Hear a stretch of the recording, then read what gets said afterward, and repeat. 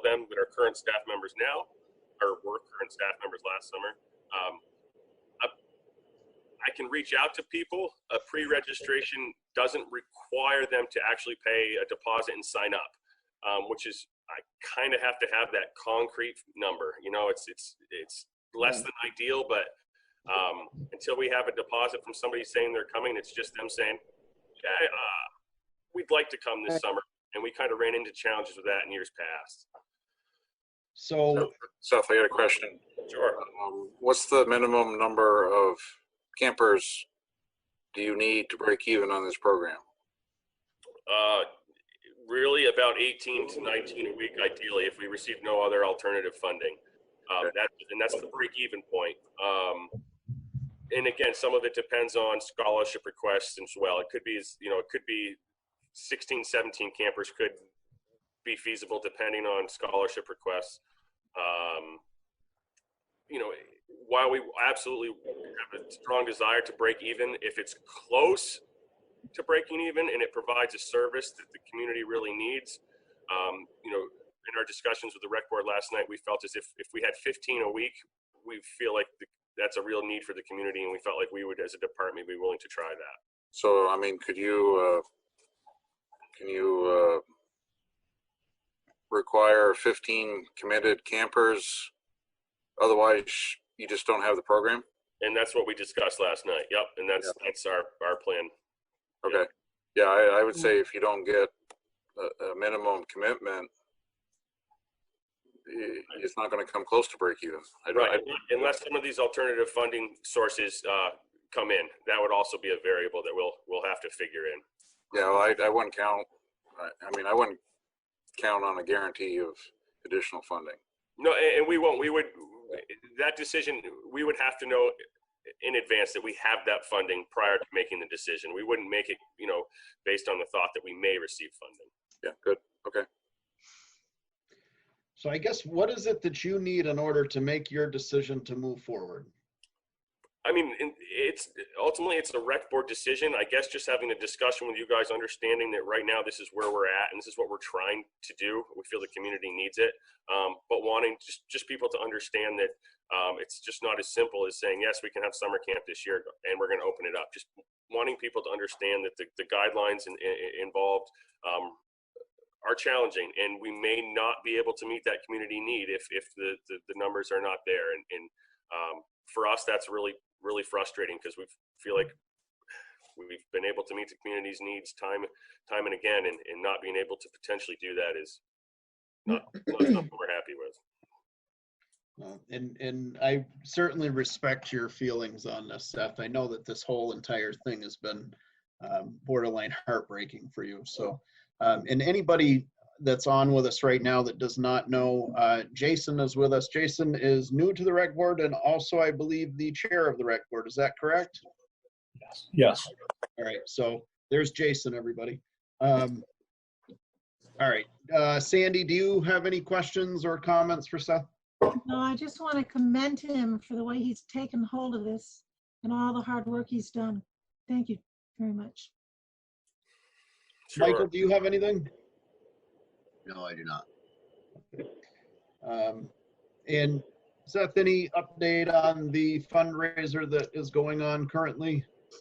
We've had 18 orders, $409.28 that the town will receive out of those 18 orders. In the first window, there's a second window if people would like to purchase. That is currently open, so it's still there. By all means, check it out. I think the shirts will look nice. And if you call Melissa real nice, like, she'll make you a hat too. Somehow I knew that was coming.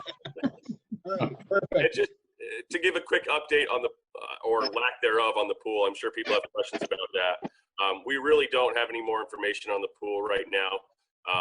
The rec board has had discussions as to ideas if we are permitted to open and what that might look like. If there's a restriction on the number of people that are able to use the pool, just kind of what that would look like. Whether or not we're open for smaller windows that allow for cleaning to take place in between. if we are restricted to a certain number of people, the pool being for Vernon residents only this summer is certainly a very realistic possibility. If we are open for, like I said, windows, say 2-3 hour windows during the day, if you attend 1 3-hour opening, you wouldn't be permitted to attend the other, so that way as many people could use it. Paying by the day as opposed to season passes, just different things that we've looked at in an effort to be able to open if it's a healthy thing to do. Seth, Jason, I appreciate the work that you both have put into this for sure, and the rest of the rec board for that matter. I know that all of you have kids the same way that most of us here do. And it sucks to keep answering that question to your kids. When can we go to the pool? I want to go play basketball. I want to go do this. So I know it's been hard on you guys, and we appreciate the hard work that you've put into this. So You get another question for yourself. Sure.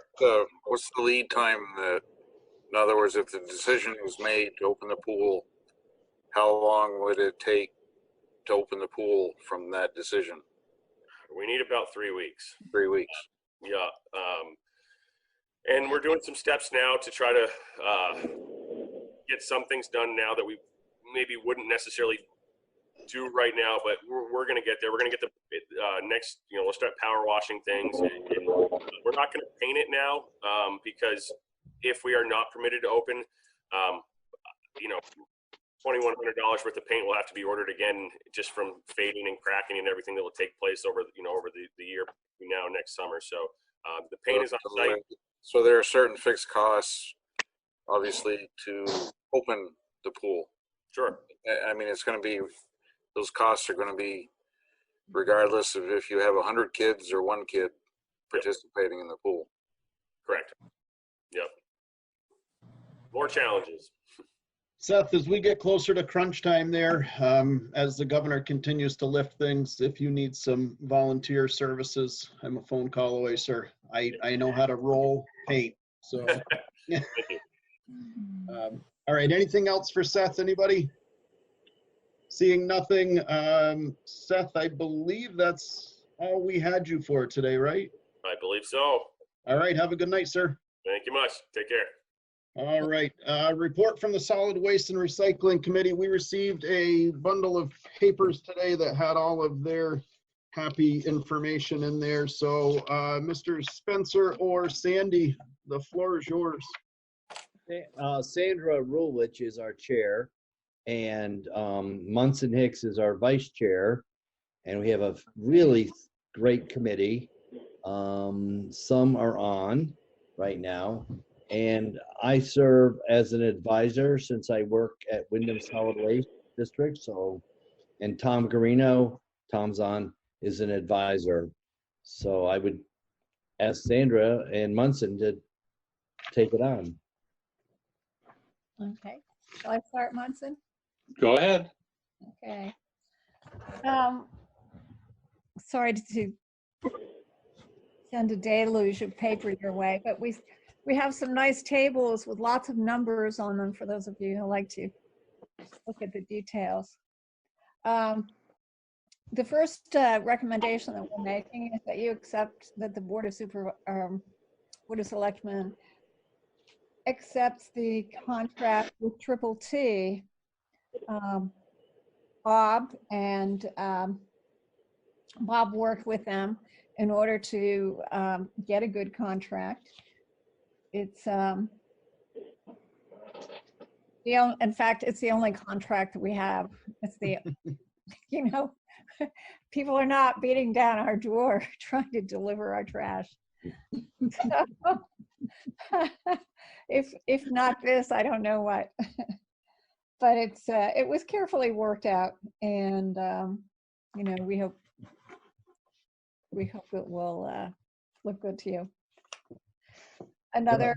If I could just add that Michelle Pong and I did the request for proposals back in October and November, and sent it out to more than 12 companies, national companies, local companies. We had only 2 bids and only 1 complete bid from Triple T. We had a very partial bid for just the municipal buildings from Good Enough Rubbish. And because we've had such a great many years of service from Triple T, and we all know the owner lives in Vernon, and some of the management lives in Vernon, and some of the drivers, we get excellent service. So we felt as a committee, the solid waste committee, that this was a good bid, and the price went up. I know it's $24,000 a year, but we've been getting a very good deal, and I can speak to that from my experience with other communities. So it's about a 17% increase over our current amount. We don't have a written contract with Triple T. We never have for 20 years. And the select board last fall said, you know, this is one thing we could lock in by having a contract for 3 years with 2 renewal years, so 5 years, and we know what the prices will be. And we have the services of curbside trash collection for residents, curbside recycling for residents. We have the municipal buildings trash, municipal buildings recycling, and we also have the food waste organics drop off at the highway garage. So it basically continues the services that we all have come to appreciate. Munson, would you like to add anything, sir? Not really. We did. It was originally just a 3-year, and we talked with Bob and added the option, the 2 extension options, because we felt it would be a good time to do that, rather than, you know, we would have the option to negotiate with Triple T for the future. So that was part of what our committee did. I believe I'm right, Bob. Any other So looking, I'm sorry, Sandra, did you have something? Go ahead. Oh, no, I just didn't want to go ahead until you'd had a chance to ask questions. Well, I'm looking over the recommendations that you've sent us, and I think that that's where the majority of the questions are, because we've looked at those numbers over and over previously. So looking at this, I see that your suggestion is to reduce the cost of the small bags by, what is that, about $1.25 a roll, $1 a roll? Yes. $1.25. Okay. And the large bags will stay the same. Did we look at potentially switching? I know that there's been discussion about switching to possibly using stickers or changing to bi-weekly pickup and things like that to help control these costs, to try and get the participation back up with that? Or were those any things that were looked at? Well, as far as stickers go, there have been problems in other towns with it. I think there are still a couple of towns, not Bob, you know, Westminster. who use stickers, but there are problems with it, and we really didn't think that it would suit Vernon. Do we know We if also the did overhead have is?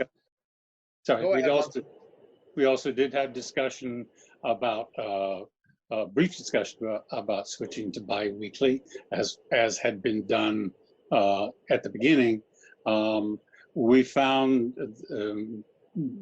that it would not significantly change the cost, because there's still basic overhead pricing that no matter when you pick it up.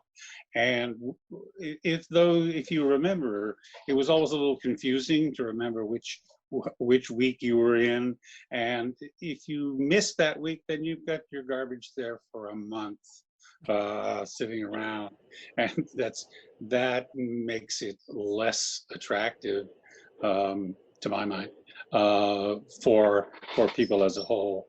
The idea is to make it as easy as possible, which otherwise it's one of the easiest things to do is not put out your trash. So we need to do everything we can to encourage it. This is Bob.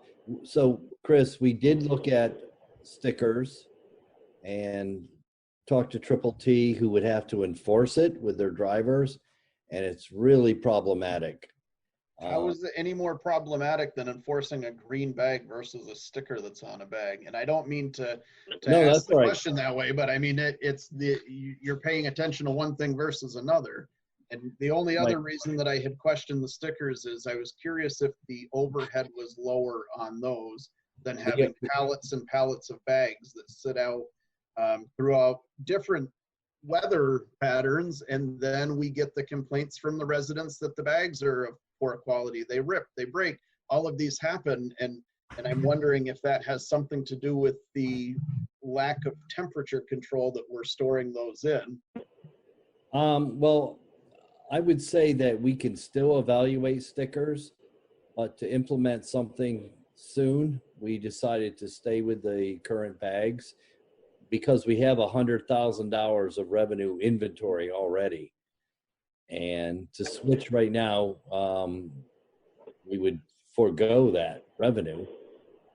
So it is possible, and I could bring in the town of Westminster's manager, Russ Hodgkins. He's offered to meet with us, but given our mandate to deal with this now, we just said it's not really a very good option. But would we be able to revisit that after signing a contract with Triple T, or would we be? Yes, absolutely. In fact, we included contract language to address changes in the fee structure. Okay. So we included that. Yeah, I think it's possible to figure out a less expensive way, but there are some downsides which we can discuss once we have more time. And then I see that Guilford Country Store is the only one that is currently receiving a discount. Do we know what that discount is? Yes, it's 12.50. Oh, okay, I'm sorry. case. Yep. So if we were to roll that out to the other places that carry these bags, what would that do as far as your deficit goes? Well, we can talk about deficit later. The cost of that discount is roughly 5 cents a bag. Okay. All right. So it's essentially negligible.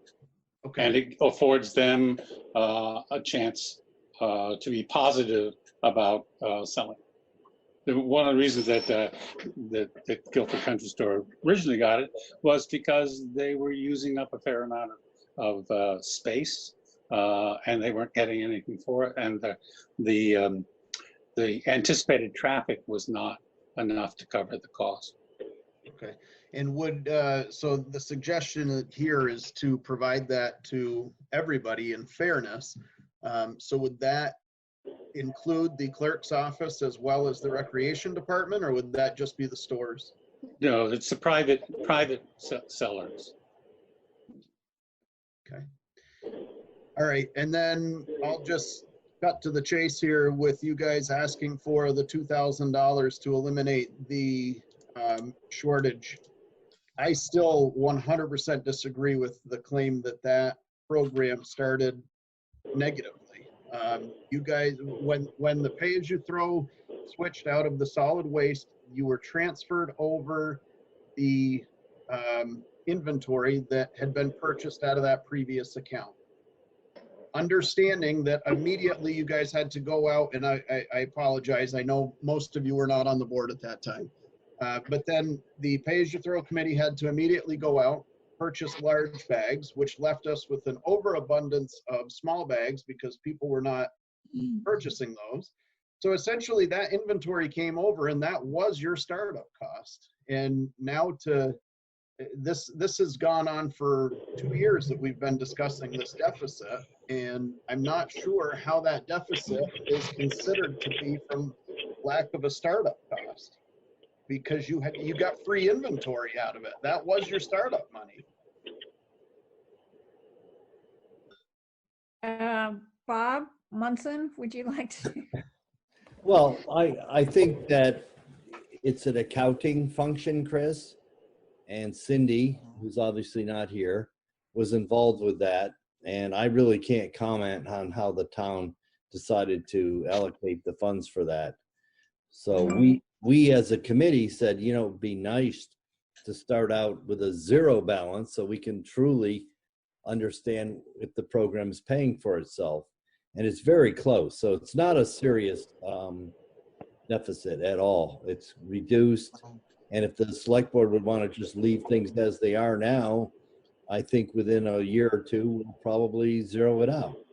But we thought as a committee, it'd be nice to start out with a zero, and you apparently have some discretionary funds. And we offered in our recommendations as a committee to pay that back. So we thought it was a good suggestion for you to consider. It's also, if I can just throw in another thing. One of the problems we keep having at town meeting is that quote, which I call a quote unquote deficit, sits there. And everybody who looks at it thinks that the program is not paying for itself because there's a deficit that used to be $8,000 and now is about 2,000. And so you have to keep talking about why is this not paying for itself, when in fact it is. It's not going a lot, but it would take away that issue, which really isn't an issue, it's an accounting thing. So we would start on a firm footing and be able to explain, okay, here, we are actually making $4,000 a year on this, as opposed to losing $2,000.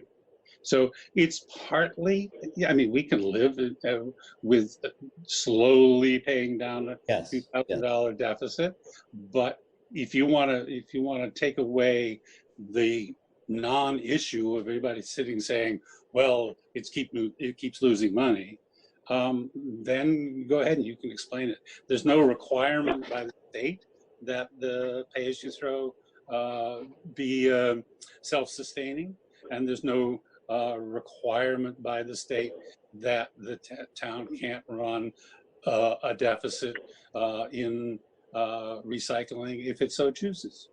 It just seemed to us that it would be a good idea to, with a new contract, setting off with a clean slate, and then we would be really able to see what the true costs are, rather than having to adjust to this quote unquote $2,000.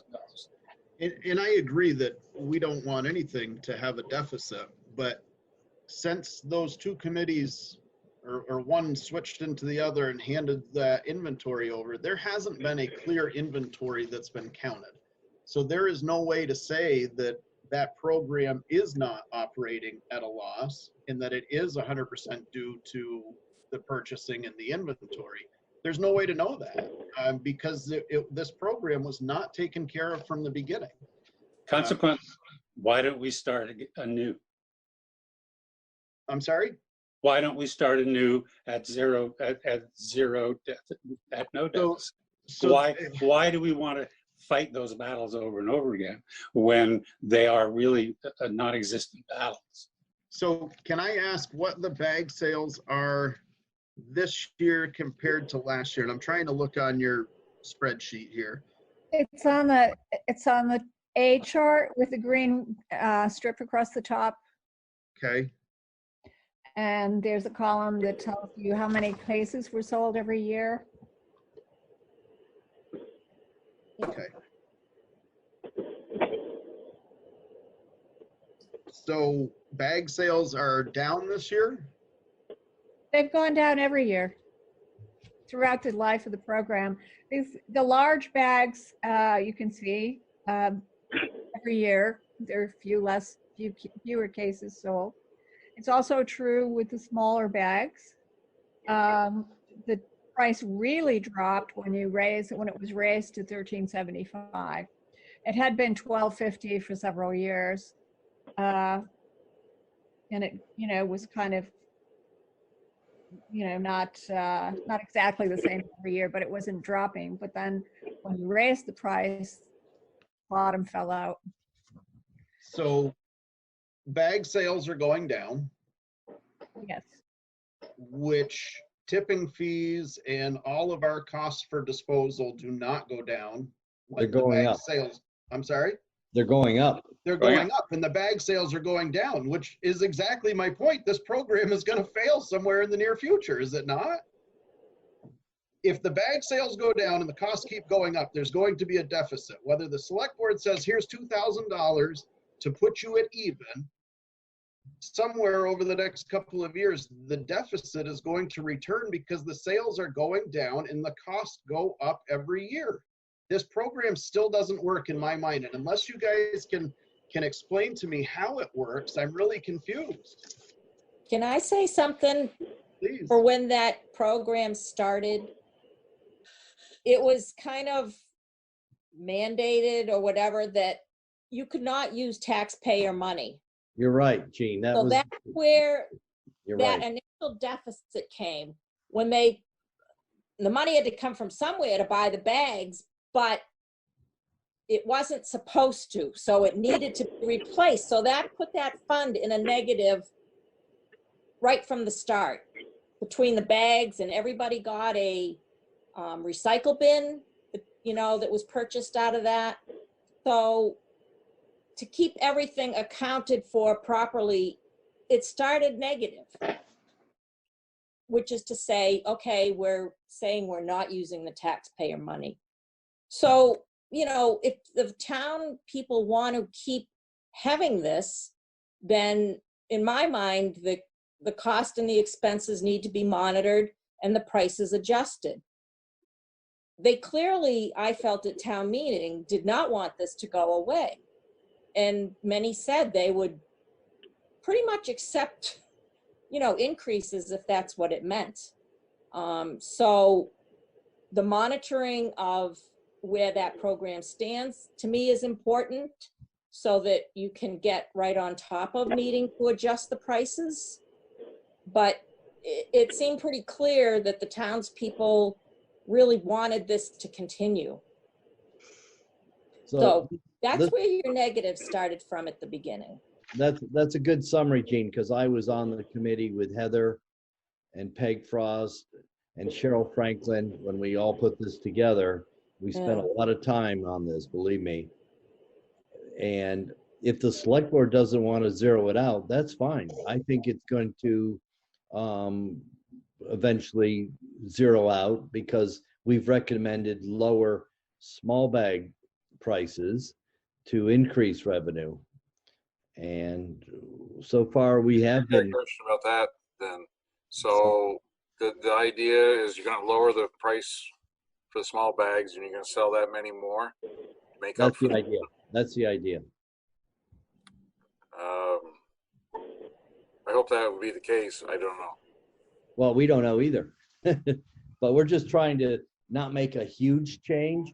I mean, to be honest, Jeff and Chris, the select board did some knee-jerk price adjustments, and Gene, over the last 3 or 4 years, up, down, and created some negative responses with people getting dumpsters and bailing out. So as a committee, we would like to start a more formal and educated approach. Right. And keep closer track. I think that's where things kind of went off the rails. No, they really did, because Cindy keeps track of things. We had Michelle doing her own spreadsheets. We didn't have a consistent overview of this. Right.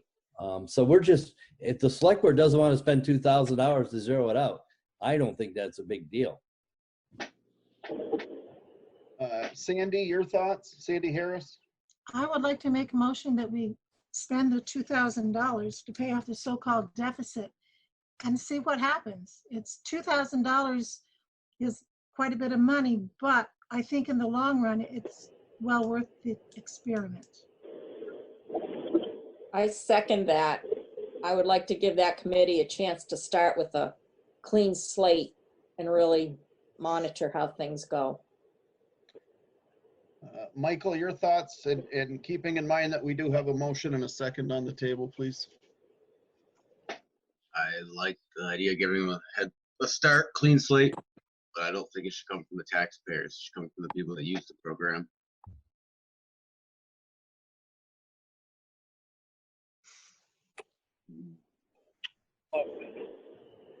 All right, well, we have a motion and a second to give them $2,000 to wipe away their deficit. All those in favor, please signify by saying aye. Aye. Opposed? Nay? Okay. No money. No money. Sorry, Nope. guys.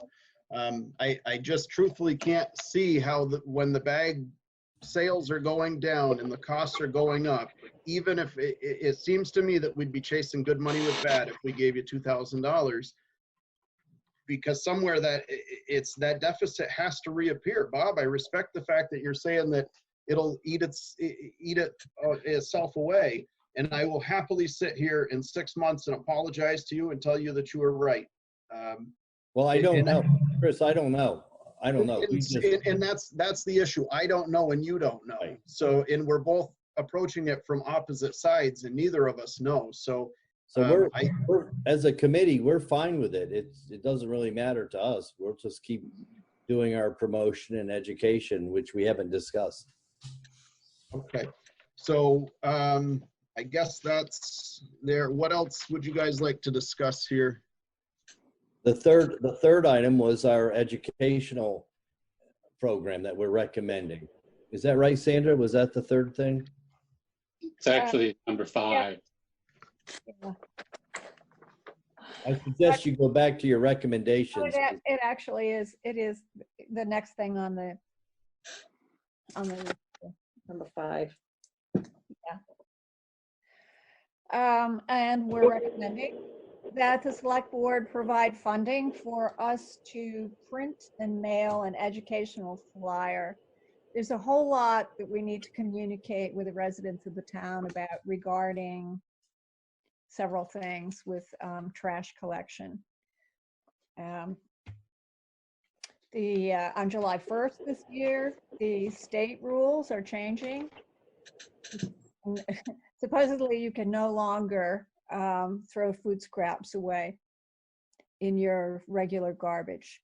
So we need to let people know that that's coming up. We need to let them know what their options are. They can compost at home. They can make use of the dumpsters by the town garage.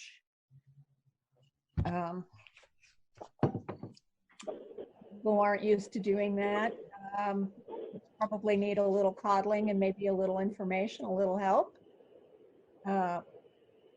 And the district is willing to give us assistance in printing the flyer and coming up with, what we're going to say, the information, and then, in an educational program ongoing, in cooperation with the district. They need to know. They also need to know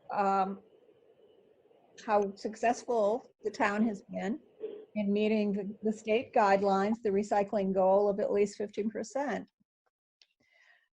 We've done that, and we'd like everybody to know that.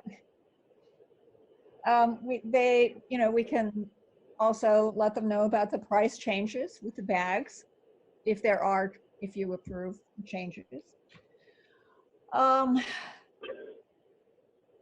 What else do we have here? What is the cost of a townwide mailer? Anybody know off the top of their head? Okay. Geez, we just did one at the Yeah, I start. know. It was less than $500, I think. Yeah. It's generally about 300 or so. Yeah, I Yeah, think that's what I we said. recall That it's was about an 150 for printing and 150 for mailing. and mean, that was that's the regular letter size that we did, right? That blue That one sheet. page, yeah. Right, okay.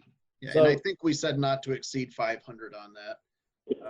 So Wyndham Solid Waste District, where I work, we will do the formatting and drafting of the mailer, with the input from the Recycling Solid Waste Committee.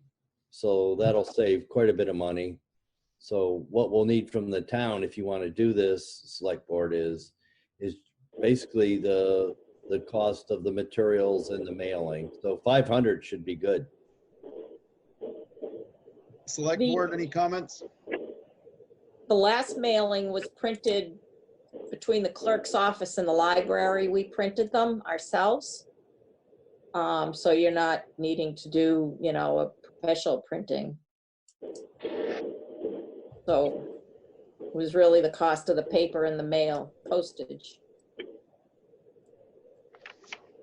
All right, so we have the solid waste committee asking us to approve the large bags staying at $21 a roll, the small bags being reduced to $12.50 a roll, and that we would approve the expenditure of up to or not to exceed $500 for a townwide mailer for educational purposes on the pay-as-you-throw program. So And moved. one other thing, that the discount for private Oh. sales. Yes. So, Story. and I will add Munson's friendly amendment as far as extending the discount that is allotted to only the Guilford Country Store now to any other private vendors that are carrying our bags at a $12.50 per case discount. So there is 3 parts to that motion. Sandy, will you still move that? I still move that, yes. Second, Moved and seconded by Ms. Carr. All those in favor, please signify by saying aye. Aye. Aye. Opposed? All right. All right, we are all set with that. Any other information, questions, comments, fun stuff for the solid waste committee? Seeing none. Ms. Carr. If we spend less than the $500 allocated, can we put the rest? Absolutely not, but good question. nice try. All right, Gotta Ms. go Carr, we're going to switch over to you for the bills and warrants. I'm sorry, I skipped over the approval of minutes from April 7th. Can I get a motion on those? Thank you all for your time. Thanks, Thank Munson. you for yours. I can't find them. I've lost my papers. Sandra, you're also all set. You're welcome to stay by all means, but we appreciate you joining us. Hearing. I have lost my minutes. Oh dear. Here they are. Sandy, did you have any corrections on the April 7th meetings? I was out Minutes? of town. I was out of town all day, did not read them. I'm sorry. Okay. So on the April 7th minutes, the amounts for the bills and warrants the amounts were not listed. It just listed the warrant numbers. We usually always have the actual dollar amounts in the minutes, Right. which I think it probably should have the dollar amounts in there. So we'll have to go back and see what those amounts really are. Okay. So should I we can get table? those from Cindy. Yeah. So we'll table this until next meeting? Sounds good. Okay. So let's move on to bills and warrants. We are quite a ways into this meeting and still have quite a ways to go, so. Yep. All righty. Mr. Chair, I request to approve payment of the following warrant.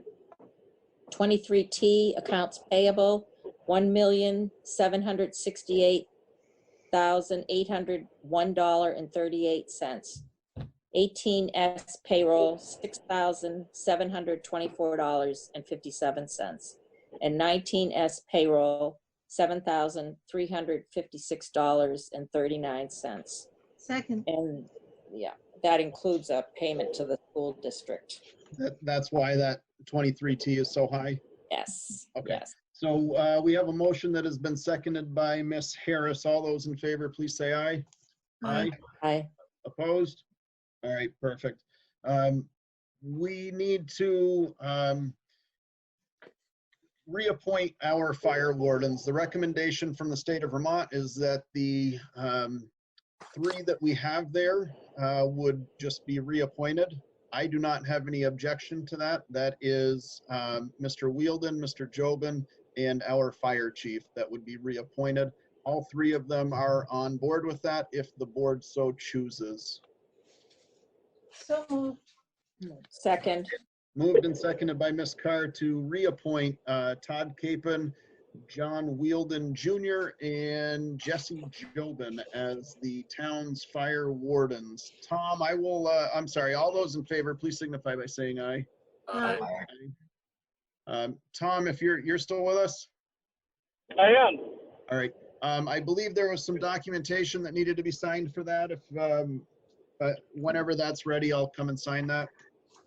Yeah, the originals are on the table across from my desk. I will be back in the office Friday afternoon for the afternoon, Chris, if you want to stop in. Okay. All right. It looks like there is space for 5 signatures. Oh, is there? Yeah. Shows how far I read onto that, huh? Well, So what I also had, when this came out, responded back saying that hopefully the contact information was checked, because like all the numbers for JJ, I've never had any of those phone numbers for him. So I don't know what's the right number. As long as the board does not object, I will check with those 3 parties about their contact information, make any necessary adjustments, but we will still leave those 3 as the nominees. Are we all okay with that? Yes, I do have a question, Chris. Yep. When Jesse was appointed in 2016, his term was until 2021. They have a 5-year term. Why are we reappointing him? Was he not one of the ones that was listed? I thought the 3 of, You called him. I didn't have my paperwork in front of me, Sandy. That doesn't. Just curious. All right, I will check on that. I thought that there was 3 appointments, but I will check on that. Okay, thanks. All right, and I will shoot an email out as soon as I get that answer. All right. So on to the next. So we invited the planning commission here, knowing full well that you guys have a task that none of us want to have. And I think that we have a great committee that's a part of that. We have some other people that have expressed some interest in that want to see what's going on in town, and that's encouraging to finally start to see that happening again. But ultimately, we want to make sure that the Planning Commission knows that the Select Board is here. There's not any need for that divisive wall that has been between us, that I have at least felt between us. And some other committees around town. I think that we all share the same goals, which is to move Vernon forward, to make it the community that we all know that it can be, and to give all of our kids or grandkids the community to grow up in that the majority of us were allotted that same privilege. I know for myself, having 2 boys here, that it means a lot to me to try and make sure that they get the same things that we had, despite the fact that Vernon is changing and has changed drastically since I was a punk teenager running the mean streets of Vernon. But I think that we're at a spot where these conversations can happen. We can bounce ideas off from each other without that constant butting heads. And I think that we can certainly prevail on the other side of this with something that benefits every member of our community. So thank you to the Planning Commission for everything that you guys do. Thank you for joining us tonight. Really, we just want to make sure that we get some type of an update so that we can just know that we're all on the same page and that Vernon is indeed moving forward. Now that I have said that, I'm going to read an email that I have received today, and I did forward it to the board. It is from Miss Patty O'Donnell. She has said, "Dear board members, this letter is to inform you that I am resigning from all commissions and committees that I presently serve on. As you know, I have served in numerous positions for the town over the past 25 years. I would like to take this opportunity to thank the voters of Vernon for their support over those years. It has been an amazing ride and one of the biggest honors of my life. I have learned so much over the years and had many awesome experiences. I wish the board and planning commission luck as they pursue the possibilities for redevelopment of the VY property for the future of the town. I know the town is in good hands, and if I can help with advice or history as time goes on, I'm only a phone call away. Again, thank you for all the opportunities that I have had the honor of experiencing. Patty, we will maybe accept your resignation in a moment here, but I would like to say again, as I did at your planning commission meeting when you announced this, that you have been a pillar of our community. You have watched many of us grow up. You have always stood up for the underdog and certainly the punk kids like myself, and your ability to see through that and see the good in people and encourage them through that. Your support for our recreation department has been fantastic. And much of what we have in this town for our children, there's a lot of credit that you deserve. So I want to thank you from me personally. I'm sure the rest of the board will extend their appreciation as well. But that is not from the chair of the select board, that is from Chris Parker. So I appreciate everything that you've done. Jean, Sandy, Michael, Jeff.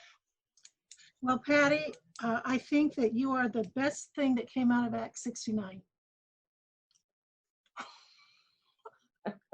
Because before that, you were just this quiet little mouse. And after that, you became a strong leader, which we are going to miss more than you'll ever know. Thank you. Thank you. Patty, I sincerely appreciate all you've done for this town and the service you provided. Thank you. Okay, guys, I'm not dying. Don't make me cry. I am only resigning from committees. I'll still be here in town.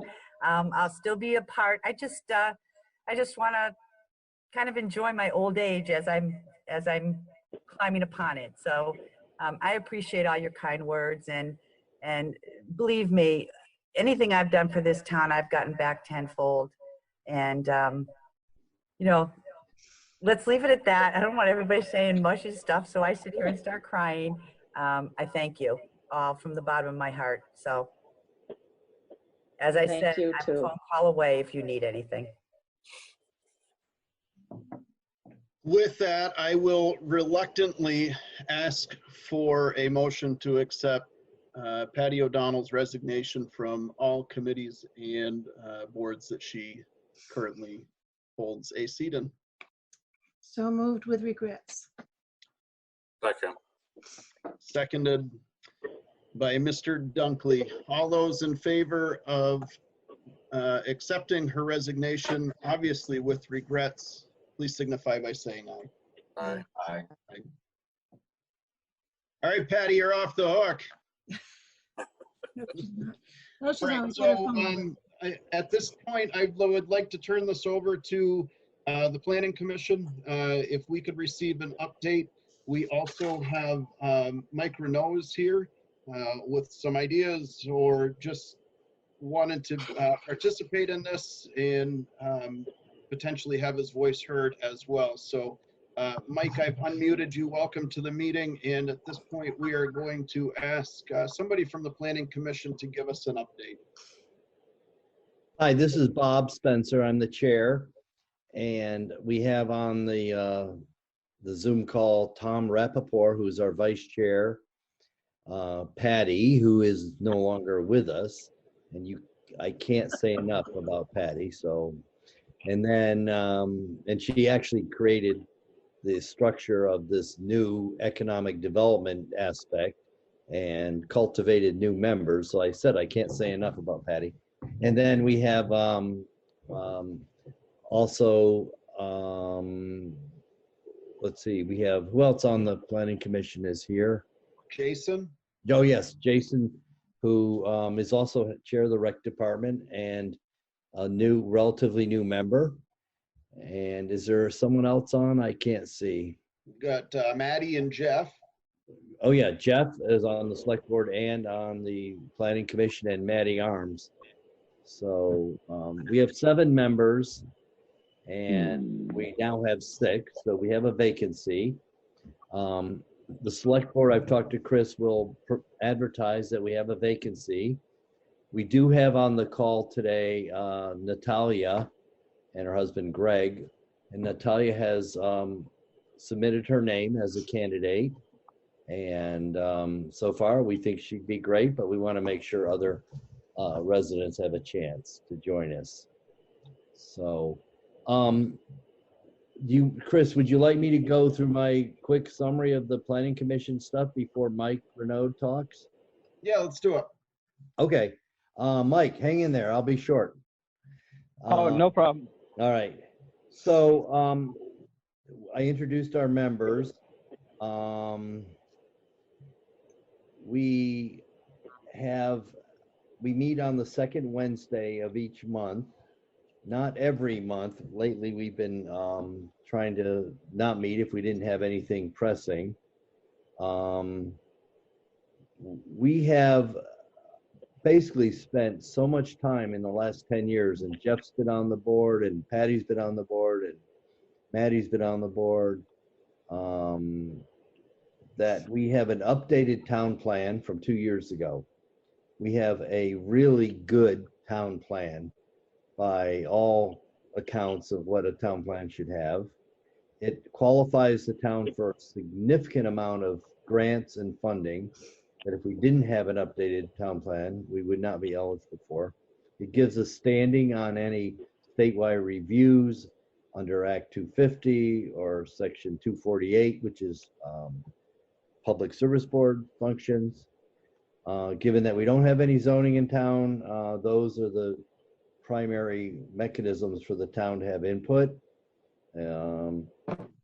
We have an enhanced energy plan in our town plan, which qualifies us for other funding.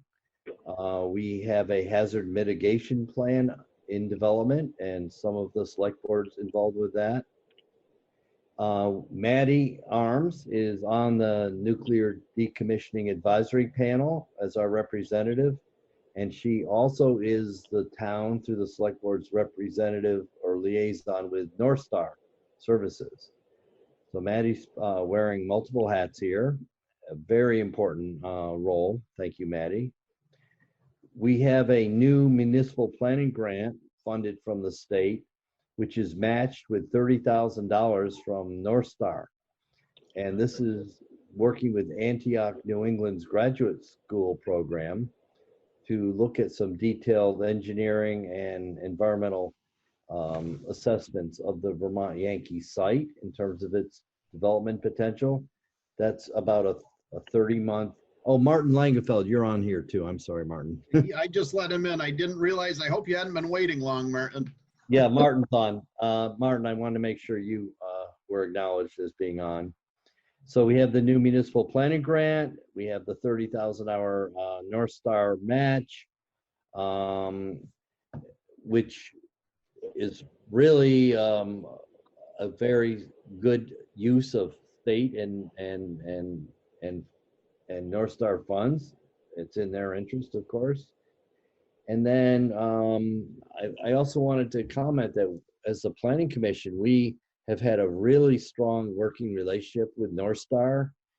I mean, we have Dave Pearson, and then on site, Corey Daniels. And so far we feel very comfortable with North Star as the decommissioning agent. Probably, and Chris, I have to thank you for asking us to meet with the select board. It's been stressful at times in the past to not have a liaison or a working relationship. But we have so much opportunity in this town. And I don't want to go into that, but things are happening here.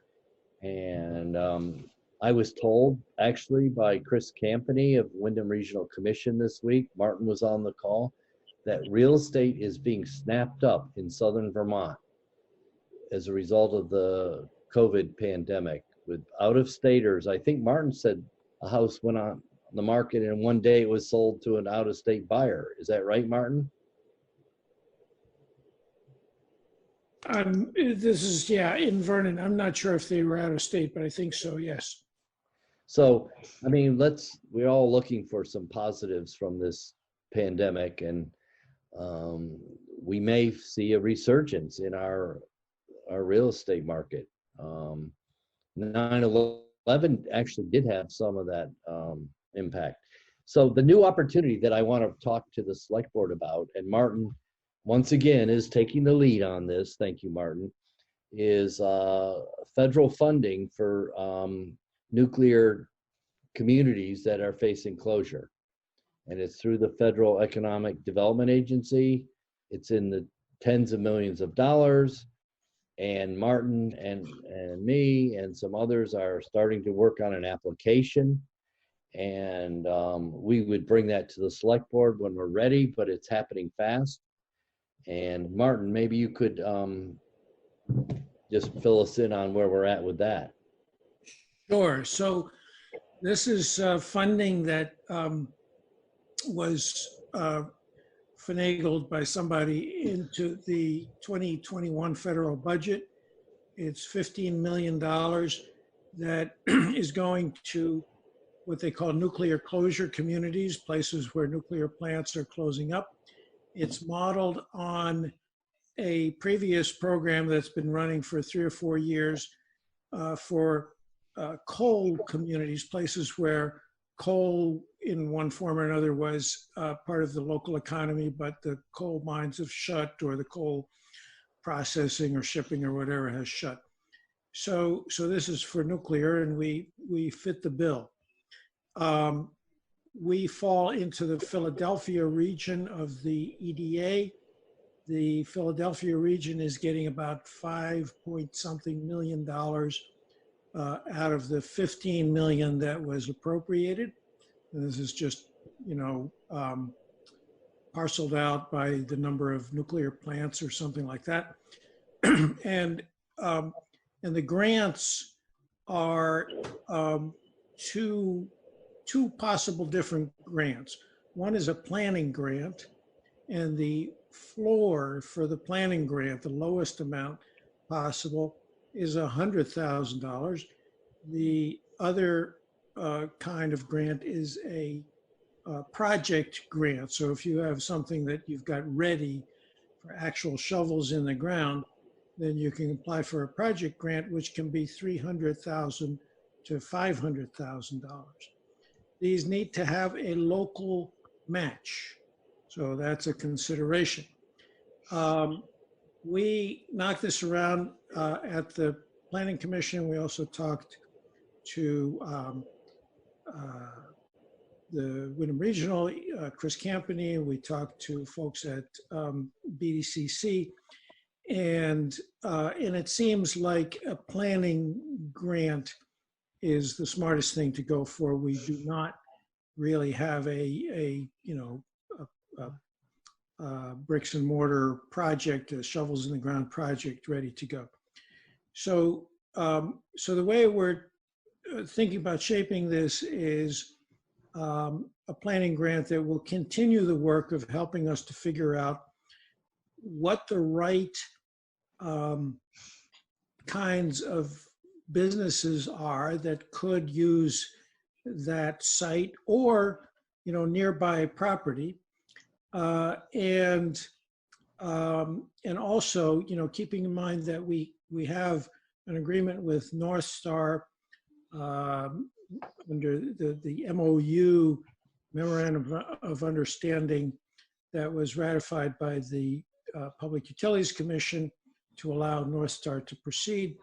And that MOU says that Vernon, the town of Vernon, can select certain pieces of infrastructure on the site for preservation, such as parking lots, roadways, railway sidings, electrical infrastructure, wells, septic systems, the office building, and I forget what else, but things that could be useful for some future use of the site. So rather than demolishing them and then having to rebuild them, that the town might point to those things and say, we'd like to keep them.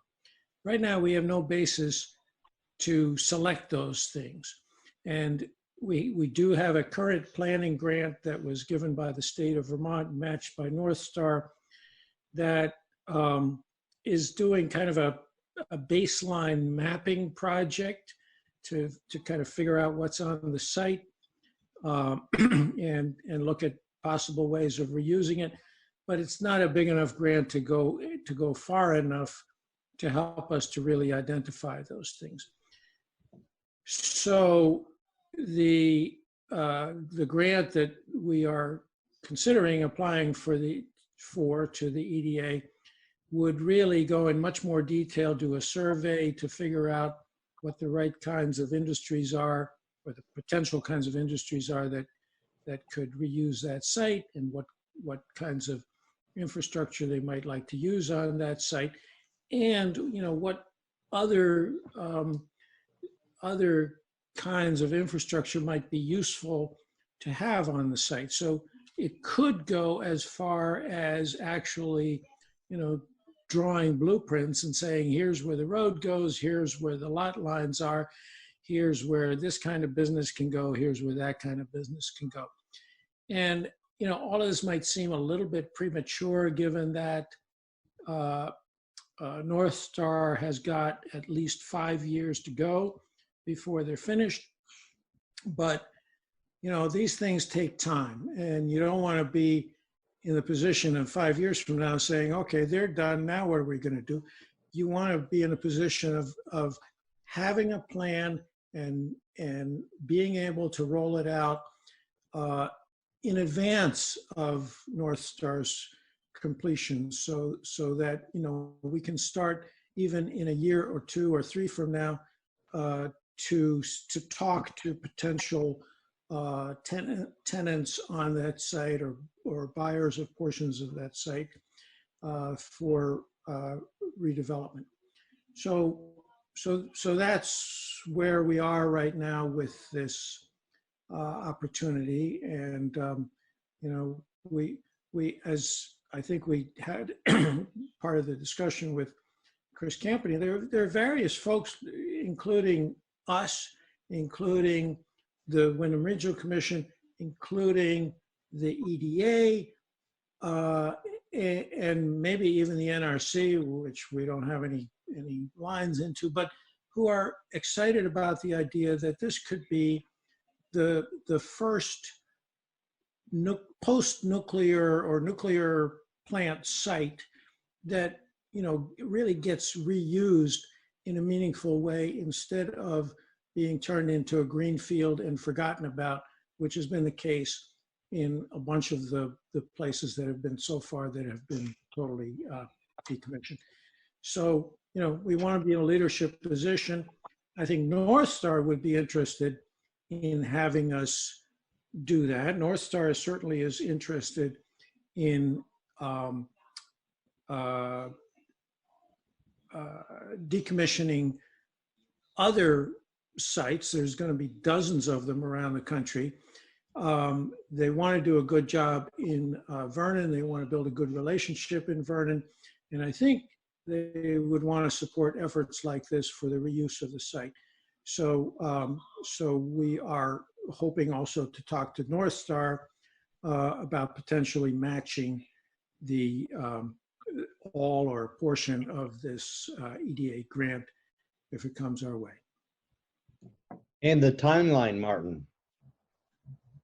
Yeah, so just to make life interesting for all of us, the timeline that's been recommended to us by Matthew Sochodolsky, who is our friend at the EDA down in Philadelphia is get your application done by the 1st of June.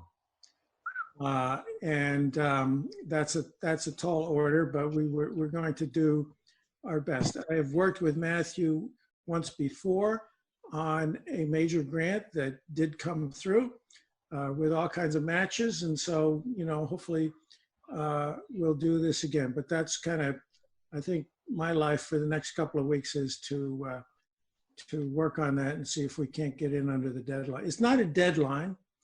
It's a rolling deadline that, you know, you can apply any time for this funding. But the message is simply that the EDA is going to start looking at these things after the 1st of June. And so we want to be in the file and not sort of pending at that time. But Martin, it would have to come out of the select board, wouldn't it? I think we will need, you know, some endorsement by the select board at that point. We're not just running off on our own. Yes, yeah, absolutely. We're not, don't worry about that. You know, we're not going to do this without the select board saying, okay, we're signing this application. So that's a good segue for Mike Renaud. Well, I did want to ask just a couple of questions. One, the switch yards that are down there, what happens to those? Do those stay there, or are those leased by TransCanada or whoever it is? Well, the switch yard is owned by Valco. And that switch yard, even if, you know, Vermont Yankee has been shut down for several years, that switch yard is still an active asset of Valco in terms of managing the flow of electricity around the grid in New England, and is actually Vernon's largest taxpayer, as far as I know. So, but you know, that is an asset to any future use of the user of the site. Having great electrical generating infrastructure there in the form of the dam, having great distribution infrastructure in the form of that switch yard, having, you know, trunk lines of the internet available, being near interstate exits. All of that is sort of very positive to various kinds of uses. But that's the planning process will be to figure out, okay, who are those users? I'm more curious about the property that switchyard sits on, because that's old Vermont Yankee property, isn't it? So that would essentially come. No, Patty, I see you shaking your head. Let's hear it. What happened probably about 15 years ago is that when they started the Velco called the Southern Loop Project. And it was redirecting the roads, let's say roads of electricity and how they get to where they need to go. And it was a really big project. It was very, very expensive. But the land that they wanted for the switchyard was land that the Miller Farm people were farming. And obviously the Miller Farm people didn't want to lose good quality farmland. So we went to Entergy at the time and we talked to them, and what they did was, because Velco was going to could take the land by eminent domain because it's a utility company. So because of the type of project it was. So what happened was Entergy switched land from Velco and gave the farming land to the Millers that they were renting from Entergy, or they weren't renting, they were using anyway. It was always Entergy's property. But Entergy gave that land to the Millers and transferred land to Velco so that they could do their Southern Loop project. So really, Entergy gave away that land, so they don't own it. Velco owns the land where the switchyard is. The Millers own the land that's being farmed. Can we 100% confirm that? Because that is not the story that I got from Mr. Daniels and Dave today while I was at North Star. they are saying that that has a very long-term lease on it. But Oh, I'm that sorry, is, that land does have a 99-year lease. so that would mean that that property is part of the VY property that Vernon would be assuming responsibility for in 5 years. Is that correct? I don't think so. You'd have to look more at the agreement that was made between Entergy and North Star. There has to be some compensation made for Velco, and I really wasn't up on that part of it, so I don't know. So that would be I mean, some of something this that the I'm pulling planning, out of like an old lady's head from a lot of years ago, so. but that is something that the planning commission should, without a doubt, know before we start talking about redevelopment or finding somebody for that. That's a big chunk of land that's tied up for 99 years. Well, That apparently everybody here doesn't exactly know what that entails or what that means. So well, right now it has the infrastructure for the Southern Loop. I mean, it's not, the only land that is involved there is where those big towers and wires and all that is, where we weren't going to use any of that land anyway. Yeah, that's, that's 5 or 10 acres of the total site. The total site is 125 acres, which is, small for a nuclear site, but, significant for industrial or other kind of business development. right, but are we not, in order to redevelop that, because they hold a 99-year lease, if we were to turn around and sell that property to somebody, would we not have to split that and redeed that land so that that is separate, aside from what we are selling to whoever the potential investor is? Well, before we talk about selling it, we don't own it. We don't own it. It has been kind of, but not legally, promised to us by North Star. North Star has said, when we're done, we have no further interest, we'll turn it over to the town. As part of this planning process, that as a first step is probably something we need to do and get kind of a legal agreement around. And that will clarify, how much land is there really, how much is leased to Velco and so forth. But one way or another, there's going to be, a considerable chunk of land that is available for redevelopment. And, this grant can expand, or should be expanded probably, to cover additional planning around the village center plan, which covers all of the land between the school and the town offices and some adjoining properties, all of which could be residential, could be business, could be mixed use. So we're actually looking at a fairly large area. And then my other question is, so everything, you guys have that conversation with North Star, they say, and they put it in a legal document that, yes, this is yours when we are done, with a nice pretty bow on the top. Their North Star trucks head south on 142 in 5 years. We never see or hear from them again. We now have this big piece of property. Perhaps there's no investor, there's no business to come in. The town of Vernon now takes ownership of that property with no tax revenue coming in because we don't have somebody there. So then what happens? Are we stuck sitting? Are we stuck sitting on that property until 5 select board members and a planning commission all come to the same agreement on this is what we want in there? Is that realistically where we would be at?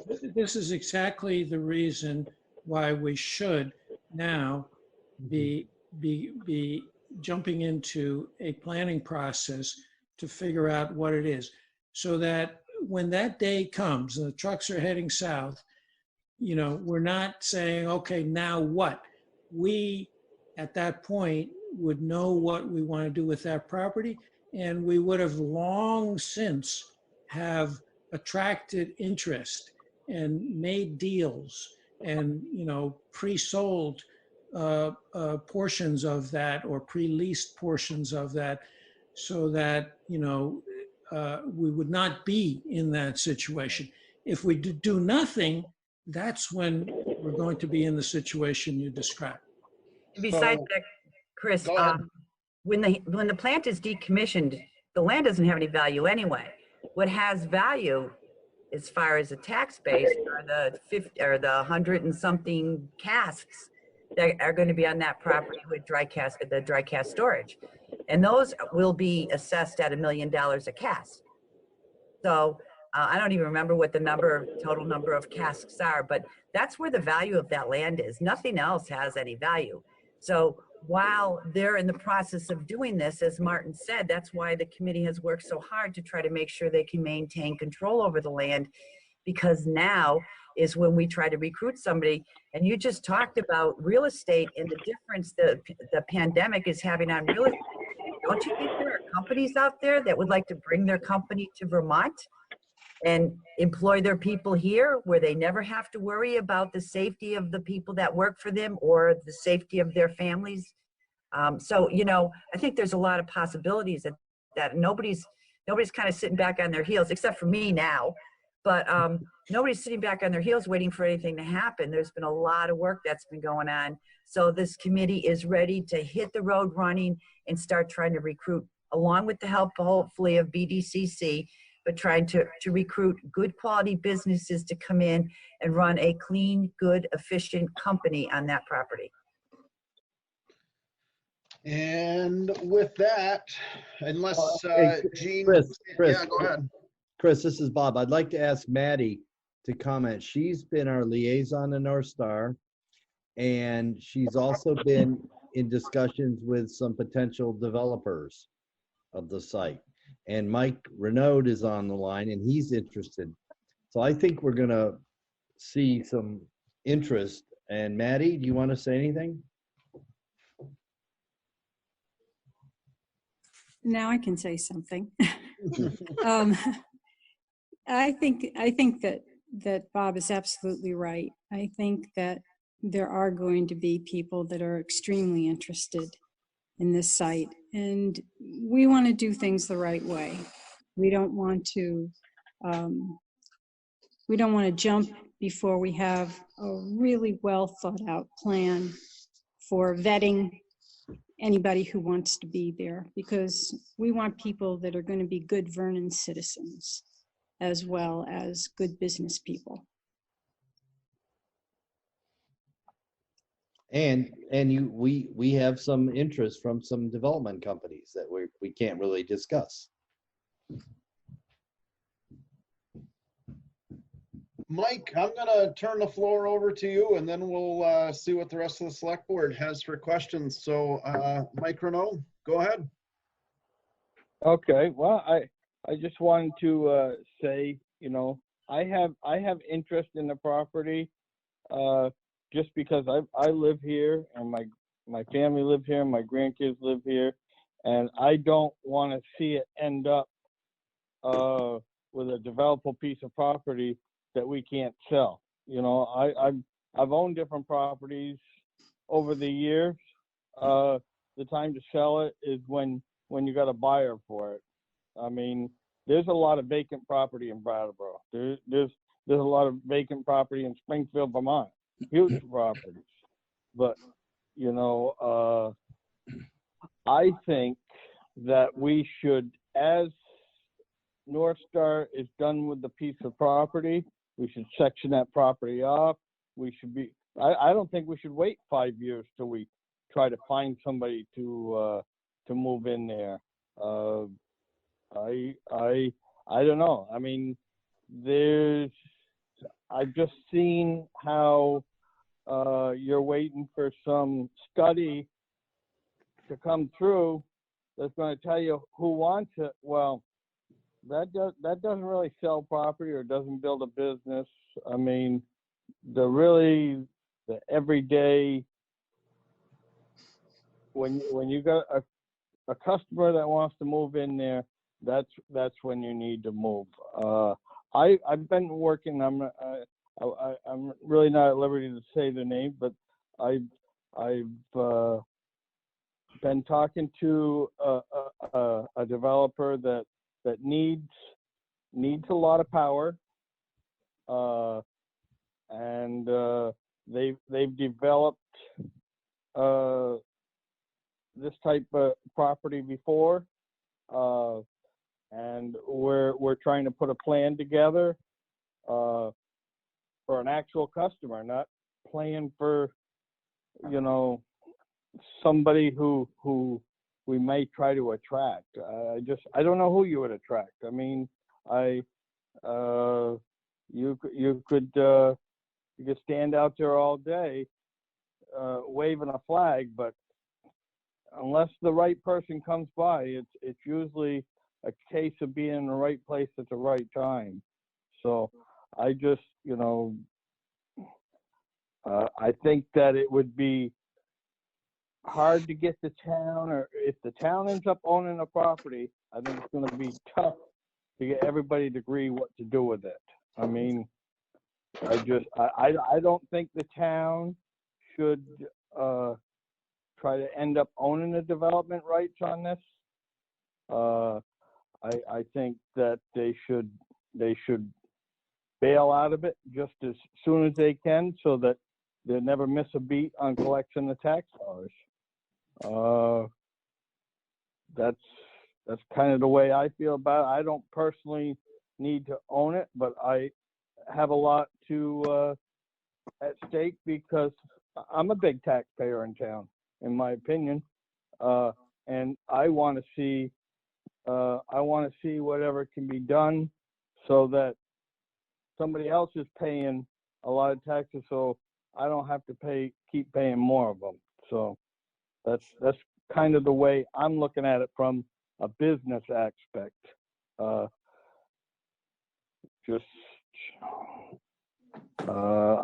think that the town should step back a little bit, and if they've got a customer that is willing to take over what North Star has there, I think they should let them have it. So Mike, this is Bob Spencer. Have you had discussions with North Star about whether they could release a portion of the site? I've had discussions with North Star about relinquishing their rights to the property, and with them saying they have an agreement with the town, a gentleman's agreement, and they plan on honoring it, and they wouldn't want to do anything besides that at this point. They are okay with not owning it. They have no interest in owning it and being a developer.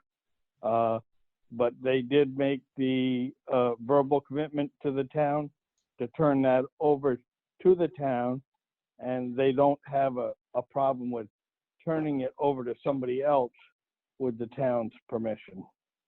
Well, I wanted to point out that Mike Renaud met with the Planning Commission last fall, and just to present the same concept. And you did say, Mike, I think if you agree, that you'd like to get something going there, you know, whether it was rail transport of gravel or stone or salt or something, just get something happening there. Is that still what you're thinking as a developer? Absolutely. I think that if we could get a switch yard in there to bring products in, they do have one up in Bellas Falls. That rail switch yard is a very busy switch yard. Yep. A lot of steel and rebar comes in and out of there. A lot of plywood comes in and out of there. I mean, if we do a situation like that, we're going to have some added truck traffic, which is probably not going to make some people happy. But I don't know what type of development you could have there that you're not going to have some added wheeled traffic. You know, I mean, whether it be a distribution center, or whether it be a switch yard, or a data center, You know, a data center uses a lot of electricity. One of the things I think would be sad to give up would be, you do have so much power right there, and anything that uses that much power is going to need a lot of cooling. So if we gave up the intake and discharge, that seems like that would be a sad thing to give up. Mike, Because I'm sorry to interrupt you on that, Mike. I did ask Corey specifically about things that we have no control over as far as what we can and cannot choose to keep. And that cooling portion of, because it would drop back into the river, we have zero control over that, and that will be removed no matter what the town of Vernon wants with that. And while I'm on that, Martin, the other, you had mentioned parking lots. There is a few other things there that the NRC could certainly overstep that agreement that we have and say that it's coming out whether we want it or not. So. Yeah, I'm sure that's true. But and I just want to jump in and say, I agree with Mike that if there's a way that, this can transition from North Star decommissioning to a private sector owner who develops it or who uses it, that's great. Ideally, the town is not, a party to ownership of this anywhere along the way and doesn't lose out on taxes that way. But again, that just underscores why it's important for the town to really have a good plan and to really understand how to do this and how to best proceed. And the other thing I should have mentioned is, we went into this, we're going into this thinking that we should go for a planning grant for $100,000 plus, because we don't have a shovels in the ground project. But the planning, this funding, which exists right now for FY 2021 in the federal budget, is something that, for better or for worse, once something is in the federal budget, it's actually hard to get it out. That coal community funding has been there for years and years. So if we go through this grant and we do a good plan, we are in a good position to go back to the EDA in a year or two and say, okay, now we've got a shovels in the ground project, which could be preparing a portion of that site once North Star is done, to get it ready for industrial development, and all of which would make it just that much more attractive for a buyer once North Star is totally done. So this is Bob Spencer. Chris and Select Board, we don't really know what will happen there. It's obvious. So planning is, it sort of drives us crazy because you just do plans, like Mike was saying, another plan. But you have to have these documents in place to qualify for all sorts of programs. So as the Planning Commission, we're going to stay on that path and try to bring these opportunities to the town. So, and I think that's good, Bob, if I can step in for a minute. Yep, please. I think it is good to have a plan like that. I just don't think we want to be planning for a farm when the market is for a rail siding. I mean, no, I agree. I don't think we'll be that right. I don't think we'll be that detailed. We won't be that detailed. Okay. Well, I think you should team up with some. I think you should almost team up with somebody early, and I think whether it was me or somebody else, somebody that you're comfortable with, that you team up early and say, hey, we're going to run it. It's like a project manager, or like a construction management company. They come in and they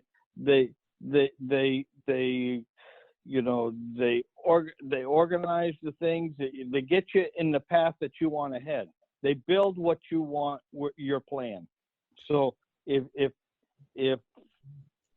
somebody like myself was going to put a bunch of effort into recruiting a good customer for that. I mean, unless there's some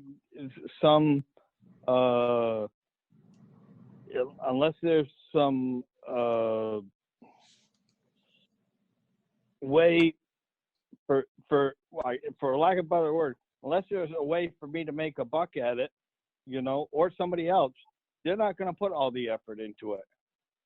That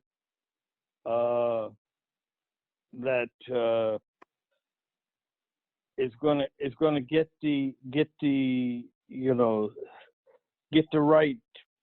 I'm struggling for the right words for it, but to get the right customer in Right there, package, you know, like right package to go to these meetings. I mean, I can right to package it, yeah. Well, that's why we need a plan. And to go meet with the potential customers. Right. That's why we need a plan, because we need, you know, I spent a package of options, and who's going to control it. Are we going to do an RFP? It will be an industrial development zone. I mean, all this is so up in the air, but we all know that this type of infrastructure works if we can figure it out. So that's why we want to do this EDA grant and hopefully have North Star pay the match.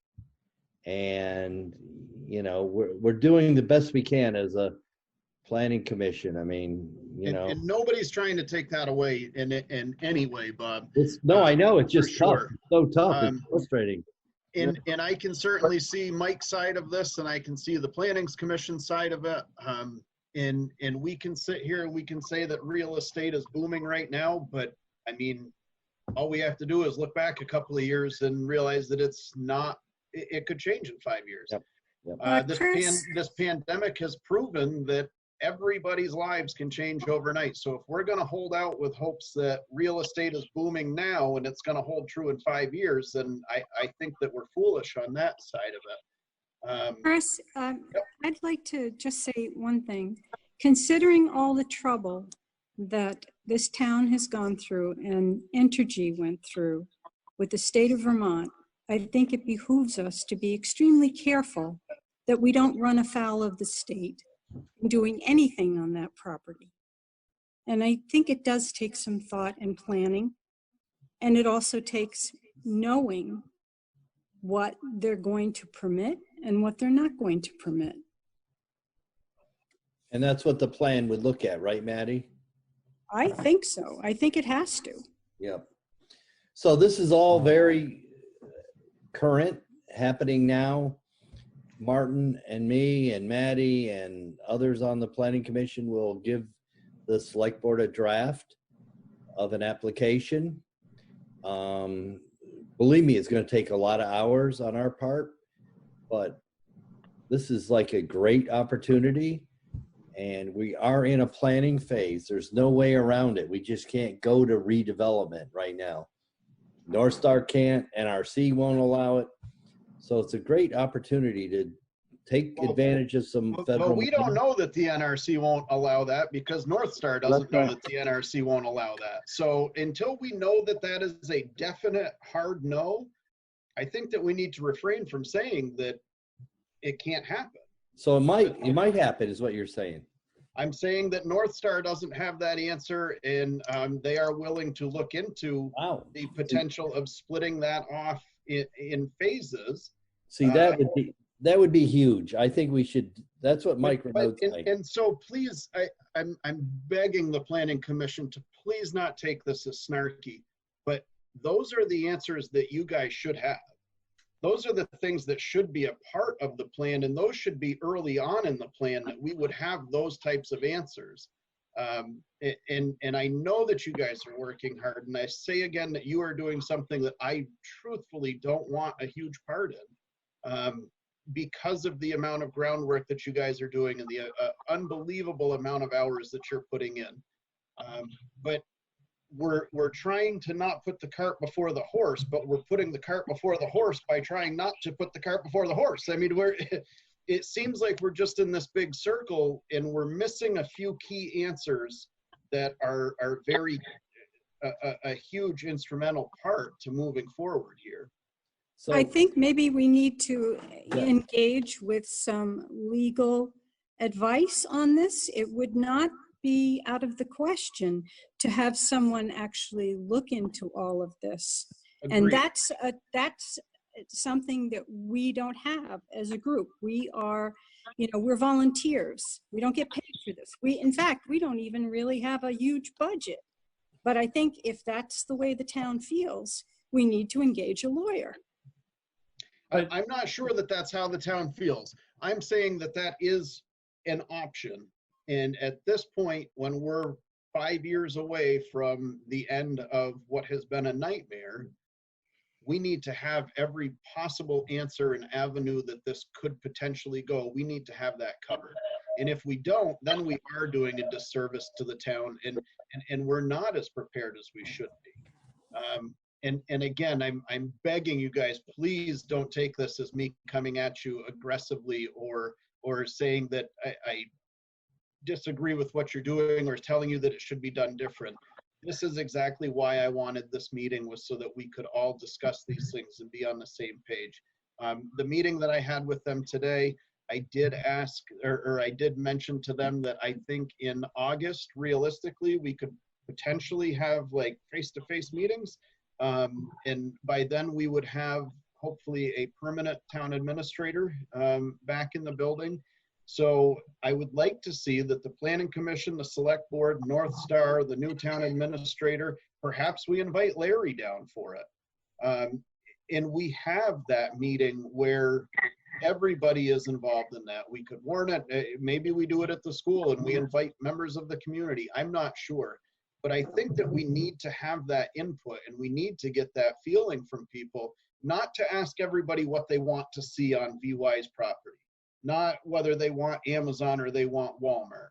That's certainly not the conversation, but to get those answers so that North Star is telling the Planning Commission the same thing that they're telling the Select Board, and everybody can just hear it and be a part of it, ask the questions that need to be asked, and then we would be able to truthfully move forward in a direction that, because everything has changed.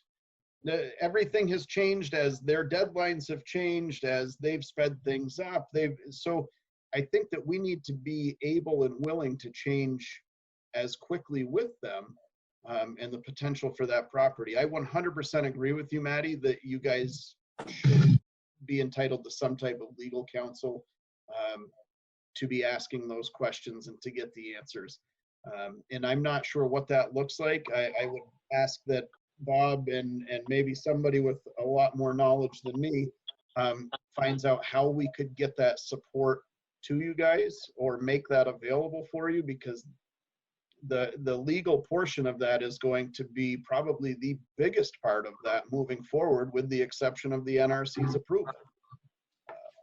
Chris, are you saying that basically that all of this kind of stuff should happen before we apply for this grant that we're talking about? Because, I'm sitting here right now, ready to either spend the next 2 weeks of my life writing a grant and getting all kinds of assistance from all kinds of people on it, or, digging in my garden. And, and if we're saying we got to get legal advice and we got to talk more to North Star, we got to talk to the NRC and whatever else, then I'll forget it. I'll dig into my garden. I'm thinking that all of those kinds of things can happen under the auspices of a grant. If we get the grant, we can go ahead and we can use it to get legal advice, and we can use it to do all kinds of things. But the first thing is, let's get the resources to do this stuff. But if you're saying, no, I'm not saying. I'm saying that we should be covering every possible avenue. Well, and one of those avenues is certainly securing funding via grant funds, so that if that's the way that you guys go about seeking legal counsel, to be able to have that on in your corner, so to speak, then absolutely we need to move in that direction. The only thing I'm saying is that there is some unanswered questions here that I think we need some answers for. And one of those is, are we capable, would the NRC, how do we go about getting approval to split that off into sectors so that development could start at the same time that North Star is decommissioning a different section? And if that's a possibility, then I would like to see us looking at that, because obviously that brings in a revenue much sooner than waiting out the next 5 to 7 years. I think that's a question that can be explored, as part of this grant planning. And, if it happens, it's a nice thing. If it doesn't, we still need to be ready 5 years from now with a good plan. Correct. Yeah, I'm not asking us to stop or asking you guys to stop and redirect any of your efforts in any way. I certainly don't want to see that, because you guys have made a ton of progress. I just want to, again, make sure the select board is here tonight. We have different eyes on this because we haven't been as deeply invested in it as you guys have. And it's like anything else, when a fresh set of eyes comes in, we notice different things. And this time it's coming as a form of a question, or so. I'm Also, certainly Chris, not asking in you fairness- to do a 180 and go a different direction. Go ahead, Patty. Also, Chris, in fairness, and I don't mean to be snarky, but you're coming along long after this process has started without any idea as to how the process works. And this is not a business, and I've told you that in my office. This is a municipality, and nothing is done simply. The whole point of planning grants is so we can dot our I's and cross our T's. So when it comes time for Act 250 permitting and anything else that's going to be involved in any construction that's going on in that site, we have done all our homework. So we haven't been spinning our wheels and sitting around here. We're many people who have vast experience in these avenues, and we have been working damn hard to make this happen. And I'm pretty certain that I started out by. Have this be my last speech in all the years I've been here, but believe me, Chris, you have a lot to learn. So that being said, I am going to 100% take your last comment as snarky, because to tell me that I have a lot to learn when I'm asking a very simple question, which is, have we asked if that property can be split and redeveloped? And the answer that I've gotten is no. So for me to ask that question is perfectly within my right to ask, because it's a valid question when we start talking to other investors that might want to bring a smaller business, maybe not an Amazon warehouse. And if that is a potential, then why are we not looking in that direction? That will all be part of planning which is why I said that I am not asking anybody to not go for the grant. Meeting, Chris, and beg for $1,000 to keep the planning commission going. We don't have any money. We don't have professional money or anything. We have to spend all our time, and I don't know, I know you haven't never written a grant. It is a long, drawn out process. You are very wrong with your comments to me. You're very wrong. I write grants all the time. That's how my program is successful. Well, then you understand. You know what, people? Anything that's done in a day. This conversation really doesn't matter. You know what, people? I'm done. I am done. If you want this grant to be written, call me tomorrow. Thank you. Good night.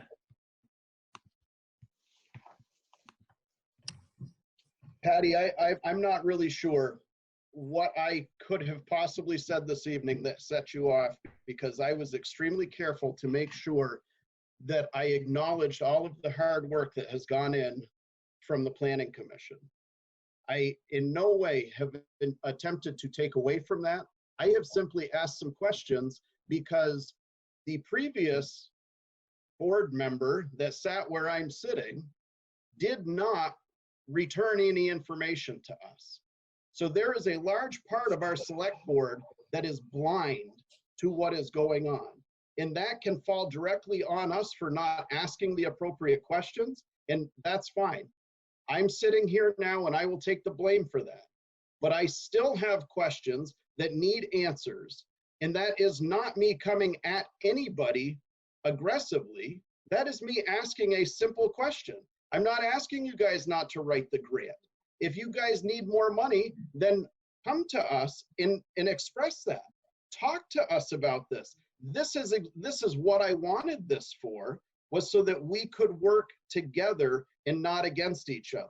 And this is what has been going on in this town for way too long, that each committee stays within their own committee and they form their own little group, and that's where they stay. And they push their own agenda. And I'm sorry, but each personal agenda is not going to move this town forward. We need to all be on the same page, and we need to all work together. And if we can't do that, then we're going to remain a stagnant town, and we are not going to attract anybody here because we can't get along as a community.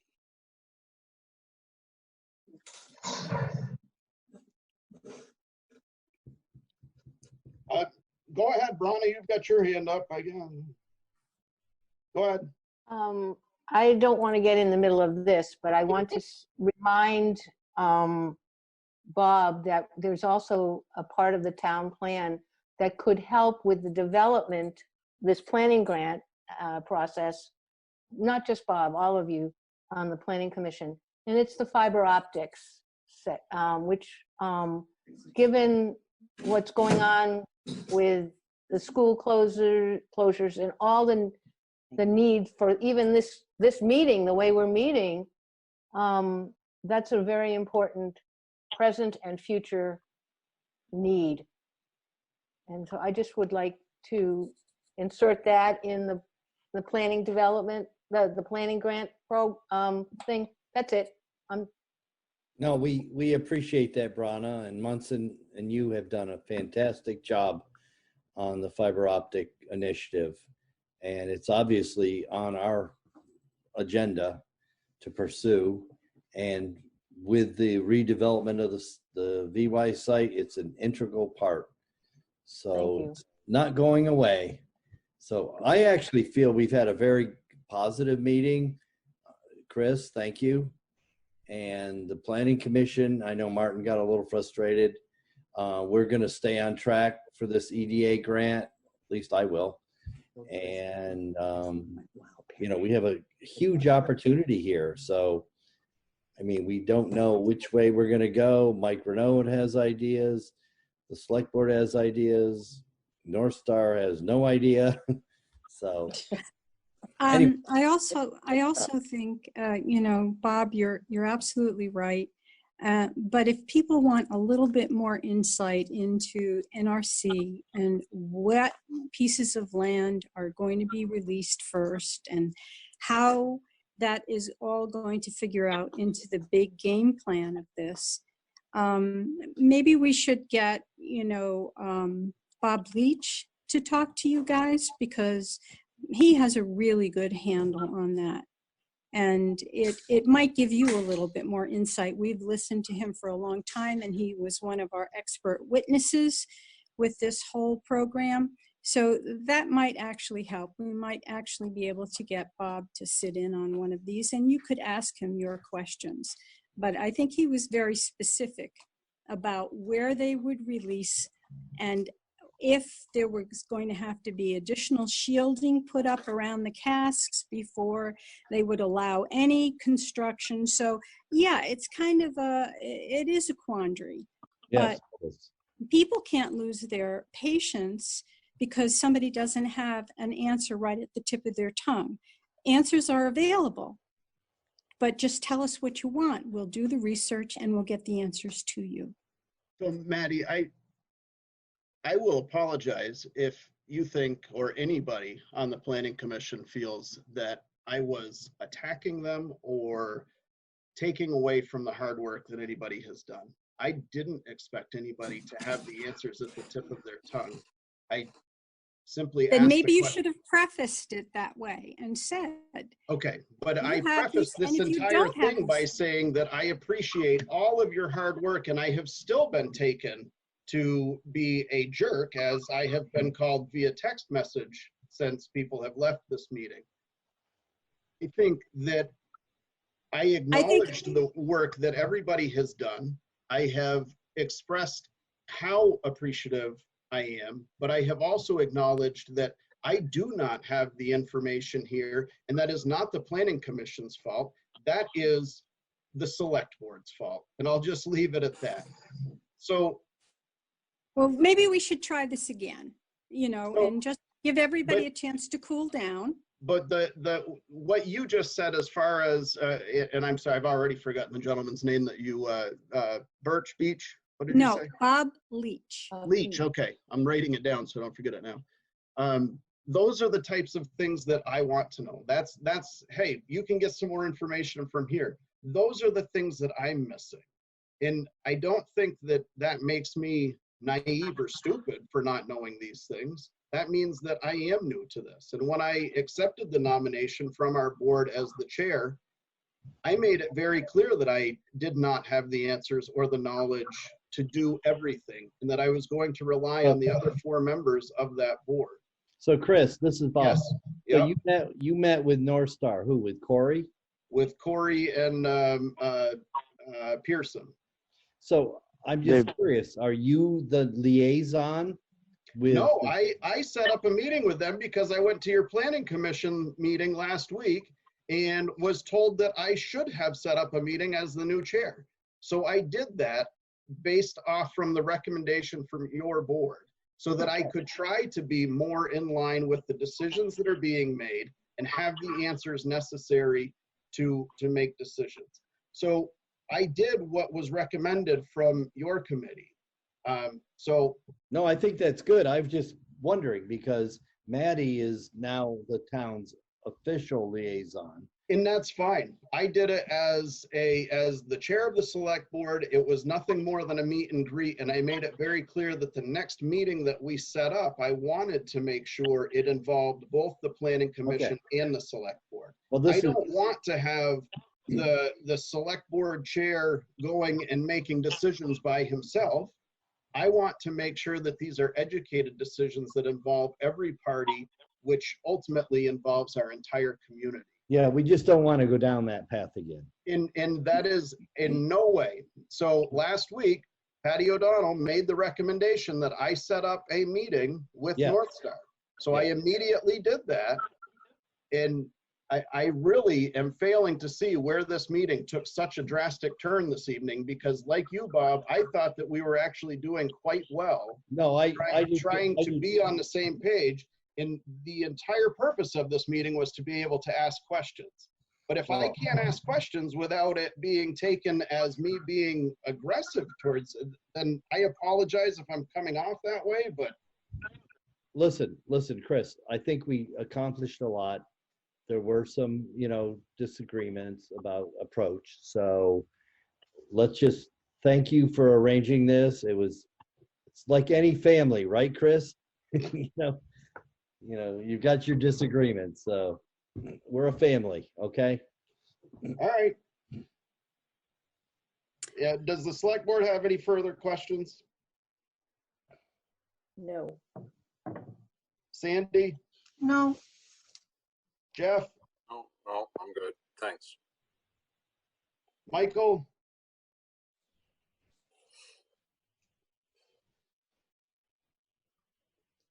All right. Planning, Maddie, I'm sorry, you were about to say something and I cut you off. What did you have, Maddie? No, thank you very much for inviting us. Yes, thank you. And I just think, sometimes it's very, very difficult. You're in your position, you didn't have the knowledge and it wasn't passed along. It's hard to get that kind of information in a very gentle way. And I think we all just need to cool down a bit and we can start over again another day. Okay. All right. So I would like to close by saying that I do appreciate all of you. And this is what I hope we have going forward, is a collective conversation so that it is not one-sided or one committee against another. So I do hope that in the future, cooler heads prevail. I apologize for my part of that this evening. There was zero disrespect intended to the Planning Commission in any way. So I hope that that is at least known. So with that, we will move on to number 3 of new business. Wow, we are a long ways into this meeting. Discussion on monthly committee and department reports. I think that it's important, and I believe that it used to be this way previously. Sandy, correct me if I'm wrong, that all committees in town gave an update to the select board. Is that correct? Yes. So I would like to see that we notify department heads, committees, and other boards throughout town to make sure that their agendas are being sent and published in a way that we can see that, as well as ensuring that we get all of their minutes and reports from those meetings. Any discussion, thoughts? Jean? So it sounds like those committees need to be reminded perhaps that their secretary should be sending us also their agendas and minutes. And that it seems like that's the way we will, at least that part of it will happen. What happened in the past was the, and what was running Northup that had it instituted, they would come into the town clerk's office, she would get a copy, she would make a copy of all the minutes for the board members. So the committees didn't have to get them to us. It was part of the administrative assistant's job. Well, with, it seems like with email, it just means adding a few more names to your group. That's true. And it's not any extra work for anybody. It's idea. just click and it's done. Good idea. But I would appreciate hearing what's going on in some of these other committees. Just can't get to all those meetings. And I think that that would alleviate a majority of what just happened. if we were all on the same page, so that it wasn't just one person with all of the knowledge, that we all were on the same page all of the time. Jeff, your thoughts? No. Getting late, that's all. Yeah. Brana, you've got your hand up. Go ahead. One of the reasons I come to the meeting, I feel like as chair of the trustees, I'm a liaison from the trustees and I can bring the two-way information. My question is, by open meeting law, we have to post our agendas, like I post them at the post office, and then there's 2 here in the town office building. You want them also sent to you all. That's part of my question. When we post them publicly, is that right? So that's an additional thing, which is not a hard problem. I can send them to you electronically. And the other thing is we do draft minutes, and then at the next meeting, we, like you, approve them. Do you want the draft minutes or do you want the final minutes? So that's 2 questions. Sandy, what have we received in the past? I want to point out that the sun shines down its power to all the world and makes the wind blow strong as it will. I want to hope gentle rains can fall upon the land so lovely earth can stay lovely still.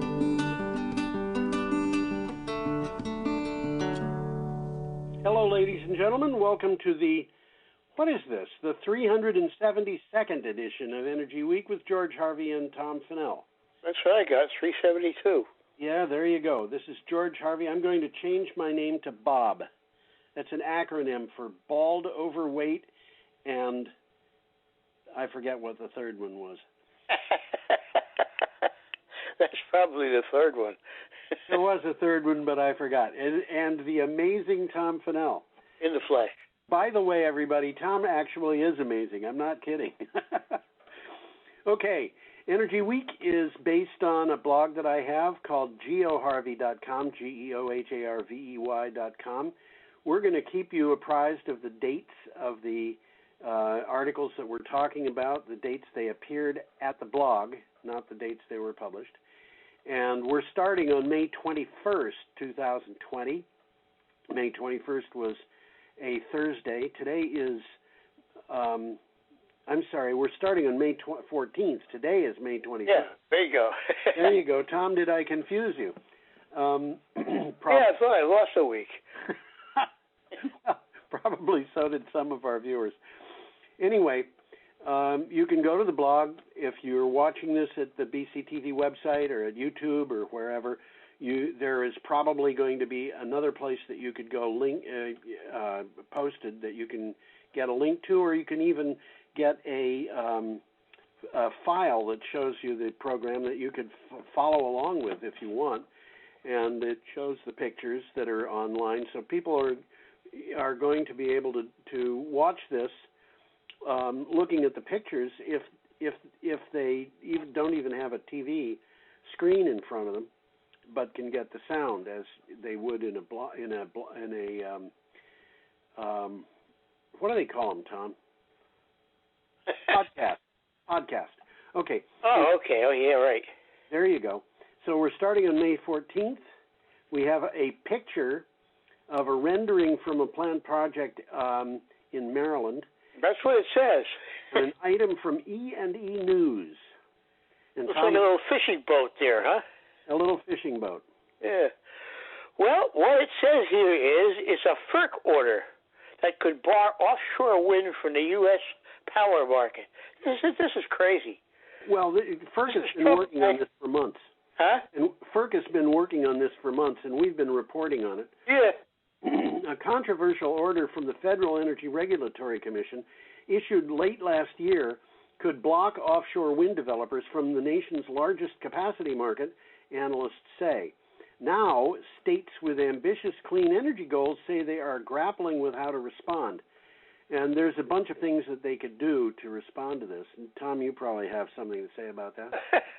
Well, this is crazy. I mean, they're trying to say we don't want you to use renewables. Yeah, that's exactly. What they're saying is anybody who subsidizes renewables, those renewables are not allowed to put out bids that are lower than bids from competing fossil fuel plants. That's it in a nutshell. My goodness. I mean, it's hard to wrap my head around that. That's craziness. Yeah. Well, I got a couple of notes here. States are trying to meet targets for clean power, while FERC is trying to support traditional fossil fuels. And FERC's move here raises prices for state-subsidized renewable generation. So Vermont, for example, can't give you a discount if you put in solar or something like that. And it's going to undermine efforts to slash carbon dioxide. Now my cat's getting in the way. He wants to get in on the show. Yeah, I should tell everybody we're doing this broadcast from home, which is why we're not on the screen. I am in my home and Tom is in his, and we're doing this by telephone, and anybody who's got a cat knows what that means. Well, anyhow, it's undermining efforts to slash carbon dioxide emissions by extending a lifeline to fossil fuel generators that would otherwise have retired. And in this particular case, offshore wind will bear the brunt of the impact. Yeah, and you know, it's not just carbon emissions, it's particulates, and they are killing people. I mean, well, this is all a hoax. Yeah, there you go. And it's Trumpism, really. What we're looking at here is Trumpism. Yes, and you know, it's one of those things where basically what's happening is the democracy that we have is in trouble because it is, well, okay, I shouldn't be propounding on politics, but you know, you can't get away from it though. Hard when you're talking about energy. It's hard. There's going to be a lot of money lost by people who own fossil fuels infrastructure. They don't want that. That's the bottom line, really. Huh? That's the bottom line. That's the bottom line. And they don't want to lose that money, so they want to force us to live with their products. and they are especially upset if the states are subsidizing attempts to keep us alive, because, you know, in Vermont we lose about 300 people every year just to the emissions from the transportation sector. And we have clean air, relatively. This is we're in a place here where basically politicians are saying, given a choice of offering more jobs or saving more lives, we want to offer more jobs. It's okay if we kill people as long as somebody's making money on it. I don't buy that. Well, unfortunately, there's some people that do. Well, I'll tell you something. Based on their actions in office, I think Richard Nixon would not have bought it, and I think that Gerald Ford would not have bought it, and I think that Ronald Reagan would not have bought it, and I think you're right. George Bush would not have bought it. And these are the people who the people are saying are their predecessors, who they look back to, who are their models. And I'll tell you something. Theodore Roosevelt would not have bought this. It just would not have happened. So, anyway, sure. We got to move on, I think, unless you've got more, Tom. No, we got a picture here of a very unusual thing. It's called a pump jack. Also known as a nodding donkey. A nodding donkey, exactly, exactly. And the show wouldn't be the same if we didn't show a pump jack. And we're going to do it again before the show's out. Yeah. Okay, this is an item from The Guardian. Long-troubled U.S. oil firms are capitalizing on coronavirus assistance. Weren't we just? Why am I not surprised? We were just talking about the fossil fuels industry, having an effect on our politics, weren't we? Yeah, weren't we? Many American oil and gas companies are in financial trouble and were before the coronavirus economic crisis. And now they're asking for taxpayer assistance to cushion their fall. They got hands out, baby. What? Yeah, absolutely. Many independent drillers were mired in debt and got mired in debt chasing the fracking boom. Well, we've talked about that. When I was young, 50 years ago, I had a lot of friends who were in the I think the majority of my close friends were either or both in the John Birch Society or the National Rifle Association. These guys admired people who were, they admired Ayn Rand, for crying out loud, who I could never deal with. But I remember them saying, you can't solve a problem by throwing money at it. And that's what is happening in Washington right now. They're throwing money at a problem, and concealed in all that are places where oil and gas companies can get money, and it's not really concealed when you get right down to it. They got $113 million in taxpayer-backed loans that were meant for small businesses. And the fossil fuel industry, somehow or another, has glommed onto this. You know what? I just had a thought. Yeah. Maybe FERC is going to tell these people that they're going to have to, since they're being subsidized, they have to meet the prices of wind power and solar. That would be nice. Yeah, but it probably won't happen. Well, there's more coming. The Fed also plans to offer bond buybacks to giants such as ExxonMobil and Chevron. Absolutely. They're feeling a decrease in oil demand, so they want some more money. Yeah, and these are companies that have, in some cases, hundreds of billions of dollars in income every year. Well, they've been subsidized from the beginning. Oh, yes. Yes, indeed, they have. And, they want the subsidies, but you can't subsidize solar. Can't subsidize wind. Yeah, well, we got a nice picture of a nuclear power plant, by the way, which is one of the most highly subsidized industries in America. Yeah, this is from S&P Global. What do you got for a title? Fermi 2 reactor in Michigan sees over 200 workers testing positive for novel coronavirus during outage. Yeah. I don't understand this one. You don't? 200 workers? Nearly 250 workers at DTE Energy's 1,250 megawatt Fermi 2 nuclear reactor in Newport, Michigan, tested positive for novel coronavirus during the ongoing refueling and maintenance outage, according to a union official. The reason why there were so many people who got sick is because they probably had 1,500 people, maybe more than that, in town from out of town just to do the refueling. That's what happens. That's what they're doing. That's exactly what they're doing. Yeah, and so they have all these people packed into a small area, and you know it's like some people with these things were saying you can't close these plants down. You got to keep them going. We should delay refueling. I'm sorry, you can't delay refueling. And then there's other people who are saying they shouldn't even be refueled because there's you know, so you have two sides of the pro-nuclear, anti-nuclear thing here going on. But 250 people is a large part of the number of people at that plant. There's about 2,000 people that are working there now, right now. All right. They're all over the place.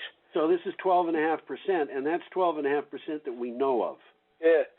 Well, they're trying efforts to remediate this, but it's it's a little too late.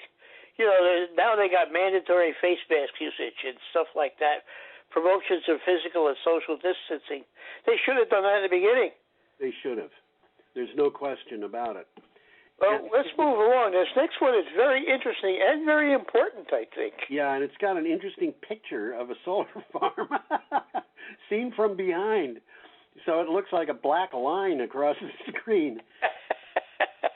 It is an interesting picture. I'm glad you told us what it was, because there's no way we'd ever figure that one out. Well, and I should say we're up to Friday, May 15th, and this is from the Los Angeles Times. Giant batteries are changing everything for clean energy. Southern California Edison announced it's buying 770 megawatts of batteries. So one California utility is buying more energy storage than was installed in the entire United States last year. The CEO of SCE's parent company called it just another stepping stone. Well, batteries are a big part of the short-term plans for energy in America. Absolutely, and I think long-term plans too. And the well, yeah, really they are. They are, you know, and the thing is, you know, we've talked about this and talked about it, but when you have the old baseload paradigm, you have baseload power plants that just run flat out all the time, that provide enough energy to meet your minimum need. Because if you fall below that, you've got a serious problem of what to do with the extra electricity. Then on top of that, you have load following plants that provide electricity that costs more, and then on top of that, you have peaker plants that cost even more. And it turns out these batteries provide electricity cheaper than the peaking power plants. Oh, by quite a bit. And so what they're doing is they're putting them in to cover the peaking power plants, but also the load following power plants and the base load plants, because it's just cheaper than... Well, the batteries are going to become the new base load. Oh, yeah, absolutely. That's what they're going to do. And what that means is our solar and wind power farms and rooftop solar and all the rest of that, what they're going to be doing is covering whatever load happens to be out there, but charging the batteries. And those, you know, this is how we're going to get into a future where it's a new model. It's a new model. It's absolutely a new model. And the thing that's beautiful about it is not only does it cost a great deal less than the model we're working on now, but it provides more reliable and better quality electricity. And it's instantly dispatchable. Absolutely. Absolutely. It means flip a switch, it's on. Yeah, absolutely. Like a light bulb. Yeah. Well, we talked last week about this, and we talked about something that's going to change a lot. They got long-duration batteries now. There's only one company's got it. But a typical battery has enough power to last for about 4 hours. This guy's got a battery that's going to last 150 hours. That's at full discharge rate. Yeah. It's confusing to some people because when you say power lasting only 4 hours, some people think that means that you charge the battery and 4 hours later it's going to have leaked all that power out. That's just a measuring stick. It's a measuring stick, yeah. But what it means is that the cost of batteries is just going to keep going down. And this, you've said this so many times. We've got so many people who are working on these things who are coming up with ideas. Well, battery storage, or any kind of storage for that matter, is very significant now, and people are working on it. That's right.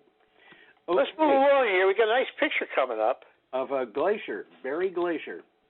That's the Berry Glacier, and let's try and figure out what it's saying here. Prince William Sound, yes.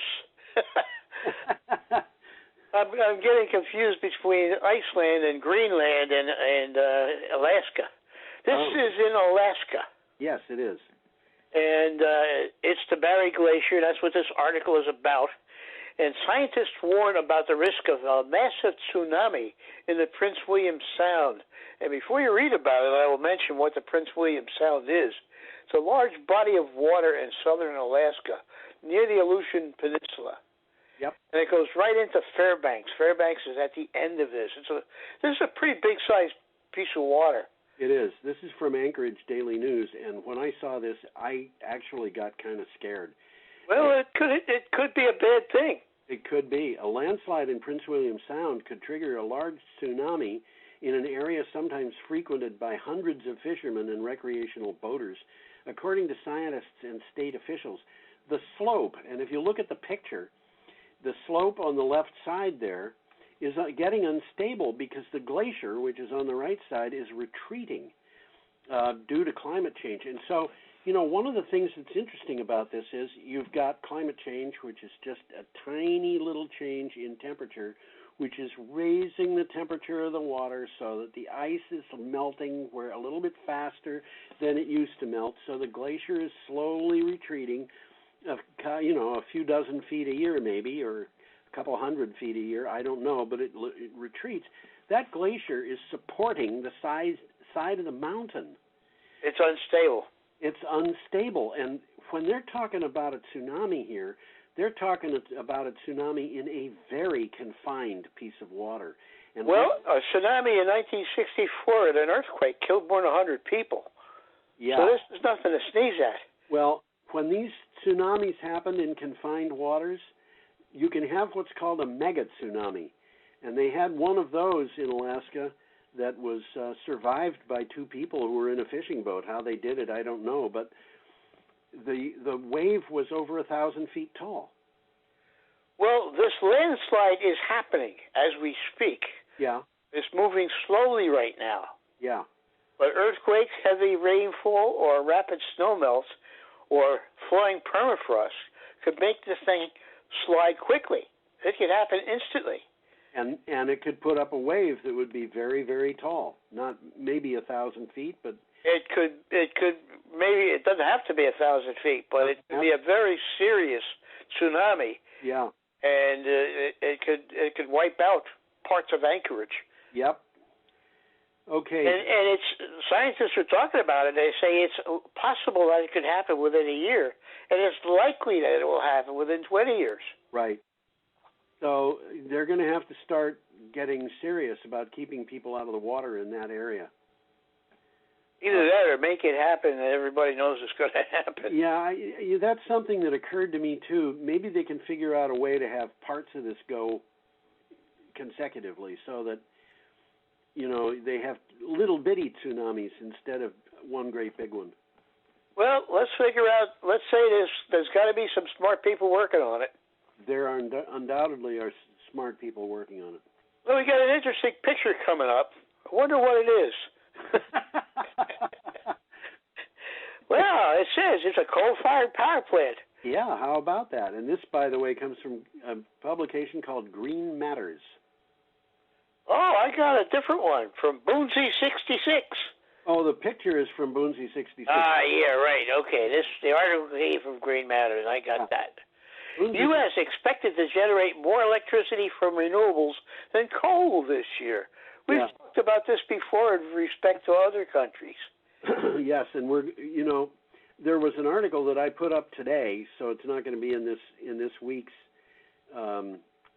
show. It'll be in next week's show about performance in the first quarter in the UK. And I've been thinking about this. Renewable energy produces a little more electricity. In the UK, they had their offshore wind farms averaged a capacity factor of 60%, which is high. But the thing is, nuclear averaged 59% in the month of February. So what does that mean? It means the nuclear industry is losing a lot of money because you don't make money at 59%. And natural gas was at 37%, and coal was at 17%. What does that mean? It means the end of coal. Well, okay. Coal, we've talked about this. Coal is a zombie already. Okay, let me read this. Despite Trump administration efforts to bail out the fossil fuel industry during the coronavirus pandemic, the U.S. is projected to produce more electricity from renewable sources than coal this year. This is for the whole year. For the first time ever, the New York Times reported this. Well, there's a takeaway here. It comes right from the article. Coal, this is a quote, coal is facing a triple whammy. As renewables grow, demand shrinks, and natural gas stays cheap. Well, what do you do, Tom? If you've got a couple $1 trillion to throw around, you throw around some at coal because the coal industry has got friends in it. The renewables industry doesn't. Well, there's truth in that statement. Much as I hate to say it. Well, the COVID-19 lockdowns have had a significant effect on the country's electricity over the past few months. Yeah. In addition, the U.S. electric power sector is expected to add 20 gigawatts. You've heard me say it, a gigawatt is a bigawatt. That's right. Of new wind capacity and 13 gigawatts of utility-scale solar capacity this year alone. This is scheduled. This is coming. It's coming, that's right. And I should mention, every time you say bigawatt, it reminds me of a joke I was told by an Italian once. And I hope we're going to hear the joke. He said, "Do you know the definition of a bigamist? A bigamist is a large Italian fog." A bigamist, yes. I had to tell you that was told to me by an Italian because I would not tell a joke about Italians to diminish them because, Italy is a country that has done amazing things over the course of history. So. Oh, for sure. What can I say? Okay. Well, let's talk about this one. This one's kind of weird. Saudi oil rush threatens to disrupt stabilizing U.S. market. This is something to talk about too. This is weird. This is we have a picture of a tanker here. I felt like looking it up, but I didn't have time. It's called the Hellespont Trooper. This is from Yahoo Canada Finance. Over 30 tankers. And that tanker is empty. That tanker is empty, and that tanker is also big. It's very big. Not a small ship. It's very big. Yeah. Over 30 tankers laden with Saudi oil are set to arrive at the Gulf Coast and the West Coast during May and June, according to ship tracking data compiled by Bloomberg. The oil they bring threatens to disrupt a positive supply development, which is a decline in U.S. crude stockpiles. This is weird. They're super tankers. They're carrying more than 50 million barrels of Saudi crude, which is a lingering effect of a price war between Riyadh and Russia back in March. Yeah. And what are they doing? They're running all this oil to America. Why are they doing that? I think, and this is just a conspiracy theory on my part, and I really don't like conspiracy theories, but I think they are trying to destroy the American oil industry, and they are doing a good job of it. Yeah, they're saying, hey, oil prices went negative in the United States because they didn't have any place to store anything. So what are we going to do? We're going to give them more oil. Well, put it in perspective, the volume of this oil arriving in May and June of this year is equal to nearly a third of all the Saudi crude delivered in the U.S. last year. What can you say? I mean, well, like I say, this is weird. From our standpoint, it's weird. The Saudis have it. I know they think they know what they're doing. Well, I think they have a pretty good idea what they're doing. But the only thing that I can say is this is not an accident. This is something. No. Somebody sat down and figured this one out. I think so. And they're saying, okay, you want to undermine the oil industry in the United States? Do it, because that means we don't have competition from fracking in the United States. And honestly, I think that they see the attempt by Washington to push the fracking industry and export products as a war on them. So yeah.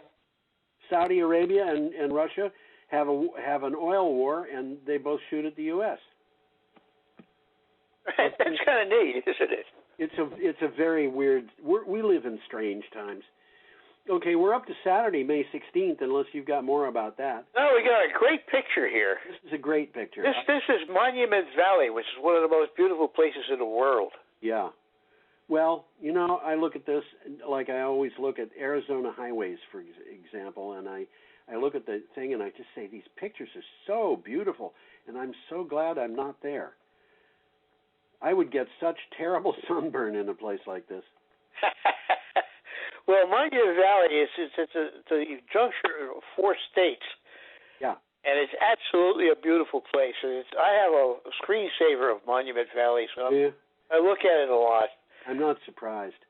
I have a screensaver of the Lee River, which is extremely beautiful, and it's in China, and I look at that a lot, and I've been doing it for years. Okay, this particular article is from Earth Island Journal.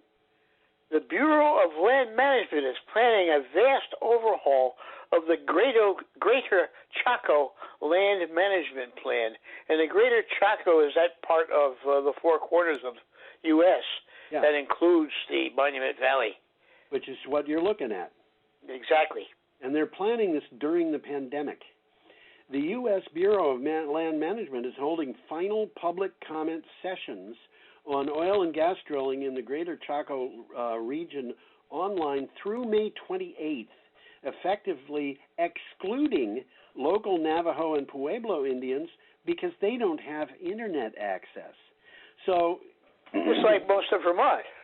This is the Bureau of Land Management. Well, I think they've got less than people in Vermont do. They do, but I mean, there's no.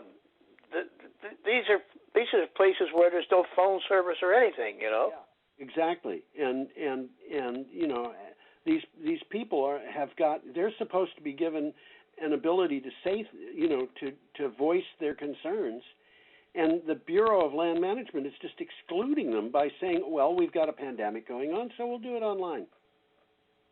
Yeah. Well, you can't see it in that picture, and I wasn't aware of it, as to how much oil and gas they're extracting from this beautiful place. Yeah. There's 22,000 active oil and gas wells in that Four Corners region. That's a lot. I wonder what would happen if you replaced those on a one-by-one basis with wind turbines. Oh, no. You'd have more electricity than you know what to do with. Well, you would, but I wouldn't want to put wind turbines all over there. I wouldn't either. And I'm in favor of wind turbines. But not there. But not there. Yeah. I mean, the place is a national monument, literally. Yes, absolutely. Literally and figuratively in any way you want it. It's a very special place. And my own point of view, which I'm very certain an echo of what you just said, I wouldn't want to have either oil wells or wind turbines in this particular location. Okay, I'm with you. Yeah. It's interesting because most of this area is within the region belonging to the Navajo Nation. Yeah, and so the United States does what it always does to the American Indians, which is to exploit their rights. By the way, I have a friend who is an American Indian, and I asked him how he felt about being called an Indian, and he said, "Oh, I don't mind that at all. Everybody knows that American Indians are not Indians. Yeah. So, it's like, it's a name. It's a name. Most Native Americans accept that. Yeah, and I'm a Native American. I was born in Kansas. Okay. And it's the truth. That's the truth. If somebody made some kind of name that put him in the same boat as the Hopi or the Navajo, or as people who lived in Washington State or Alaska or whatever, it wouldn't be any more accurate than Indian or Native American. There isn't any really good word for these people because they're distinct, separate groups, each with their own cultural identity.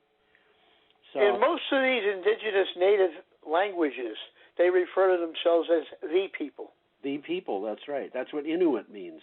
Yeah. The people. So. Now we got a picture coming up of an unusual looking guy. Yeah, he is. This is from Clean Technica. Keep your eye on this guy. I think he's going somewhere. Well, yeah, I know people who are talking about running him for president, and if Biden? Yeah, Joe Biden. Here I am zoning out on Joe Biden's name. If Joe Biden were willing to take a man as a running mate, I would think that Mario Cuomo would be close to the top of the list. Not Mario, Andrew Cuomo. Andrew, I wish it were Mario. I liked Mario. Well, I don't dislike Andrew. I think that he's doing a good job in a lot of ways. He seems to be. Yeah, so we have an article from Clean Technica. Governor Cuomo rejects the Williams pipeline. Yeah, and this is a good article, I think, because it kind of explains something. New York Governor Andrew Cuomo has rejected the Williams pipeline, which would have carried natural gas that had been fracked in Pennsylvania to parts of New York City. This pipeline would also have trapped New York into several decades of dependence on fracked gas. That's the bottom line. That's the bottom line. And if you really want to go just a step farther, it means that people would be putting up houses with or buying kitchen stoves to cook on or whatever that have that are newly built, designed for natural gas, and then all of a sudden the gas line stops pumping gas, and what do? Well, they're tenant punt guys. Yeah, it's like this is where stranded assets can become very, very real when you're dependent on fracked gas, or you're dependent on coal or oil or whatever. These are dependencies that. Well, the word they use is trapped. Trapped. That's right. Well, it's interesting. This pipeline is only 37 miles long. Yeah. And it basically connects Pennsylvania to New York City. Yeah. Well. And the gas is there. It's in the junction of Pennsylvania and New Jersey, and they're trying to bring it into New York City because New York City's a big market. Of course. Let's get everything to a big market. This is an interesting article because of the idea of decades of dependence.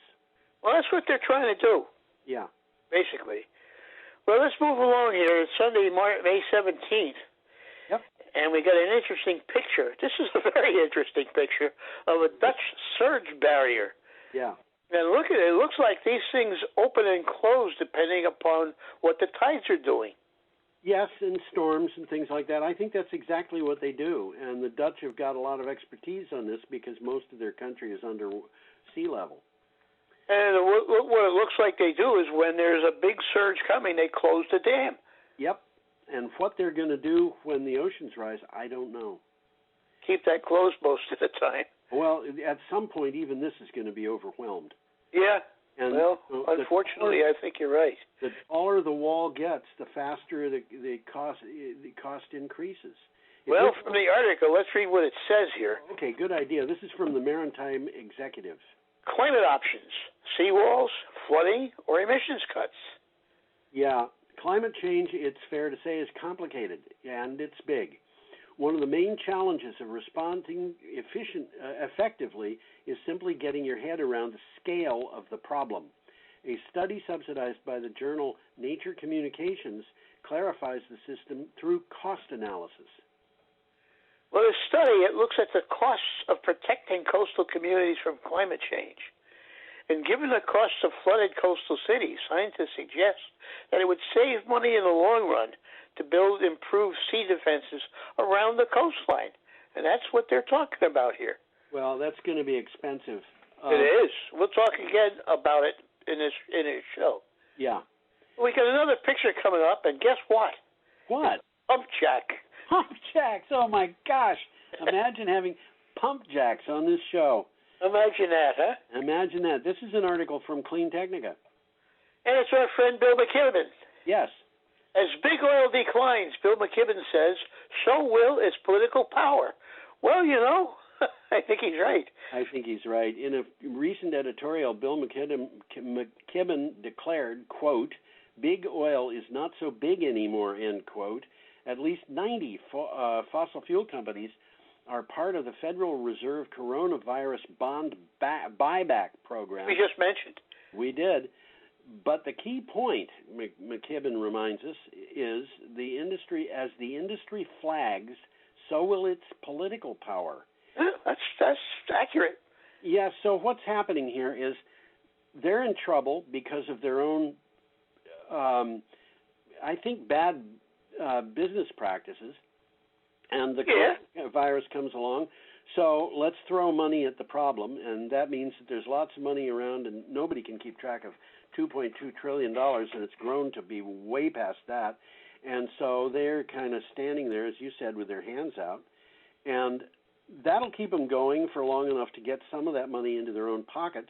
That's what it's about. Yeah, and then what happens when we get out of this and the money is not being thrown at them? They're going to be in deeper trouble than they were in. Well, from the article, it says the oil and gas industry is oversupplying the market, pummeled by low prices, and sitting in last place on the stock market. And Bloomberg Business Week calls Exxon a humbled and mediocre company. Well, I think humbled. Things are changing, guys. Yeah, humbled, yes, and mediocre is more important. When Bloomberg calls a company mediocre, they're not mincing words. I don't think so. We got an interesting image coming up here. We do. Sloppy Joe's Bar. Looks like a fun place. It does. The thing that I find interesting about this particular picture is... Yeah, it's flooded. It's flooded. The water doesn't have big waves or anything, so this is not happening in a storm. You know, the trees all look like they're just kind of hanging out. Well, you can see the Budweiser truck there. Yeah, but this is Key West. This is not because some stream overflowed its bank. No, that's the water. That's the ocean. That's the ocean, and the ocean happens to be high. And why is the ocean high? Well, it's sea level rise, guys. Yep. Well, that's it. That's exactly what it says. NASA is explaining sea level rise, and yes, it's real. Yeah. This is from Electrek. NASA scientist writer Alan Buis published a blog post which is called Can't See Sea Level Rise? You're Looking in the Wrong Place. That's the end of the title. We lose 2.5 meters of beach. And 2.5 meters, what is that, about 8.5 feet, Tom? About 8 feet, yep. Yeah, about 8.5. For every inch the sea level rises. So what are our options? You know, we just looked at this with those surge barriers. Either we spend a lot of money to combat it with things like higher seawalls, or we abandon ship and move.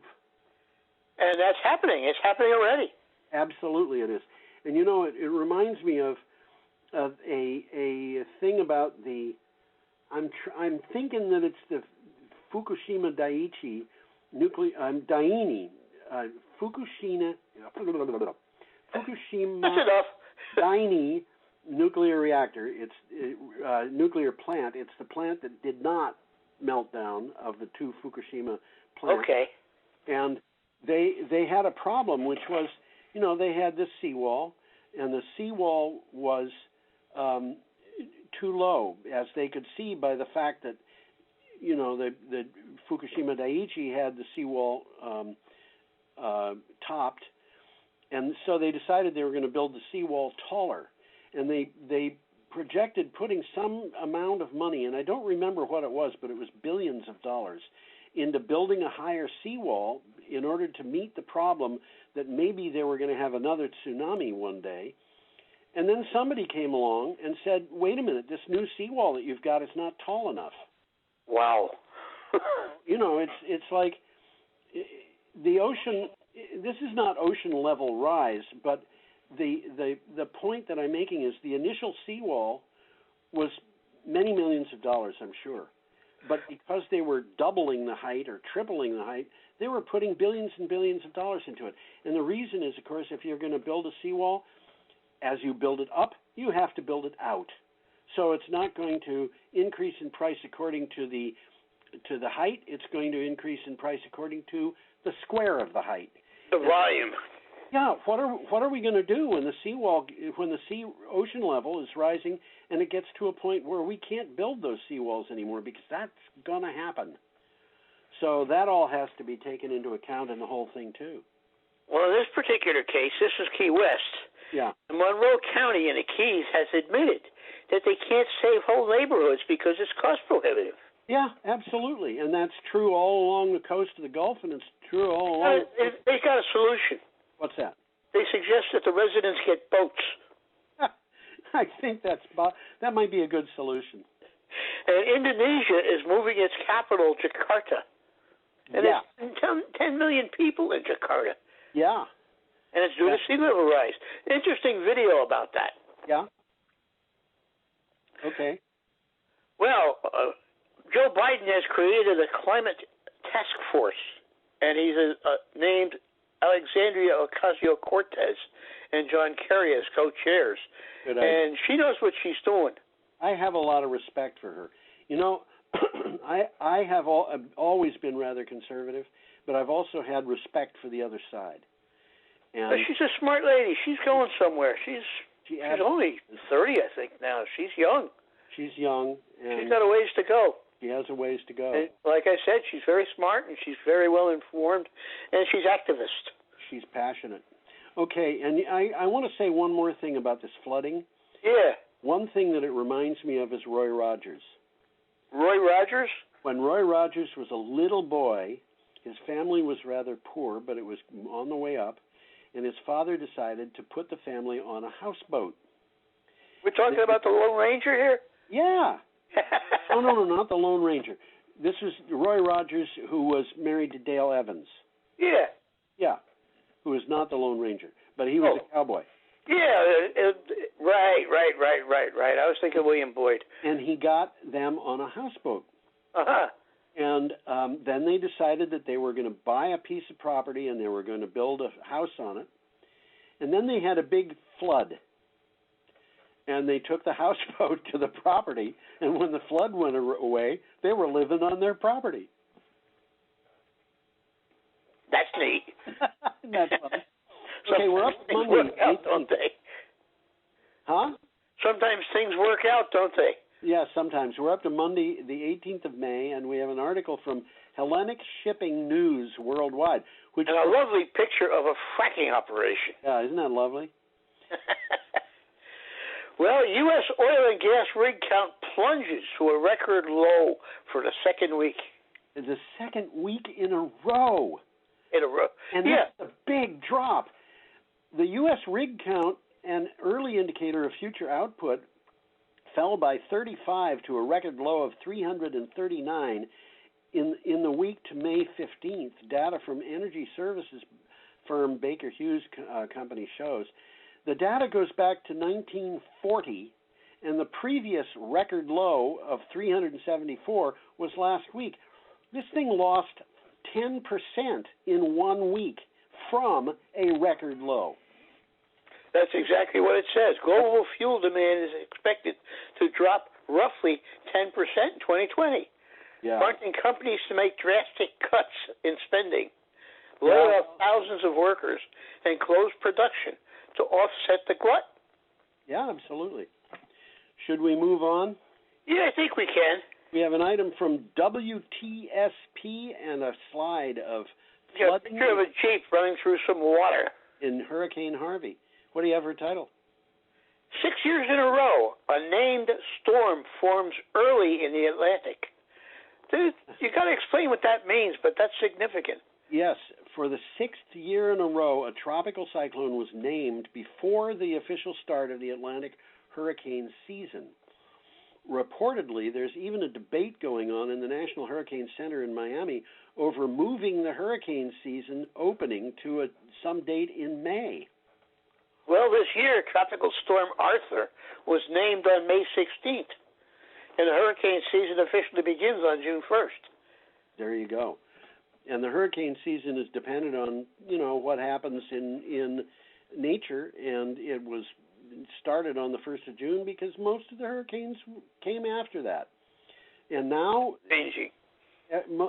every year in 6 years in a row, they've had a hurricane before that. So there you go. The weather.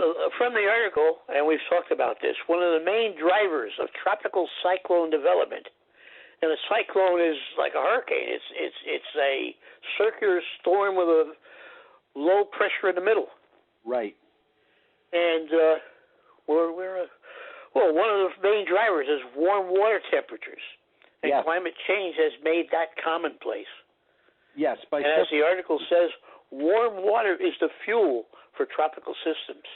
Yes, and it's worse now than it has been in the past, so they're expecting, very likely, there could be a bad hurricane season this year. That's what they're suspecting. So we have an item here from Clean Technica showing with a picture of a Tesla showroom in Tyson Center. Tyson Center is Washington, D.C., basically. Tyson Corner. Yeah. And this is a very interesting article about Tesla because they seem to be the only company that's doing well. Yeah. Only auto company. U.S. auto sales are down 496,000 in the first quarter. I'm going to say that again. I'm going to round it off. 500,000 automobiles down. After falling in 2019 as a whole, the U.S. auto industry has been slammed by the coronavirus in the first quarter of 2020. With few exceptions, sales of car brands are off badly from last year. One notable exception to the trend is Tesla, whose sales increased by 17% from the first quarter of 2019. And part of this is because the battery-powered vehicles are not suffering the way internal combustion vehicles are, and part of it is because Tesla has showrooms that are in places like malls, and they're doing something interesting there. They are, and VW has said that it's going to copy that. That's interesting. Yeah. So we're up to Tuesday, May 19th. I was just going to say, did I have any? Well, I'll say it really quickly. The U.S. auto industry was getting slaughtered in the first quarter of 2020. Oh yeah, absolutely. And you can see the effects of this: bankruptcies, brands are leaving the U.S., major mergers, worries about job security in the future. But that's not happening with Tesla. Everybody's happy there. Well, yeah. Although Tesla has been making ventilators instead of cars in their plants. Yeah. Well, there's a lot of that going on, and it has to happen. Yes, it does. Okay, as I said, we're up to Tuesday, May 19th, and we have an item from CNN. Nice picture of a hurricane. Yeah, this is Hurricane Irma. Is that Irma? That's what it says. Okay. Hurricanes, typhoons, and cyclones, which, by the way, are all the same thing, are becoming stronger. Yeah. According to a new NASA study, it has become increasingly evident that cyclonic storms are getting stronger and deadlier with global warming. And this is according to a study by researchers at the University of Wisconsin in Madison and the National Oceanic and Atmospheric Administration. Now, what you were just saying a couple of minutes ago was it is the warm water that makes these storms strong. and the water is getting warmer, and it's getting warmer because of climate change. And let's stop denying this and try dealing with it. And we should not be paying attention to objectivism. We should be objective. Well, from the article, the probability of storms reaching major hurricane status, which is winds in excess of 110 miles an hour, has been increasing by about 8% per decade, based on 40-year study. Yeah. And this one I just heard on the radio yesterday, Super Cyclone Amphan in India has reached sustainable winds of 165 miles per hour on Monday, and it's still going. It was going as of yesterday. It hit Calcutta. I can believe it. Yep, it's a super cyclone. It's a hurricane. It's a hurricane, I guess. That increase that you were talking about of 8% per year per decade over 4 decades means that we're having these big hurricanes at an increased probability of 36%. So this is significant. Very much so. Yeah. Okay, our next picture is an artist's impression of a 14-megawatt wind turbine, and this comes from Renews. Now that blows my mind. Only a year ago, 5 megawatts was considered a big one. Yeah, I think it's. And then I would want GE came out with an 8. Somebody else came out with a 10, and GE came out with a 12. Yep. And now they got Siemens with a 14 megawatts. That's right. Got a title for this? Siemens Gamesa unveils a 14-megawatt offshore Titan, and this is a Titan. This is big. This is big. I got to tell you, I think this is a silly picture. This is artwork. This isn't real. No, it's nice picture. It's not a bad picture, all told. When you consider composition, color, and things like that. But those waves are not behaving the way normal waves behave. I think this looks like it's at a beach or something. At the bottom, there's rocks in this picture. Yeah, it kind of looks like it, doesn't it? Yep. Those are not waves near a beach. Those are waves way out at sea. Yep. Which usually you don't see. Yeah. I mean, I've been out in the middle of the Atlantic Ocean, and most of the time there's sort of waves, but they don't look like that. Yeah. Siemens Gamesa has unveiled a new 14-megawatt offshore turbine. It's equipped with a 222-meter rotor. That's 700 feet. That's 2 football fields end to end, including the end zones and a little bit left over. That offers a 25% increase in annual energy production compared to its 11-megawatt predecessor, which was already gigantic. Each unit will be able to supply the annual power needs for about 18,000 European households. So, right now they've built a prototype, but they're talking about this being commercially available in 2024. It's, we're getting there. Okay, should we go on? I think so. We have a nice little picture of a stream. Could be a Whetstone Brook. Yeah, it is in the Appalachians, but I think it's probably in the southern Appalachians. I'm not sure. Cynthia Shahan is the author of this article, and I think she lives in Florida. I'm not sure. This is from Clean Technica. The Nature Conservancy to unlock solar potential on retired Appalachian coal mine land. This is interesting. Love it, don't you? Yeah. With its 65 years of work protecting the environment through conservation, the Nature Conservancy is making its way deeper into coal country. The organization wants to help develop solar power on the up to 13,000 acres of cleared coal mine lands. Well, we've seen some pictures of some of these cleared coal mine lands that they just abandoned. They look horrible. They're absolutely frightening. Well, an interesting takeaway here, the Conservancy has acquired a diverse 250,000-acre Cumberland forests in the traditional coal counties of Virginia, Kentucky, and Tennessee. Yeah. And they've got a goal to conserve the Appalachian forests from Alabama to Canada, and they're on their way. Yep. Okay, Tom, we're up to Wednesday, May 20th. Yeah, it's the last one this week, isn't it? It's the last day, but we've got 3 articles in about 3 minutes. So let's talk fast. Yeah, let's talk real fast. This is a picture of snow algae on Anchorage Island in Antarctica. This is not near Anchorage, Alaska. No, it isn't. It's on the northern end of Antarctica. This is an article from The Guardian. What do you have for title? Climate change is turning parts of Antarctica green. And we've actually sort of touched on this before. We have indeed. Scientists have mapped what they call the beginning of a new ecosystem on the Antarctic Peninsula as microscopic algae bloom across the surface of the melting snow. When the algae tint the surface green, they potentially create a source of nutrition for other species. So they're actually talking about an entirely new environmental system coming into... New ecosystem. Yep. Yep, absolutely. Well, let's move along here. Our next slide is a wind farm, and it's this... Is that what that is? It's an offshore... I would have called people out clamming, but this is a wind farm. And this is an article from CNBC. I think it is. Yeah. Coronavirus crisis to hit renewable energy installations this year, but the IEA praises the sector's resilience. This year, renewable energy installations are set to fall due to the impact of the coronavirus pandemic, the International Energy Agency said.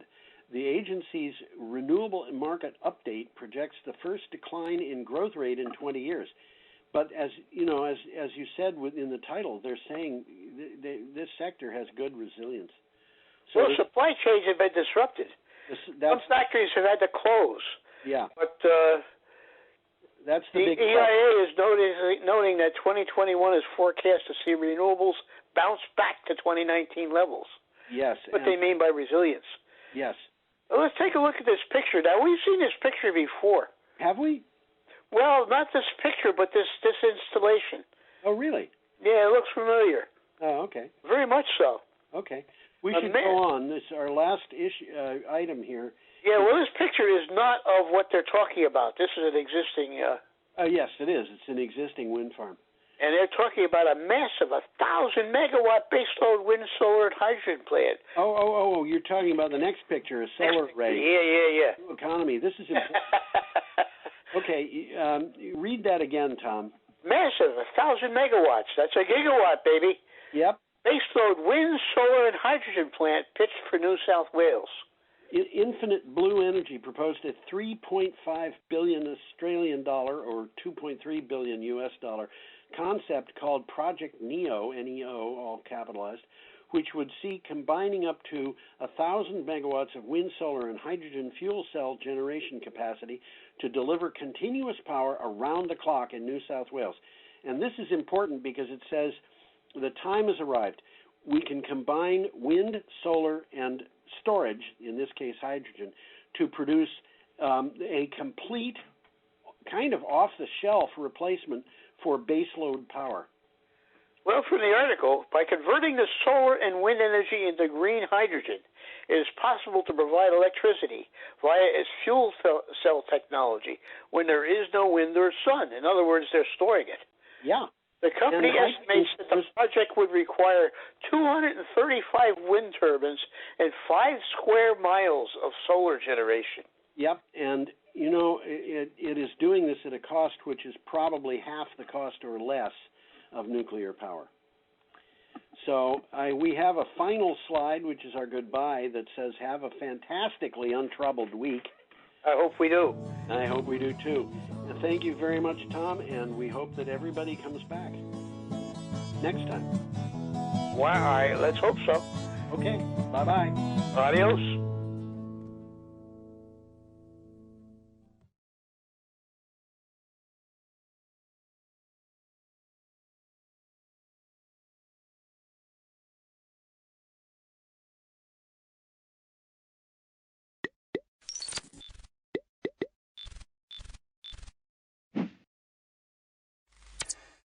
Let's call this meeting to order at 5:32 on Wednesday, May 20th.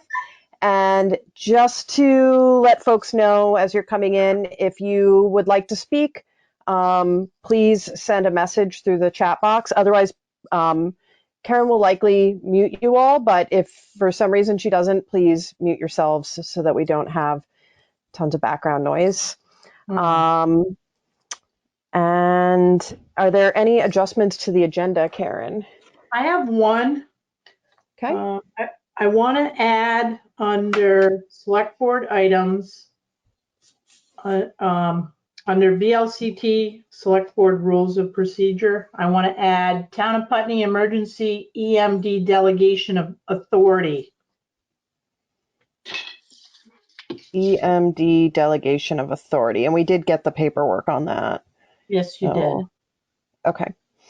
And then I wanted to add a discussion about, I don't know if everybody saw the action that Brattleboro took last night at their select board meeting, but I would like to discuss the action they chose to take and how we want to approach that as a community regarding requiring masks in local public spaces. So we can add that after the Force for Learning, Karen, do you think, or should we add it before? No, I think you can add it at the end. Okay. Yeah. All right. And the rest of Green Up Day and the other things you and I had discussed earlier, you're going to add those to your town manager's report? Correct. Perfect. Yeah, I have Green Up, I have Library, and I have Landmark. Right, so, okay. Do I hear a motion to approve minute for and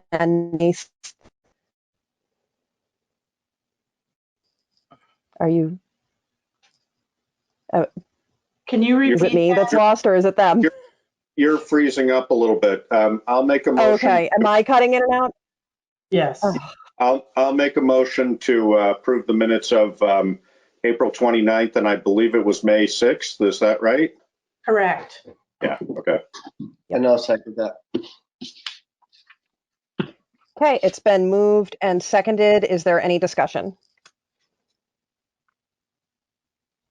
Are you getting me? Yep. Yes. Yes. Okay, perfect. Hearing no discussion, all in favor? Aye. Aye. Aye. Okay.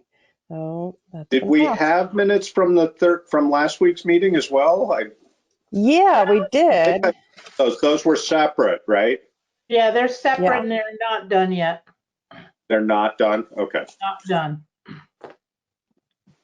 Next meeting. Sounds good. Okay. All right, so do we have any public comment on items not on the agenda? If you have public comment, feel free to send it into the chat or to request to speak, or raise your hand if I can see you. Just going to give that a few seconds. All right, then we're going to move on to select board items.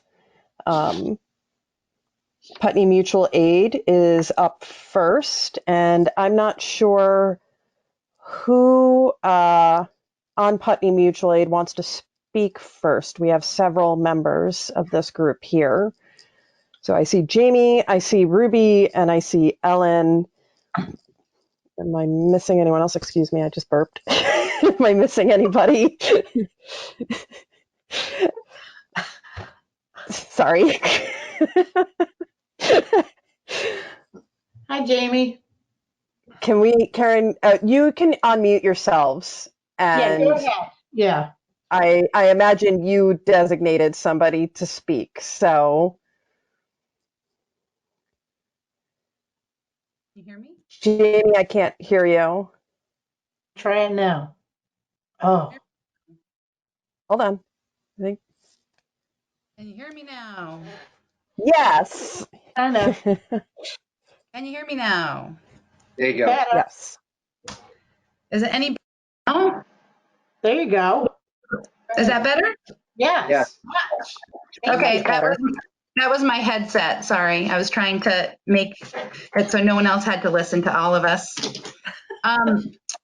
So hi, what a treat to be with you all via Zoom. Hi, town government. Thank you. You're welcome. Good to see you. Yeah, long time. Yes. I live in a hermitage over here. So I created the presentation. How long do I have? What's a reasonable amount of time? If we could keep it under 5 minutes, that would be great.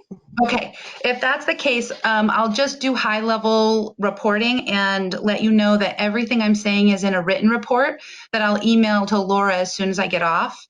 And so I'm going to use that as an outline. So if it looks like I'm not looking at you, it's because I'm not looking at you. So holler if you need my attention. And then I would invite anybody from Putney Mutual Aid, which I see a number of you here, to please chime in. Ruby, Ellen, I see you. I didn't look at everybody. So if somebody else is there, feel free to chime in if I missed something. So the fast version is 5:39. So let's see how fast this can go.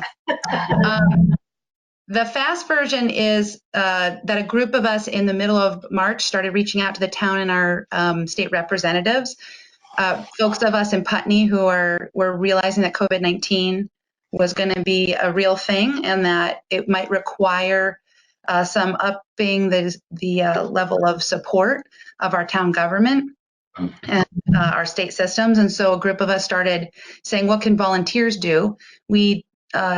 A group of us emailed our state reps and a couple folks in town government and realized that we could start kind of organizing ourselves. And so spent 2 weeks meeting daily. And I think the first conference call was organized by Mike Maricki, our state representative. And it kind of brought us this kind of ad hoc group together of folks who didn't know each other. And from there, we met daily for 2 weeks and then backed off to once a week since then.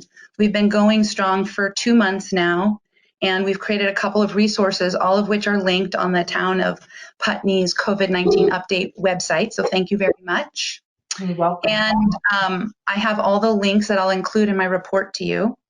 And then we've created a Facebook page.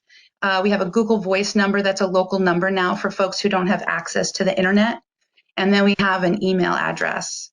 And so by the numbers, what's interesting about this work, or kind of the high level, what's interesting about this work is that immediately we put a survey out, which was a confidential needs and offering survey. And this is modeled off of what many others are doing around the state and the nation in mutual aid groups, of which we are one of many. I mean, I was on a conference call with 100 people from the state of Vermont who are doing this work. So we are not unique. There is quite a network of amazing work happening during this time with volunteers. And many are integrating with their organizations. Many are from organizations. And then in small towns, folks might not even have a single organization they can network with. So it's just neighbors helping neighbors. So I think the fast version is immediately we saw a spike of folks filling out the confidential needs survey and offerings, and 75% were volunteers. We have 180 people who filled it out now. There was some very significant needs that were being articulated, and because we live in a small town, I'm not going to go into specifics, but it involves people needing mental health support, people not having access to enough food, people who might be in a situation where housing isn't secure. You name it, it's happening in our town. And so a lot of our support systems are already in place, and you all were already, helping, the state reps, the emergency management director, Tom Goddard. A lot of those things were in place and people were already doing that outreach. But what Putney Mutual Aid is doing is kind of creating a networking opportunity from town government and the emergency management director out into street by street. And so now we have about 32 neighborhood point people who are building networks street by street in Putney. We've either called people by phone, done mailing, or gone door to door with no contact, meaning, we're doing social distancing, we're not knocking on doors, we're leaving a note behind with a rock on it. We've done that kind of outreach to about 1,000 people. And so our goal is now to get to the other 800 that are existing on our voter rolls. Recognizing voter rolls are incomplete documents. We're doing our best to do it, everyone, not just folks who are on the voter rolls. So, a percentage of folks need support. A lot of people want to volunteer and help out. And we're Vermonters, so people are very, very self-reliant. And so many times we're noticing that just saying, hey, we're here, and knowing that we're offering each other support is what we can do. And so I would just defer to my colleague Ruby McAdoo, who's been doing a ton of the work behind the scenes, managing all of the confidential data that we're keeping. And I will look at my notes to see if I'm missing anything, if she wants to add something. That was exactly 5 minutes, Jamie. Good job. And I'll be really brief because I think that Jamie kind of encompassed everything. We do have some core volunteers who are helping to manage the data, and we're in a good place with that. The only thing I would add is that Putney Mutual Aid also contributes to and helps to coordinate a number of projects that are, you really don't mean that much to you because they're things that are in process, but one of them I'm going to mention because it does relate to the mask situation that Laura mentioned about Brattleboro. I think tonight I'm going to be going and setting up a mask tree in town that will give people free access to masks without any contact and without asking, which we're hoping will help people to kind of adhere to that requirement. And that's one example of a project that we participate in. And we're looking for, we just look for ways that we can be helpful, connecting people. We connected someone who, through Laura as well, someone who said they had a 3D mask printer, and that they've been helping at Landmark, and that was a big deal also. So I think that Putney Mutual Aid is just getting our roots and trying to do good work is where we can. And the matching process is a huge part of that, but the projects that we're contributing to is also, that's a big part of what we do as well. So I don't want to, I might take 2 more minutes. Do I have permission to do 2 more minutes to share some numbers with how we're linking to the existing organizations? Sure. Okay. I think what's interesting about this work is it's not designed to operate outside of the existing networks you all have built. It's designed to support them. And so the network is an example. 180 people have filled out the confidential needs and offerings form. We have sent, or the Putney Food Shelf has activated 7 of those people that we have sent them to help volunteer.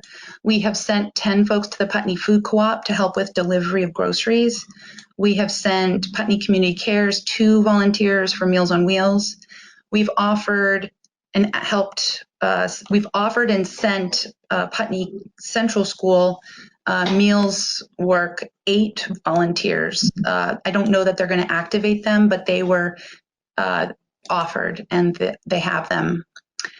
We've reached out and connected with the emergency management director, Tom Goddard, and he's been really clear with us that all mental health or emergency work is coordinated through him. And so one of the interesting things that came up on the form was that people were like, I am a Coast Guard, retired Coast Guard. I'm a mental health worker. I'm, people volunteering, all of these amazing skills in our community. And so I think we sent about 17 of those volunteers to Tom so that he had access to folks who were basically saying, hey, we're ready to go. What can we do? So we sent those to them. We've reached out and done a little work with you, Karen, around the Resilient Putney. I think that's what you call it, right? Mm-hmm. Resilient Putney. So we were doing some early work coordinating anybody who identified food as something that they were willing to offer, trying to figure out local producers and how to get them tied into the system that the town of Putney has on their website of trying to really centralize the local food system access for folks who might be concerned about what's on the shelves at the grocery store and how we can be really resilient in our own community as food producers. And then people are getting grocery delivery through us. That was something that wasn't existing in an organization. And so we've activated 8 people to do a no contact grocery delivery process with neighbors who really need support getting their groceries picked up and delivered to their house. So I think there's a couple of other random things like Ruby mentioned. I will point out that we've made the news twice. And I think that's interesting because one of the critical narratives right now, there's a couple different narratives that I've seen. There's some fairly negative narratives and there's some fairly positive ones. And the thing that's really exciting about the work and the volunteerism in Putney is that we're making the news because it's such an amazing story. And so VPR featured us. I don't know if you saw the board that Ruby put up at the Putney Food Co-op, but VPR does these daily news briefings. And so the Community Joy Board was featured on VPR. And then that story of the 3D mask making made the Brattleboro Reformer, and that was a link that happened between Laura Chapman and Putney Mutual Aid folks, linking a 3D printer to somebody with the capacity to do 3D printing. And I think they're producing masks for Brattleboro and Rutland hospitals. So I think those were some really exciting developments. So anyway, I think that's the kind of the high level stuff. I will point out, Karen, you have mentioned, the town developing an email system. And I was looking through all of our email records. We have about 176 emails, about 172 phone numbers. We have a Facebook page. We've put 5 sandwich boards up around town with a local phone number in case people don't have access to the internet. We have flyers up at the post office, the G store, the co-op. We've dropped them off at other businesses, but we don't necessarily see them being posted. They have tear-offs. So if somebody's in an emergency situation, they can tear off. We highlight you all. We highlight the food shelf. So our work is to reflect back the existing infrastructure that you all have created. So I think that's what the attempt is to try to integrate us all and build systems of networking and communication. And you're doing a very nice job. Yeah. I just want to say we keep hearing about what you all are dealing with and doing, and we know what's going on nationally and globally. And we're just really proud of how hard people are hustling during this time. So thank you for collaborating with all of us to make a healthy community. Thank you, Jamie, and Ruby and Ellen and everybody else that's working on Putney Mutual Aid. I want to add that I recently read an article that was actually shared out by Putney Mutual Aid on social media, and one of the points of interest in it that really came to the top for me is somebody that has participated in many mutual aid projects throughout my adult life. I have noticed that most mutual aid projects are in response to immediate crisis, and there's a difference in the way that this is being organized. It feels like it's more preparatory. And so I appreciate that. And I think it's going to carry far into the future for us, I hope, as long as we are able to maintain the energy of people such as yourself. So are there any questions from the board or from Karen for Putney Mutual Aid? Well, I just want to make a statement that our hazard mitigation plan is due in November. And I think with the creation of Putney Mutual Aid, I think we can utilize what you're doing in that plan as like a continuity plan, resiliency plan. So somehow we'll tie that in. I haven't looked at it yet, but as we progress through the process, I'll be getting a hold of you. And Karen, just so you're aware that, and we've talked before, that's a project, our thinking about it is a project that we work on, and I'm the kind of lead person for that. So whenever you're ready to collaborate, or if there's a meeting you want to pull us into, just you can tap me and I will be there. Thank you. I have a question, Ruby. I'm assuming, given that you're handling, and I gather you're the point person on this as well, the confidential information of a number of people, how are you, and I don't need details, but just sort of an overview of your ability to keep that information secure and your confidence in that security? So it's not just me. Jamie and I both are on a volunteer team with one other individual, Core Trowbridge, and the three of us are the only people that have access to that data. And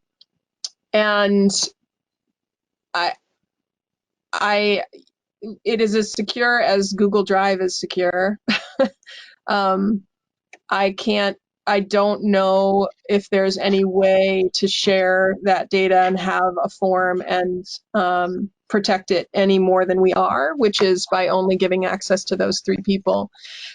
Of course, when we do match someone, we share their information, but we have received permission from or expressed to people who have participated and asked them to opt out if they didn't want to give permission to share their information to resources, organizations, and individuals who can help them. And so from that perspective, we do treat the information as confidential. We don't share it, particularly when Jamie actually does most of the calls to individuals to connect with them. If she finds information that is sensitive, it's not shared with anyone except for the people who really need to know that information. But so I don't know if that answers your question, and I don't think you want to know the boring intricacies of what the systems are that we use, but we do protect it, and it is controlled to a very small number of people. For a while, it was just Jamie and me, and that became untenable for a few different reasons. We're both, mothers who are stretched, and we also there are lots of levels of what we need to do to manage that information, and having even just the one additional person and Core is really wonderful at helping us to keep that data, ship shape. Good, thank you. I also would just reiterate Karen's sentiment that I hope and assume you all will be able to carry this going forward. I mean, certainly through the pandemic, but also I think it's a remarkable resource you've created, and, ways that we can support that as a town in general, even in times of, quote unquote, less need. I think that's great. So really appreciate it. And I think I would just refer to Jamie's been working really intensively on the neighborhood point person piece. And the goal with that is really to create an infrastructure of a lot of different communication systems so that we can really get out to as many people in town in the case of an emergency. So I agree. I think that's our intention and our hope, that this would be a useful kind of structure for the future, whatever it holds. Good. I don't think this is the forum to discuss it, but I will say that one of the pieces it has raised is where the vulnerabilities lie in our community that the pandemic is laying bare. And many of them, us know what they are, but the challenges that we face as a community to make sure that folks are okay during this time is real. So anyway, I just appreciate our commitment to each other to do that work.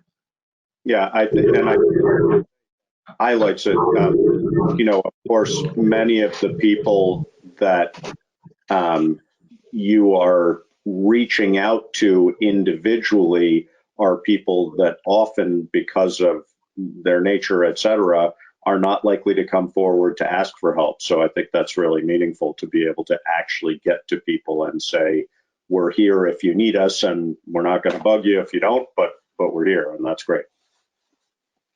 And in several cases, it seems like that's what matters. There's a psychological element to this that I think the isolation, it just, so yeah. But then there's you need food part. So that's the other piece we've been really hustling around. So thanks to all of you who have these great systems. The food shelf, Putney Community Cares is offering financial assistance to folks we've sent to them. And It's just amazing what's happening. David, do you have anything? I want to say thank you. I want to say I'm proud to be from Putney and feel like the things that you're doing are so important. And I know so many people who are very self-sufficient and yet also proud and are reluctant to ask for help or even receive it sometimes. And I think what you're doing is a great thing. Thank you for doing it.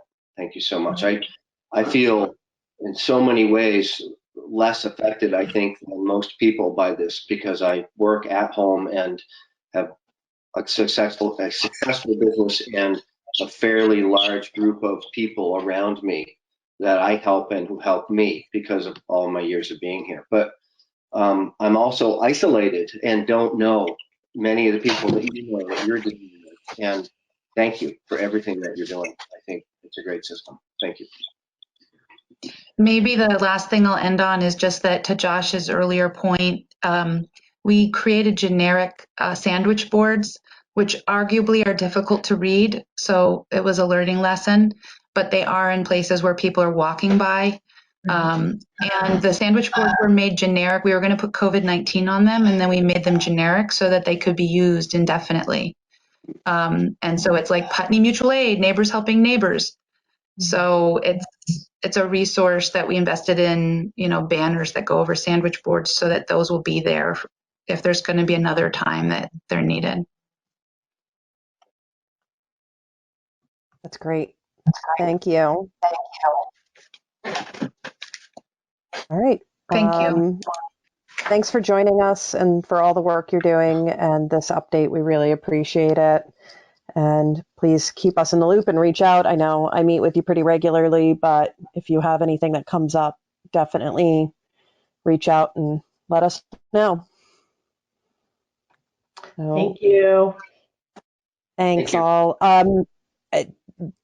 I know that Ellen had jumped on this call. Ellen, did you want to give any kind of update at all as to the food shelves role in this?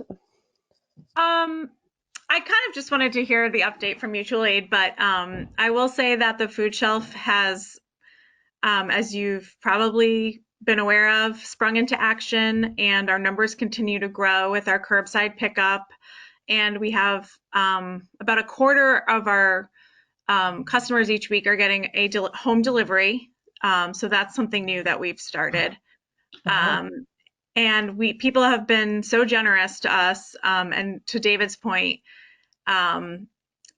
people who receive also want to give, and so we're looking into ways that people can kind of be part of that whole system, so that it's not just a beneficiary, they're able to contribute as well. So we'll keep you posted if we come up with anything. But please, I know probably everyone here does this, but spread the word. We're open to everyone. No need to answer any questions except your town of residence and number in your household. So there's no barrier to coming. You don't even have to get out of your car. So. Wonderful. Thanks, Ellen, Laura. can you remind me? I know there's, and maybe you remember the exact timing on this. Wednesday in Brattleboro, there is a food box giveaway again. And Yes. this one actually is a fresh food box giveaway, like Yes. 2 gallons of milk, 20 pounds of Yes. chicken. Yeah, 10 Am pounds. I getting this right? Yep. Okay. So it's fresh food and some shelf stable food, and it's a partnership with the food bank and the Abbey Group, which I think is a food distributor. I don't know the time offhand. It's May 27th. I want to say it's 10 o'clock I at the have 10 o'clock Brattleboro in my High mind. School. Yeah. And one thing they have run out of food at other distributions like this. So that's one thing I wanted to emphasize, even when Herb sent out his email to the school community about this event.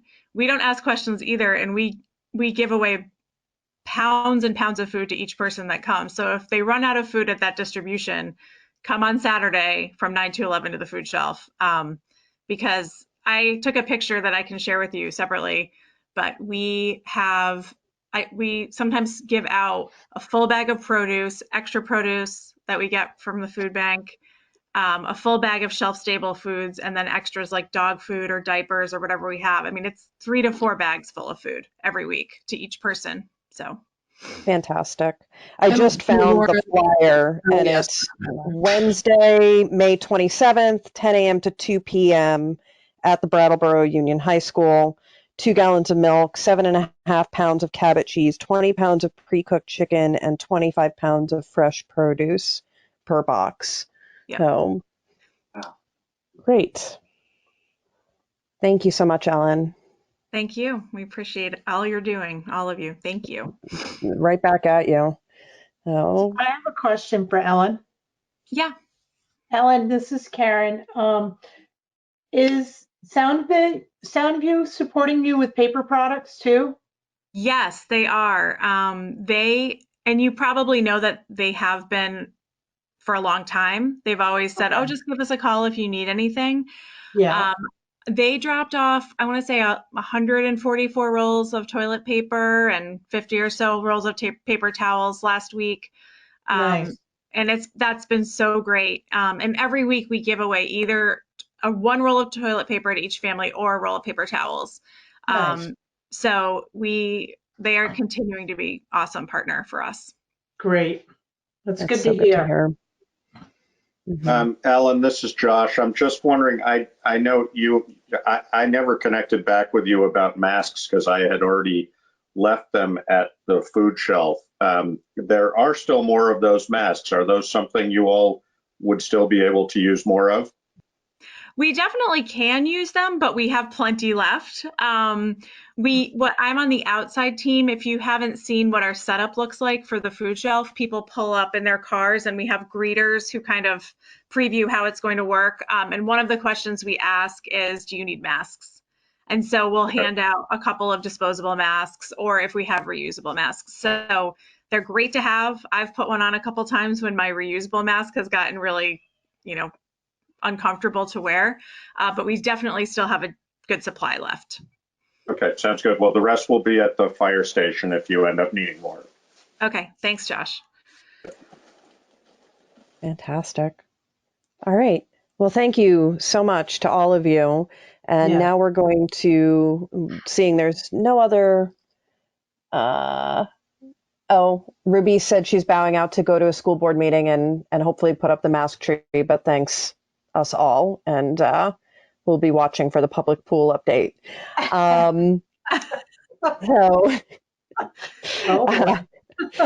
Thank you, Ruby. So, all right, so we're going to move on to an equity and inclusion update, and I believe that Lisa is here to speak to that. Lisa, if you can unmute yourself. There she is. Hi, I'm here. I don't know, it's not, I'm trying to turn my camera on. Okay. Oh, there I am. But also, I figured you should get a face and a name. Can you see me? No? Not yet. All right. There you are. Hi. There you are. Hi. I'm Lisa Munoz. I haven't met some of you. I arrived in Putney end of June last year, and I live and work at the Putney School. So nice to meet you. Same here. Nice to meet you. And I'm the Director of Equity and Inclusion at the Putney School, which is a new position for the school as of last June.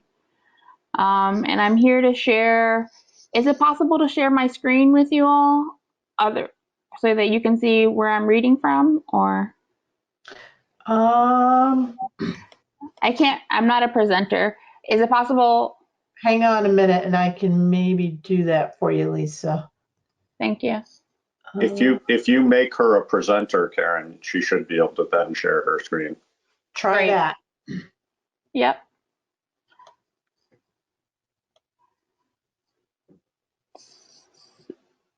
All right. There we go. So the Equity and Inclusion Committee met probably for the first time after, I would say, a month or two hiatus because of COVID-19 and sort of how that rocked everybody's world. But when we got together, we started having conversations about how how equity and inclusion, sort of, as you've been having discussions today, expose what's always been there, and how this committee can offer suggestions about how to make sure that everybody is safe and also belongs. And so one of our thoughts was to ask the select board to consider a recommendation really about what it means. I titled the document, What It Means to Be a Good Neighbor and Safety for All, with the lens of inclusion and belonging and community. So if you allow me to read the recommendation, and this is really about the citizens and community of Putney and the visitors that are, I'm sure, on their way as restrictions are being lifted every day and people get more comfortable getting in their car and driving through this scenic little community. So here's our recommendation. Dear Putney community, one of the unspoken tenets of being a good neighbor is looking out for others.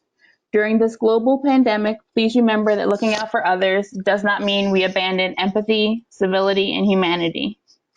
Many in the community are scared for a host of reasons, but do not let your fear turn into unsanctioned policing of others in the community. As the weather warms and restrictions loosen, there will be more visitors to Putney. It would be prejudicial and presumptive to assume you know something about someone based on the fact they have out-of-state plates or a different race and ethnicity than your own. As the governor's office recently shared, individuals in Vermont have been told that they do not belong and to leave because out-of-state plates and the color of their skin.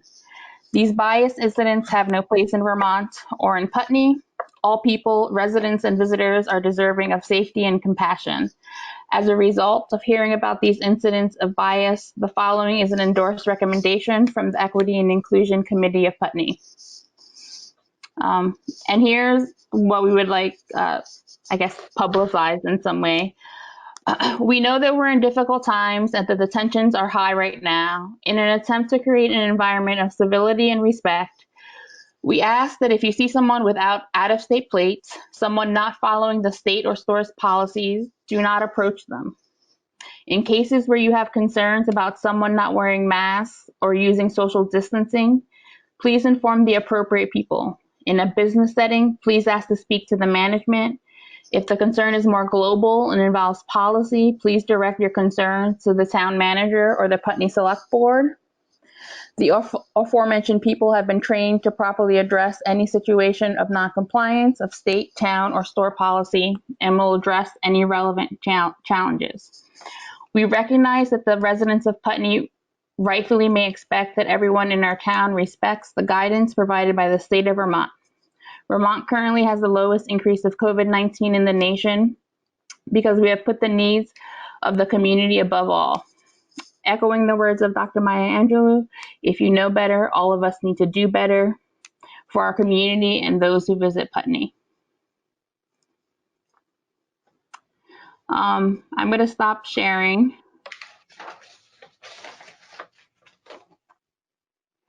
And see. Our conversation and our efforts was to support and to educate, and to really, the concern grew out of reported incidents of people taking it upon themselves to really police other people and make potentially dangerous situations for themselves and for those that they have approached. I will share that I have out-of-state plates. A colleague of mine has out-of-state plates, and they were followed onto campus and they were asked why they were here. They were white. It wasn't about race, but it was, if that was me in a car, that's kind of terrifying to be stopped and asked, why are you here? What are you doing? And so that was sort of the express, to keep everybody's safety in mind and really to ask community members not to police other people. It's a dangerous situation. Mm-hmm. I don't know, Jamie, if you want to add anything, if I missed anything. No, it was really powerful that our equity committee meeting raised this a week prior to the incident, and it was at Hartford. Yes. And so we had discussed creating a statement, and then this happened in Hartford, Vermont. The governor reacted swiftly, reached out to the family that had been attacked. And so it just was really powerful to see the context and the importance of this work. And I'm really grateful that we have the Equity and Inclusion Committee that gives that space for us to do that work. Thank you, Lisa. Thank you. So to the select board, the Equity and Inclusion Committee's ask is that we adopt this statement as our own. And I put that out there to you. So I will make a motion that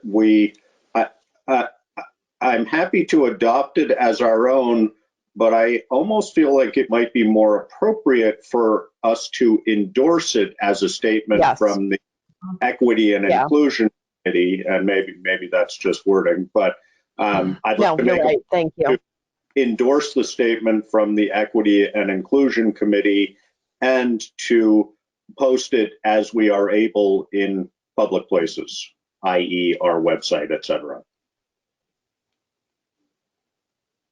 Thank you. Can I just add something? I think it will tie later into your conversation that you have about face masks in Brattleboro and where Putney comes down on it, because that will be, wherever it lands, a policing issue for people about wearing masks. So can I make a comment? Thank you. Well, first we have a motion, so we should probably keep the motion moving and then we can have discussion. Did you make the motion? I made the motion, David. I'm sorry. I'll second the motion. Thank you. We're good. It's been a long day. It's been moved and seconded. And now, is there any discussion? Yeah, I just want to clarify my statement. I think the reason I think it's preferable to me to endorse it rather than to adopt it is that I think it's important that it's a statement from the Equity and Inclusion Committee and from us, but I prefer that it reflects the strength of that committee for us to endorse it rather than to adopt it as our own, because I think that's important. So that's the only reason. I totally agree, Josh. In fact, when we had at the last meeting with them, I think I used the language endorse and just kind of misspoke this time around. But thank you. I wholeheartedly agree with that sentiment.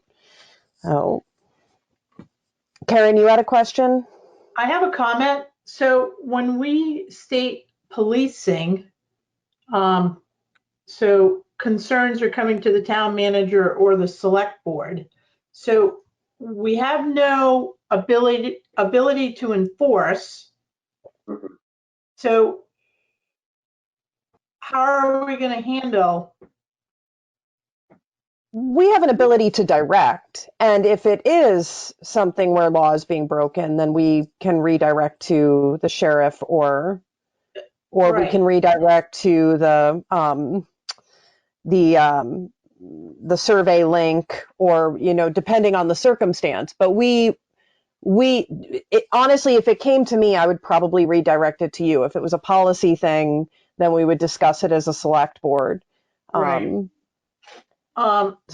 I think that's where that comes from. And I like what Lisa said, because it's about educating. And, I mean, we can't be out there being vigilantes. I mean. No, that's the fear that people take it upon themselves. Right. That's the danger, really. And I think it's based out of fear and, the biases that we carry. But it's a slippery slope once you start doing that. And the thing too is, if anybody feels threatened, they should automatically be calling the sheriff's department or the state police for that matter. So absolutely. Yeah. Any further discussion? Jamie, I see your hand up. One of the things that has come up for me is we live near an Airbnb, and it struck me early on that I was seeing a bunch of out-of-state plates. And so I had shared in the equity meeting that one of the challenges that I am struggling with as somebody who was born and raised out of state is some of the reactions that I'm feeling in community about seeing out-of-state plates. And for me, I've been trying to think of how to, instead of calling, I don't want to be calling police. Somebody encouraged me. I reached out to the proper channels and someone encouraged me to call the police. And I said, because it was against the governor's order at the time. And I said, I'm not going to be calling the police on my neighbors or, whoever. But I did realize that for me, it was about reflecting back to policymakers that we need better policy. And so for me also as a community member, I started thinking, well, what scares me about this? And so the thought that folks could be coming into the community with COVID and then going into the grocery store. So I've started thinking, why can't Putney Mutual Aid reach out to all the Airbnbs and ask them if folks are arriving from out of state to give them our phone number so that they can call and get grocery delivery. So I'm trying to think of where the fear is and what the solution point is and how policy can create better community outcomes and what the goal of this is, which is safety and respect for everyone in our community. Thank you, Jamie. I really appreciate that line of thinking. Is there any further discussion on this statement? Just one clarification that the word policing is used in the first paragraph of that statement, not in the statement that we're endorsing. I mean, I agree with Karen. We are not the police, and so we won't be policing. But that term is used not in the statement itself, but in the introduction to it. So I think that's appropriate. So. Because we don't have the ability to police. We can certainly refer to police as Laura or somebody said, but other than that, it's not our tenure. And and in the language, it really means the sort of civilian policing of each other and not the actual authority of policing. Right. And it's for when people take essentially the law, and so they become right that party. Thank you. Right. Thank you. Do we have any further discussion on this? Okay. So it's been moved and seconded to endorse this statement from the Equity and Inclusion Committee on what did you call it? Being a good neighbor, or I called it a good neighbor, safety for all, because as I was thinking of when I was drafting it, that was really like the heart of it is I think your people are trying to be good neighbors. The outcome is, it's not safety for all. It's actually dangerous to do that. So to endorse the good neighbor, safety for all statement, all in favor? Aye. Aye. Aye. So it's been moved and passed. Thank you for the work you've done. Meeting with you Can I has take a been... photo of you all doing that? Yes, you can take a photo. Hands in the air. I'm documenting how proud I am right now. It's the first Equity and Inclusion Committee action. I'm sending this to the whole equity committee. Lovely. That's wonderful. Thank you, Lisa. It's interesting, that something like a pandemic brings out issues of equity and inclusion that, of course, are there all the time, but become noticeable in ways that none of us really assume they're going to at any time, because we're used to it being suppressed for all sorts of reasons. So it's important to be acting on it. Yeah. Thank you. And it was nice meeting those that I have not met. And hope I'll Bye, see you Lisa. in town with my Thanks. mask. Bye. Thanks, Jamie. Thank you, Jamie. Thank you. I'm waiting for the Okay, pool. oh, that's a ways down the agenda, but we'll get there. Yeah. So next up is the VLCT Select Board Rules of Procedure Approval and Adoption. And this is, we had discussed this briefly a couple of different times. These are the recommended rules of procedure from VLCT. They move a little bit away from Robert's Rules of Order, but they still keep us well within the guidelines of open meeting law. And it's just basically a structure for us to work in that we honestly are using currently. So we are technically supposed to have rules of procedure though. So if somebody wants to make a motion and then we could discuss. I'll make a motion to adopt that. Well, there's one comment I want to make about them, but I'll make a motion to adopt the presented rules of procedure for the Bunny Select Board. And I'll second that. Okay, it's been moved and seconded, and now discussion. This may be in there and I didn't see it. I was just wondering, is this something that would be adopted annually by any given select board, or is this sort of are we adopting this for the select boards of the future kind of thing? So my understanding is we're actually supposed to set rules and procedure every time we change our governance. So, so it would be an annual procedure. The reason I asked was because the specific to setting a time and a date or a time and a place for meetings. That's something that comes up for discussion every year, and I just wanted to make sure that this was more of an annual adoption thing than, because we don't want to tell future select boards when they have to meet, because that's up to them. So that was the only concern. Shortly after we went through our reorganization, I mean, like the day after we went through our reorganization, COVID hit us in a major way. And so we missed some of these norms and we're just catching up now, it feels like. But I think that going forward in future years, it would probably look like this and the paper of record and the time and place and the all of that would happen in the same meeting. And it just didn't pan out that way this year because we were dealing with a pandemic. But all right, so it's been moved and seconded. Is there any further discussion? Okay, hearing no further discussion, all in favor? Aye. Aye. We have passed a motion to adopt the VLCT Select Board Rules of Procedure approval, or sorry, just procedure. And then we have the EMD delegation of authority was slipped into our schedule here. So I'll make a motion that we accept the recommendation of the current EMD to delegate authority as proposed to Chris Fellows and Evan Martin. And I second that. Okay, been moved and seconded. Is there any discussion?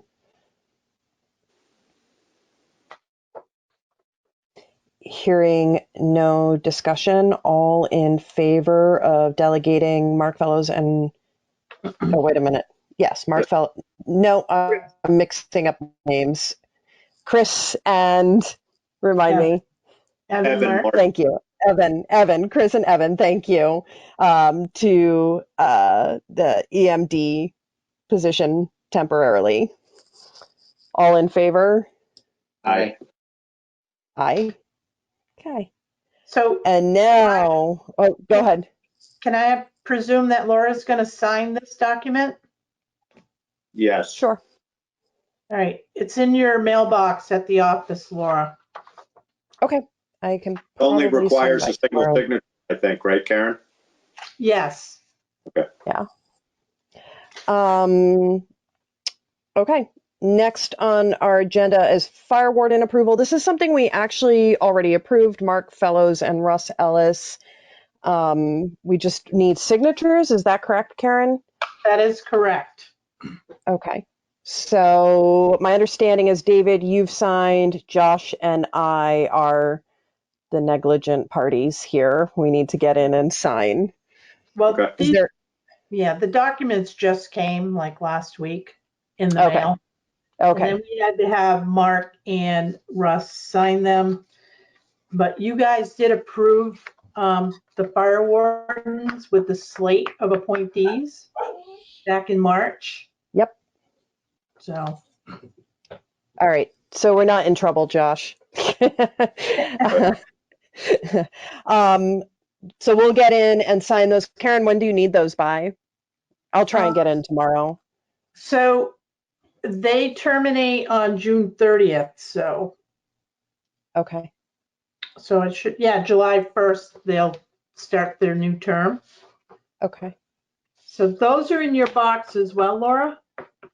Fantastic. And then if we can get Josh to come in over the weekend. Okay. Well, we all have to sign warrants too. So. Well, they designated you as a signer. That's true. That's right. So, so just I have to make sure I get in tomorrow. Okay. Yeah. All right. Moving on to the East Putney Brook Road Bridge discussion. So I put this on the agenda only to bring it back onto the table. As you all know, the bridge has been shut off with the Jersey barriers because it's unsafe for pedestrians, for one thing. And we didn't want any vehicle traffic going over it, not knowing, you know, the integrity of the bridge. So Bryce Hodgson had approached me over the phone and said, hey, what's going on with the bridge? Is it ever going to open again? And I'm like, well, I really don't know, Bryce, when that would happen. And he says he offered to pull the materials together for the decking and volunteers to redo the bridge. And I'm like, all right, see, you know, if you can do that, let me know. So he has secured black locusts for the decking. He has secured volunteers to take the old decking up and put the new decking down. And he's also has a friend who is a state of Vermont project engineer, and she is actually project engineer on the Route 5 bridge right by the G store. So she went with Bryce and looked underneath, and she asked Bryce if there's any structural reports on that bridge. So I'm going to touch base with Renee, and because it's over a stream, there might be certain permitting that we would have to get, but I would like to talk to Brian Harlow first and foremost, because it is a trail. We don't have to maintain the bridge, but if we have somebody willing to replace it and they have the material already, is that something the select board would be interested in? So Karen and I had this discussion earlier, and I find it interesting. My one concern is that the discussion on the other end of that trail was that Westminster wants to close it. And so if we approve the rebuilding of this bridge, even at no cost to the town, and it's for vehicular use, where are cars going to go? How are they going to turn around? You know, those are questions that came to mind for me. So can I just also add that Bryce did mention that if the town could purchase the hardware, you know, to put the decking down. And I don't know what else it would require. But in any event, if it doesn't open up to motorized vehicles, like passenger trucks and Jeeps and that kind of stuff, that deck still needs to be, something has to happen because people are walking on it. And that There's a is, safety issue. Yeah. that's the liability that I'm worried about. And dirt bikes are going around the Jersey barrier now, and four-wheelers are going through the brook to get to the other side. So they're finding means and ways to get around the Jersey barriers. And it appears, and I have not been out there, but it appears somebody has hit the barrier. They must not have known it was there because there's broken glass and the sign is knocked over. So somebody was out there and had a small accident, but it is a liability to the town, so we have to make a decision. And Laura, you're right, because Westminster does not want to open their end because all that traffic is going into their town forest, and they're trying to alleviate that. But we definitely need to make a decision about this bridge. How soon do you need a decision from us? Well, it's been a while now, but we can bring it back onto the table after I talk to Renee and after I talk to Brian Harlow, because I think it's important that he's involved as the road foreman. Yeah. I'm curious if we can do a compromise and not allow like cars, Jeeps, etc., but allow four-wheelers, dirt bikes, whatever. Is that possible? It might be. I think it would be hard to enforce that. If you open the bridge up for a four-wheeler and someone wants to go through with their Jeep and they see a freshly decked bridge, they're going to drive on it. Yeah. And well, I wonder if you narrow it so that a car. Maybe, and they could just pull it sideways with their Jeep and drive on it. But, I mean, I guess, Mike, I have a couple concerns that come up is that, are we going to make sure that the supports are good enough? I know that it was looked at by a project engineer, but it would really be nice if someone from town looked at it and made sure that we're not decking on something that is wasting their time and energy of whoever's doing it. And if we're going to do it and do it right, how are we going to restrict car usage? And if we're not going to be able to restrict car usage, what does that mean in our relationship with Westminster?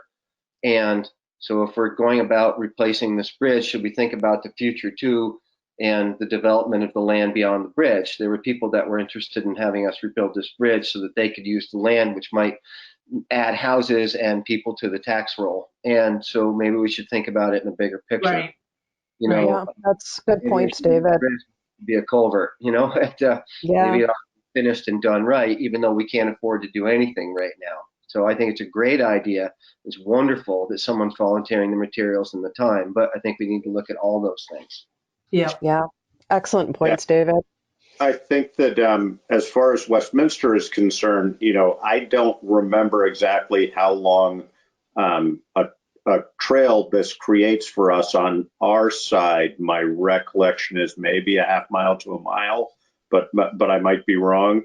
But not to disrespect Westminster at all, but as David's alluding to, if it does create access to an area of Putney that people want access to, then it's incumbent upon Westminster to close it off at the point they want it closed off.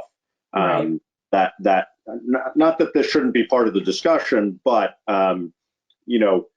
it's not up to us to limit traffic on our trails in order to accommodate Westminster's desires. And again, that nothing against Westminster with that. It's just if it gives people access they want on the Putney side, that's good.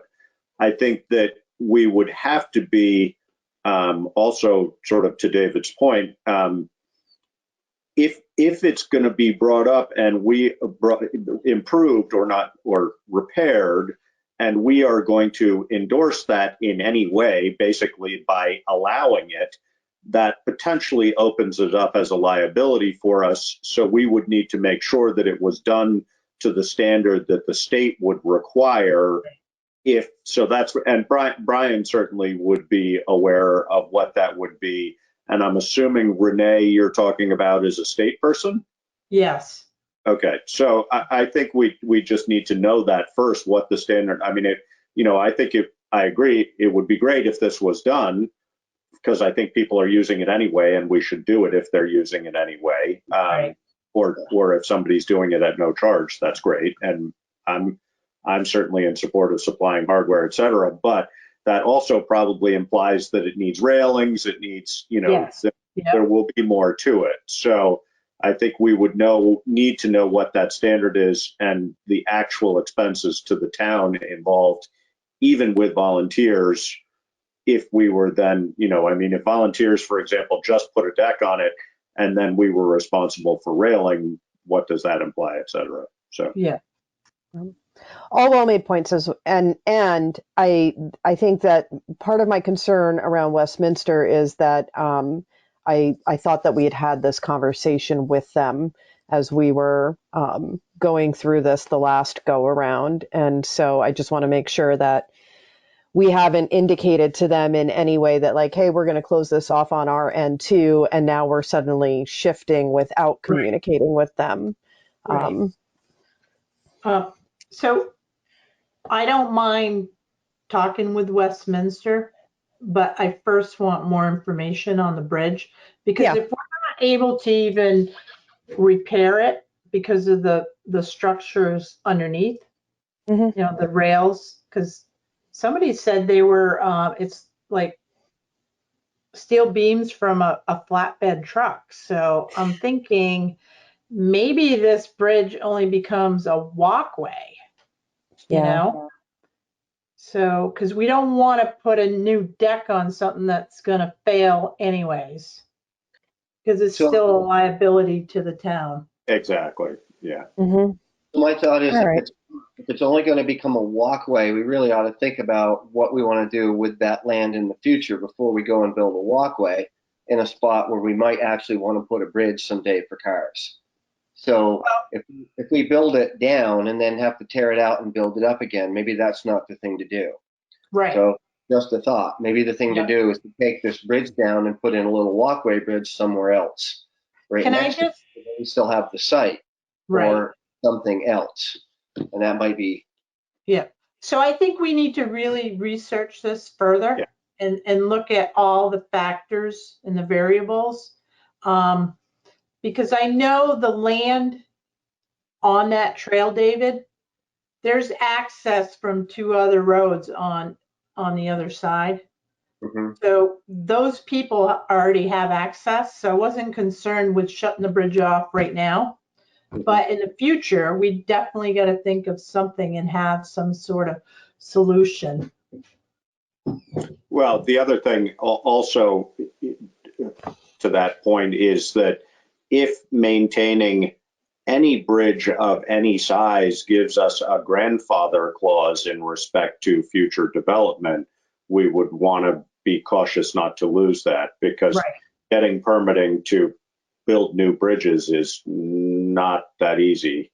So, if it would buy us, whatever, a decade or 2 of time to improve it, well, we see what happens with that land.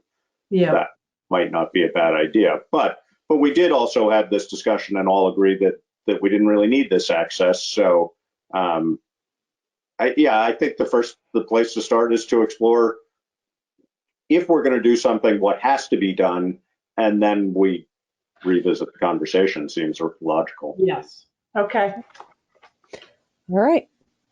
So moving on, audit proposal results, recommendation and approval of auditor.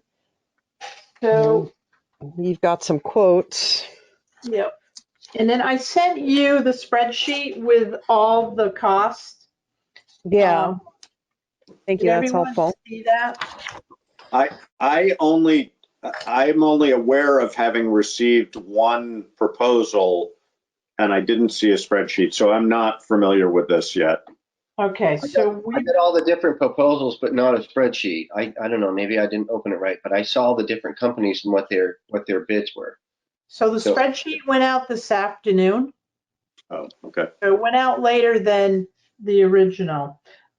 We had 1, 2, 3. Is the 4. spreadsheet the one that lists all the different municipalities that each firm? Can you see that? I did get that. I'm sorry, I got that. Thank you. Hang on a minute. I wonder if I can share my screen. Thank you, Laura. You should be able to. Hold on. I'm opening it now. Anyway, Karen. Okay. Let me see if I can do this. I have to remember where it was.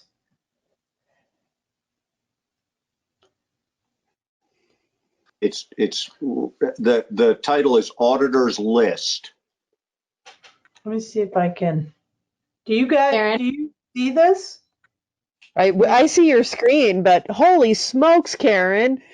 There we go. Yep. What? Is it too big? Make it twice as big. I can't read it. Hang on a minute. I think I just lost it. I think Seeing your I home just turned screen. lists up. Hold on. Something's going on. Oh, it was back for a second. Do you see it? There it is. There it is. Yep. Do you see it okay? I'm not seeing it, but I have it on paper, so All right. I'm not sure what's going on my end. All right. So there were 7, I think I just said, letters that went out. And then we had 2 that responded they could not send a proposal because they were too busy. But we did get 4 in. So of the 4, R.H.R. Smith and Company, Batchlanders Associates, Mudgett, Graham and Graham gave us cost proposals. And as you can see here, I mean, they're pretty much apples to apples, except for the cost. And I want you to, if you notice the hours. Yeah, I was curious about that. Yeah. Now, R.H.R. Smith and Company are out of Buxton, Maine. I did reach out to Chester, Vermont, Rockingham, and Vernon. Nice. To ask them, you know, how the company is. I had a lot of questions just to get a consensus to see, you know, if they're happy with them and, you know, how long they've been working with the firm. But I have not got a response yet. So another point, John Mudgett, who's been with us, with the town of Putney since 2004, and he does a really good job. And with our grants, we're supposed to go out to bid for auditing services every 3 years. So this is why I put this out there, and to see what the costs are and how competitive, you know, are we with Mudgett compared to someone else. And remind me, Karen, wasn't he talking about retiring? Yes. Yeah. But that's but his firm will continue. He himself would, at least mostly. I mean, I've had this conversation with him, so he would mostly retire, but his firm would still have the capacity and desire to do our work, and also is familiar with our situation and our numbers, et cetera. I have also, just on a sort of separate personal note, I have worked with John's firm in a different capacity on a different board, and the other folks in his firm are very capable as well. And not to say that's the way we should go necessarily, but just a comment. My personal feeling would be that it's really important we hear back from those other towns about the folks in Maine before we. I agree with you. I mean, it's not a huge price difference. It seems to me it's a big enough price difference, so it's worth considering if everybody says, wow, these guys are great. But if everybody says, yeah, they've been fine, but there's this and that, then it's probably not worth making that change. And I agree with you, Josh, on that. I want to wait for responses to come back and then make a recommendation. Yeah, I agree with that. So, all right, do we need to have any further discussion about this tonight, or can we move on from here? David's got a question. Oh, go for it, David. I'd like to my comment, I'm always wanting to, get the best, possible. I can't, David's breaking up for me. I don't know whether he is for you guys. Yeah, he's breaking up for me too. On us. David? Oh, we're going to lose David. There, that's better. Oh, he looks like he might be back. Oh, no.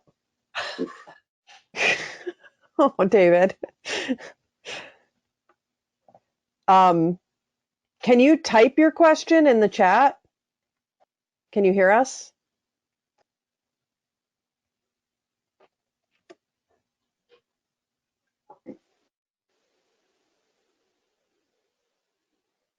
I just want to give him a minute. Yeah. Maybe you could call Karen on her cell phone, or we can see you, we can hear you. Oh, maybe. He's coming back, but. You're very pixelated. Yeah, I think he's frozen now. Oh, here we go. I see the phone out. Oh my goodness. He's still muted, his camera, his microphone. Oh, there he is. David, I see you. Yeah, now you're back. I think you're back. You had I don't know what happened. Oh, there you are. Okay, you're back. All right, I'll make this really quick. I think trust is hugely important, especially in this, and when it comes to the finances. And if we know you have a really good working relationship with someone that knows our situation, I think that's valuable. And I don't think it's that much money difference. It would be good to know, how other people feel about them. But, when I have, and I know this is not an accurate, metaphor, but when I have a supplier or a vendor that I know is going to do me right, even if they cost a little bit more, the ease of it is worth something. And you've worked with them before, Karen, so that might be worth something to you too. I think. Right. I'd like to know what you think about this. Well, I've talked to John, and I know he's, looking at retirement, and he did state, that he would hand over our file to somebody in his office and, get them up to speed. So I trust him on that. But I think going out competitively and just shopping around to see, what's out there is a good thing. And, sometimes it's not bad either to, make a change, Yeah. Because there might be something, they have a different style of doing audits, or, they might make recommendations, because we're new to them, so sometimes you get complacent, after long period of time, and it's like anything that we do, so but I'm going to wait and see what the other 3 towns have to say, and then we can make a decision. I would just say that this appears to me to have been quite a valuable exercise, just to see that everybody, really, there's not a lot of variety in the numbers. So, right. everybody's very much in the same ballpark. So, so that means that's an appropriate ballpark, seemingly. Right. Yeah, that was interesting. Yep. And if All I right. have to go by the hours, John's got 120 hours, and he's also got single audit report down, which the Yeah. other ones don't, and I have to question that too, especially with R.H.R. Smith, because if we have more than $750,000 in grant money, we have to have a single audit. So, and that's more money. So, but John's listed that here. Okay, so we're going to come back to this. Yes, when we are. when you have more information from other towns. How much of a hurry are we in, Karen? How much what? Of a hurry are, I mean, we don't, if we make that decision a week or 2 weeks from now, that's fine, right? Right. Yep. Yeah. Okay. No, we're okay. All right, moving on to the Forest for Learning status. And I don't know, Josh and David, we got another email on this about an hour before we went into meeting. Did you guys see that? I saw it came in, but I didn't get a chance to read it. I'm in the same boat. So I actually think that for this conversation, it's important that we're all able to be on the same page with this. It's not a very long email. Are you able to go back in and give it a quick read? Do you want me to share it? Yeah, could you share it? That'd be awesome. Because at this point, it's public information. I can read it out loud too. It's not that long. So I don't know how you uptake information though. I'm looking right at it now, Laura, so I'm all set. Okay. And okay, I can great. read whatever. Oh, what did I do? Oh, let me see. I don't know if I can pull it up for you, David. All right, I'm getting there. All right. Just give you guys a few minutes to review this, and then we can jump back in.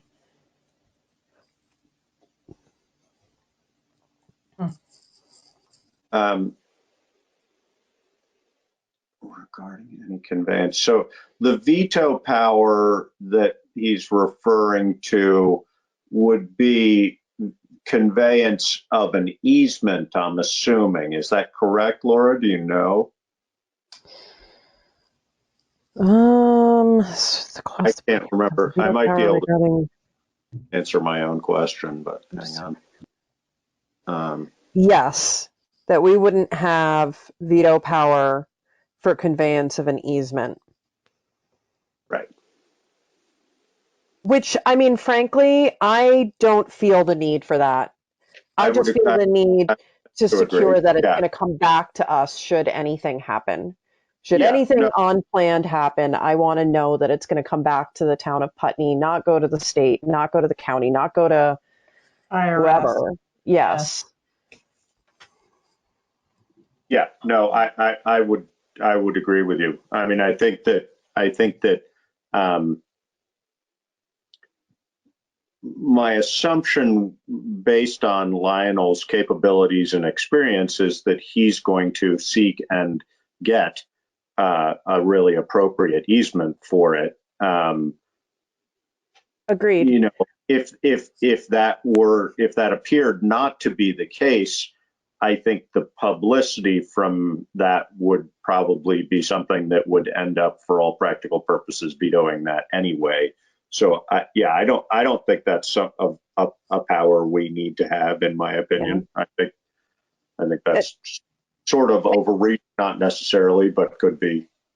Well, and I just want to state that in these emails that have gone back and forth, it seems that there has been a misunderstanding as to our intentions here. This is not a trust issue on our behalf. We don't have concerns about how the Forest for Learning Board is going to take action. We're worried about the what ifs, when things don't go the way we plan them to.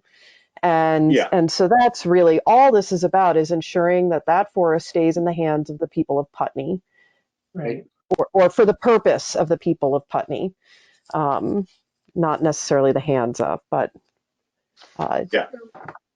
No, I agree. And I had this conversation with Karen after our last meeting, that I think part of the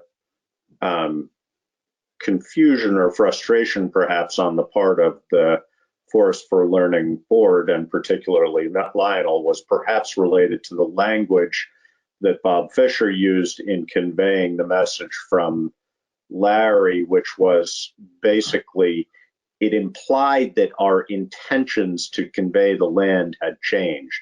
And I think we tried to make that clear in our statements last time, but I would just like to reiterate, we have all along had the intention, and know that we also have, based on the agreement we had with the select board who drafted the initial suggestion, we're committed to doing this. It's nothing about our intentions or our desires as far as having the Forest for Learning there. It's that long-term assurance if things do not go as intended. Right. So, Yeah. and the way it was presented in a statement to them, and I don't know whether that was something Larry said that Bob misinterpreted, or that, I'm not sure how that happened, but I don't think our intentions have ever changed. We just needed the sort of assurance aspect of it. Right. So I personally feel like these first two paragraphs really cover that. That in the event the Forest for Learning Incorporated fails to deliver on its mission, yada yada, it will revert to the town of Putney. And then within the if there is a disillusionment, then it returns to the town of Putney, because that was where I found some of my biggest concern was the language around it going to a government entity, not necessarily us specifically. I don't know if the rest of the select board agrees with me, but if we can all support this, we may be close to a resolution. Yeah, yes, I would agree, and I'm supportive of. I think we're very much headed in the right direction. I think that what we don't have, basically, Larry forwarded this to Karen, and Karen forwarded it to us, but I don't see a clear statement on Larry's part that this is satisfactory from him. So I think that for me, that would mean we shouldn't try and take an action on this tonight, which I don't think you're suggesting anyway. But I think we should, just confirm with Larry that this satisfies his concerns. And if so, I certainly could get on board supporting it. Yeah. My question was that Larry was really, it seemed quite clear and adamant about it needed to be attached to the deed. And I'm not a lawyer, and these aren't. And so I'm wondering about that, and I wanted to hear from him too. I was hoping there was a letter from him in here. But yeah, although he did also say that it didn't necessarily need to be in the deed as long as I can't remember the language he used. Karen is raising her hand and maybe saying, but essentially, as long as it runs with the land. Exactly. So as long as that's the case, effectively, I think it does the same thing. Yeah. Karen. Okay, so I just want to point out to the select board that I do agree, because I was not clear. I think Larry's 2 points in the very first email on May 18th at 5:02 p.m. That Laura just brought up, and David also mentioning that, Larry wanted those in the deed. And yes, I agree with all that. Now, Bob Fisher's letter to Larry mentions a separate document that he refers to as the agreement. And I have to say that if Lionel worked with Bob Fisher on all of these points in this proposal, it was very thought out. He put more work into this, and it actually made me feel better and more comfortable. So I believe that with Larry's comments and Larry's second email, if we get the right of reversion language in the deed, but also have them draft up this agreement. Mm-hmm. Because in that proposal, it gives Forest for Learning 5 years to obtain the easements. And if they don't, then the land will revert back to the town anyways. Okay, so I think we have to understand that it is going to take a little time. It took over 2 years to, pull this nonprofit together. And it sounds like that they have to go through certain steps in order to secure funding and to sell, the easement. So I think we can give them that, but I also feel that this language needs to be in an agreement and the select board need to be comfortable with that. And it also refers to having a select board negotiate with Forest for Learning, for conservation easements. And I think that's critical. Yeah, I would tend to disagree with that. But they're offering it, they're offering it. I think they're offering us an opportunity to sit on that board, for one of us to be a representative on that board. I think that Lionel's been pretty clear that he doesn't want other people to be a part of the process, that it's a delicate process to go after conservation easements. Maybe I'm incorrect, but what I saw was where was that? Forest for Learning will welcome a Putney Select Board liaison to its board so that there is openness and transparency in how the organization proceeds with the management of the property pending the sale of the development rights. And I think, personally, I think that's a great thing for us to secure. I don't know that any one of us should feel obligated to do that at this point, but there may be future board members that would want to be a part of that and to sit on that board. So it would be nice to have the security of we can have a place at the table if we want it. I don't hear that offering a position on that board. I hear it offering a position as a liaison. A liaison, yes. Yeah. Which I don't think the select board needs a position on that board. If there were any select board member who were interested and wanted to be a part of it and was able to contribute, I would assume Forest for Learning would welcome that anyway. So I don't think there needs to be. I don't think that needs to be sort of a guaranteed position, but I can understand Lionel's point of not wanting the select board to be part of the negotiation of an easement, because easements are complicated and they're time consuming and so on and so forth. Right. And honestly, it's not really our purview. I mean, we don't, I think that we should be informed. We should trust because that's the nature of the beast. But I think that if we are signing this deed over to these folks, putting trust in them to do what they're intending to do, then we're saying, yeah. And as long as we have that assurance that if it doesn't go the way they think, then it comes back to us, I think that's fine. And they're going to do the right thing. And if for some reason it doesn't work out, then we get it back, then that's what it is. Yeah. But I don't feel like I don't think we need to micromanage that in any way. And I think that's what Lionel's concerned about, is that, if it becomes a select board issue as well, suddenly it becomes, a constant source of discussion, et cetera, that they have to manage. And that's pretty cumbersome. So I'm fine with it. Yeah. We could slow the whole process down we already have. Yeah.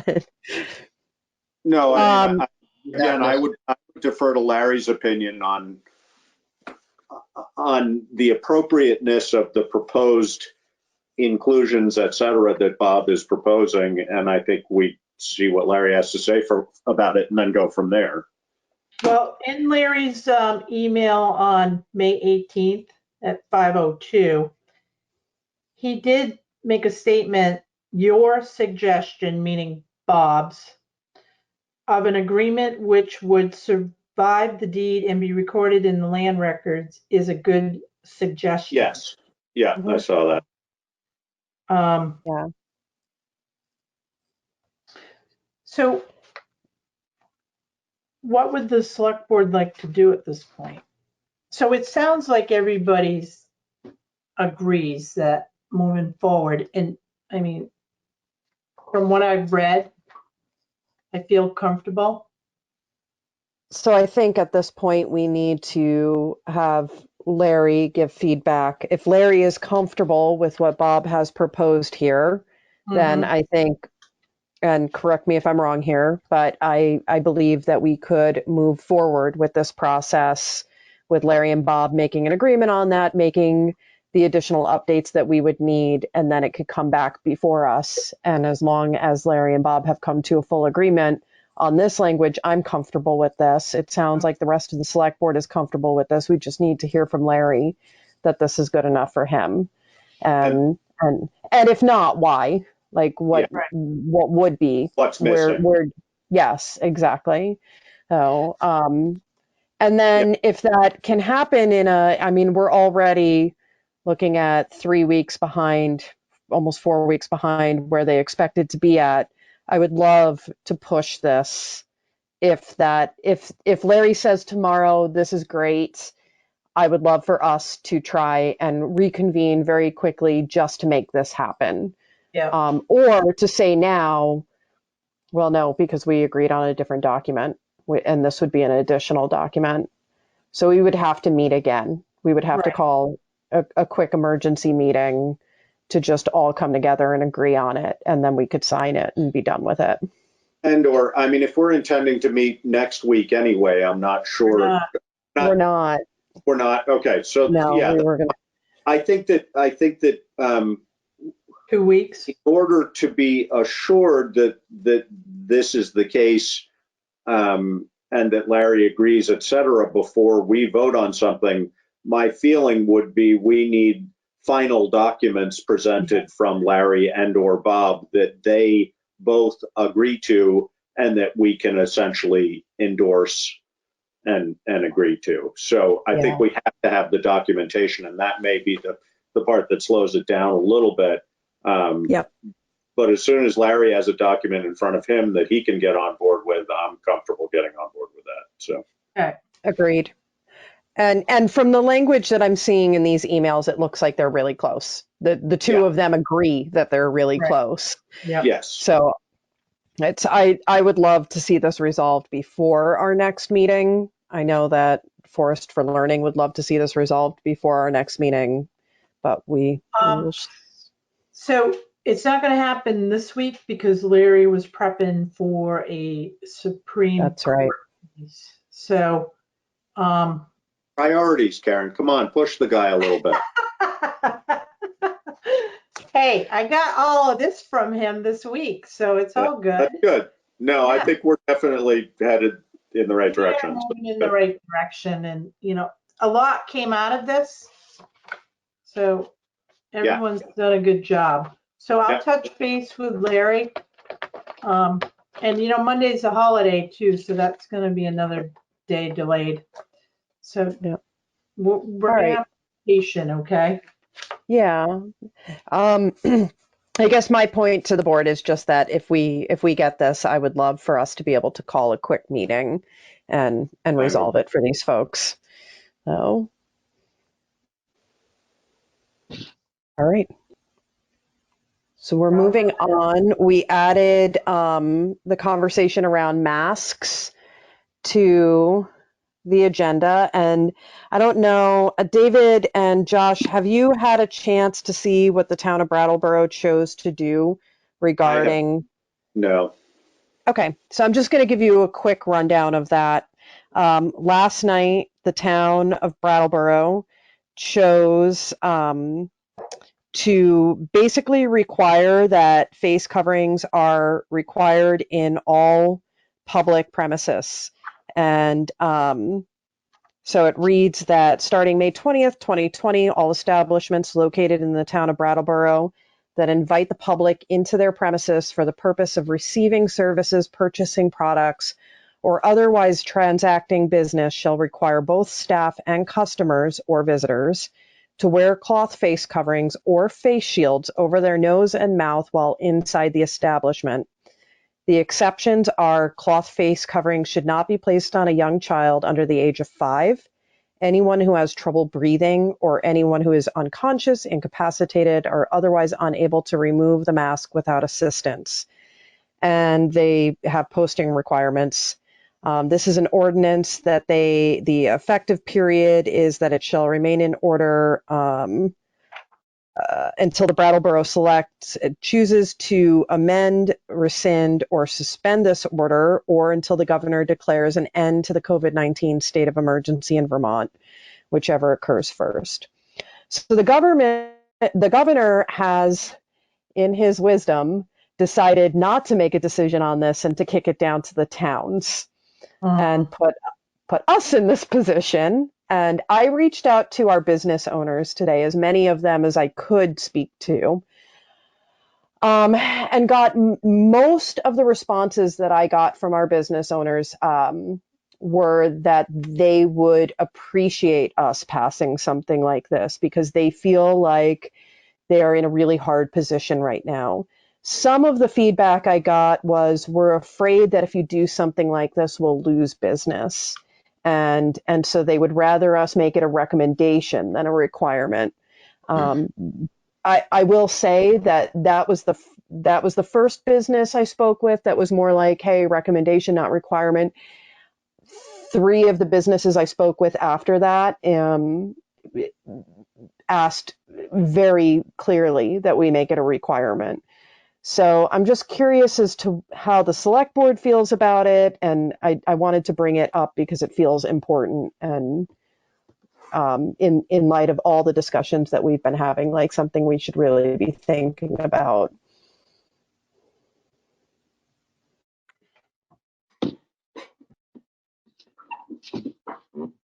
I'm happy to comment, but David, you want to comment first or not? I'm still chewing on it. I mean, you know, I think that as we always discuss in situations like this, we have no ability to enforce. So for all practical purposes, it's really just a recommendation anyway.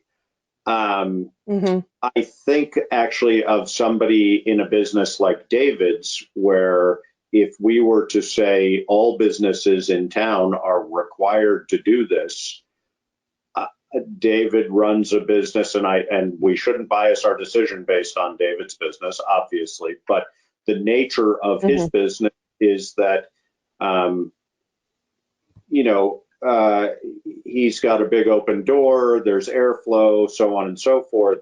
So a requirement would seem to me to feel a little bit overly stringent as far as that's concerned. In an enclosed space where somebody's coming in, I think it should be.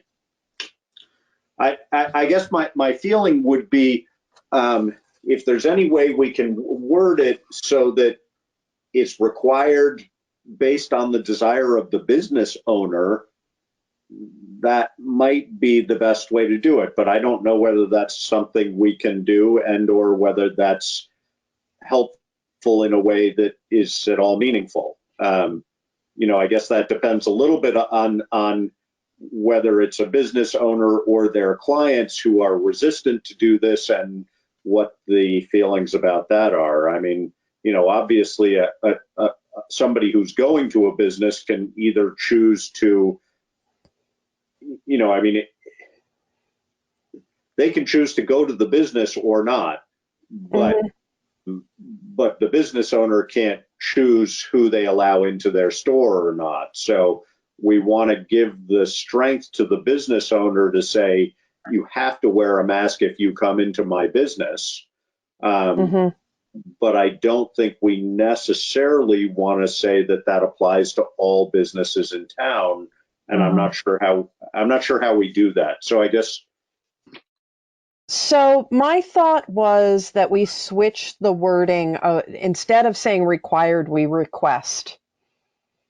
So I think that, at first I'd been talking about with Karen earlier this morning, we recommend it, and recommend it doesn't feel, request feels like it's a little bit stronger language than recommend. We're actually asking you to do this as a town. And whether or not businesses or individuals choose to uphold that becomes their choice. So I guess, yeah, I agree. I agree that sounds like a good way to do it. I guess I might, if possible, strengthen it a little bit more by saying we request that businesses require masks, both of their employees and of their clientele. They're already required by the state for the employees. It is in all, yes. In all settings, or I mean, I know it is in retail. All settings where you're serving the public. Yeah, even nonprofits. In all settings where you're coming into contact with the public are required to wear face masks. So what I'm trying to think of, Laura, is there a way that we can leave it up to the discretion of a business owner as to whether they require it of their clients or not? I mean, if we can present it as a request from us and allow businesses to have the extra teeth of saying, yes, I'm allowed to tell you that you have to have a mask if you want to come in here, I think that would be ideal. So maybe I think we should allow them to do that if they choose. I mean, I think it should be any business owner's choice not to not have masks at all. But if they don't want somebody coming into their store without a mask on, we should allow them to be able to make that statement if we can. Yeah. I think that some of them feel very comfortable in that, as we've seen the Putney Co-op has already done this. They've implemented it, masks and gloves, and they're providing them.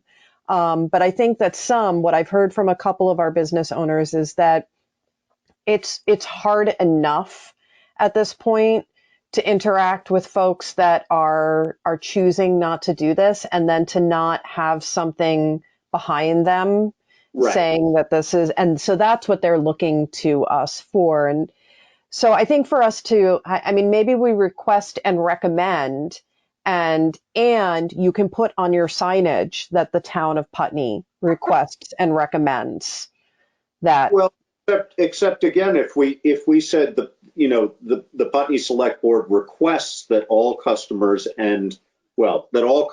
wear masks, and we leave it to the discretion of a business owner as to whether they want to actually require it, then that gives those business owners the ability to really say that. And maybe that's too, I don't know whether we can word it in a way that makes that makes it viable, but I very much think we should allow business owners to make that choice if they want to. Right. That it's not just a request from us, that they have the legal right to require it if they so choose. Is that true now? Can't they do that already, even if we don't make it? So, and it's still all, like Tom said a long time ago, it's the honor system, basically. This is all, basically. Right. So, is our statement helpful in any way because there's no enforcement? Yeah, because it's a statement of, we hold positions of power, David. And in those positions of power, we actually were able to influence in a different way. And they're able to also point and say, it's not me, it's them. Exactly. And I think that's important to empower them in that way, that they can say, this isn't my rules, because they're trying to do business during a really hard period of time, as you understand. And to be able to kind of scapegoat us, I feel pretty strongly about that they are able to say the town of Putney is pushing this on me. Right. Whatever their personal feelings are, I think it matters for them. But At least that's what I'm hearing. but I do think it's also important to allow them, if they want to take that. I think the request is exactly what you're referring to, Laura, of, hey, the town requested this. But I do think it's important also that we allow them to make a decision to go further if they choose. Yeah, absolutely. And I mean, frankly, if it wasn't for one business saying to me, I don't know that I want you to go as far as requiring it, I would probably be asking a very different thing right now. I would probably be saying we should be requiring this of all businesses. But because one business said to me, I'm really not sure that I'm nervous about what this will look like for us, I feel less comfortable with that. I don't want to do anything that's going to negatively impact any business in this town at this point. And I recognize too that though I feel pretty solid about the science behind masks, it isn't necessarily and I'm going to try and be very careful about how I say this. The WHO has not come out and fully endorsed this yet. The CDC has. So there's conflicting science at this point. And there are also some people that really struggle with the idea of wearing a mask for many different reasons, whether they have breathing problems or they have, sensory issues or so. I would like to leave it up to the discretion of the owner and give them the support of the select board in that choice. So are we trying to take action? I mean, do you want me to try and verbalize a motion, or are we discussing this and trying to come up with an ordinance that we would adopt soon?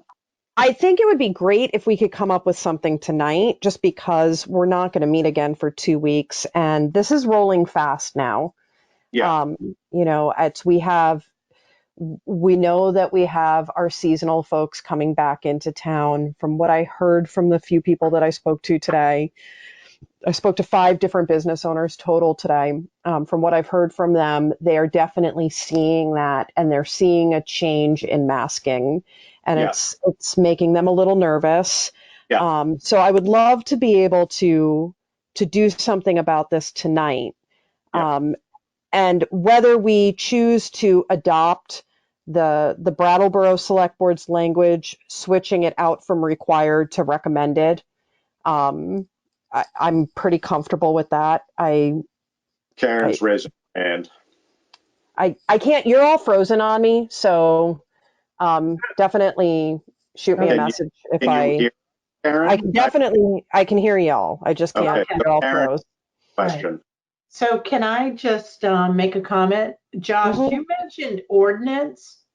So an ordinance has to be heard. You have to have a public hearing. Warned, etc. Yes, right. Yes. So that's what you're not referring to an ordinance though, right? Is this a temporary situation, Laura?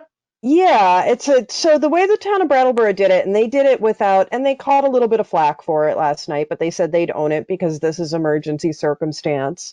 They did it as a resolution. So I misspoke when I said ordinance. It is a resolution. Okay. So I will make.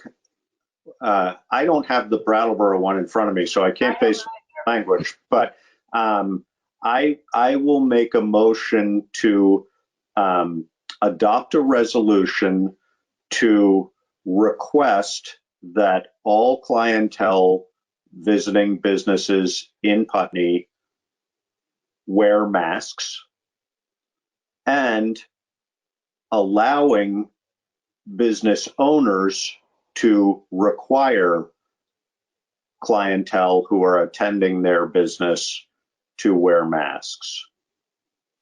Can we encourage businesses to do that? Encourage them to require it. Encourage That's them fine. to require it. Yeah. That's fine with me. Okay.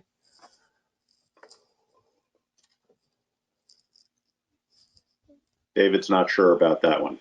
I think it's the nature of my business is so different than most retail or service business that there's always room for me to say, could you just make sure you stay 6 feet away?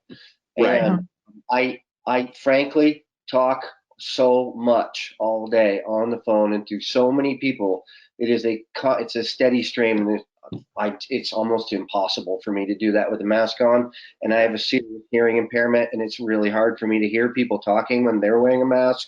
So seeing it from my perspective, it seems restrictive, but I know it's honor system and I know there's no enforcement. I know my clientele is smaller and really well known to me, and they leave their cars and they leave.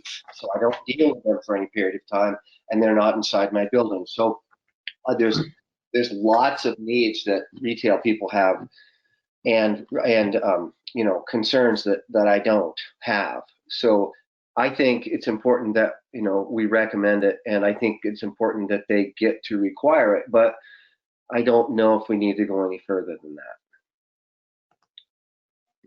Okay. So that's Josh's motion pretty much said exactly what you're saying. Are you seconding Josh's motion? I'm seconding that motion. Yep. Okay. And about endorsing it. So I thought you were heading towards changing the motion, Well, no, I did ask that we endorse it so that we encourage it. Not saying that we require it, but that we encourage it. Okay. Encourage wearing of masks or encourage businesses to require masks? Encourage businesses to require masks. Yeah, I think that's fair. I mean, we're not, yeah, I mean, we're not telling them they have to, but encourage. I'm okay with that. David, you okay? I think encourage people to be safe in any way they can be safe and try to keep this spreading. I will accept as a friendly amendment the inclusion of the word encourage businesses to require masks. Okay, and I'll second that. So if you could read that back, well, yeah, I don't know, however you want to run it, but if you can read it back in full so that we know exactly what the language is, that would be great. Okay, so I did not. Karen, did you catch all of this? I did not. Okay. I can repeat it if you want. Please repeat it, and I'm going to catch it now. Okay, so I will make a motion to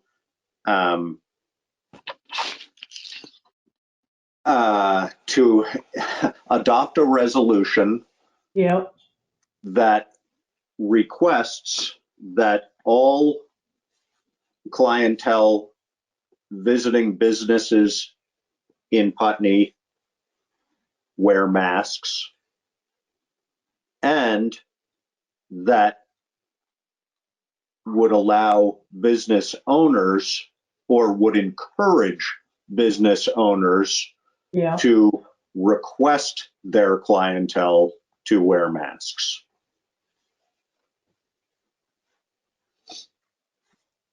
I think that covers it.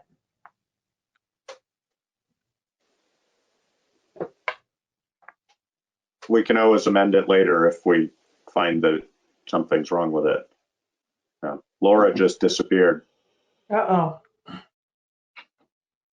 Laura? Laura?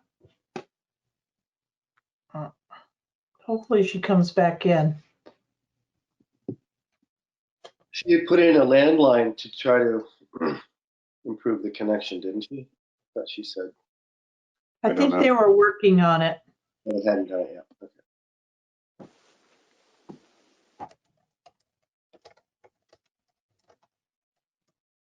Yeah, I think it's also, I mean, I think it's great that Laura reached out to, Laura's back in.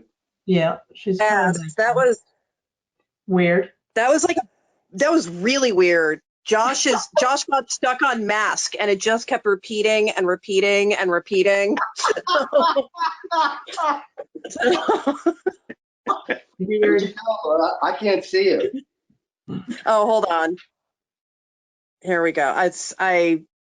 Now I have to be on my phone because my computer froze with Josh just repeating over and over and over. So, Ask. it was pretty bad, Josh. A little bit. But what was that? What was that show? The Talking Head. Anyway, never mind. Max Headroom. Oh yeah. That's what it was like. That's exactly what it was like. Okay. So we're requesting that all clientele that visit Putney establishments. Maybe Karen, did you get it down, Karen? I got most of it. So adopt a resolution that requests clientele in Putney to visit Putney. And that would encourage businesses to request their clientele to wear masks. To require. So we're requesting, but we're allowing businesses to require. Okay. With the exclusions that Brattleboro put forth. So the exclusions were, hold on one second. Yeah. That Fine. Children under 5, where is it? Yeah, people with difficulty breathing, unconscious, so on and so forth. Yeah, absolutely. Yeah. The exceptions are cloth face coverings should not be placed on young children. And it could be face coverings or face shields. So all clientele to wear face coverings or face shields.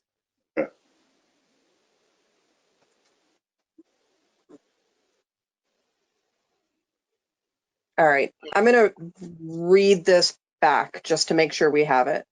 So David, hang on. I showed David as paused. David, are you there? Yeah, I think he might have bio broken. Oh no. I'm here. Okay, we can hear you. Okay. All right, so this is what I have. The town of Putney requests that all clientele that visit Putney establishments wear masks or face shields and encourages all clientele or wait a minute. Businesses. Encourages businesses. And encourages all businesses to require clientele to wear face coverings or face shields. Exceptions, cloth face coverings should not be placed on young children under age 5, anyone who has trouble breathing, or anyone who is unconscious, incapacitated, or otherwise unable to remove the mask without assistance. And then they have a posting requirement. I don't feel like we need to do that. I think that we can leave posting up to the businesses. Yes. Yes, I would agree. Okay. Yeah, I mean, this sort of would go without saying, but I don't know whether in those exclusions there should also say, and at the discretion of the business owner by request of a client. Sort of, I mean, if somebody comes in and says, I'm phobic about masks or something like that. Right. So, but that maybe that doesn't need to be there. That might be overkill.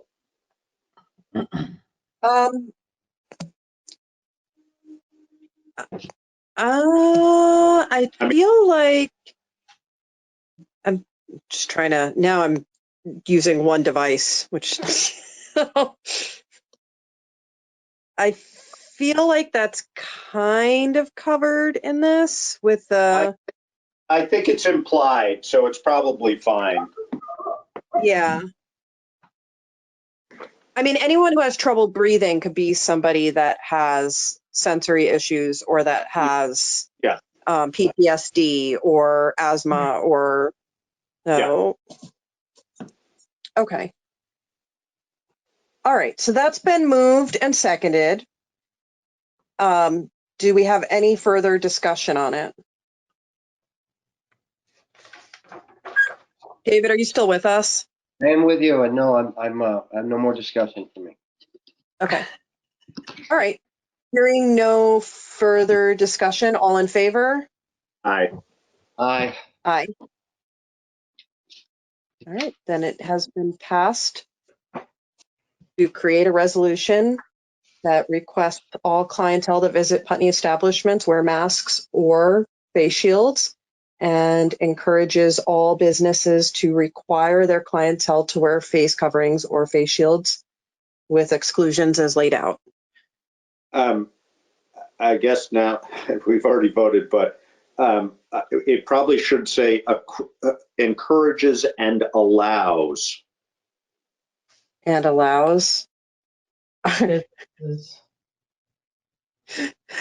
So friendly amendment to that? Yeah. Or do we? Okay. Was that a motion for a friendly amendment? Yeah. Yes, I guess. So we'd have to. Are we all in favor of amending this to include the words and allows? Yes, I am. Yes. Yes. Okay. So be it. Retroactively. Yes. Okay. So that only leads me to one other thing before we move on. We had talked about signage, and I don't know, Josh, you had thought that maybe the Putney School might be able to help with some signage. Did you have a chance to follow up on that? I have not done that, but I am meeting with Emily tomorrow morning, and I will ask about it. Okay.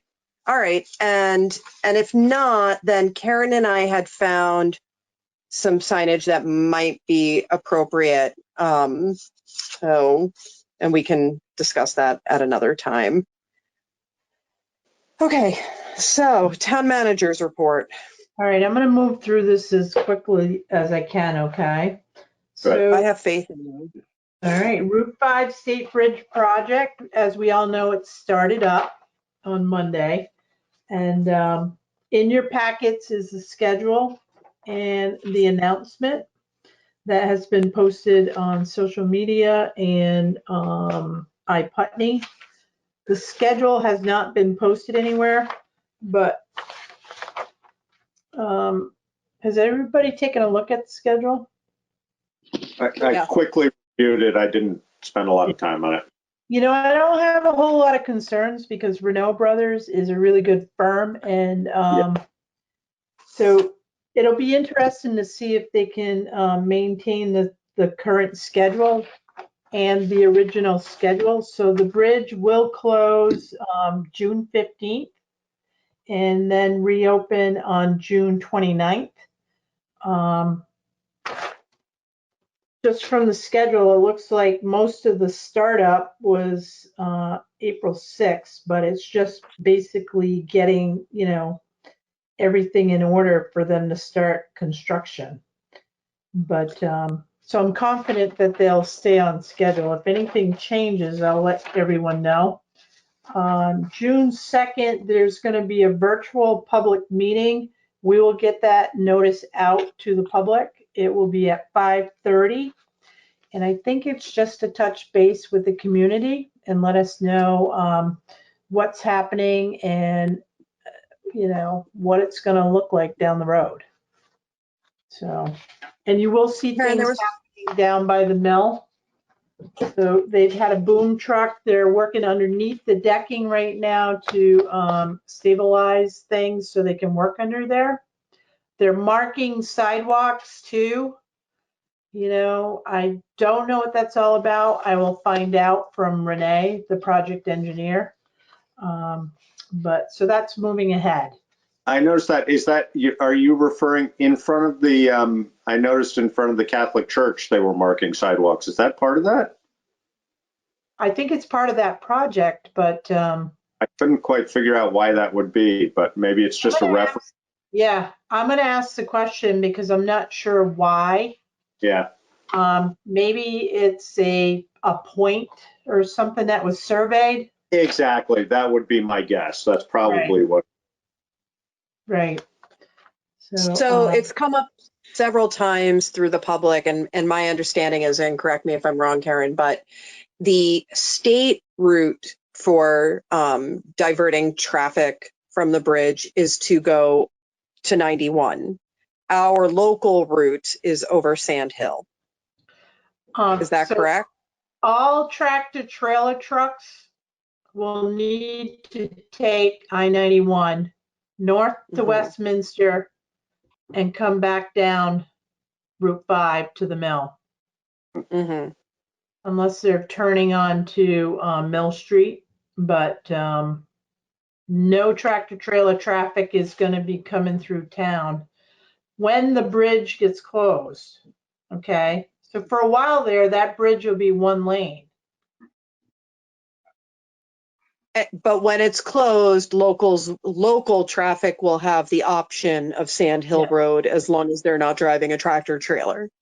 Right. So the local bus, the current will be running on Sand Hill, and UPS, FedEx trucks will be running Sand Hill, and then all local traffic. And I've already talked to Brian about detour signs when the bridge is closed. So basically it's, up Kimball Hill, over to Sand Hill, back to Route 5. And I suspect, Laura, that most of the traffic you're going to find is from East Putney, because we can't ask them to go all the way through Westminster, get on 91, and then come down. That doesn't make any sense. No, I'm in East Putney. It would be a nightmare for me. So, I'm very grateful. I would think the other exception to that, to the use of Sand Hill would be, I mean, it's limited by the weight limit on that bridge on Sand Hill. So, for example, a concrete truck, I would guess, would have to go around, even though it's not a tractor trailer. Right. So, that would be either tractor trailer or subject to the weight limit of the road, of the bridge on Sand Hill. Right. Do you remember what the weight limit is on that bridge? No, I'd have to look it up. That's okay. I was just curious. Yeah, I think like your oil trucks too, propane, I think they would be okay, but we're going to have to monitor that. Yeah. Okay. But again, we do have a public hearing on public informational meeting on June 2nd. June 2nd. It'll be virtual. Okay. And Karen, presumably either the state or Renault is going to take care of all signage related to that. They are on Route 5. They are not on our local road. So Kimball Hill, Sand Hill, we have to do the signage for those two roads because we know the roads and Brian will know where to place them strategically. Okay. Because if anything happens and the state doesn't want the liability on a municipal road. So we probably ought to just remind Brian, he may well have already considered this, but that weight limit posting should be at the ends of Sand Hill as well. Yeah. You don't want to get somebody getting to that bridge and having to back all the way out. Right. Yeah, good point. Isn't there a weight limit sign? Doesn't there need to be a certain distance from the bridge? Probably. We should just make sure that it's there. Yeah, I'm not sure how that. I can't remember whether it's at the end or. Yeah, and I can't remember. That's a really good point. I'm sure they're no, there. I don't either. Just like speed limit signs. I'm sure they're there, but. Yeah. But you never. Exactly. He never pays attention to them, especially when she's in the convertible. You're right, I don't. It's like. Aren't they just suggestions anyway? Isn't that? They're just suggestions, right? Not enforceable. They're recommendations, not requirements, right? Yeah. All right, moving on. Tax sales status update. I sent you the list. I don't know if you all looked at it. Okay. So just a quick update. There's $95,063.46 outstanding in delinquent taxes. The letters went out to the property owners. I've already had one property owner pay one of their 2 delinquent years. So it actually got them off the tax sale list. Good. So now they're only 1 year delinquent. So I'm going to pursue, more, hopefully. I probably won't see more until, maybe the first week of June. Closer. Yeah. Yeah. But so people, I'm confident they're going to do the best they can. And I will make payment arrangement plans with them.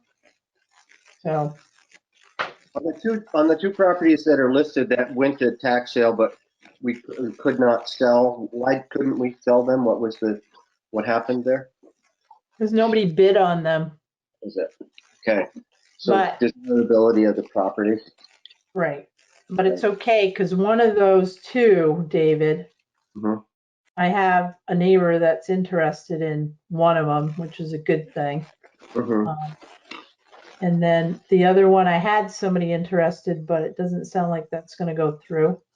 But again, I'm optimistic. So people, they're calling. And once this list is posted,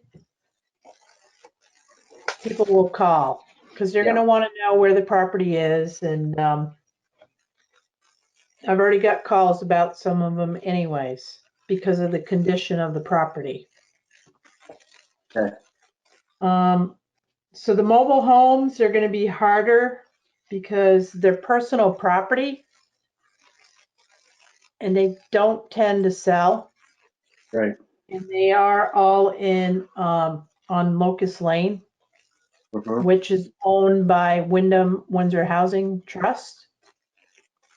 So the land is owned by the trust, and then the mobile homes are personal property to the people living in them.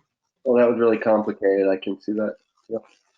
Yeah, that's going to be a mess, but I'll do the best I can with that. There are, let's see, 1, 2, 3, 4, 5, 6 that are delinquent in water and sewer. And of those 6, 3 of them I'm going to call and try to make payment arrangements with. And then the other 3 are going to end up going to tax sale. So, I mean, we have people that haven't paid since 2016 on utility services. We had this discussion in a meeting before about the enforceability of that. I mean, some of it, we can't provide people septic, but we can water. We can shut the water off, but not the septic, right? Correct. And we can put a lien on the property, but every time there is a change in the amount, you have to, record it again with the land records. So, I'm hoping, a letter that, your property's going to go to tax sale will prompt them to at least call me and make some sort of arrangement. Have we already, if any of those are related to water, have we already shut off their water, or are those all just related to sewer? No, they're water and sewer. And we have never, I don't know if you guys have ever shut anyone's water off. Right. I'm not aware of that. Also, I mean, I know that during a pandemic is not the right time to do that anyway. But it seems like a better option than going to tax sale. but maybe it isn't. I don't, I don't know. I guess you post them for tax sale and see what happens, but. Well, so on the list, there's one property that owes $8,341. It's water and sewer. It's water and sewer, $8,000. That's, That's right. a lot. It's a lot of money. Yep. But I mean, we can shut their water off, but again, you can't shut sewer off. So We don't really want to shut either off. We just want to get them to pay. Right. Exactly. Yeah. In the past, going up for tax sale has been a great motivator, at least to a high percent. Correct? At least that's what it seemed like last year. A lot of people responded to that. Almost everybody. Well, I'm going to explain one thing too. So, and I don't know if like this particular $8,300 property for water and sewer, I don't know if they have a mortgage on the property or not.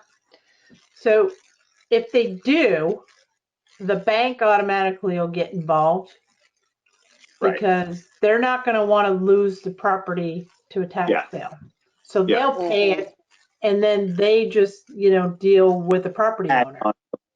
Right. Right. So that applies to that particular property has been in arrears for a long time, but we've never taken it to tax sale before. Is that correct, Karen?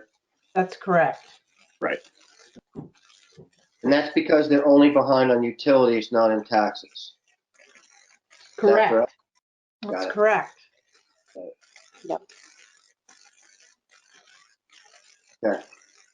Well,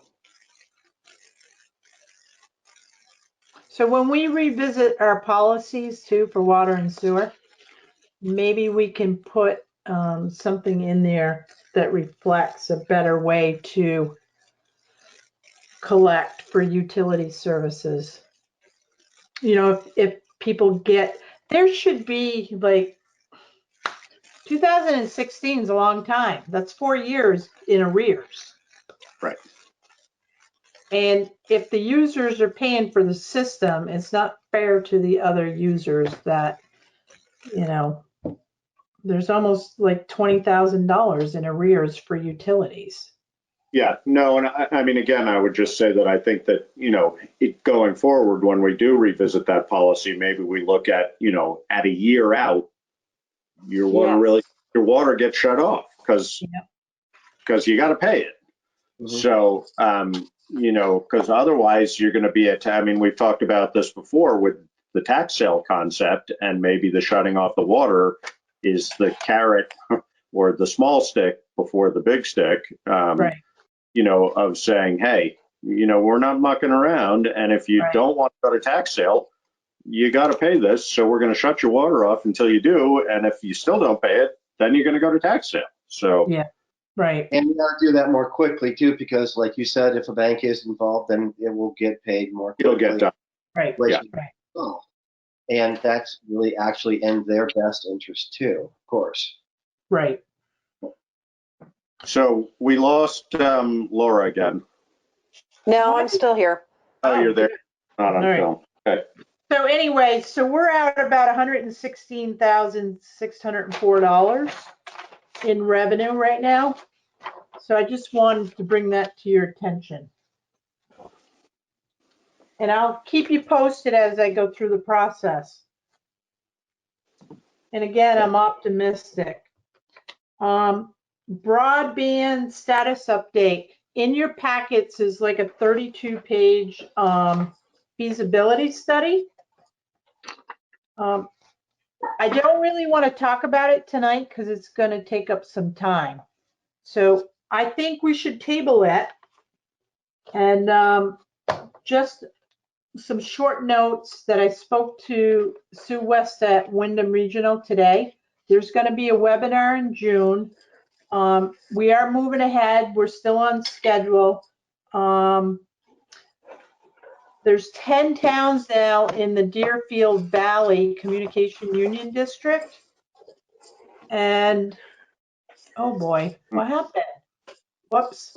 Sorry, guys. I got distracted here. I thought I lost you. So there's 10 towns now in the new communication union district, and it looks like that's going to be the district for the entire Windham County, which is a good thing because this allows municipal select boards to vote whether they want to join or not instead of having a town vote.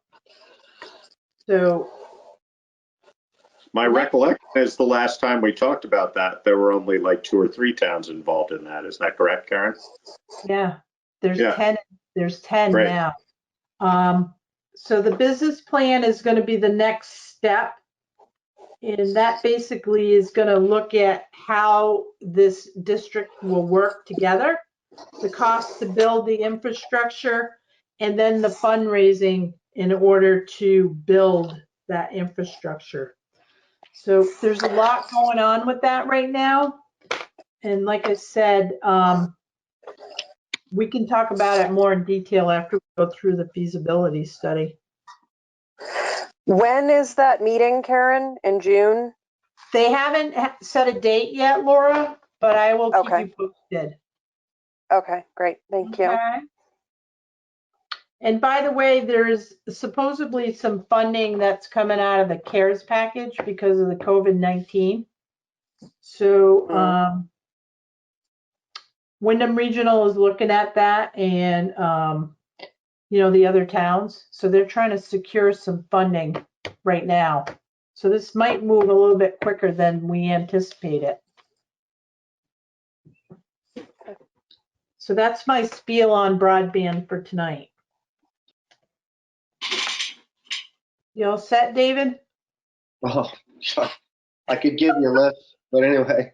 I just wanted to let you know the listers have sent out change of value letters. There were 161 letters.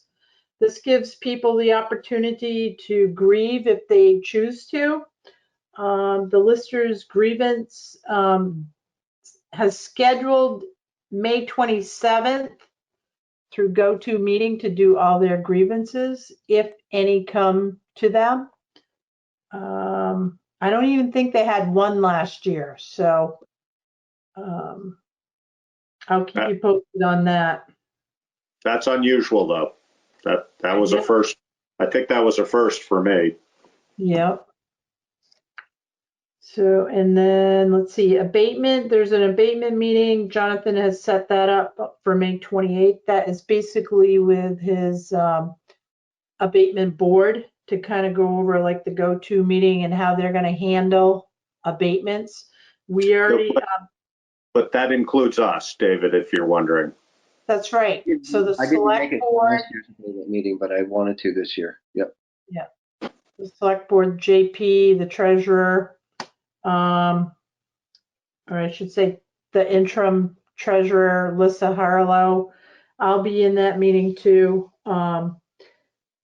Then I believe he's going to schedule the abatement meeting for June 11th, which is the last day for our tax sale properties to respond to me.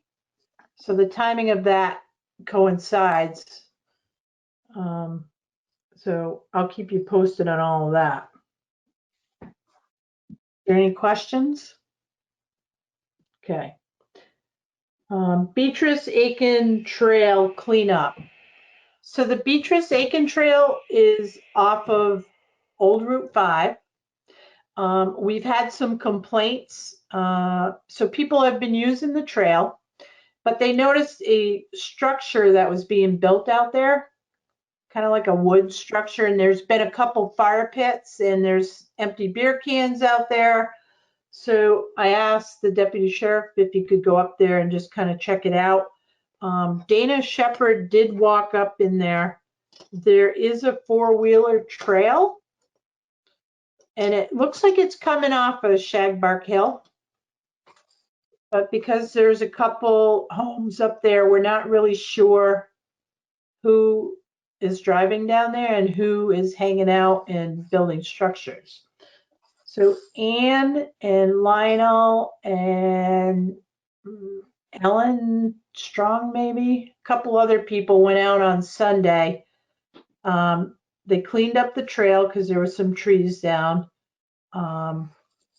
They took down the structure.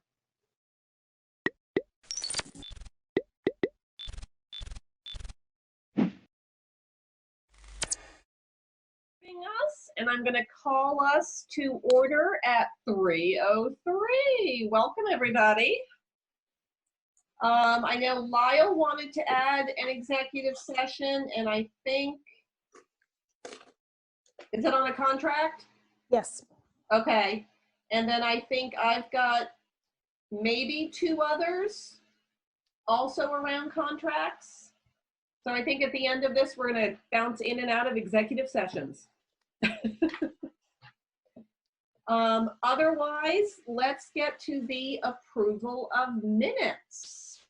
So remember, we only meet 4 to 5 times a year. So we need to approve 8 sets of minutes between March 17th and March 31st. So we've got March 17th, 18th, March 20th, 24th, 25th, 26th, 27th, and March 31st. Could I have a motion to approve? So moved. Is there a second? I'll second. Any questions, comments? Thank you. Sorry. Oh, I gotta let Andy in. Hold on, I'm letting Andy in. There we go. Gotta remember to look at that area. All right. So if everybody is good, all those in favor of approving the 8 sets of minutes from March, say aye. Aye. Any opposed or abstentions? Okay, seeing none, minutes are approved. Would someone like to move the warrants? We have March 3rd in the amount of $321,412.27. March 18th in the amount of $319,572.94. April 1st warrants in the amount of $452,500.21.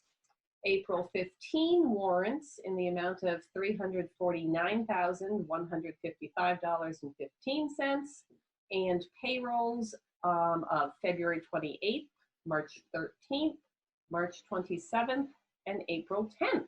Would someone like to move those? So moved. David, is there a second? Second. Any questions or comments? I know, David, you had sent some questions. Have we gotten answers?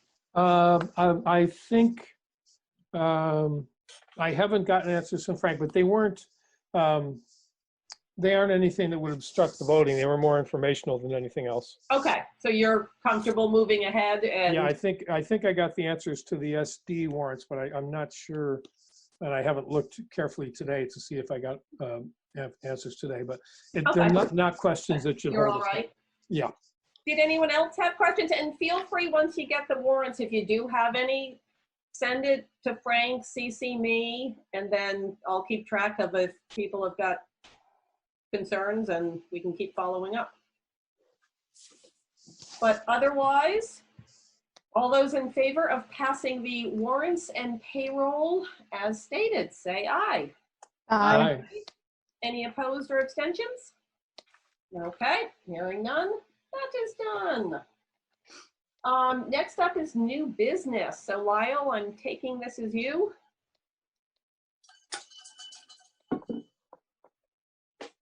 Unmute myself. I assume that's the resignations and the rescinding. Yes. I'm having a hard time toggling back and forth between being here and looking at the agenda. So we have had some resignations. Each of these people is either taking a new job or moving totally out of the area. So Junie Pereira is a special educator at BAMS. He's taken the job as the head of education at Community House.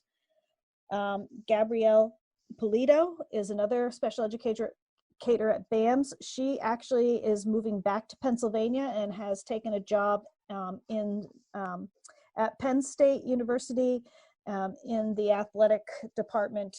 She has a background of working as, I'm not sure if it's an athletic trainer, but in athletics. So she's moving back there.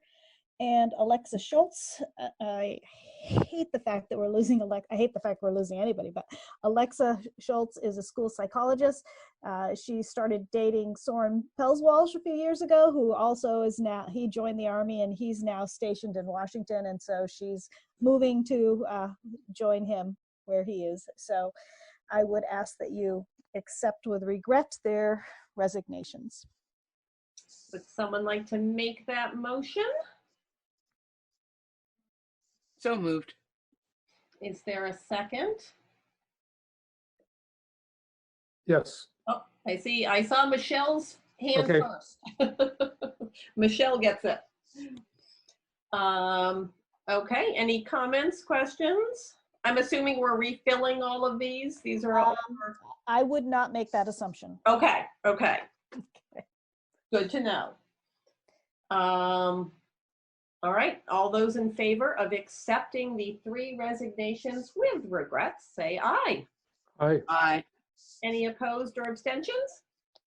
Hearing none, it is unanimous. All right, and then we've got a rescind leave request. Right, so a special educator had asked to take a year's leave of absence to do some work actually with a nonprofit on climate change. She is now asking to rescind that letter. She feels like when students do return in the fall that it's going to be more important than ever for them to have somebody that they are familiar with as a teacher after all this time. And talking with the principal and the special ed director, they are very, very happy that she's asking to have that rescinded. She may come back in another year asking for that, but for now, she feels like it educationally for the students that this would not be the best time for her to be taking a leave of absence. And So, who was that, Lyle? I know we approved this leave a while ago. yeah, it's Lisa Moransky. Thank you. Mhm. I have to do the notes. Well, can I just make a comment that I appreciate that this request was already approved, and it sounds like maybe she was on track to do this exciting project. And so I appreciate the fact that she has put her own sort of needs and adventures aside in order to accommodate what she anticipates will be the students' needs. I second that. Yeah. So I'm going to take that as a motion from Kelly and a second from Ann. Sure. Yep. Thank you. All those in favor of approving the rescinding of a leave request, say aye. Aye. Aye. Any opposed or abstentions? Okay. Moving on to the SU Continuous Improvement Plan. Great, that's why Paul's here. Yay! So I'm wondering how we want to do it. I can share my screen to go through the document quickly. You should all have it. I can simply refer to page numbers, whatever is most convenient for you. Sometimes it's nice to see everybody and look at the document separately. How would you like to proceed? Paul, I don't have it. Yeah, so I just noticed today when I went in to get the Zoom number, because I couldn't find it in my computer, it's on the website. So my first question was going to be, do we have to take action on this tonight? No.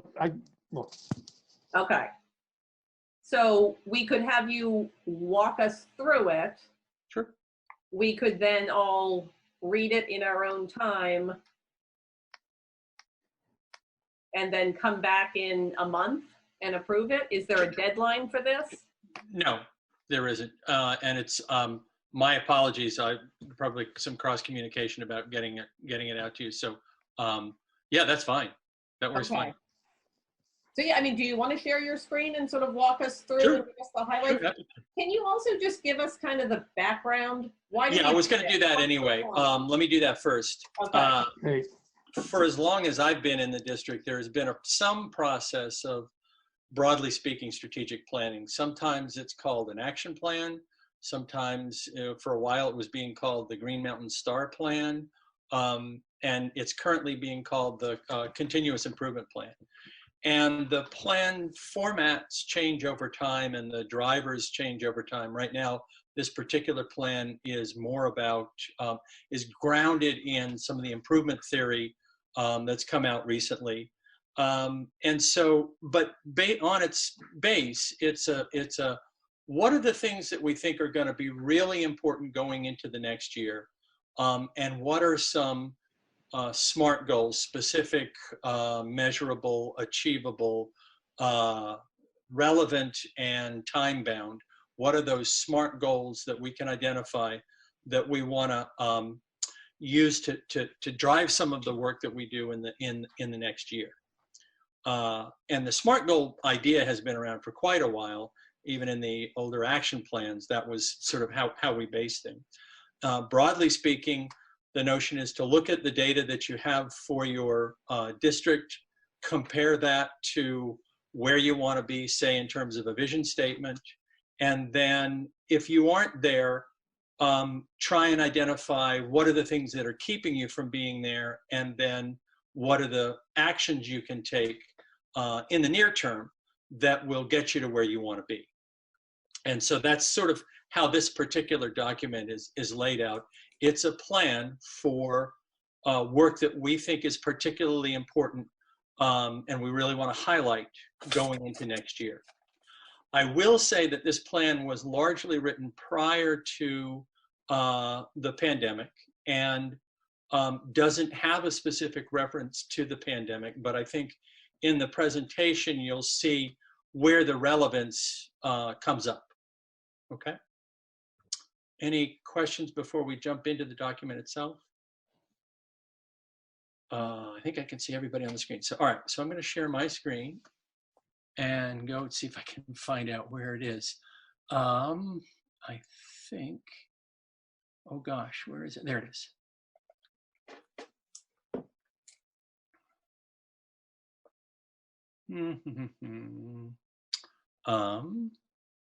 Should be there. Might be on a different, is it? No, not there. Hang on. There we go. Are you seeing it? Because I am saw not. it for a split second. Okay, hang on. Let me get to, there it is. All right, how's that? Everybody see that okay? Yes. All right. I see the agenda. Oh, I'll tell you what, I'm going to go to, part of the problem is I'm using two screens. I'm going to go to a single screen. Okay. And hopefully that. But, you know. I see the plan. You do? Maybe it's me because I have the agenda up on my. Let me stop sharing and share again. That's all right, Paul. Why don't you go, if everybody else can see it, I can go find it and put it up on my screen because I know exactly where it is. Okay. Can you tell us where we would be able to find this on there? Find the. If you go to the SU website and look under the SU, so go to school boards, you'll see the SU, and I think it was under our agenda. Okay, all right. Thank you. So the AOE gave us a template to work from, and this is, it's got the watermark draft because it hasn't been approved yet.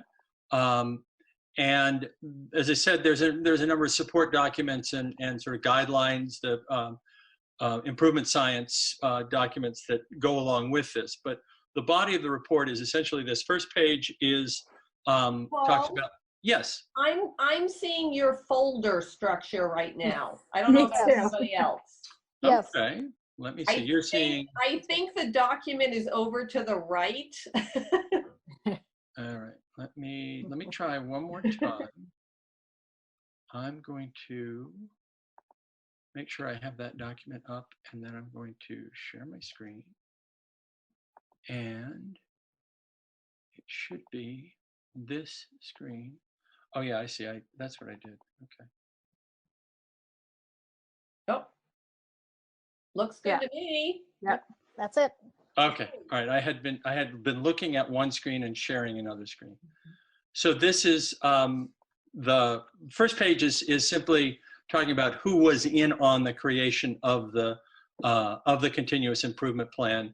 Note that I've got anticipated the feedback that I get from you folks, and I do have some. I'm gathering some information from community members, parents, on a sort of a separate thread, and those names will go in there.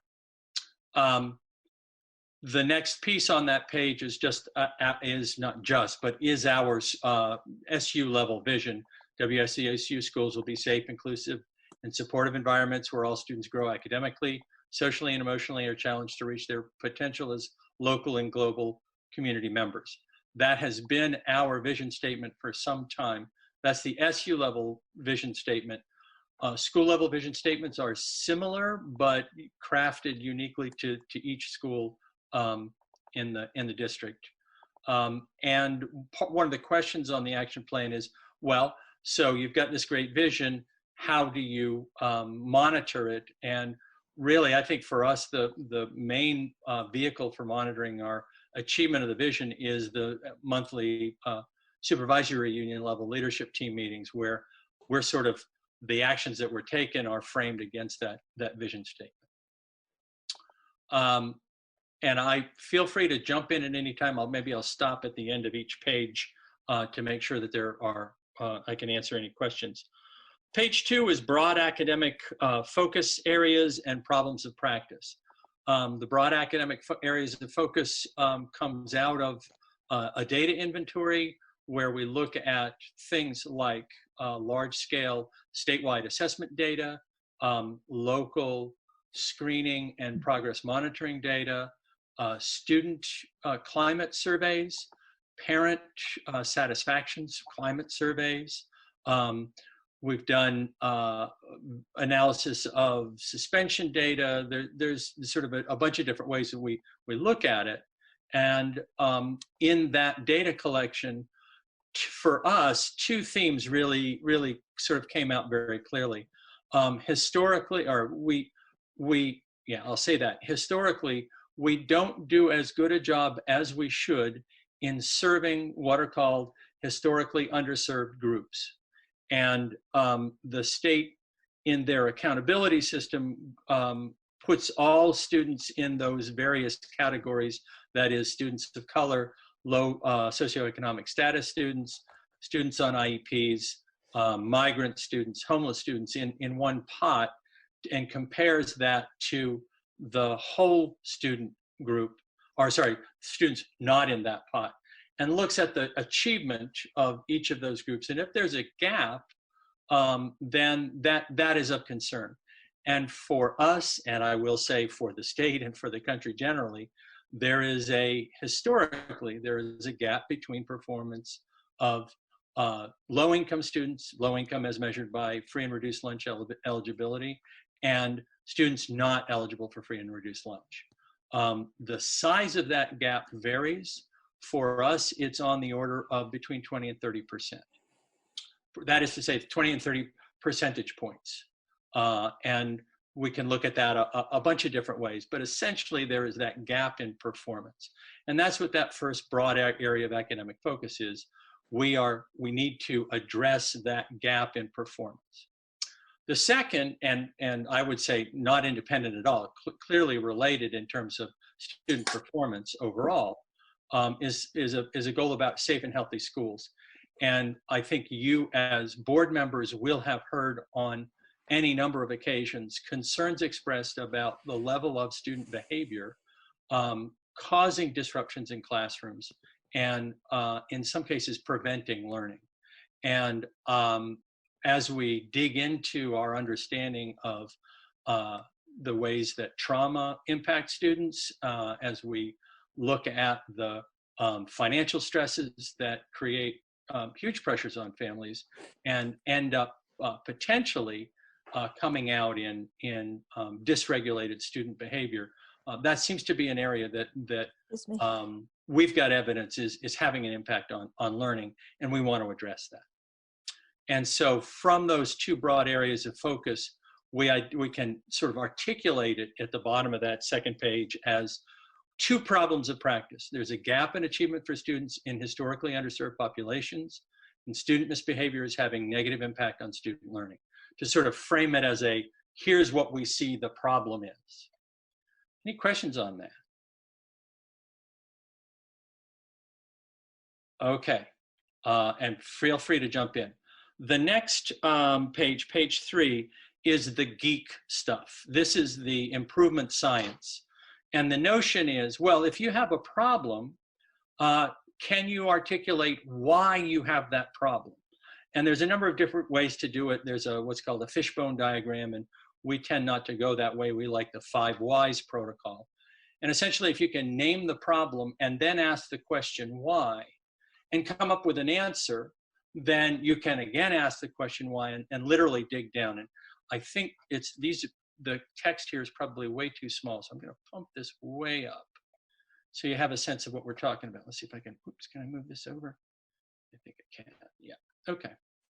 So, for instance, for the achievement gap, the low SES student group does not, we sort of articulate that problem, is not scoring at the same level as higher SES student group on large scale assessments. Why do we think that is? One way to state that is, well, as far as we can determine, low SES students are not as well prepared academically. That is to say, there aren't other factors that are preventing, students are, academically prepared, but there's something else that's preventing their achievement. We sort of have the notion that, as far as we know, there's some lack of preparation. So why would that be? Potentially, the students being low SES students, and broadly speaking, this is not speaking about any individual student at all, but broadly speaking, the group of students not benefiting as much from instruction. Well, why would that be? And we can think of some different ways why that might be. Is the instruction lessons, are lessons not differentiated sufficiently for the range of students served? Are intervention resources needed to support these students that are the intervention resources provided are not matching the needs, or potentially there isn't the same home supports for learning, and therefore students are struggling more in school because of that lack of support. And we can identify some possible whys there. And as always, there are things we can do, we can take action on, and things we can't take action on. So in many ways, we want to go to looking at these two, resource and teacher knowledge of effective differentiation and intervention, matching intervention resources to students. Those are actions we have control of. We can do more in that area. We can't necessarily do more in the area of say fewer academic resources for students. However, even with the looking at home situations, we can certainly do more in the area of engagement, parent and family engagement, to perhaps supply additional supports for family learning. Similarly, if we can do a similar protocol, and I won't read all of these, for dysregulated student behaviors negatively impacting instruction. This one's a little more complicated because we can answer the why question in some different ways. That should be many students. I'll have to edit that. Do not have the tools needed to appropriately handle strong feelings, particularly feelings that arise from past trauma. Perhaps our behavior management system is not sufficiently coordinated across the district and based on some real common understandings. And so we're not quite getting our instruction with respect to what's reasonable behavior. How do we, what are some ways you can regulate your feelings? What supports do you need in order to do that? So those are areas that we potentially could work on.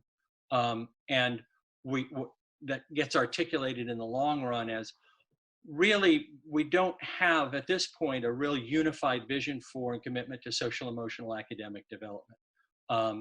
And that's a sort of a very broad category, broad term for engaging students, teaching appropriate behaviors, providing supports, having, for particularly dysregulated students, having plans, behavior plans in place that are commonly understood, followed, procedures are followed so that these students can get the supports that they need. And I'm going to pause for a second because I'm sure there are questions there.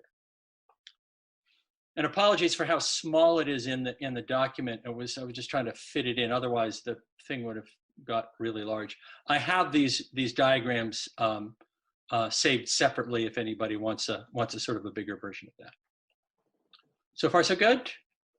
Mm-hmm. Practicing wait time. Okay. So next page, next couple of pages. Again, this is the geek stuff about improvement science. The next stage would be to say, well, if you can identify what are some root causes, what do you think is going to make a difference? And can you state that as a sort of a theory of improvement, right? So our theory of improvement for addressing the achievement gap is if we provide teachers with additional professional development, coaching, support for more effective classroom management and differentiation, regularly disaggregate student performance data, implement SU-wide social emotional academic development programming, then the gap in achievement between lower SES and high SES students will decrease. And again, this is what's called a driver diagram. And I'll actually read it from, the arrows go from right to left. I'll read it from left to right because it's sort of a backward planning document. So if the problem of practice is low SES student group is underperforming in large scale assessment, we can say, well, what specifically would we like to see as a change? By June 21, that's the time-bound piece. The achievement gap will be reduced by 5%. That's the measurable goal in each of the large-scale assessment categories. So it's specific, measurable. We believe it's achievable, although it was pointed out in some feedback that I got that even 5% may be a stretch given that given the impact of the closure on student learning this year. And yeah, that may be a valid point. By the way, we are not going to get large-scale statewide assessment this year. That the SBACs this year have been canceled, so we won't have access to those data. We do have access to spring 19 data. And then, so what are the things that would drive this goal? Sort of directly, we can identify curriculum, instruction, and assessment, the big three in a classroom, and also school climate, that all have an impact on whether or not we achieve this goal. And then, well, what are the things, what are the sort of the secondary drivers that will support that? Aligned instruction, engaging curriculum, effective interventions, differentiation, all of those things that lead to really excellent core instruction, and things that lead to a positive school climate.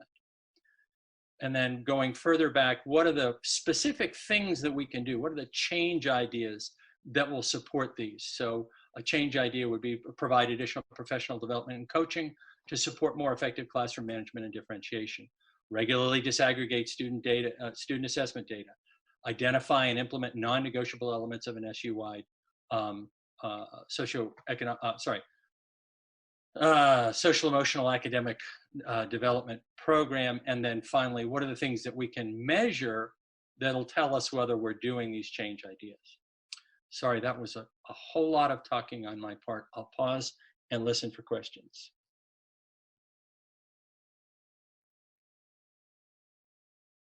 Okay. Let me take it back down again. There is a similar driver diagram, again, won't go over it, for the SEAD, the social emotional academic development piece. And the short version is we really want to up our game in terms of social emotional academic development. And although, as I said, although there are not, it's not specifically mentioned the notion of focusing on improving and making even more excellent our core instruction, and focusing our attention on student and family engagement, building school classroom communities, school communities. Those are areas that will be even more important going into next school year.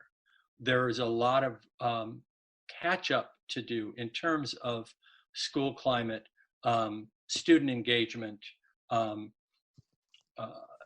instruction that we'll need to do. And it feels to me, at least, that focusing on these two goals will be kind of the important pieces going into next year.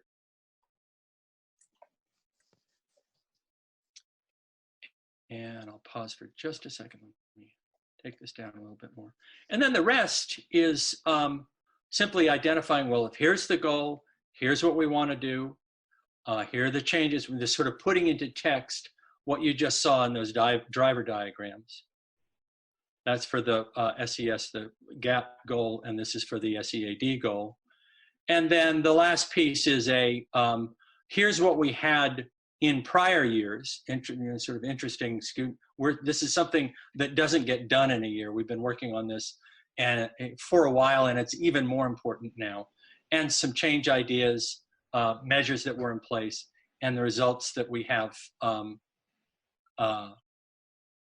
provided, sort of the results that we've got so far. We've made some improvements, there's no question about that, but we certainly have more ground to cover, I would put it that way. And there's a subsequent section to this that's the next sort of level of improvement science, which has to do with plan, study, do, act. No, plan, act, study, do. A cycle of sort of almost like action research. That is to say, putting into motion some changes, examining how the impact of those changes on sort of a short term, making adjustments, looking again, and then at the end of the year, kind of doing a summary. Did these actions have an impact? And we'll move into that that realm at this time next year. All right, so I'm going to stop sharing. Sorry, that was a whole lot of talking. I apologize. Oh, that was good. Thank you. Does anyone have questions? Yeah, I have a couple of really broad ones. But just first an observation, I'm really, this is the first time anybody's, in 12 years on school board, the first time anybody's taken me through the action planning. And I know they've changed over the years, but this format has been in place for quite a while now. And it's really helpful to have it explained. And you described it as I can't remember how the data nerd details or something, but the format is a model or a structure, but the information, the content is really the meaning of it. And it's really helpful to see how we're approaching that. The two questions, I guess the only question I have at this point, because I want to go through and really write a lot of things on this document that I didn't want to try and address now, or hadn't had really time to think about it. But specifically, how involved are our staff in creating this plan? The SU level plan, not as much. That's really conversations with the leadership team, but each of the schools has to produce their own continuous improvement plan. And that's really where the staff get involved. Okay, and is that true of family members, parents, and community members as well? Yes, the expectation is that parents, community, students, and teachers will all be part of the process. I'll say we could definitely do a better job of doing that. My particular sense is that the leadership councils are a place that now that structure is in place, is a great sounding board for the continuous improvement plans. Yeah, that's my thought as well. We'll just have to be really clear and direct about that as an expectation for their work, and actually have them be looking at these things too. Yep. Like, I can see in the approach is really, it makes sense for schools to look at the academics and the things they can handle in the classroom. But we all know very well, not just because of this pandemic, but we all know that what happens at home is, and what's happened before the kids even get to school is also really crucial. And it's always a question, how much do we involve ourselves in that? But that's for the next conversation. Thank you. Anybody else? Other questions? Oh, Sean, I see your hand.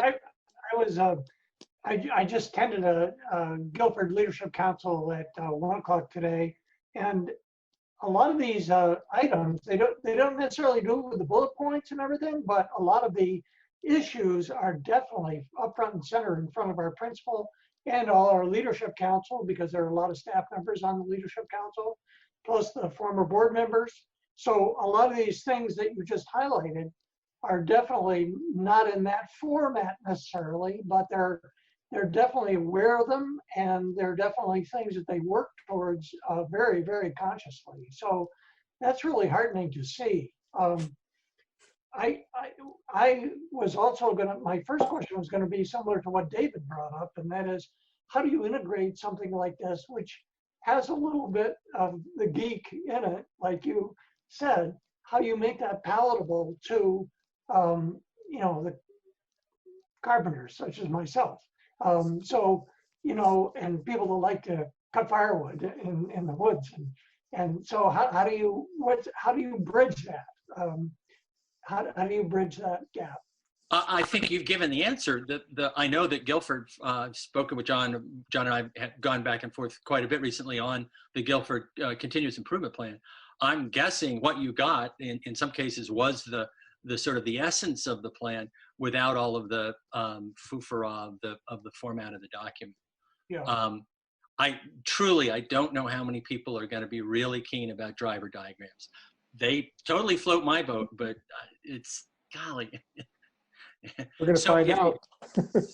So if you don't include that piece, but you talk about, golly, what is the problem here? What do we think is going on, and what can we do about it? That's the essence. And if that's the discussion that's happening, and you create a plan and you provide it for feedback, and somebody says, well, I don't get this driver diagram, but I sure as heck get what's the problem, what can we do about it? Yeah, then I think you're okay. Yeah, Does that answer your question? And I would compare it, an analogy would be all the environmental laws that are in place in the state of Vermont. Does anybody look in those drawers and look at the specific environmental law? No. But do people know that they can take a skidder across the stream? Yes. Do they know why? Yes. So so the document exists. The document validates what is important, but it doesn't necessarily have to be shoved in the face of somebody who can't understand it. Sorry.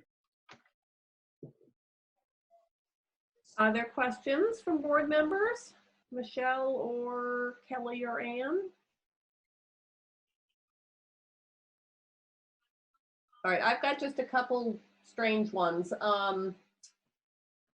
So the time frame of this, is this sort of a school year, or is this a July 1st to June 30th? The intention is July 1 for the plan.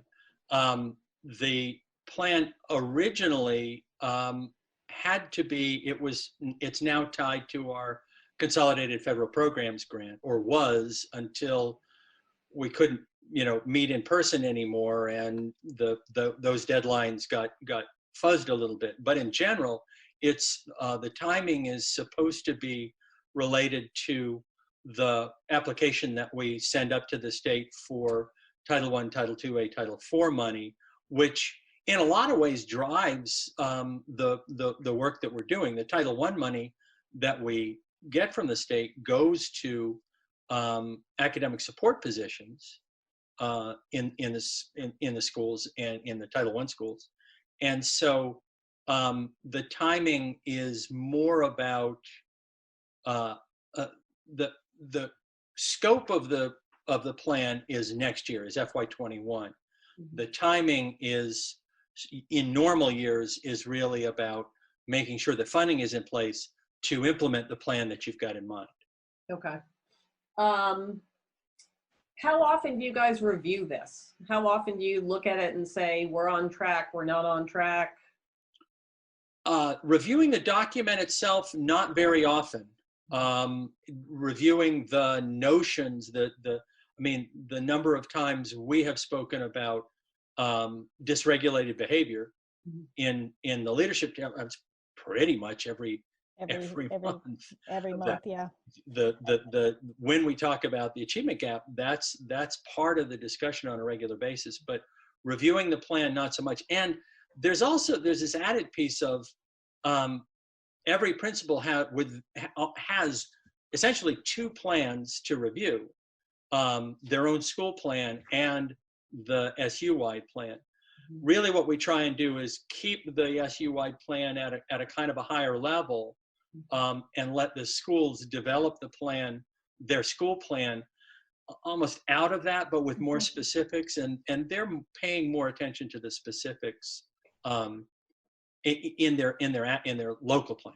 Okay, so we start with the SU plan, and then the schools kind of draw down on it. Say, okay, these are the goals, but here's how it impacts me, because each site might have a different approach to, absolutely, or they might have a different level of a problem. Some schools might want to focus more on one side of it than the other based on what they've got. Correct. Yes. So, and that's been the way it's actually for years with action plan. We've always had the SU, and then schools build off that depending upon what their specific need is. For instance, this year we have spent time at every single leadership meeting really talking about social, emotional, academic learning, knowing that that would be our focus for the year. And we have a group of people with Greg Stoller working with the counselors, looking at different social emotional assessments, or screeners, I should say, not assessments. So that has been in that last year's plan, and we need to continue to work on that. So that's just one example of, every single month, even though we don't put that plan up on the screen for everybody to see, everybody knows this is the focus, this is what we're working on, and we're doing some sort of work around that. So I think one of my final questions, how do we do how are we doing now, and when do we get a report on here's what we want, here were our measurable goals for last year, here's what we hit, here's what we didn't hit, here's what we found, here's lessons learned? This year we don't get that at all, because our SMART goals were ultimately tied to performance on large scale assessment. Now, and the other piece was we invest a lot in our student climate surveys, and closure happened just as we were about to implement those surveys. So we're kind of a little blind this year. Okay. In general, I guess I would characterize it as a district, we perform well with respect to other districts in the state. But we still, as other districts do, we still have an achievement gap, and where the sample size is sufficiently large, we have an IEP student achievement gap that's particularly large. And historically, that has been the toughest nut. Those two have been the toughest nuts to crack. I think I would say that we have been successful in pockets, but we haven't ever really managed to spread it out to the whole district. We're kind of still putting out fires, as it were, rather than having a real district-wide, concerted, clear front moving forward. I guess is how I would describe it. It's really hard. Even nationally, you hear about they used to be called 90-90-90 schools, 90% poverty, 90% students of color, 90% proficient. And those were encouraging stories and informative stories, but they were isolated pockets. They weren't sort of universal solutions. So it's a problem we're still working on. All right, I think my final question, I promise. If you were to start writing this plan today, would it be vastly different than what you've brought, or would it just be tweaked a little based on our circumstances? I think the tweak would be to specify remote learning, social distancing. Okay. But I would also say that the social emotional learning, the classroom engagement, creating positive climates is more important. I would almost, if I rewrote it, I'd almost put the social emotional ahead of the academic. In terms of our focus going into next year as a result of the impact of the closure. All right, thank you. Anybody else? Oh, Michelle? Yeah, I'm just for my own clarification again. So the measures for success or achievement are basically testing scores and a climate survey. Are there, or sure, if you look at the, let me go there. The specific SMART goals in the CIP for the coming year are, golly, where I just had them. I was looking, I was trying to see if I could find it. Okay, sorry, it's down in the text. SMART goal, by June 2021, achievement gap for low SES students will be reduced by 5% for each large scale assessment. So that's the SBAC ELA, SBAC Math, and Vermont Science Assessment. Okay. Right? And for goal 2, reports of significant class time interrupted by behavior issues will decrease by 5%. So that got framed in terms of a broader reports on significant class disruption, but it's kind of grounded in the behavior data for a given school. Okay. And I guess I think of the student climate survey data. Yeah, I think a number of schools are adding the student climate survey data as in their school-based continuous improvement plans. Yeah. Thanks. Other questions? Either Kelly or Ann? Oh, I see Sean. Sean? I was just wondering, you had referred to this continuous improvement plan will go to the state for validation that we're following certain mandates. Is that correct? And their mandates are tied to things that are set by the AOE that have to be accomplished in order to achieve financial stability, all those types of things, or how does that work? In this case, it's more about the regulations in the reauthorization of the No Child Left Behind Act. It's the ESSA. There is an accountability system. It's not the same as what was in the No Child Left Behind, but there is an accountability system that the state had a large hand in creating. They had to get it approved by the feds, but that state plan has some requirements. One of the things that's true for us in terms of accountability is we do have some schools and the district identified for not for the gap in underserved populations. So there's a requirement that we have to address that in the continuous improvement plan as we've done, and they're going to look for that when we send the continuous improvement plan into them to be reviewed. So it's more about meeting the ed quality standards and the associated Every Student Succeeds Act requirements that lead to what needs to be in the CIP. Anybody else have a question? Yep, I do. Oh, David, go Did you ahead. say Ann? Was Ann waiting? I don't think. I wasn't waiting. Paul has actually made this presentation to me in Putney before. Oh, nice. So going into it, I understood what he was talking about. Good. Great. Yeah, well, Glad somebody did. Yeah. My question, actually, it's, well, you know, clearly this is really, as you said, Paul, this is really hard work.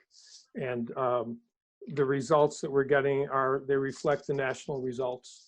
And I think it's probably fair to say that nobody's doing a better job at trying to improve the performance, the achievement of the particular students that this plan addresses. I think that, well, I guess, my question was going to be, have we ever met the 5%? But it's a rhetorical question because I've been watching these results for over a decade now, and I know we haven't. And if we had met it 3 or 4 times in a row, we wouldn't have the gap. And I think I think it needs to be said, and that focusing on standards as we've done for, I mean, No Child Left Behind was 2001, so you know, for 20 years. And actually Vermont had standards in place in the late 90s. And but focusing on standards and now proficiencies, and using national tests to assess them and to guide our efforts, I think we have to admit that it's not working. And I think and that's not a criticism of anybody in our system or really anywhere. It's just, I think it's a criticism of not looking quickly enough at your work, I should say, over the last year or so, with a larger focus on social emotional interventions, and also letting things happen, like if a teacher's got a group of kids that just won't settle in, they have permission to take those kids outside for a while. They have permission to intervene in other ways. And I think those are the kinds of things, and also having a lot more community engagement and defining those steps in the driver diagram are the kinds of things that we're going to need to do a lot more of if we ever want to have any effect. And you know, I don't think it's great to present it and to say, you know, we're doing as well or better than other people in the state, but we're still not getting there. It's not working. I agree. I would say I feel like I've seen evidence of the gap narrowing significantly in particular schools over a period of a few years. Yes. We have had that kind of success, and it's elusive, but to me the message is it's doable. And I think we you know, just redoubling efforts to really understand how did that work. And what comes to mind for me is the Roots of Success. You recall that document where there was an analysis of what in Vermont, what schools were doing doing that, and what were the characteristics. I think that's a great place to start. And one of the pieces in there is the social emotional climate piece. And unfortunately, going forward, everything is going to be so different. We're really going to have to start from scratch, as far as measuring, as far as, you know, understanding. But great, thank you. Other questions? I'm going to scroll through and see if anyone's raising their hand. I just have a question on what is the expectation that we are going to do as far as this goes? I mean, it's great to have it presented and have an understanding of it, but what is the expectation that our role is for this? As I understand it, your role is to hold our feet to the fire on at least an annual basis. So this time next year, if we come back with the same plan, the question is, so what'd you do this year? What happened? What results did you get? I think that's the role that is envisioned for the board. And it's certainly, you know, a similar question for individual board members on leadership councils. You know, how is this working for our particular school? That's my take on it. Okay, thank you. And I guess, Kelly, I would add to that, my thought is, I'm not sure it should be a once a year thing. I kind of want to poke and prod maybe a few times during the year, just to see. And if they have nothing to report, they have nothing to report, that's fine. But I guess seems like a year is a long time. Yeah, and so I guess if I can ask just one more question, that is kind of a response to David and kind of a question, follow-up question. So David is indicating what he, if I understand it correctly, his observation is that we are not making progress or not making enough progress, or that sort of thing. And is that, do you, Paul, do you agree with that? Do you, is that what your assessment would be? How do you feel about that? Sure. I feel like I've kind of got two parallel visions. I see the work that we do in this district, and I see through connections in regional and statewide organizations, see what's happening in other districts. I look at the data, and through that lens, we do a great job. This is a high functioning system. I look at it, if I look at it, it's the same data, but in terms of, so what's missing? What are we not doing? Yeah, the issue of that performance gap is, to me, the most, the red flag. And as I said to David, we've managed to get a good crack at it. We've managed to get pretty close. In fact, there's a school in the district right now that on large scale, on the school-wide basis, large scale assessment performance, the low SES group performed better than the non-low SES group. So we hit it from time to time, but what we want is consistency across the board.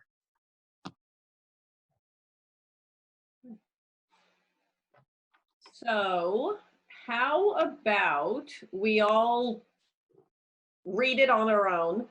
If we've got questions, can we send them to you, Paul? And oh, sure. Okay. So if anybody, read this over, if you've got questions. I'm seeing Andy up at the top. Andy, I'm assuming you've been kind of brought in on this, so you know what you're about to inherit. I have a copy of the district, the S2, and all the school CIPs. So okay. So that is good. All yes, right. Paul has been great to share everything. Super. Let me turn that off. So I think, oh, go ahead, Sean. I have one more comment, if I could. What I've noticed since the WSESD has been formed is my familiarity with a lot of administrators throughout the district. So elementary school principals. I knew the high school and the middle school and the career center a little bit better previously, but it seems to me that what you've just laid out, they use the vocabulary. They seem to have a pretty unified vision. And this would be, I see it every time we get together. So I sort of think that the plan does have a real measurable communication language that's being used. So it's kind of nice to see. I can just, I can just think about times that I've spent in meetings with principals and just think, yeah, it's starting to be a common language for the whole district wide. And I really appreciate that, so. Okay, so why don't we all take time to look it over? If we've got questions, send them to Paul, and then we can put this on our next agenda, which hopefully will not be for a few weeks. And we can approve it then. Does that sound good to everybody? All right. Thank you, Paul. We appreciate this. My pleasure. All right, so I think we have no other business other than a few executive sessions. So I think at this point, we will, once we go into executive session, I'll stop recording. I'm not sure if, I think we might have action to take, so I'm gonna put Rich in the waiting room. And I think I am looking for a motion to go into executive session. I'm assuming this is 1 VSA 313 1A on contracts. Would someone like to make that motion? And I'd like to invite in Lyle and, I guess Lyle and Andy should come in. So moved. Is there a second? Second. All right, I think that was Anne. All right, so we are in executive session at 4:04. Rich, I'm gonna see if I can figure out how to put you into the waiting room. All right, I have got Rich in the waiting room. So let's see. Oh, we got Sean still. Sean, do you wanna hang out? Sure, I would. All right, if it's permissible, I don't want to do anything that's not, oops, I forgot to unmute. I don't want to do anything that's unpermissible, but if it's fine, I'll stay. Okay. Why don't you stay? So Sean, we're going to friendly amendment that our executive session includes Sean. All right, so then we've got David, Sean, Ann, Lyle, Andy, Kelly, and Michelle. Okay, so this is looking good. And now I have to remember how to pause the recording.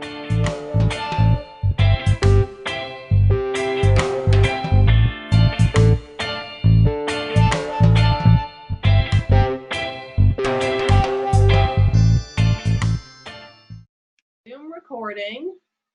Admit Rich. Let's see, Rich is joining. All right, well, at least we're recording, so that's going to help. Okay, so again, we're out of executive session at 4:11 with no action taken during the session. Would someone like to make a motion? I move that this board authorize the expenditure of up to $3,000 to allow our new superintendent to attend the Vermont Superintendent's Academy. Is there a second? Second. Hold on, I forgot there's one other thing I have to do for Rich. Oh no, I guess I don't have to. Yay, okay, it did hold. Okay, we're good. Okay, all those in favor? Aye. Aye. Any opposed or abstentions? All right, hearing none, go for it. Good. Okay, I would like to move that we go into executive session on a contract matter and invite in Andy, Lyle, and Sean. You want to come back on this one? Sure. Okay. Is there a second to my motion? Second. All right. All those in favor? Aye. Aye. Any opposed or abstentions? Okay. Rich, we're going to bounce you back into the waiting room. See you in a bit. And I'm going to stop recording. Let's see. Rich is in the waiting room.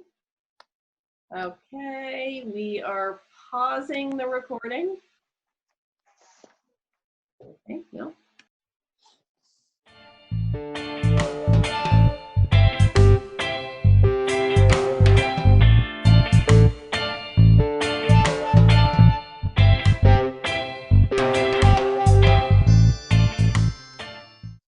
Okay, we are out of executive session at 4:25 with no action taken. David, do you want to make a motion? Yeah, I move that the board authorize me to contact the Richards, invite the Richards Group to develop a proposal for, to gather the information necessary to develop a proposal for managing our health insurance. Is there a second? Clumsy. You're the clerk. You can clean it up a little if you like. Well, that's dangerous. Is there a second? I'll second. Thank you, Anne. All right, any questions? Seeing none, all those in favor of the motion as stated, say aye. Aye. Aye. Any opposed or abstentions? Okay. I would now entertain, let's see, I move we go into executive session and invite in Sean, Andy, and Lyle on our regular contract matter. All those, is there a second? A second. All right, Michelle seconds. All those in favor say aye. Aye. Aye. And any opposed or abstentions? All right, hearing none, I'm going to kick Rich back into the waiting room. Wish I could do this with my family. Like, give me a Yeah. Somebody said that, somebody in the legislature said it's going to be really difficult when we don't have mute buttons anymore. All right. Everybody laughed, which is kind of interesting. 4:27, we are in executive session.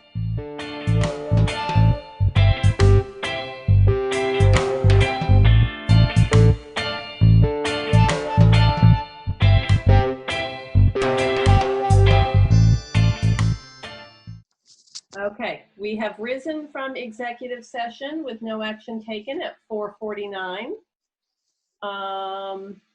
We will now go, Lyle, do you anticipate action? Possibly. Okay, so Rich, we're going to bounce you back into the waiting room. I will move that we go into executive session on a contract matter. Is there a second? Second. Michelle has seconded. So we are going into executive session at 4:50.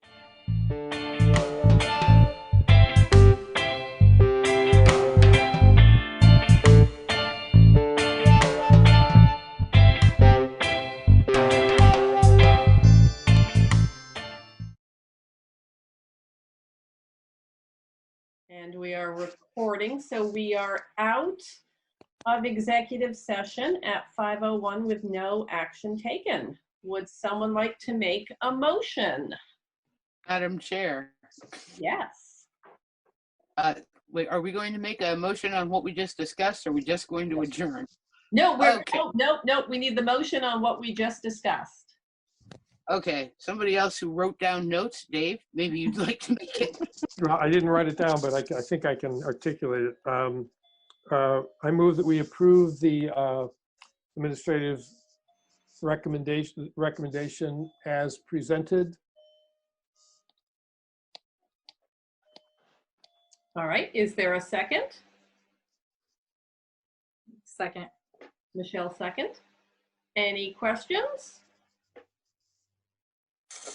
Seeing none, all those, oh, Anne, did you have a question? No. Oh, okay. All those in favor of the motion as read, say aye. Aye. Any opposed or abstentions? Seeing none. All right, so I think at this point, Anne, you're on. You can call me Ruth if you want to. We're gonna have to This fill works. Andy in on Ruth Barton. Maybe that's someone he needs to meet.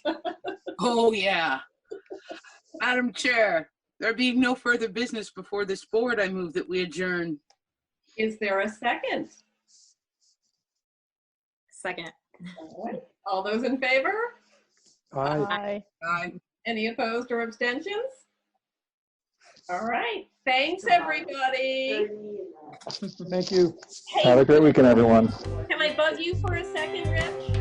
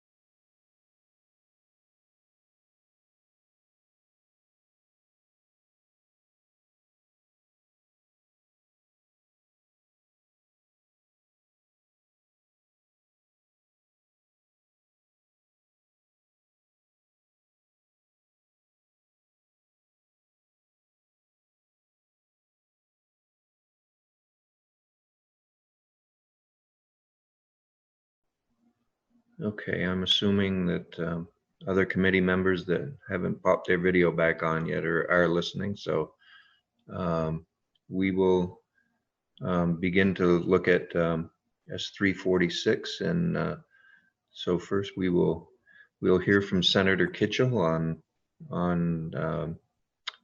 the bill and how they came to it, and ask her some questions probably. Good morning, Jane. Good morning, Mr. Chair. How we came to it, let me tell you, it was quite a process, and much more complicated, and raised a lot of policy questions that we really had to struggle with. This legislation actually was started by a work group, not by a specific committee. We had a special work group that I chaired, and we had Senator Hooker, Senator McNeil, and Senator Pearson and myself. We also had a great deal of assistance from our Joint Fiscal Office staff. So I think most of those employees are on the line, but Stephanie Barrett, Chloe Wexler, Joyce Manchester, Dan Smith, and then Damian Leonard, who was the drafts person. When we first started out, we were looking at the issue that had been raised to many legislators, not in the Senate, but in the House as well. And that was the disparity that was created by the federal $600 a week add-on benefit to UI, which $600 equates to $15 an hour. And the concern was the disparity that and the fiscal disincentive that was created for people who were working versus those who were not. And then that got compounded by the fact that many of those individuals working were in fact carrying out job duties that were placing them at significant health risks. And then there was the third issue, and that is for certain areas of employment, we were experiencing a great need to address the risk and compensation that the jobs presented. So we started out with three fundamental questions: the who, the what, and how. And the who we really struggled with, because there are really two pieces. One of which is what employers would be covered, and then what employees would be covered. We wanted to balance the need for simplicity with equity. We wanted to make sure that it wasn't too complicated. We had to, in the end, consider obviously from the beginning, but what would be the cost. We started out hoping that we could do more in terms of I know, Gil, would you please be quiet? I'm sorry, I have a problem. He's suffering from memory loss, so I've told him to be quiet, but it's picking up, so thank you. So I just wanted to say that throughout this, we were struggling with that old problem of perfection being the enemy of the good, because we wanted to do steps, but steps added complexity. How would we be able to process it? So we ended up debating a lot of different directions before we got to where we are. We also know that there are a number of other funding streams coming in, so we wanted to make sure that we were not duplicating perhaps efforts that were being undertaken in other areas of the workforce. So we have, in essence, a two-part test, and that is the employer who's covered. We worked, Damian looked at the list of essential employers that had been developed by the administration. We didn't want to create something separate from that. We felt that there was a lot of analysis that went into it, and so we worked from that. And then the other second part is the criteria for who's a covered employee. And that gets into very difficult decisions, because for anybody who is not meeting the test of an employee, it often gets translated into their essential work is not valued. And so if you will notice, and when you go through, Damien goes through the bill, you can see that we are saying we are setting forth criteria for eligibility. The minute you start doing that, the minute you start putting in a wage cap, the minute you start putting any parameters, you're then somebody's in and somebody's not. And that gets into, I had sent you an email kind of giving you our thinking about the various questions about why we made the decisions that we did. We wanted to make sure that we were looking at the highest risk, and we defined, because I had emails from someone saying, well, they pump gas on the way to work, so didn't that put them at risk? And so it was an interesting discussion, but if you will notice, we are talking about an employee working for a covered employer whose principal job functions involve in-person service to the public or clients. So that inherent in doing that, I just want to say it's easily interpreted as though if you don't meet that requirement, then your work isn't valued, or that that it isn't important. And that is absolutely not true, but inherent in setting forth criteria. If you don't meet the test, and we also get that question when we set the $25 an hour cap. The 25-hour base pay cap was really to try to get the equilibrium between what would be comparable to that UI benefit. So that's where that kicked in. Now, the other area that we looked at as part of this deliberation, and that was the Agency of Human Services had already negotiated higher wages, higher compensation for staff who work at the designated agencies and our specialized service agencies. So that negotiated group of employees that were also going to be paid for out of this same federal funding was a $7 million package involving 2,700 employees. So we wanted to, we had communication back from the administration around not duplicating compensation packages in multiple ways for the same population. Now, of course, some may not align perfectly, but the other area where we know that negotiations had occurred is with the state employees as well. So we recognize that there are a variety of funding avenues and funding streams. The chair had mentioned some employers who are covered, in fact, are getting the payroll protection benefits. I happen to be on a board of a residential care facility that received $240,000. Now, their revenue stream to pay their employees has not been impacted because they are getting either because they're people who have the income to pay it or because Medicaid is paying.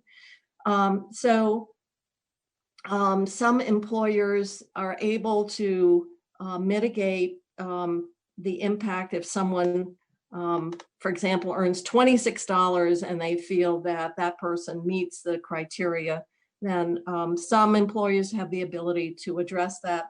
And we actually try to communicate that in section 12. Just it is to say that within the parameters of this program, there are limitations, but we are encouraging employers to look at mitigating the impact because it was hard. We could not get into that level of complexity. For example, recently the University of Vermont Medical Center said they were giving a week's pay bonus to nurses earning up to $99,000. So different employers are responding in different ways. There was also concern that large employers who are making a lot of money during this time where they had implemented a wage increase might use this as a rationale to take that wage increase away. So we added language to address that concern. We also wanted to recognize that other funding streams were coming down. So there's a section on public transit because wage increases for the drivers there had been funded through another federal stream. We also recognize that many employees work, and you will notice that we did not include employees who work for the state because they can be negotiated through their bargaining method, and to some extent already had been. We did not include political subdivisions, which means counties and towns. And the rationale for that is set forth in section 11, and that is as the appropriations committees, we know that towns are experiencing the costs of the pandemic, and these costs oftentimes are associated with salary needs because these towns have, some towns operate EMS services, they have fire departments, they have police. Other towns do not. So there's a great variation. And our thought was that we would, in the appropriations process with the COVID money, appropriate a certain amount of money that would be available for towns to access for these permissible uses of COVID. Now, let me be clear, the municipalities are very concerned about the impact of the pandemic on town revenues, just like the state. But the COVID CARES money, the 1.25 billion is very clear.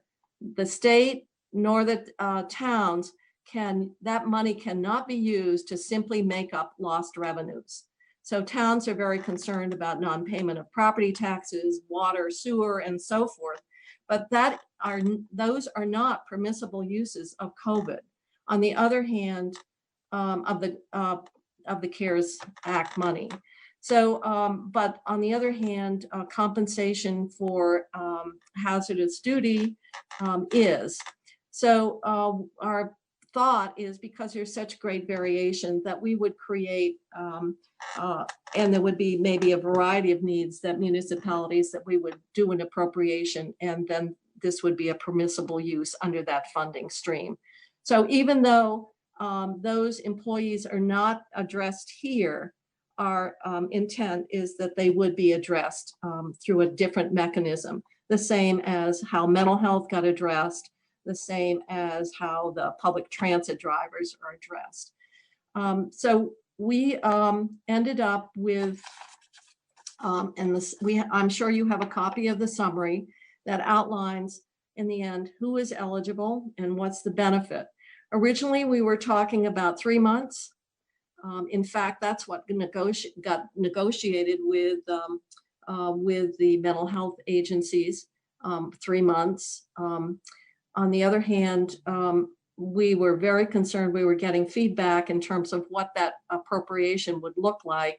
So we decided in the end to, because we have so many unknowns ahead of us, to do a 2-month benefit period, starting with March 13th and going through, I think it's May 15th. So it's a 2-month period of time, which pretty much will align with the stay at home, stay safe order. Even as it is, it's $60 million. So we were very cognizant of how much money we wanted to obligate at this point in the process. We also know that we struggled to estimate the universe of potential eligibles. In the end, we believe that we would be providing a benefit to a total of 33,500 essential Vermont workers. Now, 5,600 of those would be in nursing homes and home health. And we would not use the same payment mechanism for that group of eligible employees, simply because the covered employers have a very well-established payment relationship with the Medicaid agency, with DEVA.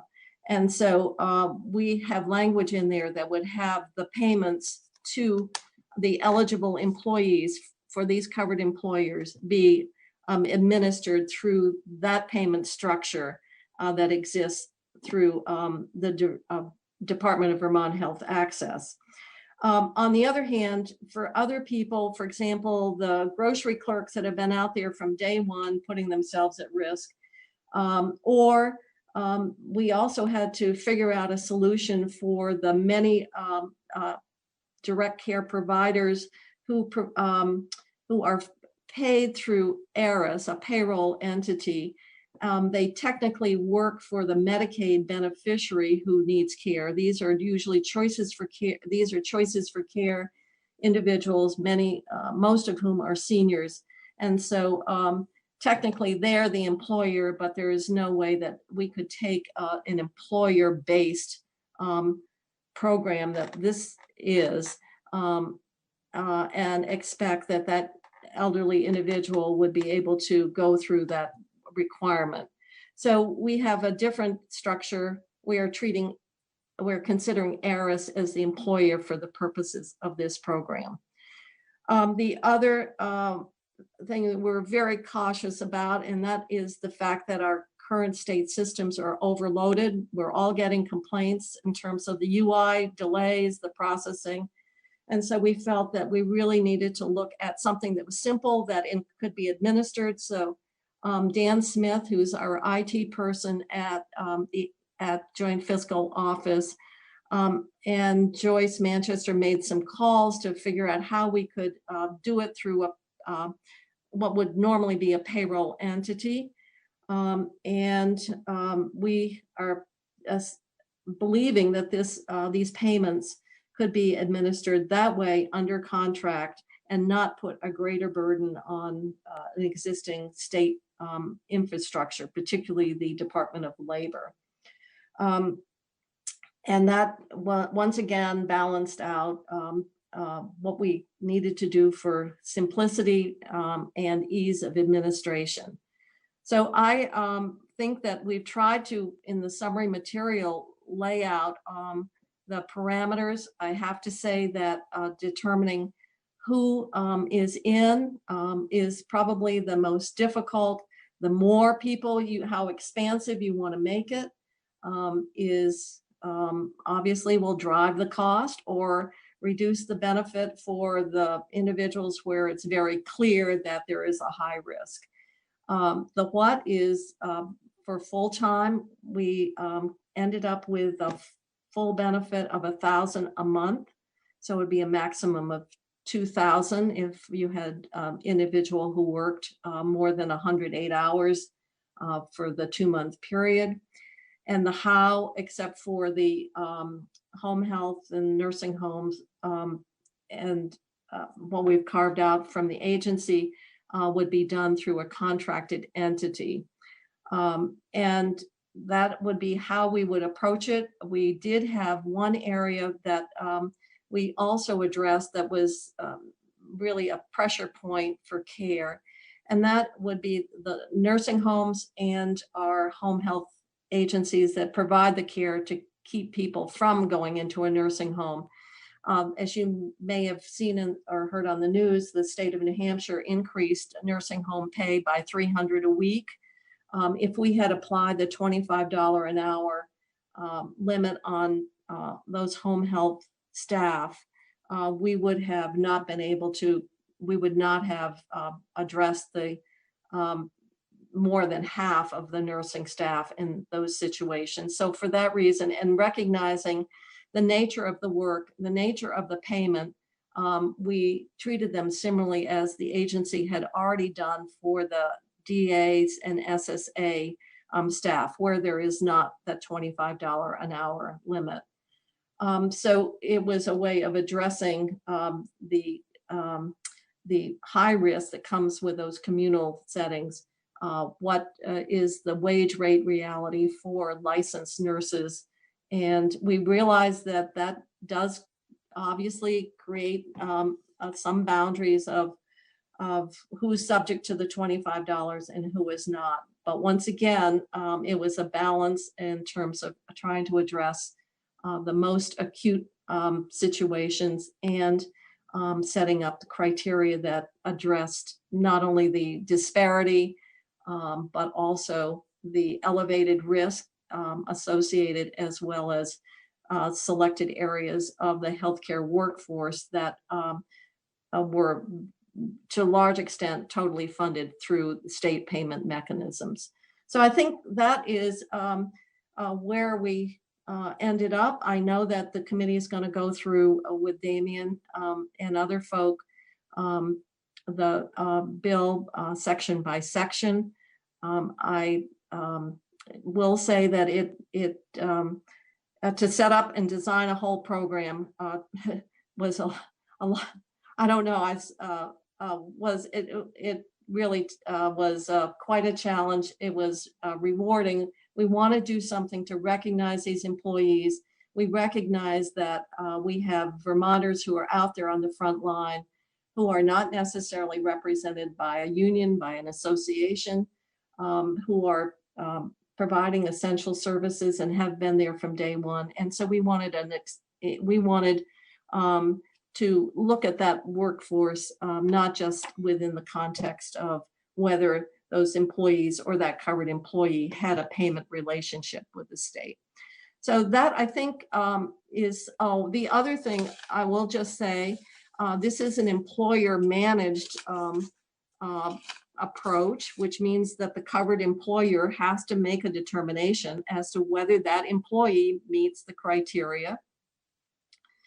We are not requiring an employer to participate. It's not an employer mandate. It would be one that the employer, because of the way it's structured, would be an opt-in. We can't imagine what employer wouldn't want to, a covered employer wouldn't want to, but we did not want to add another mandate in this environment. So I think that kind of gives you the bill in a nutshell. As I say, the hardest part and where we got the greatest pressure is who should be covered. And that's where we really struggled. And it's not to say that if you're cooking meals to feed children, that is not an important or that is an essential task. The question really becomes one of, is there significant risk of higher exposure? And are you, as a principal function of your job, interacting with the public and where that risk would be encountered? So with that, we didn't want to duplicate. We wanted to respect what had been put in place. We wanted to make it simple, and we ended up with the bill that is before the committee today. So that is, I think,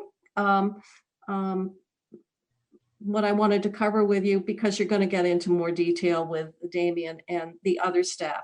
The other thing is there was a lot of work to look at that universe of eligibles out of all Vermont employees, because there isn't a lot of data specific. So the joint fiscal staff really worked hard to use all the data sources available to come up with the best estimate for the covered universe, which then determined the appropriation need.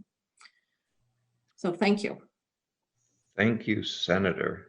And I think we're starting to realize the pressure also. I think our email boxes have been lit up almost as much as they have been with UI issues.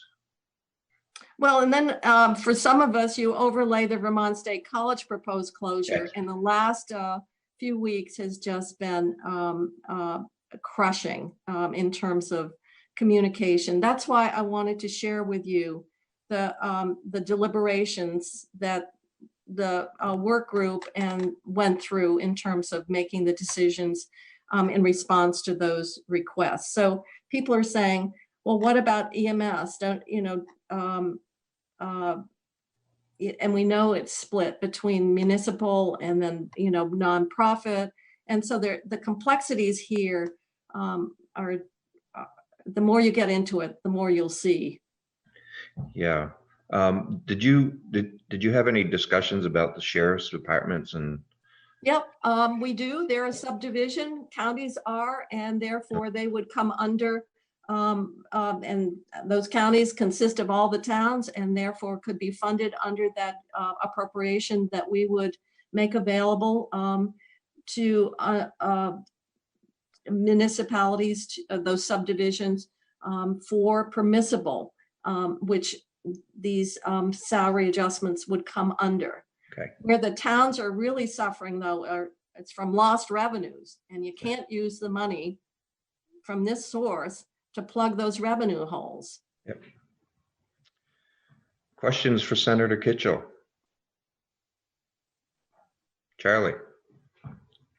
Yeah, thank you, Senator. I'm wondering if in your deliberations you had conversations with employers that are covered employers under your definition as to which ones of them may have already increased pay for those frontline workers. Did you talk to anybody about them? We did, and we had a lot of discussion, and that led into the concern that, for example, you've heard on the news, Hannaford's, I think, had given a salary increase. And that was why we did not want to have employee, we put in the language for those that had done it. And that's the other thing, not the amounts that had been done, who did it, was it done at all? If it was done, was it $1? Was it $2? Was it $1.50? We didn't. All we wanted to do was protect those salary adjustments, and that's what we did with the language to say that you couldn't replace what you had already done with the grant. And actually, by only going through May 15th, the reality is that isn't going to happen anyway. So, I mean, so when you talked to, you had employers that spoke to you about what they had done, or did they speak to your committee about them? No, we didn't take testimony on it because for us, that wasn't the determining factor. Okay, because the other part I was wondering about is if any of those employers had indicated a need for personal protection equipment and the expense of that, or finding that and providing that to their employees, if that could be something we could do with the state, with the coronavirus relief fund. That might be, but that's a different benefit. It would be to the employer to underwrite those costs, as opposed to, this is a payment to the employee. So we did not get into additional employer costs associated with protective equipment or whatever. Okay. One knows that we are going to have to, and economic development are going to have to look at segments of our small businesses, for example, because of the impact, but that'll be in a separate package, obviously. So this is, I want to make it clear, this goes directly to the employee, because there was concern, are we going to be subsidizing out-of-state big corporations and, you know, the Walmarts or the Hannafords? And so we had a lot of discussion about it. And that's why we put in the language about not pulling back on the wages. But by the time this gets through, the period of time is going to be finished anyway. So the risk is becomes non-existent. But we didn't want to say, well, you happen to work for this kind of employer, we're not going to, you know, even though you're doing essential work and you're high risk, we didn't differentiate based on that. Thank you, Senator. Zach? Thank you, Chair, and thank you, Senator Kitchell. I was reading this and seeing that the governor is reopening the state and relaxing some rules and allowing more people to go back to work. I'm curious if you all had sort of explored projections of how these funds would be applied as the rules became more relaxed. It feels like there's a lot of unknowns in the next month. There are a lot of unknowns in the next month, and probably for the for a number of months to come. That's why we limited it through May 15th. That's when things are opening up. And we reduced it to just that 2-month period from March 13th through May 15th. So that got into concerns about out of the 1.25, which sounds like an awful lot of money, but in fact, you start chunking it out. We want to make sure that there are other investments that and needs that are out there. Broadband, for example, is one that's top of the list. I know our ag committee is working on from that sector of the economy. So concerns were expressed about not obligating too much of the money. There was a desire to recognize the work of these employees, which has been done sort of sector by sector, like in New Hampshire, the nursing homes or law enforcement, et cetera. But this was just saying, we don't want to distinguish. We wanted to make sure if you had a covered employer and elevated risk, it didn't matter. We wanted to recognize that person's contributions and also recognize that they were working when other people were not and maybe even earning more. Thank you, Senator. Okay, Jim.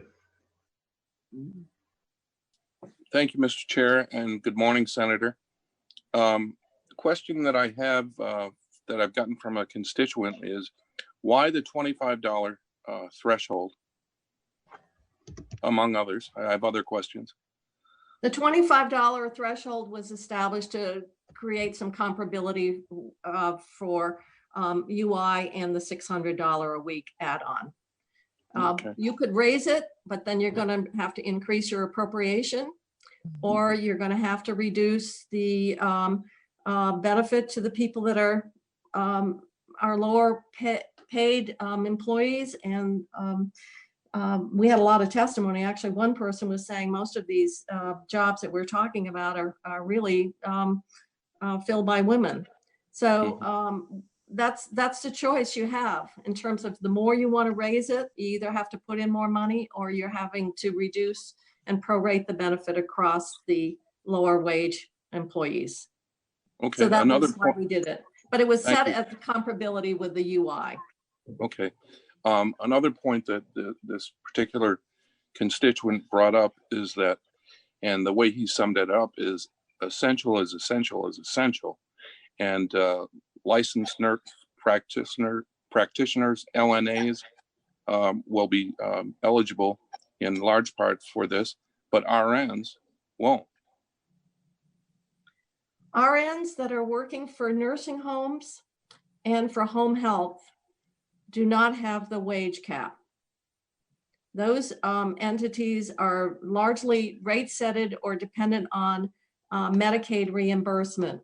So it's true, FQHCs or hospitals, those RNs are going to be subject to, and then of course, as you get into the higher paid, I know that, for example, we have a nurse practitioner or advanced practice nurse for another agency that I'm on the board, and compensation's over $100,000. So there's great variation.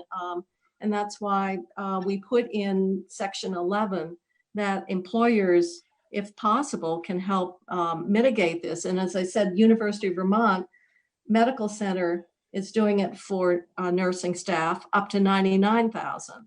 So it's it just gets into the extent to which you can keep that simplicity of this program, keep within an appropriation, and knowing that there's great variation depending on where those licensed medical individuals are working. Okay, so just to be clear, when you talk about UVM and other hospitals of comparable size, the employers would still be able to apply? No. Okay. The hospitals can apply. And what we're saying is that for those employees that meet the test, this program will provide it. But for those that don't, if you want to provide you want to recognize that group that don't meet the test of this program, then we encourage them to do so. Okay, thank you very much. Mhm. Glenn? Yes, thank you, Senator Kitchell. The way I read this, and you may want to correct me, is that this will be retroactive back to March 13th through May 15th for these. So these employers will be giving or there will be a lump sum or something that goes to these employees after the fact. Yes. Is that correct? Yes, you're correct on that. And we realized even as fast as we wanted to be, we weren't going to stand up a program. But what we heard, particularly from nursing home and residential care and that group of providers, was that having a message out there that there would be that there would be compensation was a very important message. So even though people weren't getting it in some cases as part of their wage from an earlier date, like the mental health folk that were covered, they felt it was really what was of value to say to these employees, some recognition is coming to you too. It'll come in a different format, but it will be coming. Okay, so this is listed as a grant. Yes. And it says that taxes will be withheld except for FICA. What about UI and other related state payroll taxes? No, they're not. It's not. We're not doing it through a wage. If we did, then all those deductions. So it's a grant. It's just the income tax. Yeah. State and federal. Yes. Yes. Okay. Thank you. Mm-hmm. Any other questions for Senator Kitchell?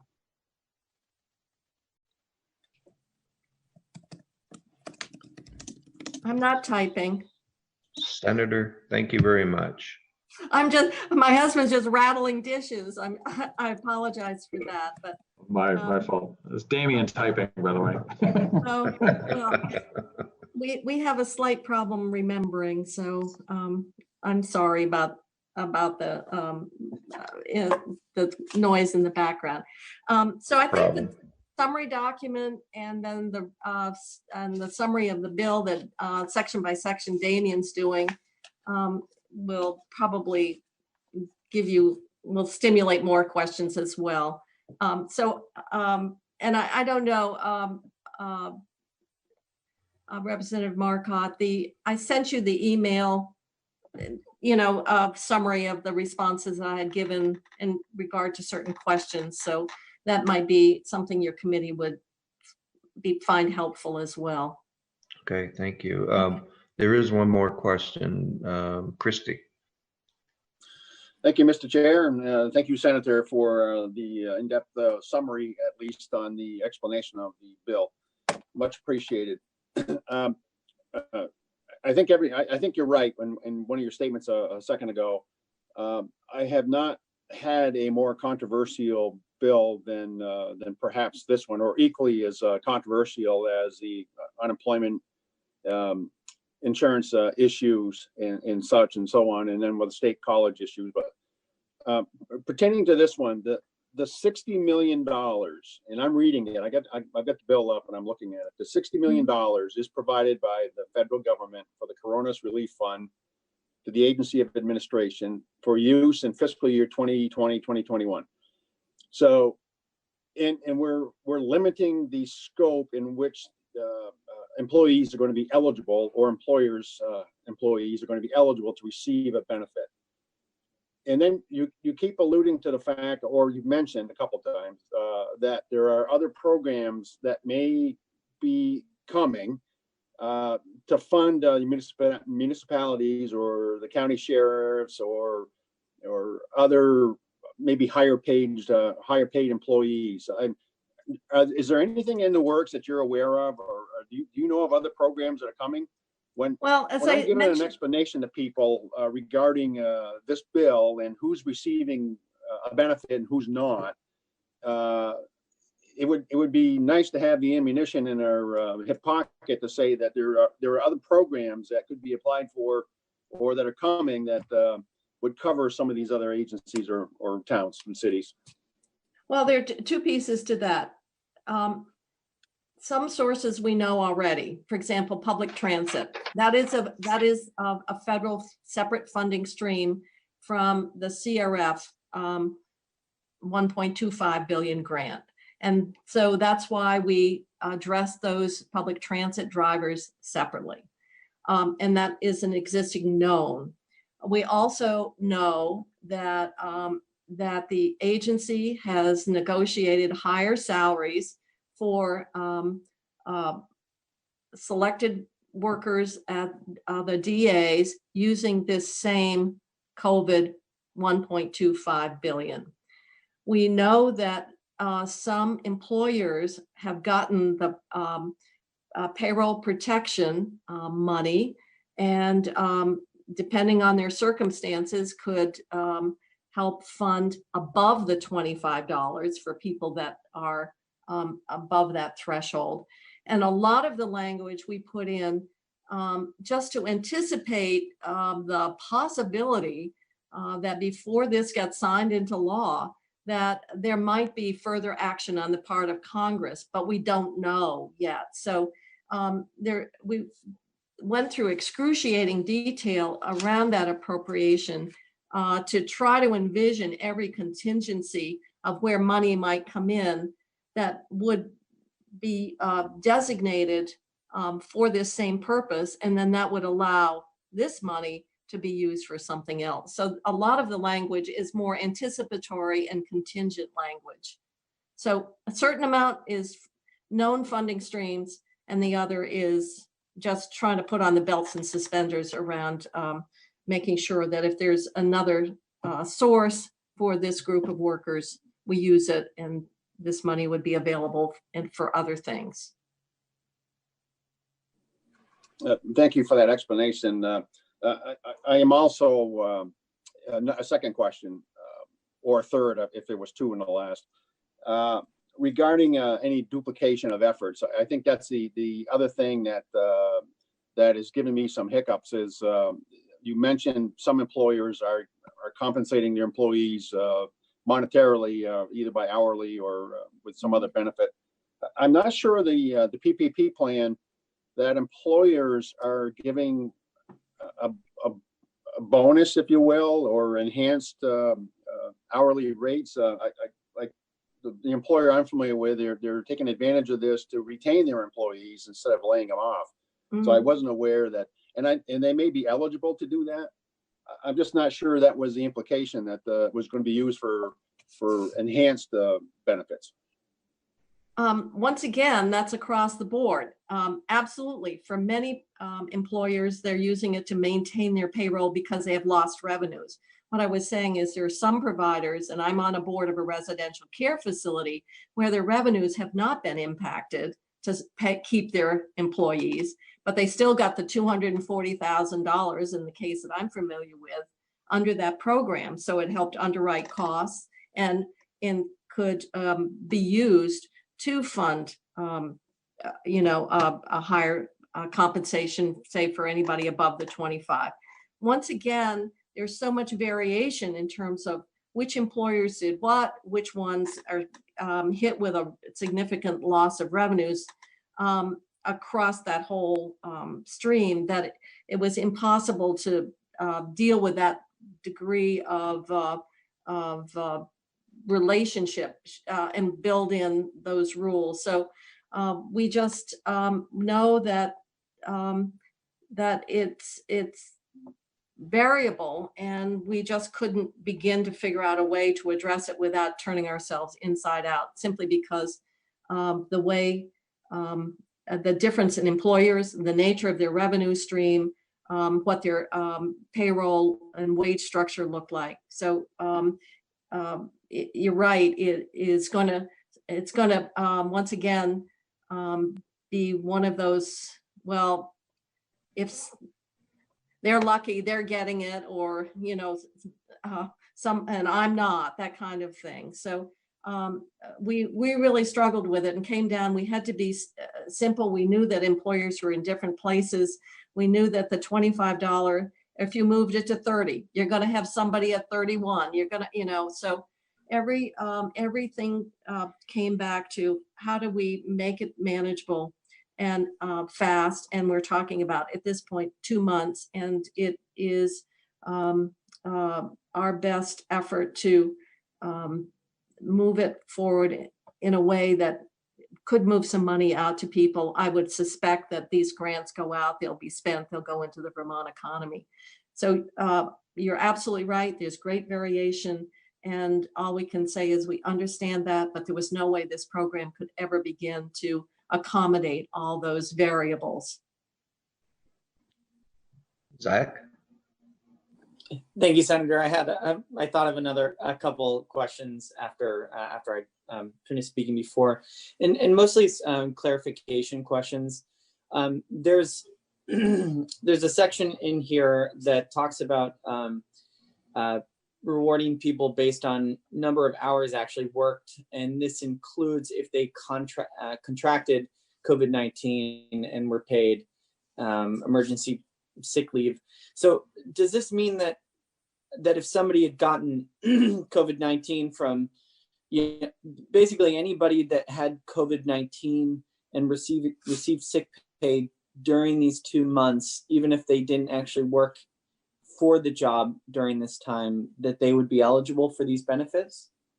Yeah, and I think Damien can explain that better. We did have some conversation about that because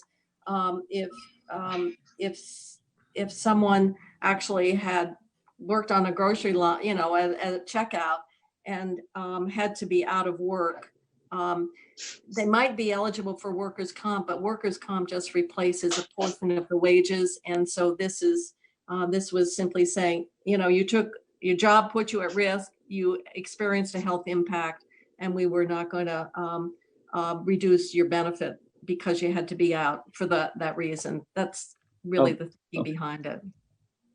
And two other quick questions. You had said earlier that this was a direct benefit to the employee, but I believe I was reading that the money does eventually make it to the employee. But can you clarify that the check itself would go to the employer to distribute to the employee? That was feedback we got from the one payment processor.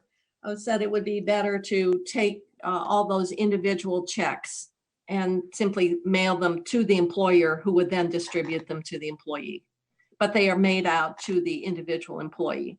And while I do want to say, because we had some discussion about this as well, and that is, while the payment goes to the employee, there was recognition that this was a program that also helped the employer retain staff and recognize the work that they were getting. So it kept their workforce stable. So it was viewed as benefiting both employer and employee. But the payment does go to the employee, although all of them for that employer are mailed in one envelope for the employer to distribute. Okay, and that thank you for answering that. And it sort of feeds into my next question, which has to do with hiring another payroll service and recognizing that this is, these types of programs are putting strains on our existing system.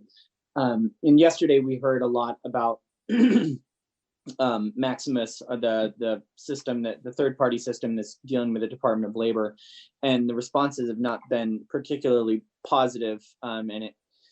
So I'm hesitant to hire a third party, and so I'm mostly just curious, if we already have a payroll system, why is that not sufficient enough? But also in terms of putting stress on the system, there is a piece about making sure that the employer is required to distribute the checks within 5 or 10 days. That also seems like, how are we going to verify that? And that's also might put some additional stress on our system with that verification. So I guess that's two questions, but those are my last questions, I promise. Okay. Well, short of an audit, we probably won't, but generally somebody's going to complain, and there would be follow-up. In terms of the stress on the system, the employer would have to provide the necessary information, the same as they would if they used a payroll entity to process a payment. They're going to need to have personal information, pretty basic, and they can make the payment. What you're really talking about is another part of the bill where we've got to have staff who can answer the phone, who can go through with an employer who might have a question or whatever. So we did talk about either having the ability to take some staff within all of state government, which in fact they did to some extent with UI, probably could have done more, and also hire some temporary staff. So we recognized that there was a need to provide that kind of support to employers. And so the payroll entity is more just a matter of processing the checks and withholding and doing the necessary tax forms. But there will need to be staff available because the last thing we want to do is replicate the UI experience where people, where you don't have any ability to get a question answered. And that is giving the Secretary of Administration flexibility around that, recognizing to move staff or to sole source, et cetera. So I want to be clear, we are not looking at that payroll entity to be comparable to UI. UI is handling a lot more than just the processing of the payment itself. It's all that upfront and questions that are really creating a huge problem. Well, and I guess the initial question was, don't we already have a payroll management system, and why is that not sufficient? Are you talking about for state employees? Yeah. Or I mean, well, let me. I'll just say that we actually had Dan Smith, our IT person, who had also been in touch with our Agency of Digital Services around what's the best way to do this. This is what they came up with. So if you need more information about why this was selected, it was the extent to which this would lend itself to existing systems processing. So you didn't have to do a lot of reprogramming or new programming. And so that was part of the discussion, but I don't want to attempt to get into some of those IT other than to let you know that Dan Smith spent a lot of time, talked with the folks at the state Agency of Digital Services around what the different options might be. Okay, thank you. And thank you for your work. Lynn? Yes, thank you. As an employer, I can assure you that most employers have their own payroll services. They don't even have to be big employers. Bigger employers have huge HR departments, but just about everybody uses the payroll service. This isn't going to be any different than paying your person a bonus. You're going to go and you're going to get the check. It's going to go back out to the employees. The payroll service, you can adjust what kind of deductions you make, and then it goes to the employee, usually direct deposit, and then it'll be done. This is very different from UI. It's really a very efficient system. The state really doesn't sit down and manage everybody's payroll systems. Number two, Maximus, to talk about the UI, my understanding is that we've got people from Green Mountain Power, Vermont Gas Systems. Maximus is the group that handles Medicaid under HP or whatever they're using now. The issue is that these people don't understand UI. They don't work in UI. They do have some knowledge of customer service. It's a very different beast. And there still aren't enough people probably to do the 73,000 people who've applied.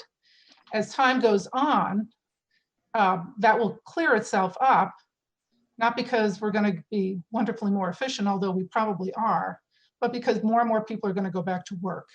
And so they won't be on UI. This is intended to help people, either get people off UI or keep them off UI and keep them working and give them a bonus. That's how I see it. It's a retroactive bonus. But employers can handle this just fine. And they're probably going to be very happy to help work that through with their payroll service. Thank you, Representative Dickinson, because that's sort of what we were hearing. And we tried to keep the information that an employer would have to provide just the basics to process a payment, as you pointed out. So it doesn't have the once again, it doesn't have the complexity of you. My only point was we knew that we couldn't add this new program on to the Department of Labor at this time. That's all. Not to suggest that it was, in fact, that was why we wanted to make it as simple and as less of a burden as we could on employers.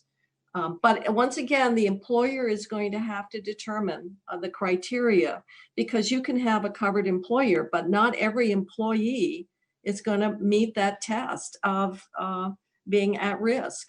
So we struggled with that. How do we develop a test? What would it be, et cetera? And we said, oh, in the end, we just said we have to rely on what would be sort of there's a legal term. I always want to call it a reasonable test.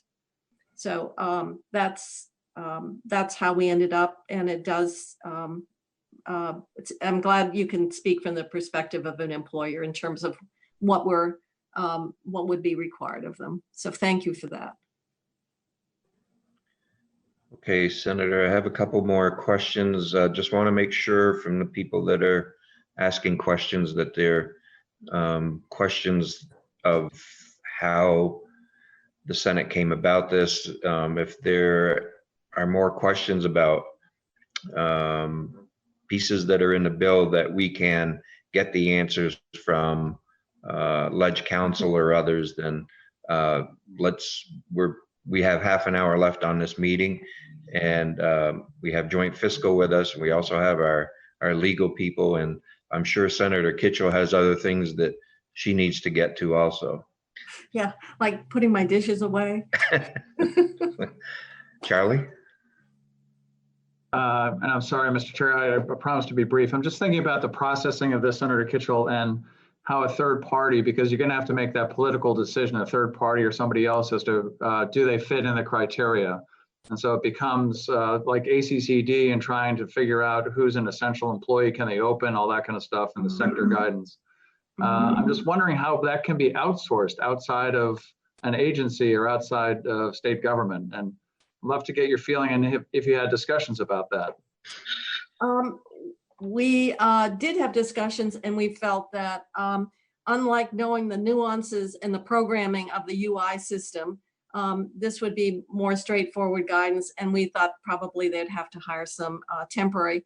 You could take some retired state employees who are used to working in eligibility rules. I'm thinking about some of the old colleagues I had in social welfare, these kinds of reviews, and then you'd have to have ultimately, if you felt you needed to have a legal review to figure out how to do that. So that is part of the administrative work that the Agency of Administration would have to put in. We started struggling and said, wait a minute. That gets us into a level of administrative minutia that we could not begin to address in a piece of legislation. So we're leaving some of those operational concerns, but put in language to give a lot of flexibility around the funding, hiring staff, doing the sole source contracting for that very reason. And I'm wondering, since the bill passed and the governor started to open the spigot a little bit, there's a requirement for employers and employees to get online and go through a training process that Department of Labor has that was developed by VOSHA and OSHA. And so there are, within that training, they talk about, they have a high, medium, and low on employees and what that means. So we might be able to look at that and actually use the VOSHA determinations to help us. So we can look at that. Okay. Oh, that might be a good threshold to determine that elevated risk, but then you have to determine that those are your principal job functions. Right. So, but it don't reinvent the wheel if there's something out there that perhaps could be transferable. Yep. Senator, thank you very much for all your time this morning. We really appreciate it, and thank you for your work on this. Oh, well, I was lucky. We had, it was a lot of work. And you're just beginning to experience it because you're going to get some of the same pushback that we got in terms of how we set the criteria and so forth. So I wish you well, and I thank you for taking it up. And then our joint fiscal folk and Damien will be able, I'm sure, to fill in a lot more than I can. So thank you very much for your questions. And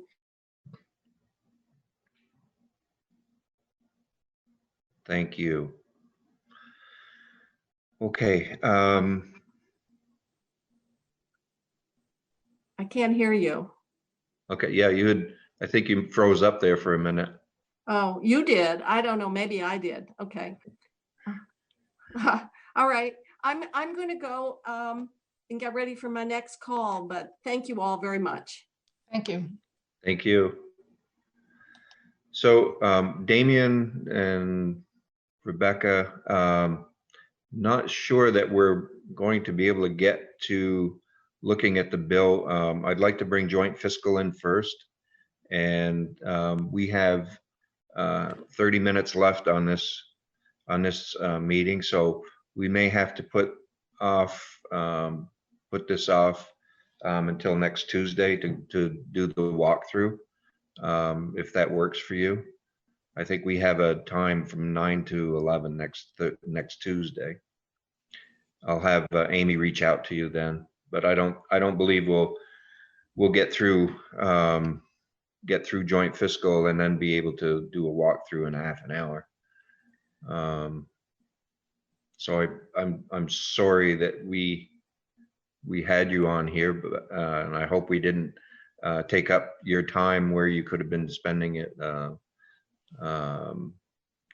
in a better way and being more productive than just listening in. But we appreciate it, and we'll touch base with you on Tuesday if that works. Sounds good. Thanks. Thank I'll you. keep listening. Okay. Thanks. Stephanie, good morning. Good morning. And Joyce, I think, is with you too. And I believe Chloe as well. Okay. Is Chloe still on? She was on may have earlier, but I don't see her now. She had to go off to Ways and Means for a few minutes, but we can reach her if we need to. Okay, very good.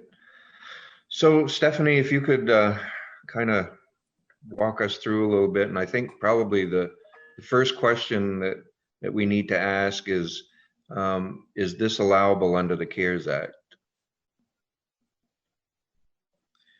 So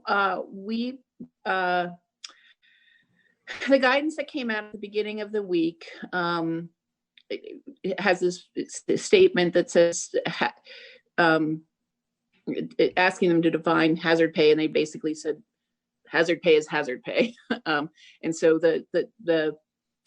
because this is a payment, a benefit associated with the hazard of the elevated risk of COVID-19, we believe it is a allowed use under CRF, under the Corona Relief Fund at this point.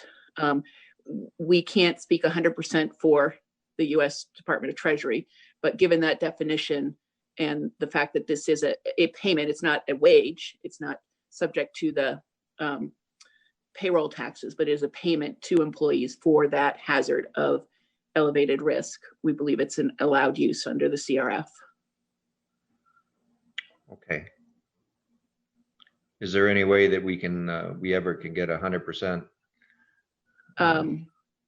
Or even close to that? We're attempting to spend a whole lot of money, and I think there's a worry out there that you know, a year or two down the road, the federal government can come back and do an audit and say, you know, that wasn't correct, and we want that money back. That is true. Short of you know, sort of submitting the bill and asking Treasury to weigh in on it specifically, and we could try and do that. I'm not sure what sort of time frame of response we would get, but that would be the option, to try and get close to 100%. Okay. All right.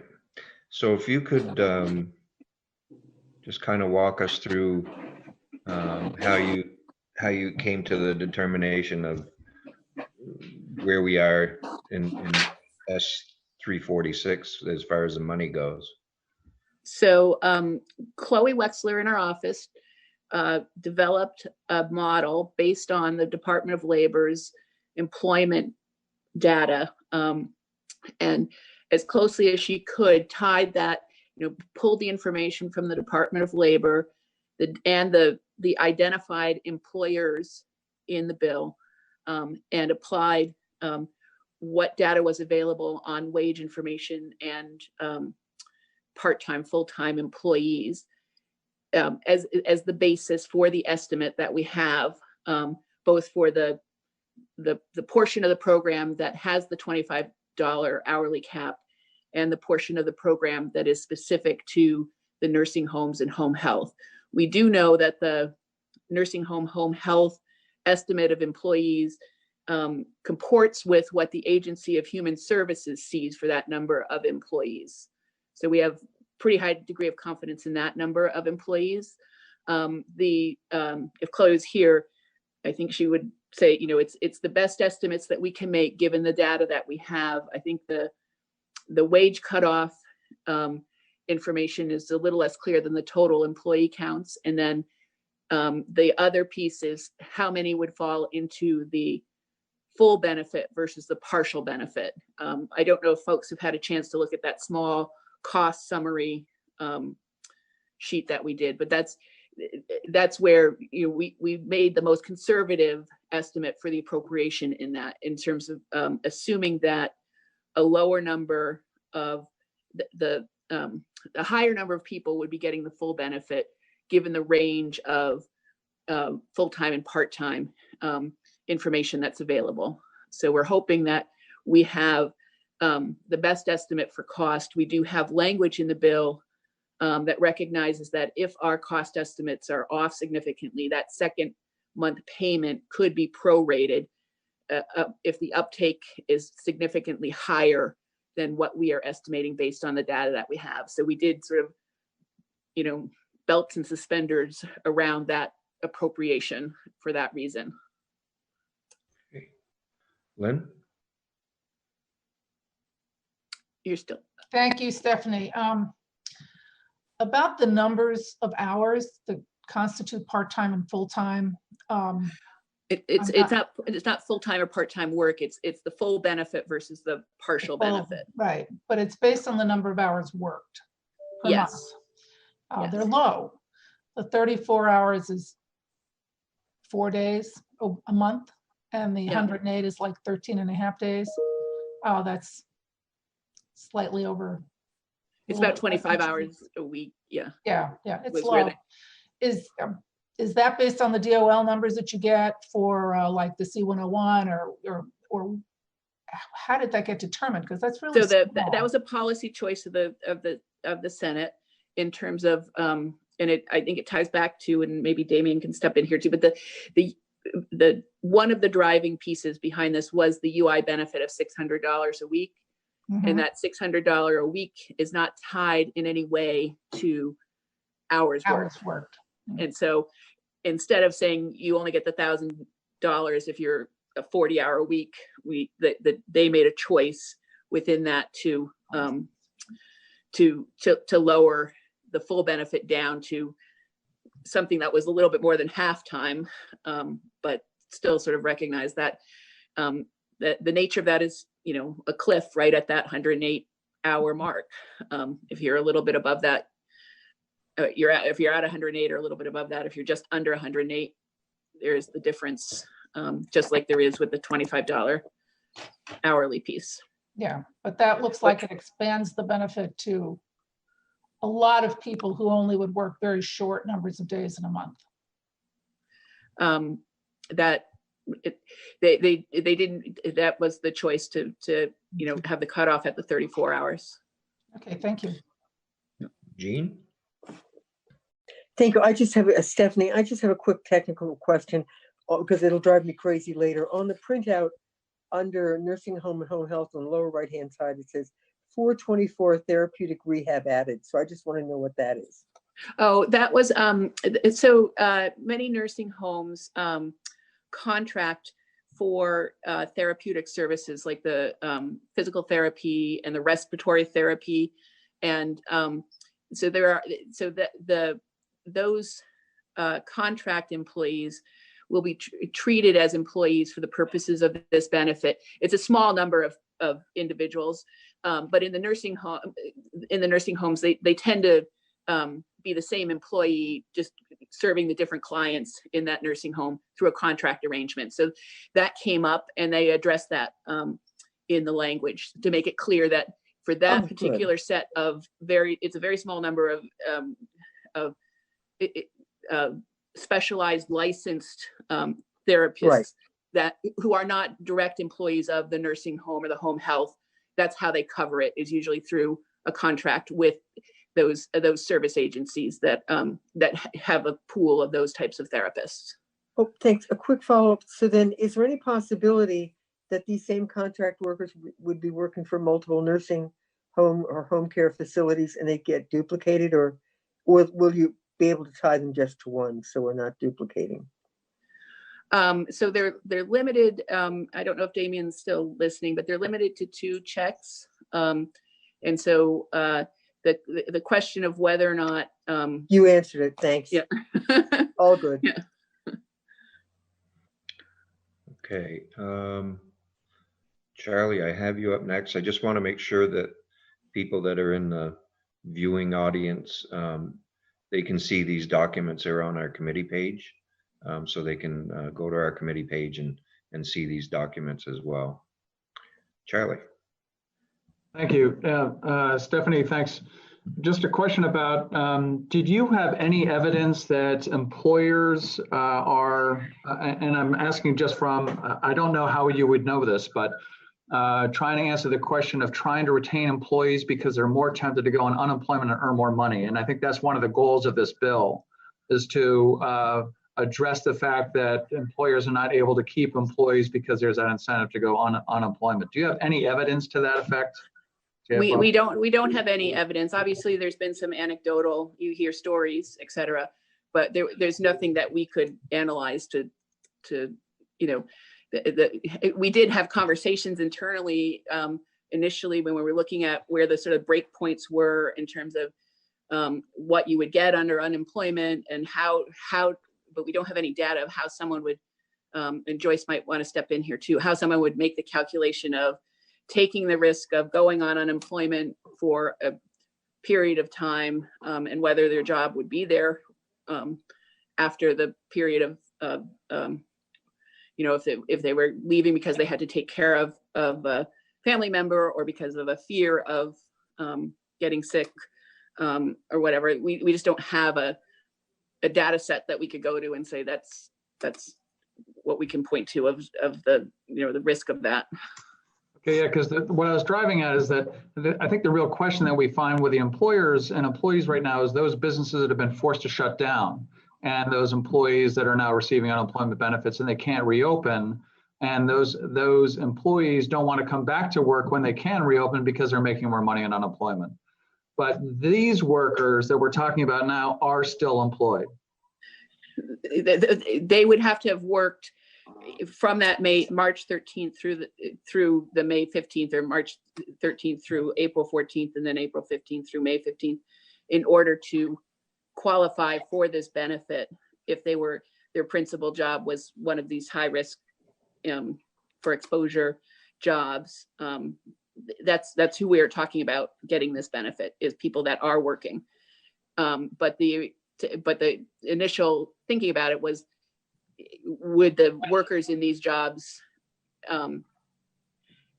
where they felt they weren't having protection choose to step away from the job because of the attractiveness of the federal enhancement to unemployment? But the protection wasn't what the senator mentioned. Personal protection equipment. Okay. Yeah, and it's also, I mean, I think families struggle with, if schools are closed, who does the childcare, et cetera. So. Thank you.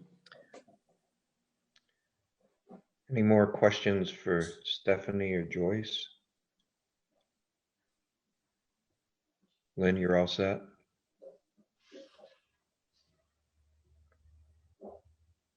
And Charlie's good. Okay. Thank you very much. We'll be in touch with you again if we need Sure. more information on dollars. Appreciate it. Damien, again, we have 15 minutes. I'm not going to start walking through the bill. I'd prefer to do it in one shot, which makes it easier. But would you take a look at the training that's on the Department of Labor's website for employers and employees, and go through that and see if there's anything you can extrapolate from that as far as identifying what a high risk employee is. Because through the slideshow, they do have high risk, medium risk, low risk, and what you need to do in those categories. So maybe that's a way for us to identify those high risk individuals that we're trying to get to. If you could look at that, that would be great. Yeah, I can do that. The other thing to keep in mind is that OSHA, back when this all started, put out guidance on what a high risk workplace looks like and what a medium risk workplace looks like. Okay. So I can also. So that's probably the same thing then. Yeah, I think the OSHA guidance is a little bit more detailed. It was not meant to be a training for everyone. It was more of a guidance for safety officers and so forth. Right. But what I can do, Tuesday's the next meeting? Yes. Yeah, I'll try to put together a summary of what we've got on high risk from VOSHA, and then what the OSHA document provides, and that way the committee can look at that. Yeah, that'd be good to compare them, and it gives us a better idea of what OSHA and VOSHA are looking at for high risk, so we can understand both employer wise and employee. That would be great. Does anyone have any questions for Damien before we go off and take a break until our next one? Yeah, I do. Go ahead. Yeah, Damien, I'm just looking at the list. It's interesting how that list was developed, trying to figure out how the list of essential workers was initially defined by the Scott administration, and then how other businesses were allowed to stay open because they were essential to the economy or essential to different functions. So was that a deliberative process through testimony with external sources, or just how was that list developed? So the list's development started with a Senate working group that was working on the issue, and then continued to develop through testimony in the Senate Appropriations Committee. The development was based on the executive order, the Stay Home, Stay Safe order.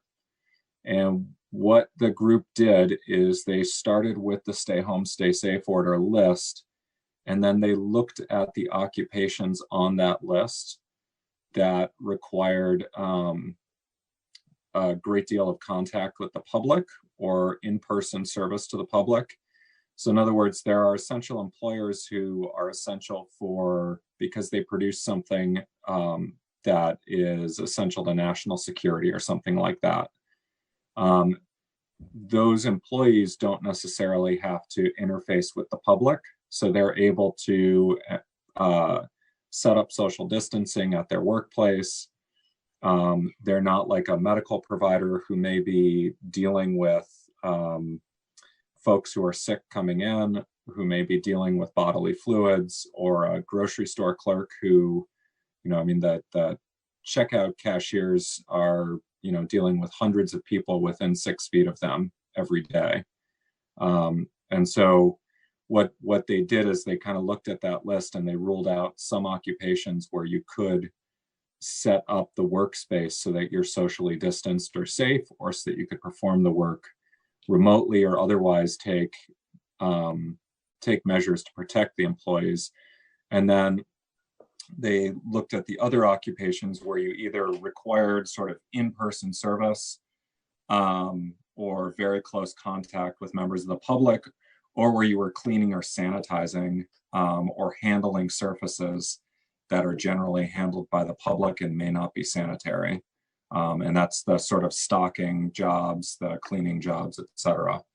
And then that list kind of developed as the Senate Appropriations Committee heard about people who were either left off it or who didn't need to be on it because they were getting funding through a different source. Okay, thank you. Jean? Thank you. Damien, I've got three, I hesitate to say this, Mr. Chair, but I've got three basically quick stops in my district, all of whom stayed open, who are not necessarily essential. And they did have in-store, they had curbside delivery and in-store purchase. Would my local butcher who is down the street, who's open now, who I can go into, or they will deliver to me, or they'll drop it off at the curb, would their employees be covered?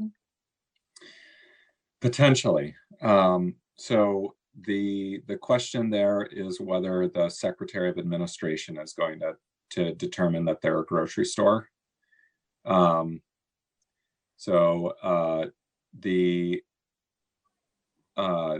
The way the executive order reads, it says grocery stores or other stores selling food or beverages, which is how that local butcher, which I should add, I loved when I lived in your district. Yes. But so there is leeway here for the Secretary of Administration to determine that they're one of the retailers covered there. And then to make the determination that they're covered. The language was left deliberately a little bit vague and open-ended so that the Secretary could make those calls on folks who may not cleanly fit into a category, rather than having a definition section that goes on for, fully 50% of the bill. Yeah. Well done, thank you. Yep. And they are a great butcher. Yeah.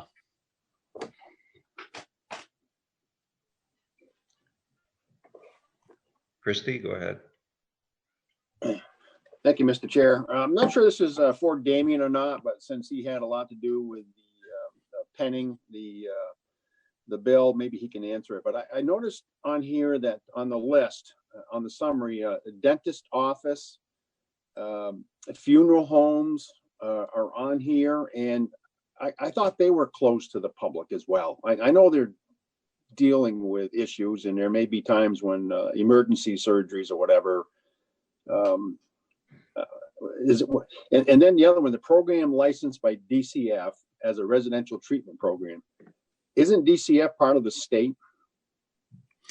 Yeah, so I'll start with DCF first. So it's a program licensed by DCF, not operated by DCF. Okay, thank you. So if it was operated by DCF, they would be excluded under the exclusion for the state.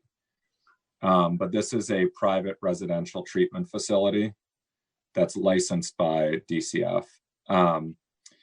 With respect to the dentist's office and the funeral homes and crematory establishments, for the dentist's office, the understanding there is that for folks who need emergency dental treatment, the dentist and the hygienists and dental therapists have to be in extremely close contact to one of the primary modes of transmission for the virus. So one of the requirements to be an eligible employee is that you've performed in-person services during that month. And so if the dentist's office was going to apply for this, they would say, so these two hygienists have, performed 60 hours this past month of emergency dental procedures with the dentist.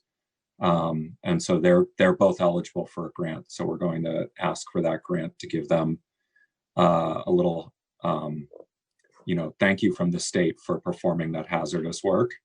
With the funeral homes and crematory establishments, they are handling the recently deceased. And so they may come into contact with the virus through someone who either we know died from the virus, or someone who we don't know died from the virus, but who had it when they passed away. And that's been one of the things that they're starting to try to figure out, is how many people who have passed away had the virus but weren't diagnosed during the time there. So that's the thinking behind the funeral homes and crematory establishments, is that they may handle someone who still has, is recently deceased and still has virus that can be transmitted on that body. Yep, thank you for that. I certainly understand it. It's a logic that I can understand that very clearly. It's just not open to the public on a regular basis. And does this make it a gray area for other industries or businesses? Yeah, that was my. And that's covered by the sort of the reasonably similar risk sort of catch-all for them, where they're not necessarily open to the public. For the dentist's office, they're dealing with clients. And then for the funeral homes, I'm not sure that clients is the appropriate term, but the reasonably similar risk would cover that. Okay, Jim. Thank you, Mr. Chairman, and thank you, Damien, for all your work. I've got a constituent who was pounding the table about whether or not her husband and son would be eligible for this. They deliver gas, propane, and oil. And under the conditions, they perform a job whose principal function is providing in-person service to the public or clients. Would they fall under it? So I think they are excluded from the list of occupations. So right there, they're not working for a covered employer. This is one of the groups that the Senate committee heard from as well, I believe. And so the goal was to get folks who are dealing with sort of person-to-person interactions. Okay. And it may be that the language could be improved there to say that require person-to-person interactions. And I certainly don't want to minimize the service that they're performing. Right. But the goal was focused on folks who are having repeated person-to-person interactions with members of the public or with folks who could be infected. Very good. Well, I look forward to the VOSHA list that you're going to provide us. That'll be very helpful. Yes. Yeah. Okay. Thank you very much. Well, and I think when we start thinking about this, start thinking about it in the levels of risk, of high risk, medium risk, low risk.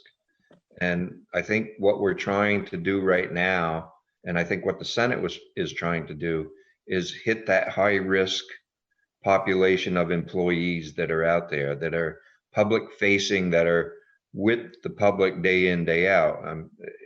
To me, you're a fuel driver making deliveries. You don't have, your risk isn't as high as, a store clerk that's behind the register, working with customer after customer, or the stock boy that's putting stuff up on the shelves with people around him. So that we need to get into that thought of high, medium, low risk, so we have a better understanding of what those occupations are.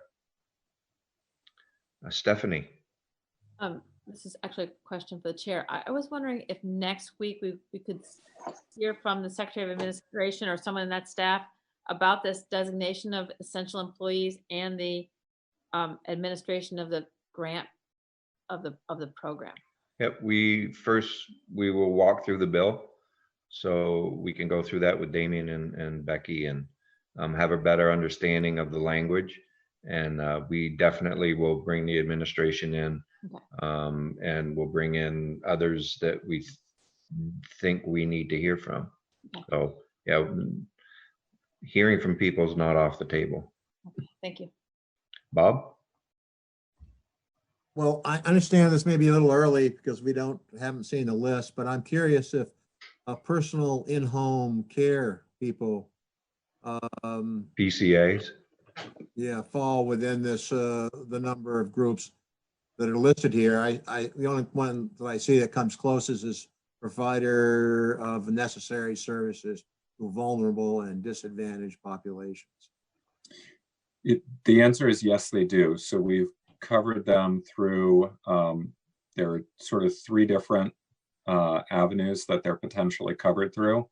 One is home health agencies.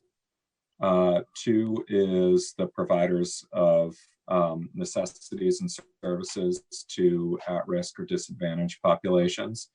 And the third is the independent direct support providers are not on the list of covered employers, but if you go down into the definition of eligible employee, they're included because their employer is the recipient of the services, but they're paid through a state fiscal agent because the money comes through the Choices for Care program. So they have a very strange employer relationship. And so we've covered them without requiring each recipient of services to enroll them. Instead, the state's fiscal agent can enroll all of them for grants, and then we'll provide them with the grant checks. Thank you. So that's something I can explain in the walkthrough. Great. Thank you, Damien. Just switching off this subject for a second before we get off. I'd like you to take a look at the UI statutes concerning penalty weeks.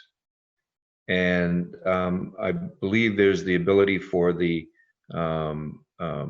commissioner to waive penalty weeks. Is there any criteria that he has to follow to waive those? And also, would there be an ability for the department to provide a $1 UI benefit to those people, so that they could, as long as they receive a $1 benefit, that makes them eligible for the $600 payment. So if you could take a look at that and get back to us sometime, that would be great. Do you want that to also be something I talk to the committee about next Tuesday, or do you just want a separate memo? If you could put a memo out, and then we'll see what it looks like, and then we'll schedule some time if we need to. If they already have an ability to do something, we'll have discussion with the commissioner. I'm just wondering if there's criteria that he has to use in order to be able to relieve those penalty weeks or not. And then I wonder is there an ability to waive the weeks now and move them back to when we're back in a normal way of things going with UI, that then those people could serve those penalty times at another point. Okay, so I will do that. It'll probably take me until early next week to get that together. Just there's a number of penalty provisions. Yep. My understanding is they're typically all served at the beginning of the period. Yeah. And you have to serve the penalty before you can receive benefits. And I'm not sure there's any way around that, but I will dig deep and see if I can find anything. Okay, great. That'd be great. Yep. Thank you. Thank you, committee. Mr. Chair, just because to that, I read the statute, and I don't pretend to be a lawyer, but I didn't see any guidance at which the commissioner uses to assess penalties beyond if there was a 1 week or there's overpayment and repayment of overpayment, but there's then that is the penalties, the severity of the penalties. I didn't see anything in that. Okay. Yeah, I think it's typically in the commissioner's discretion based on the situation. What I want to be sure of is that the commissioner either follows the criteria that's there, or there's no criteria, that it's totally to his discretion, that he can use that, so that those people can also get the $600 federal payment. And but what I don't want is then the Fed coming back and saying you didn't follow your own rules and therefore you have to pay this back. Right. I will dig deep and see if I can put it into a digestible format, because it's a very complicated. There's a number of different avenues that the penalties can come in. One is the overpayment, if there's a finding that the individual intentionally misrepresented something. Right. But there's also penalty weeks for gross misconduct or misconduct dismissal or something like that. So you've got various instances where someone could be serving a penalty. And then with the disaster or the pandemic unemployment assistance versus regular UI, there are slightly different federal requirements for how the penalty is served and whether or not you can waive the penalty. And then I know a number of you have probably heard from folks about how some other states have applied the penalty differently. I know California and Oregon have been mentioned to me. And one thing I would just say right off the bat is they have very different penalty structures. And so that can complicate this too. It's not necessarily an apples to apples comparison with other states. But I'll try to put together a quick summary of what I'm aware of. It may end up not being very quick. Well, but I'll put it together for you. Yeah, if we can get something next week, that'd be great. And normally I don't think that we're really interested in condoning bad behavior, but I think in this situation, and generally what happens with these people when they find out they have to serve penalty weeks, is they go out and find another job because they need money. And in this situation, they can't find another job, and we don't want them out finding another job because we want to stay home, stay safe. So we should be making sure that these people are taken care of at this time.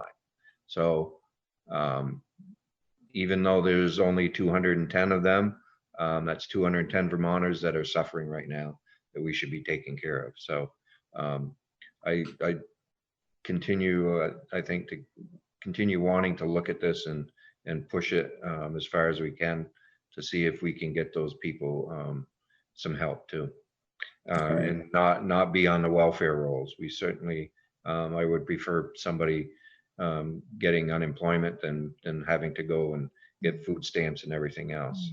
I think we're all better off for that. So with that, let's see, I have 3 hands up. Jim, did you have anything else? Nope, sorry about that. Hey, Stephanie?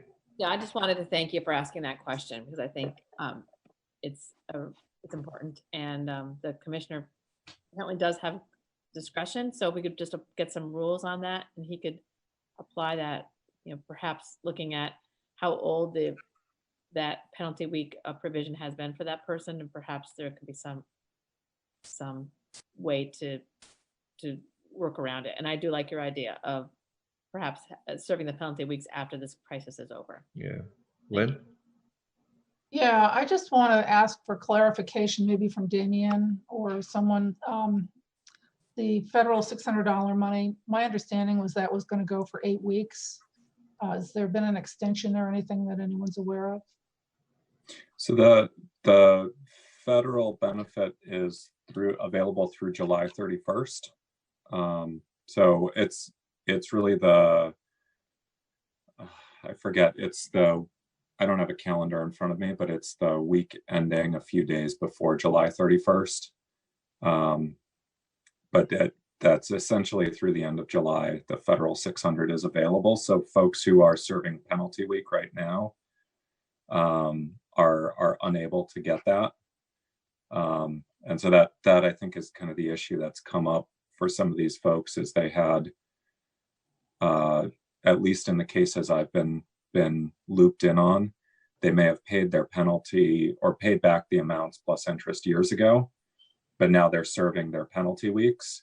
And like the chair said, it's at a time when they can't find work, and there are no jobs to be had. And now they're unable to get this benefit. So their only other option is to go on the welfare rolls. And I wouldn't pretend to know how that system works. But with the UI system right now, they're stuck, and the penalty weeks apply to both UI and the pandemic unemployment assistance. So typically, if you're not eligible for UI, you could go on pandemic unemployment assistance. But the way that system works is if you have, let's say, 4 penalty weeks, they apply to both. And so you're not eligible for either benefit at this point, if you're serving those penalty weeks.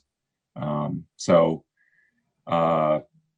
it's going to vary by individual. Some individuals might have just 1 or 2 penalty weeks, but others may have, 8 or 10 or 12, which is a really significant amount of time right now. So, but I'll see what I can find on the flexibility and where there is flexibility and where there isn't, and just what all the requirements are. And I'll try to put it together into something that's fairly digestible, so you can see where there are levers to pull, and where there might be some room for movement from the department.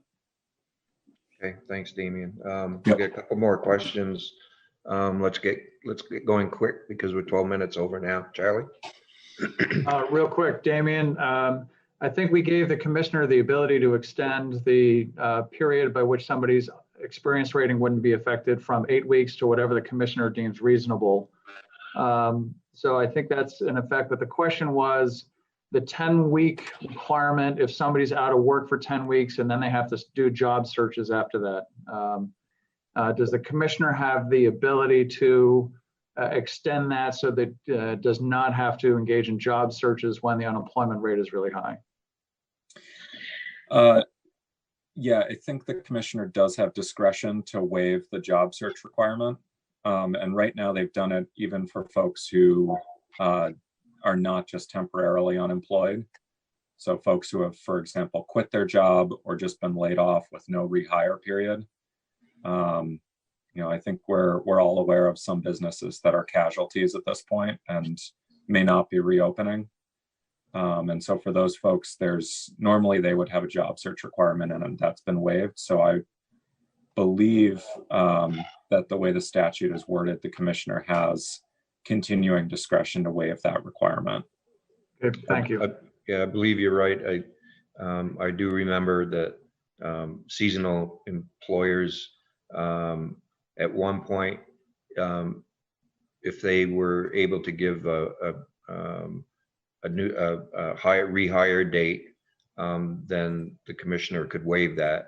And then I think at one time, I think when Annie was the commissioner, she had changed that to a 10-week period. And then after, if you weren't back to work in 10 weeks, on the 11th week, you had to go out and job search. So I think that discretion is there. Jim? Thank you, Mr. Chairman. Damien, in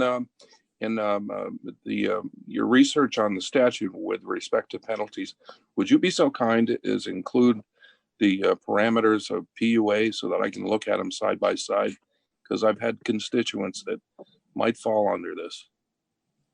So you mean the penalty parameters for PUA versus UI? Yes, please. All right. Thank you. Okay, committee. So we're back on at 12:30. Have a good lunch. Anthea has already drafted the committee bill. She told me that she had emailed, said that House Transportation is meeting this morning, so she was going to bring it to them, and so if they give the okay, we may vote that out this afternoon. So we'll see. We do that probably right at the beginning, and then get on to H945 after that. So enjoy your lunch, and Amy, we can go off live.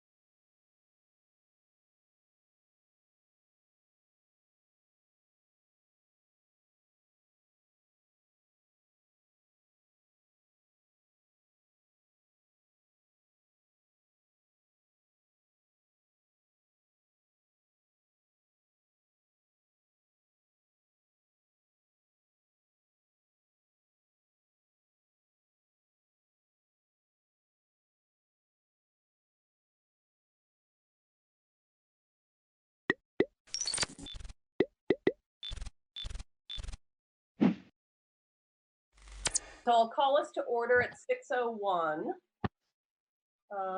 And the first thing on the agenda, recognition of groups. So we do have Mary and Lyle with us. We have our soon-to-be new superintendent, Andy Skarzinski, with us. Andy, wave and say hi to everybody. Hi, everybody. I'm thrilled to be here. We've got Scott Norrens with us. We've got Brian from BCTV, just keeping an eye out that I don't screw this up royally.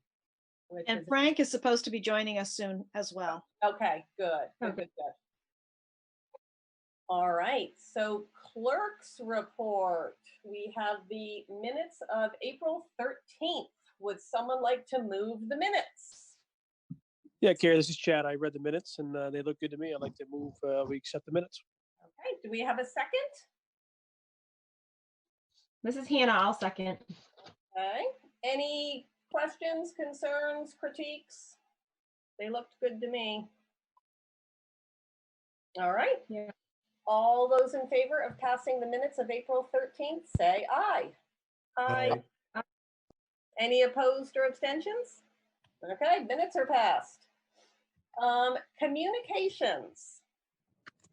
I don't believe I have had any. Has anyone else had any communications or anything we need to know about Mary or Lyle?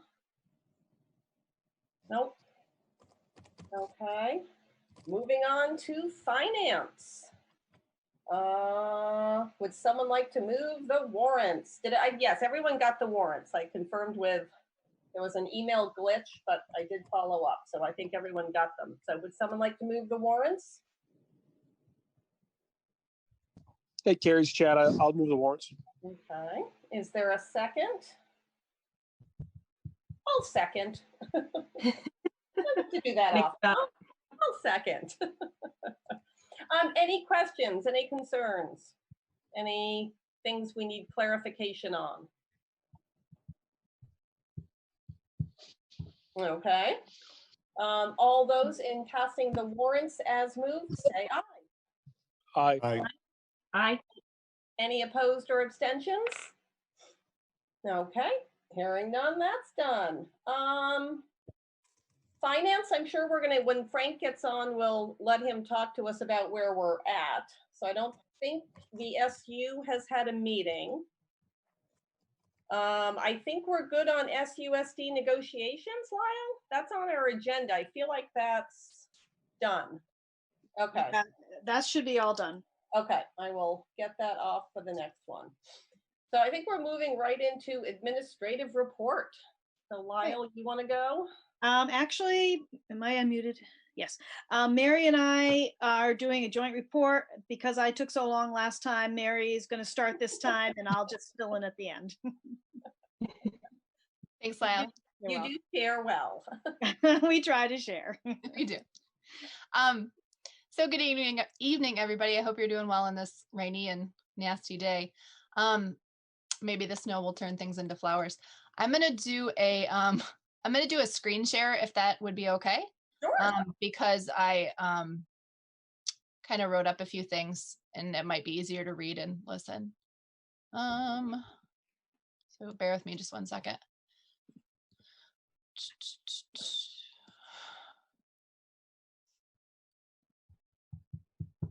Okay. Okay. So first thing I think I'm gonna kind of go in reverse order. So kind of starting right here. Classroom teachers right now meeting with students via Zoom, meeting with students in full groups and small groups. Some teachers are recording videos for students to watch at a time that's convenient for the families. Meeting with parents, touching base with parents. And in addition to what the classroom teachers are doing, we have private band lessons going. We have an all-school sing happening. Individuals working with guidance counselor, behavior interventionist, PE, art lessons, library resources have been provided for teachers. For example, Audible is doing a free thing right now for students. And Epic is another thing that's doing providing some free resources for students right now. Special education teachers are working with distance learning plans that have been created while we're doing remote learning, tied to IEP goals. They're doing, I participated in an IEP meeting today, and our special education teachers are becoming really facile with making those, I think, as comfortable as possible and as similar to the real thing as possible, which I appreciate their work. Our nurse and our member of our custodial staff are helping out over at Oak Grove School because they're doing childcare right now. We found out today from John Sessions, the assistant principal over at Academy School, who's working very hard with a team over there, which includes Vernon staff, to distribute meals that over 3,000 meals, including dinner, are being distributed per day, which is incredible. Lots of work from our custodial staff, hardworking 4-member staff. They are doing vigorous cleaning, but also kind of starting on some sort of summer projects, moving bleachers, painting way up high in the gym, being very safe. And then going up to the top, wanted to talk to you about attendance a little bit. I think our partner board had asked for some information about, families that we're reaching. So I'm right up here. Right now, out of 357, there are 0 families that we have not heard from or been in touch with at all. No radio silence, so to speak. Last week, there were about 6 students that we've been in touch with, the kids and the families, trying to support families to get children to complete their work. And sort of, there's a story behind each one.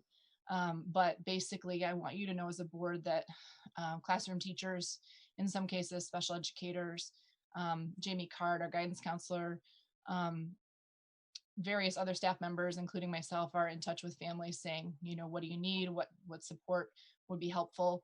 One of the resources that's been nice is Paul Smith and Gary Parzik and Adrian LaPierre, thank you. I've never met Adrian.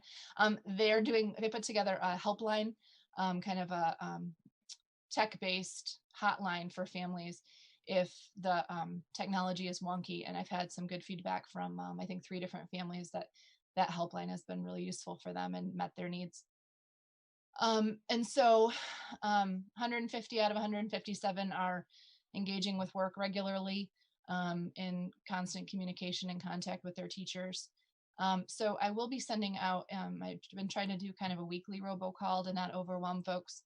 And one of the things I'm going to send out on the robocall is sort of a new protocol for attendance, that, we want to hear from you. If it's been 3 days or so and no one at the school has heard from you and we've kind of reached out, folks are going to contact Amy Card, our guidance counselor, and say, hey, can you give a call?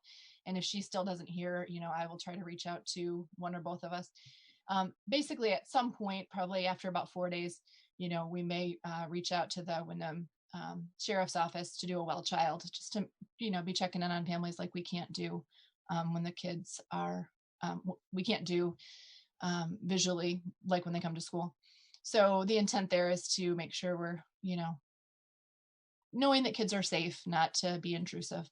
The Wyndham County Sheriff's Office is very supportive and kind of knows those calls might be coming. But like I said, we've been in touch with all the families. I don't anticipate that being something that we will go to, but I just want to give families a heads up about that. We'll talk a little bit about budget, I know, when Frank comes, but basically, to kind of name the elephant in the room, our budget has passed. The other schools' budgets haven't passed. And we know that there are going to be folks who are really challenged with paying tax bills with everything going on, and we're aware of that. So I am putting the part-time Spanish position and the permanent sub position on hold for now. And I'm going to kind of communicate to the staff that, we'll probably be looking for ways to trim the 2021 budget, even though it has been approved, so that potentially we can apply that money to the fund balance and use that in the 21-22 in case passing a budget is challenging, in case tax revenues are down.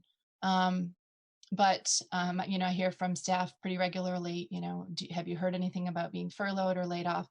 And I'm letting folks know that, sort of when I know, you'll know, but that I don't anticipate reductions in force at Vernon for next year at this point is kind of what I want to communicate to the faculty on Wednesday when we do our weekly staff meeting. Andrew, nice to meet you. I haven't met you yet, so this is kind of a funny way to meet, but at some point down the road, if you would like to meet with me or hear a little bit about Vernon or attend one of our faculty meetings at some point this year, we'd be happy to have you. So. I would love to do Summer. It's a pleasure to meet you. Great, thanks. That's me. I'll kick it over to you, Lyle. All right, thanks. So just thinking a little. Do you want me to keep sharing? Sorry. It's okay. I know what I had in there. But to follow up with the budget and contracts, though Vernon has passed a budget, we have not sent out contracts to Vernon teachers because they're part of the WSESU negotiated agreement. So no contracts are going to be sent out for probably mid-May earliest until we have a better handle on what we may end up with for a budget. So just so that you know, in case you start to get questions about contracts and where contracts are. The other piece of my report is just around Diversity Day. Normally, Diversity Day would have been this coming Friday. This year, we're doing diversity activities throughout the month of May. The WSESU Diversity Equity Committee meets pretty regularly, and right now they have quite a nice option, quite a nice diverse option of activities for students, parents, families. One of those is going to be a panel with hopefully, and Mike Sostak setting this up, hopefully run by students that will include a physician's assistant. They're trying to get a custodian, a teacher, students, and how the virus is affecting them and what their life is like now under the virus. They have, actually they being Michaela Sims, has organized a session. Vanessa, I'm going to remember her last name, it's in the notes, who is a climate activist. And she's going to be doing a session that students can jump on to. And she actually has her last session, I guess, was with Jane Fonda. So her next session is with us. So we're feeling pretty important. Though, of course, you know, Jane Fonda has some connection to our area. Her daughter lives in Putney, I believe. So the diversity committee is putting together books that will be sent out to students across the SU.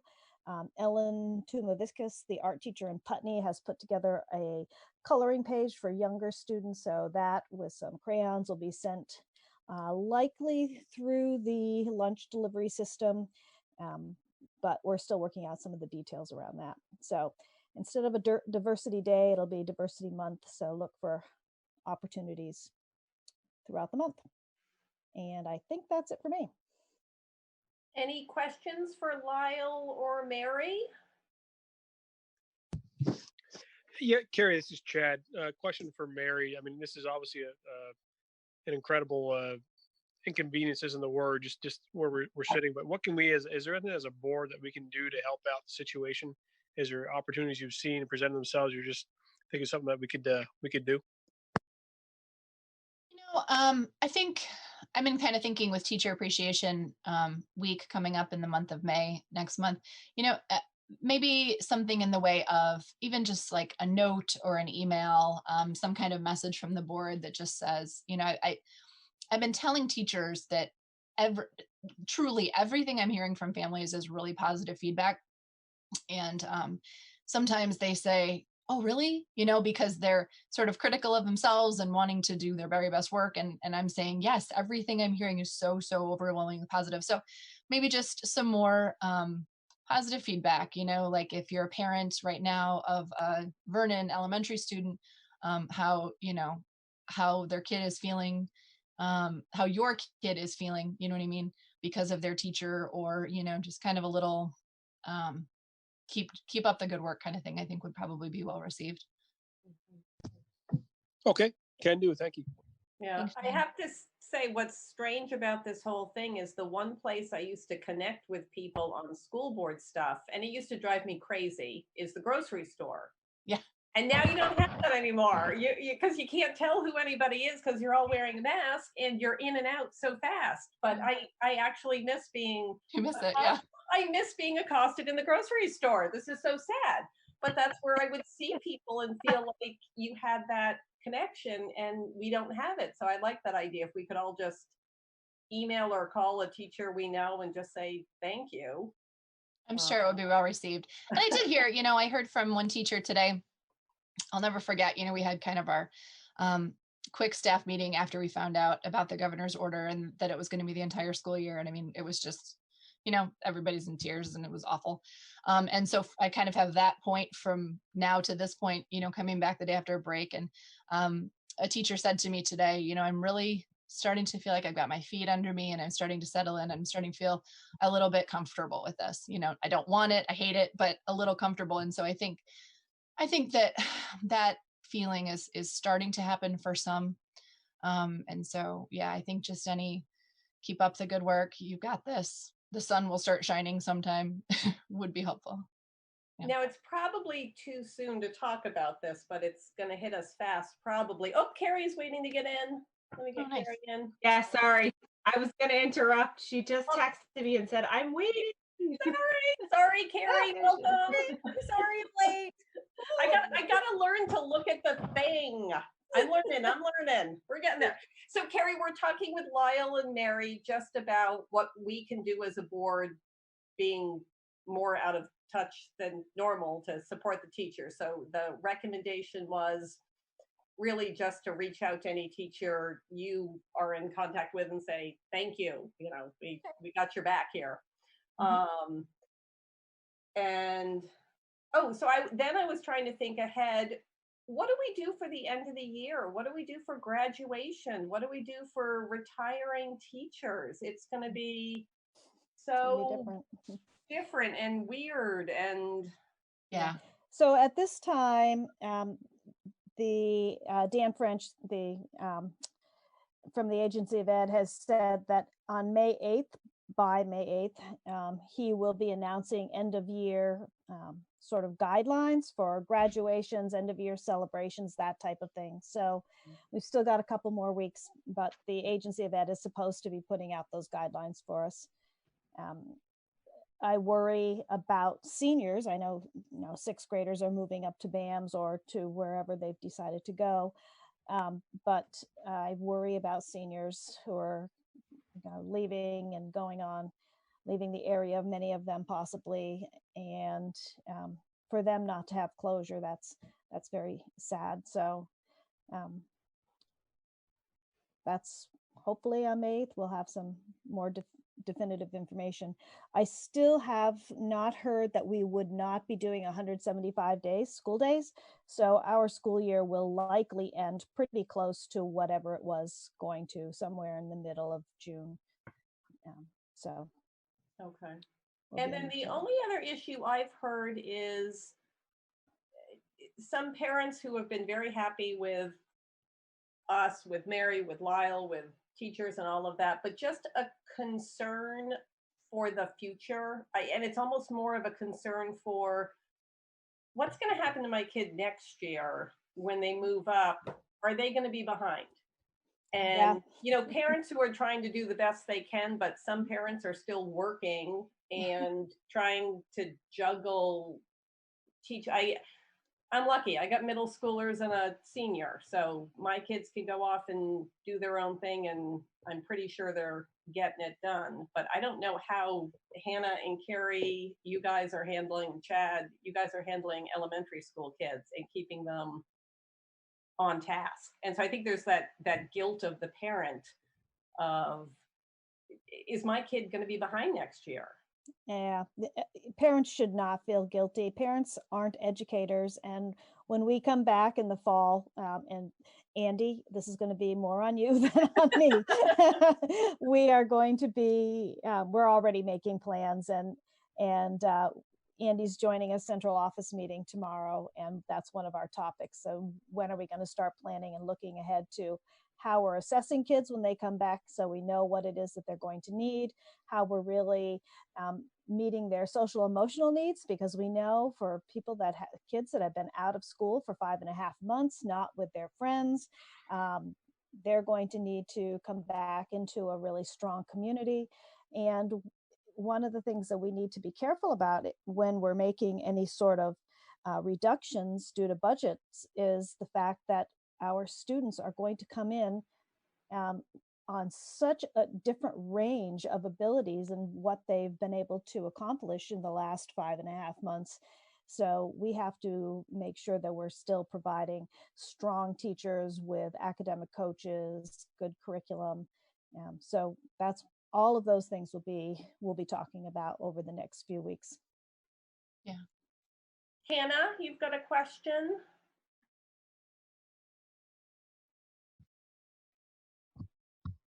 No, that my hand was raised a long time ago to let Carrie in. You gotta learn how to unlock your hand. She's here. I'm gonna lower your hand for you. So, other questions before we maybe see if Frank wants to talk budget? And this is gonna be scary. Well, before Frank's scary, I just want to add one more, just reiterate what Frank isn't scary. I just wanted to reiterate one more thing similar to what Lyle said. You know, I probably said it at least 50 times to different parents that like the analogy I use is nobody's going to crack the first page of the 3rd grade textbook and say go. Like our teachers are highly skilled at working together on teams, even if they're a grade level where there's only one of them, and, you know, differentiating work and tapping all the resources that we're lucky to have to meet the needs of kids, because 15 different learners, you know, exist in a classroom. So I think, you know, teachers will be ready for it. And I just encourage parents to not sweat it, like love them up and we'll get them in the fall, you know? Okay.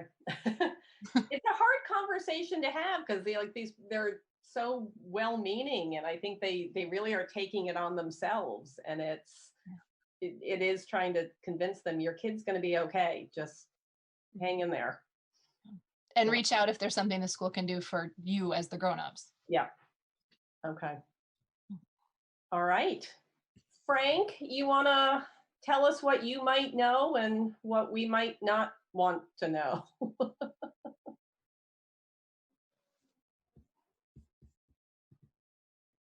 You're muted, Frank.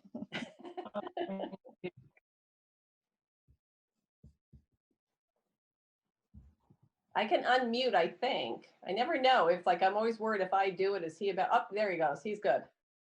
We get it. Okay. Yeah. I was in a few different applications. I couldn't find the Zoom group, but hello, everybody. Hey, Frank. Yeah. So I'm the messenger on this one. I'm not the spokesperson for the great state of Vermont. So keep that in mind. And also there, everything is developing every day. So what I thought I would share with you is you may have seen it in various web sources. I'm going to click on the Mark Peralt's issue brief that he presented to the legislature. It's probably been 2 weeks now, but if I could kind of quickly go over the highlights of that briefly, and then we could talk about any questions you might have. But has anyone seen a sort of synopsis of the joint fiscal office update to the legislature? Okay. Did I send that to you guys? I can't remember if I emailed the video link for what it was. It's worth a watch. It's scary, but it's worth a watch. Okay, so I won't go into the detail. I'll just look at the first page here with you. I assume you can see the document. Mm-hmm. Okay. So in summary, obviously with the loss of the major sources of revenue that goes into the ed fund, there's a big deficit. They're estimating for the current fiscal year, you see right there at the first paragraph, 89,000. I'm sorry, 89 million. I did hear from Brad James at a business manager meeting a week ago that actually that's been reduced a little bit, actually quite a bit, because there were more revenues in March than originally thought. So it looks like they're looking at more like 69 million, but it's still obviously a very unfavorable development. That's for the revenue shortfall. Fortunately, the state of Vermont has had some reserves in its education fund, much like Vernon School District has in your own education fund. So that's going to carry most of the burden for fiscal year 20. They're still projecting some sort of a education fund shortfall. It's unclear how the Federal CARES Act is going to be, filtered through, Vermont's education funding system. That's 30 million. On the surface, what we're being told is that because Vermont is sort of one of a kind in the nation as it relates to school funding, the supervisory union is the LEA, and that's the entity that the funding will go through. So as we learn more about what that means, we can share that with you. At a very summary level, joint fiscal, in this article here, you can see this brief refers to it, but Brad James again has indicated that that may look like something similar to our Title I allocations. So, for the supervisory union, it could be nearly $1 million of aid through the Federal CARES Act. So those are some little bit of relief points in a very difficult looking environment. As both Mary and Lyle have noted, the big concern, and as you go, if you look at this document, you'll see that in pretty much every place, no one really has a good estimate for fiscal year 21.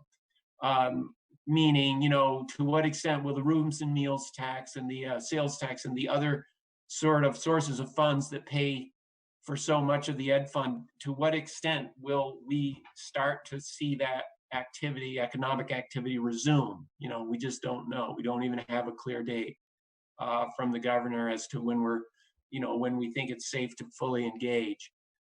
So again, to Mary and Lyle's point about the current fiscal year and then preparing for next fiscal year, you may recall we did schedule 270,000 of our surplus in the FY21 budget as an offset to taxes, and to whatever extent we can mitigate that, not spend it, as Mary's already started to consider, with the new program, the sub position, that's going to be prudent of the school board, of the administration, to be careful about how we utilize resources. We always are, but in this environment, it's going to be until we have a clearer picture of when economic activity starts up again in Vermont, and to what extent will the ed fund come back to a more normal level. We should do everything we can to manage our reserves so that we can sort of smooth out the programs and avoid having our 5th and 6th graders take the worst of maybe a 3-year cycle. We want to try to even out programs as best we can. So here's Mark Peralt's summary. Maybe a couple other things that I didn't mention. Most of the taxes have been paid in the state of Vermont, the school property taxes. Vernon does have a payment due, as residents coming up in just a couple weeks, or maybe it's next week. The concern there, you may have heard a bunch of speculation about, well, how our town's going to be able to pay when residents are, being laid off and facing these really severe circumstances.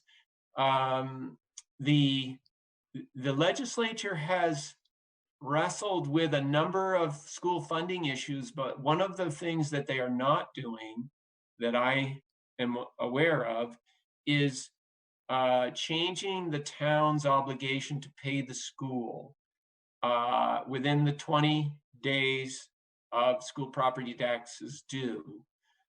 So what that has always meant for probably 100 years is that if a resident of Vernon has not paid their school property taxes by the due date, it's the town's obligation to borrow those funds, pay the school, and address, delinquent property tax issues, again, through existing statutes.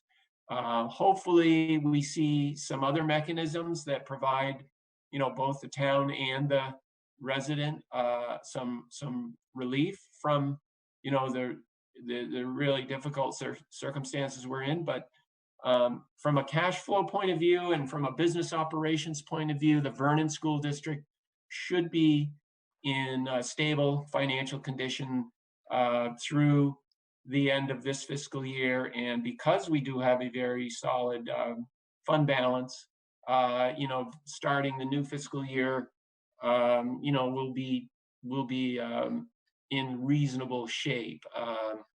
But again, we need to wait for the update before we make those commitments, like Lyle was saying, particularly 100% of your employment contracts. That's obviously where most of the money is in terms of spending. So we want to be careful about that.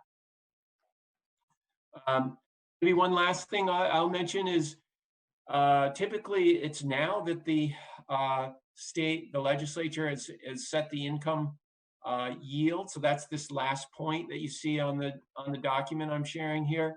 And at this point, they're saying we just don't know what to do in the event of no clarity around revenue. So unfortunately, that might mean that we do see a delay in the property tax bills being issued. It's only a probability. I can't tell you if that's actually going to happen or not. But Mark Peralt from the Joint Fiscal Office is raising that as a likely scenario. And obviously that has more consequences for the town's cash flow, right? If they don't issue property taxes, the folks that can pay aren't going to pay. But again, the school district should be, insulated from that initially, anyways. Another I don't know, I wouldn't call it a bright spot, but it's something that I've heard that the legislature is considering, and that is, I think I'll stop the share on the document. But as far as when we look at fiscal year 21 and then fiscal year 22, we know 21 is totally unknown. 22 is, it just seems no chance that it's not going to be particularly, it's not going to be normal. It's going to be difficult. And one thing that's being considered, I don't think it's a bill yet, but you may have heard of it. I would hope that it gets more support. The idea of the state borrowing over a 3 or maybe a 5-year period so that fiscal year 21 and 22 are not just totally hammered in terms of cutting educational programs statewide, but that there's a mechanism, much like when we build buildings and we engage in a bond borrowing. We spread the cost over multiple years. That's being considered. I hope it gets more traction because I think that is a way to sort of stabilize the way we invest in programs, the way we engage our kids and our families and our employ our teachers. So we'll just have to keep an eye on that. It's been very encouraging to see the level of advocacy that school board members, I know Lyle, myself, many administrators have been engaging in with our legislators, both locally and at the House Education Committee, the Senate Education Committee. So a lot of folks are really helping the legislators understand the challenges, the concerns, the fears, policy implications of the various things that are being discussed. So there's a lot being done on behalf of public ed, and I compliment the school board members that have been engaged in that, and certainly Lyle's been sort of just unrelenting in trying to help steer us through this. So we're doing the best we can. So board members, any questions? I mean, I think if I want to summarize, tell me if I got this right. It sounds like we and Vernon are in the lucky position of at least having a budget. But Mary is going to work to spend every dime prudently so that maybe we don't have to spend all that we did budget, because going into next year, it's going to start getting really tough. And if we don't have to spend that reserve money, if we can walk out of this year with more reserve money, we're in a better position for the upcoming years. But it sounds like it's also too early to tell based on what the state is saying yet as to where we're going to be. It's a good summary. Maybe to put it into numbers, if you were looking at your annual report, I know you're not now, but you would see in our summary page that we had about 500,000 in projected ending fund balance as we start fiscal year 21. And then we were going to use 270,000 of that. That's the number I had mentioned, which would leave us about 250,000 to go into fiscal year 22. So that's the number that we're all talking about. The more we can retain of the 250,000 as opposed to maybe 300,000 or 400,000, the better will be for sustaining programs. Questions for Frank?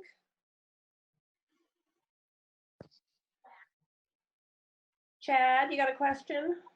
No, I don't have a question. I was going to actually ask the information he just provided. So I want to say, hey, well done, Frank. I was curious Okay. our fund balance was going to be walking into 21, but you answered it. Okay. Oh, and I was talking about the general fund, by the way. The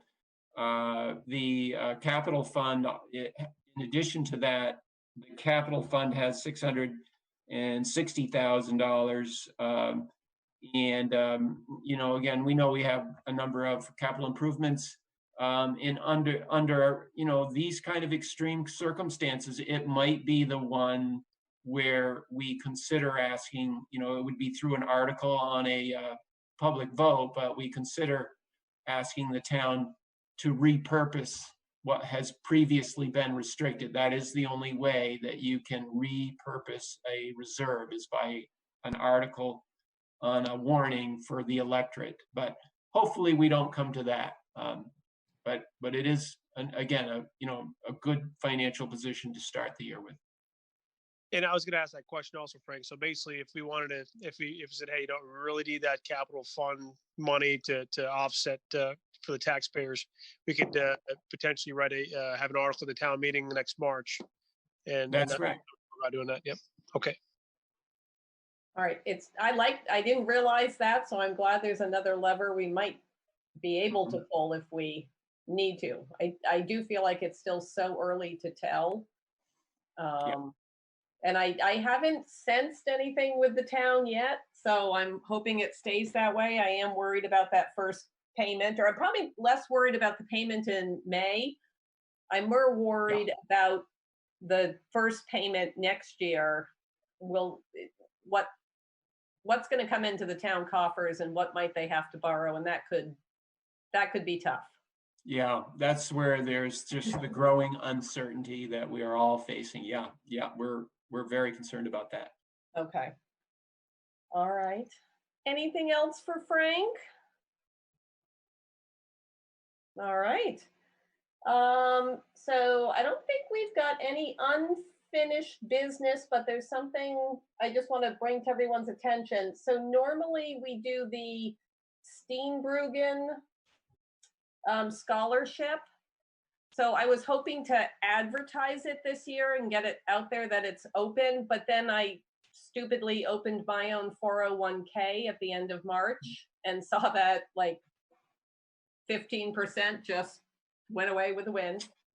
And I realized the Steenbruggen is based on, I think, earnings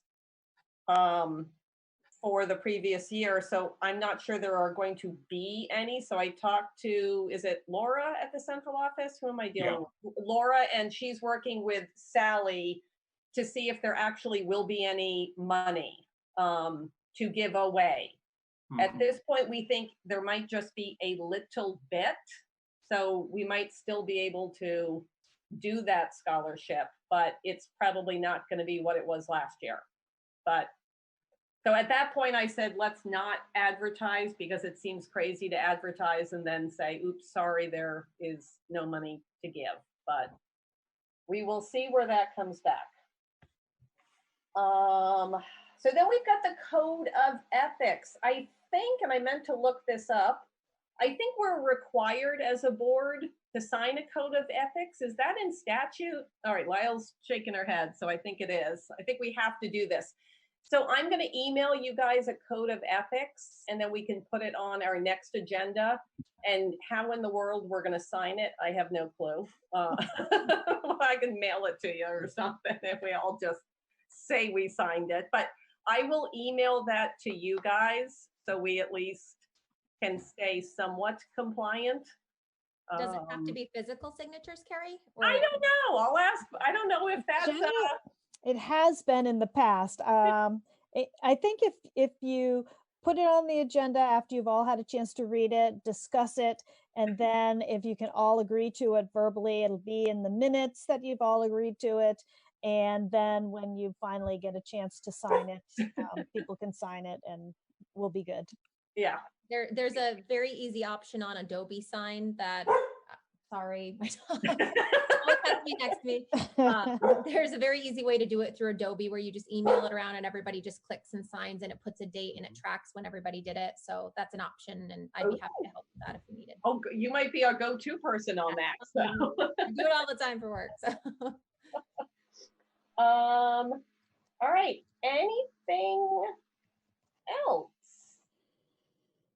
I think I've gone through all my scribbles. I guess next meetings.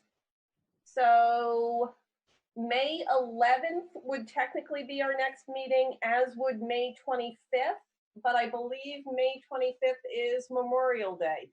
Do people care? I know one day runs into the next now. We could do May 11th, and then we could do either May 25th, or we could push it off to June 1st and figure out what we're doing in June. I guess the real question is, Lyle, Mary, Frank, what do you guys see on the horizon that we need to be around for, be aware of? Well, maybe by May 11, we'll have some more information on end of year celebrations. So you can think about that. Okay. I can bring that to you on May 11th, and we could wait on and decide on another May date if we need one after a meeting on the 11th. Okay. Because you have a budget passed, I don't see that as needing a lot more discussion. Mary, do you feel like there are things coming up that? Yeah, I don't have anything that's real urgent on my mind thinking between now and the end of the year. I have a lot of things that are urgently on my mind. I don't think that I don't think that scheduling is I think May 11th and then we go from there is fine with me. If we need another. I defer to other folks who have busier schedules. Okay. Well, why don't we start with May 11th and we can decide then what we want to do for the next one. Okay. Who knows what we'll be doing on Memorial Day? Maybe we'll have everything lifted and we'll all be out running around doing something fun. Anyone have anything else? Andy, thank you for joining us. This must be a strange introduction to things, but. Well, no, thank you for having me. I'm thrilled. Either way, it is a bit of a bizarre introduction to the district, but well, I like to we're think all in the same place. We're the fun board. We're the easy board. Carrie? Yes. I don't think it's any a specific action. I just want to throw out, we don't normally have to borrow in anticipation of taxes, but it is a very common practice. It's, a tax anticipation note. So I just want to mention it. It's something that, given the uncertainty about the road ahead, I just want you to be aware that it may be something that we have to consider. Seems unlikely in Vernon, particularly given the reserves we just talked about. But if the town, changes their collection dates, or if there's something unusual about the way the legislature issues tax, the tax rates to the select board, it's something that I just wanted you to be aware. I may be bringing up. It seems to me if it was an issue, it wouldn't be until the June meeting that we would need board action. Okay. Now, we had to do this, if my memory serves, 2 years ago, or it was when Vernon changed their tax collection system because they were spaced differently. All of a sudden, we weren't getting the ed payment we were used to, and therefore we had to borrow. And you talked us all through it, and it was, we're having to borrow, but we're about to get a huge check. It'll be okay. So it sounds like that's what you're talking about. That's what it's that kind of thing. It's purely a cash flow issue. It's nothing to do with a deficit or okay. It's really a statutory kind of thing. Yeah. And now you got me thinking of one more thing, and I don't know if this is you, Mary, or Lyle, but how are we doing right now on the current fiscal year, given that I am sure, I don't know, do we have a lot of extra expenses from we're sending packets out to everybody? How's the food service working? Is that going to hit us, or are we okay for that? I think everything's so different right now. It's hard to get a really clear read forecasting between now and the end of the fiscal year, but because some things are more expensive, but sub costs are way down, building use costs are way down. So I think we'll be okay. And I think we're being fiscally prudent, except for buying some things that we know we'll need for next year, math workbooks, that kind of thing, for example. So I think that I don't anticipate a huge change one way or the other. Okay. Yeah, I would agree, knowing that the governor, requested all contracted employees, through the school systems to be paid their normal contracted rates. That really locked down the majority of the budgets through the end of the year. So as Mary said, where there are discretionary changes, they're a much smaller portion of the budget. But so we should be on track, certainly with the elementary school, and maybe a little bit favorable. Okay. Any other questions? I have a question. Go ahead. So, and maybe this isn't the time or place to ask this. So this might be a down the road question, but I am curious about the implication of the rec and their rental fee for our facility and how that all plays out with their decrease in revenue from their preschoolers, since that's all paid per month. I'm just sort of, and I don't know if that's a question I should be asking Frank now, or if we just want to talk about it later, but I know there's a trickle down thing that's a little unique to our school that they don't have other places. Yeah, it's something that we want to understand. It really has to do, with a budget implication and the way it affects the tax rate. I did talk with Seth sort of informally about the analysis, in terms of whether we should collect the 200 and something thousand at all, from the Vernon taxpayers' point of view. So right. Yeah, I don't think we have what we need this evening to really analyze that, but it's a very good topic for conversation. I would think, if we have an August meeting, that would be a good time to understand that, and or if there are any kind of contract implications with private providers. Those usually come up in July, actually, so it wouldn't be too early to start talking about that in June. Well, and I would guess too at that juncture that they would have a better sense about whether or not they were going to be opening the pool, and they were going to have any other outside funding streams that they typically rely on as well. So yeah. I see all those layers, and I can't even wrap my head around it. Yeah, so there are a lot. Yeah, with the Act 166, there's a lot of components to that. Okay. Other questions? That's a complicated one because I still have not wrapped my head around how it actually works. So to pull the rug out from under makes it even more complicated. Maybe just a quick, summary on the concept. And Andrew, I don't know to what extent you've read or are familiar at the elementary level with the Act 166, but on a very macro level for Vernon or any district, we know that we start from a place where for every child that accesses the certified program, the school district is obligated to pay about $3,500 per child, and then you go from there. And when I say go from there, I mean, does the school district employ their own early educator? Does the school district do what Vernon does, which is host a program that's a third party? Or does the school district pay a private provider, 1, 2, or maybe 6 or 7 private providers? But it all starts from Act 166 saying that for any child that wants to access the certified preschool 10-hour-a-week program, the school district is obligated, to budget and to pay that approximately $3,500 per child per year. This will get Thanks fun next year. Yes, thanks for that overview, Frank. Sure. All right. Anything else? Wow, we're doing these in record time. We might have to Zoom more often. We're way more fun in person. Yeah. I'm looking forward to it.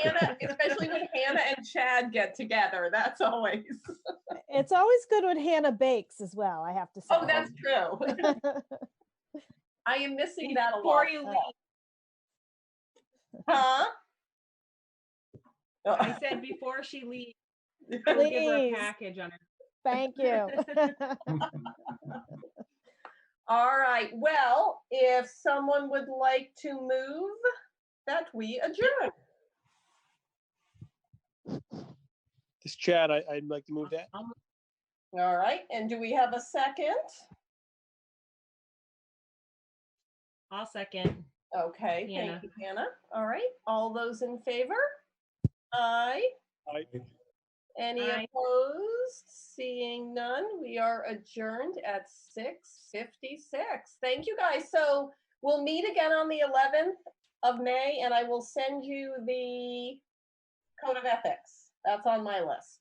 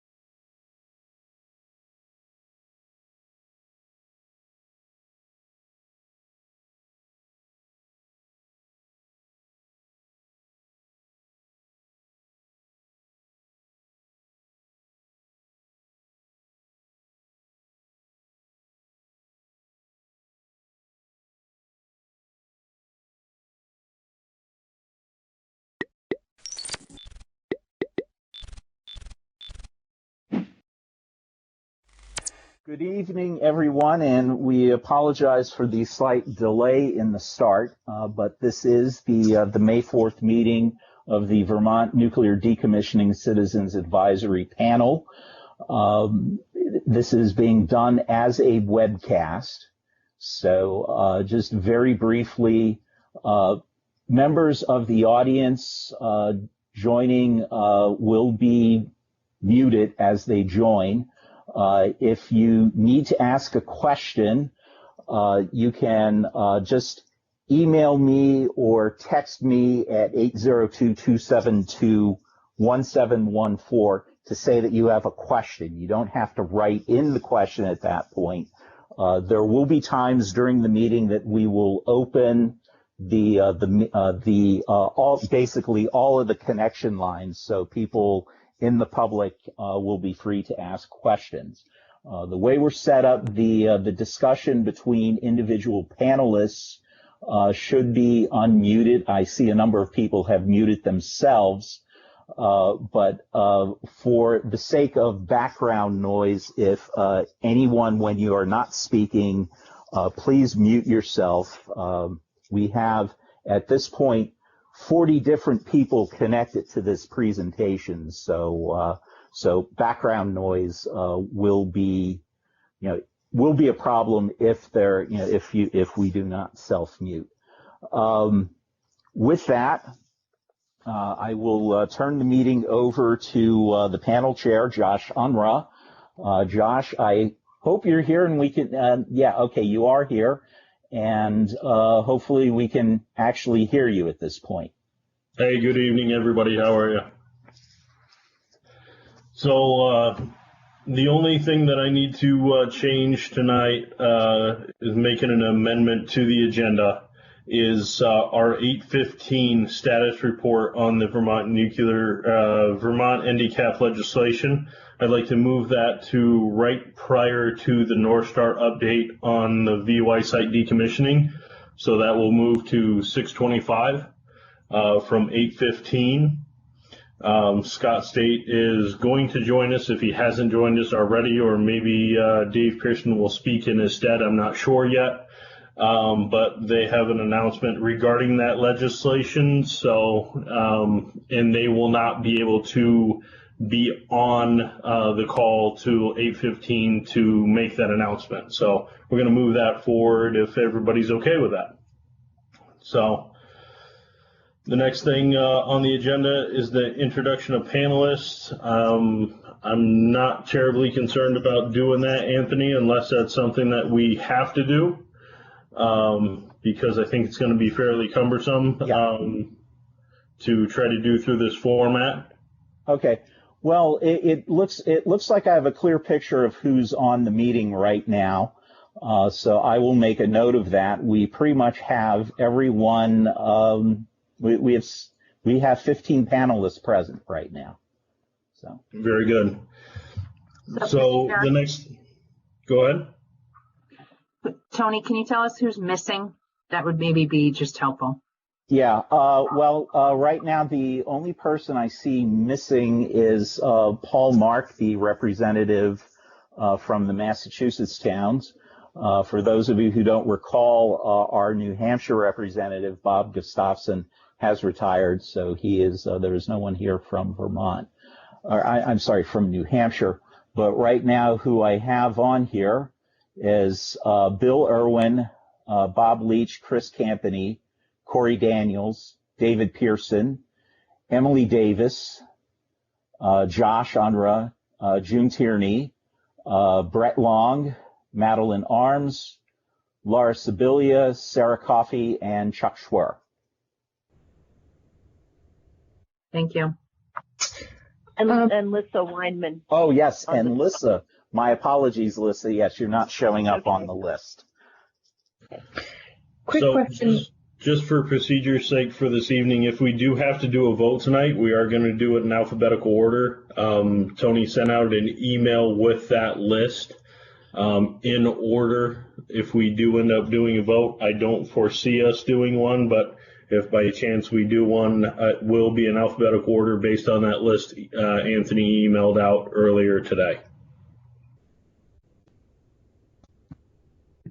And somebody was trying to say something. Go ahead. Yeah, that was me. This is Emily. This is a question for Tony and Josh. How do we want to proceed with video call during the Skype meeting? Do you prefer us to, if we unmute ourselves to talk, do you also want to have video on like I have right now? Or what's the best way? What's the best thing? Those of us who can come in on video. I would say the choice is yours. I think it would be better to have the video on because that will make for overall a better recording. But that is entirely up to you.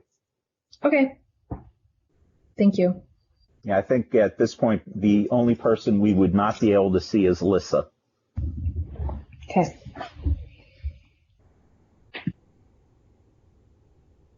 All right. So that being said, I started my video.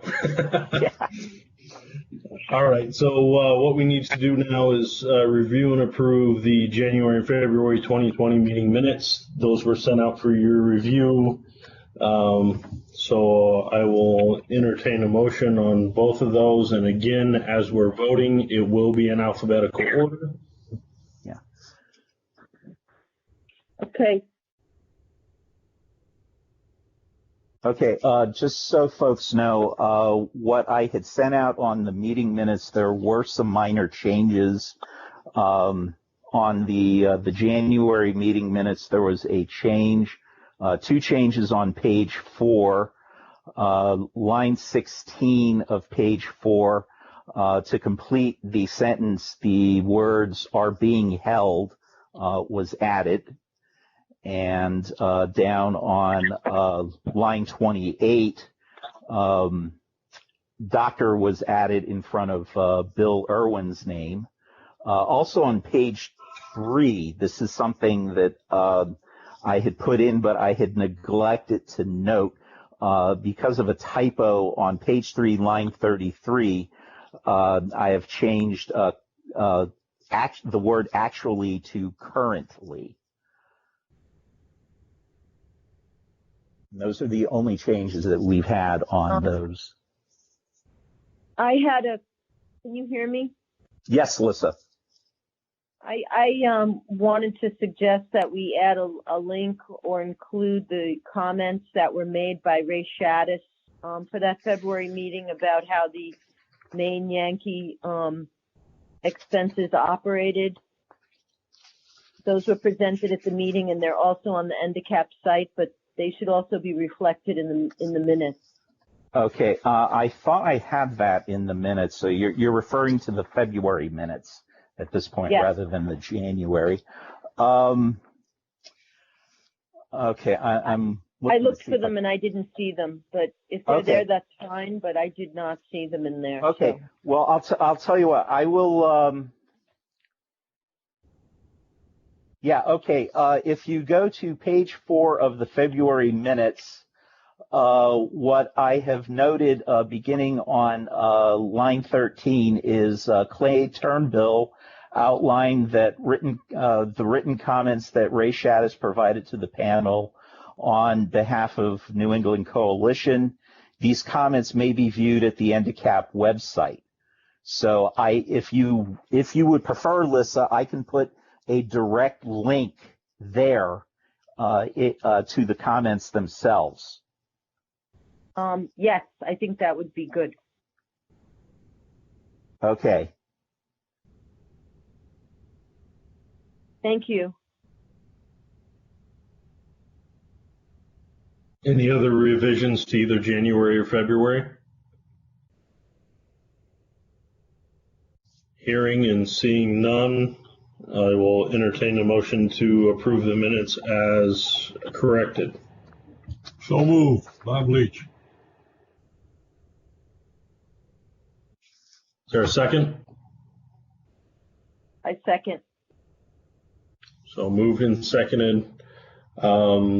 Does everybody have the voting list? If not, I will call out your name and ask for a yay or nay. Maybe that will be easier. So I will just do that. Let's just make it easy. Yeah. Maddie Arms. Yes, yay. Chris Campney. Yes. Sarah Coffey. Yes. Corey Daniels. Yes. Emily Davis, Yes. Dr. Irwin, Yes. Corey, I think that's you.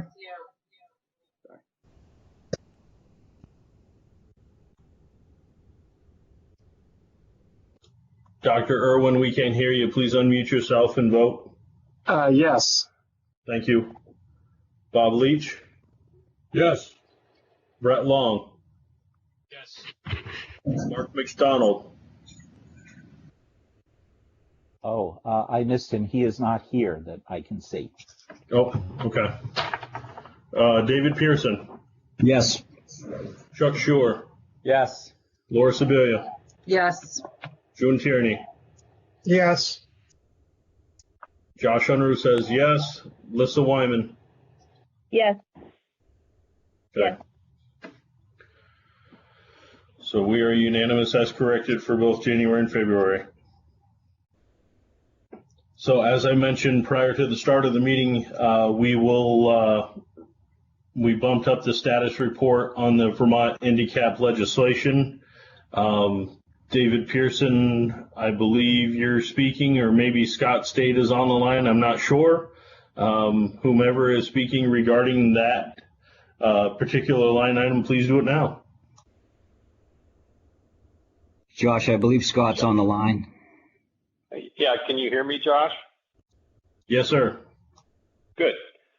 Yeah, I just wanted to just give a brief update. I know that this particular legislation was obviously of great interest to the NDCAP, and I know that during the process of debates and committee meetings in the legislature, this had been making progress, and then with the COVID issue, it got set aside. And so what North Star would like to do is be a good corporate citizen and make the assumption that this bill would have been passed in normal course. And as such, we would like to make the contribution that was in the bill on July 1st as if the bill had passed. And I spoke with Representative Sibilia earlier today and let her know that was our interest. I think she spoke with Commissioner Tierney, and I don't know the process, but what North Star would like to do is just find a way to live up to the obligation that is in that legislation, and presumably at some point the legislation will be taken back up again and be put in place. But that's really all I had to say about that particular matter. We do want to have a positive relationship, obviously, in Vermont, and we've been very pleased with the year plus a few months that we've been working in Vermont, and as such, that's the commitment we're making.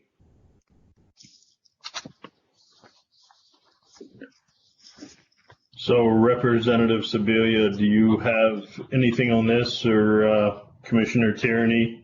Yep. Go ahead. And I'm happy to defer to, well, not defer. Commissioner Tierney will speak for herself. Just a quick status update on where the legislation is. It did pass the House. It is over in the Senate. I know the Vice Chair has inquired as to the likelihood of it passing. She may want to update. It would be my sense that it probably will pass at some point this year. I don't know when. I doubt that it's going to be in the before July 1 stack, but who knows? And I appreciate North Star coming forward in this manner. And I think that's all I have to say. I don't know if the Commissioner or Lissa have anything else to add in that regard. This is June Tierney.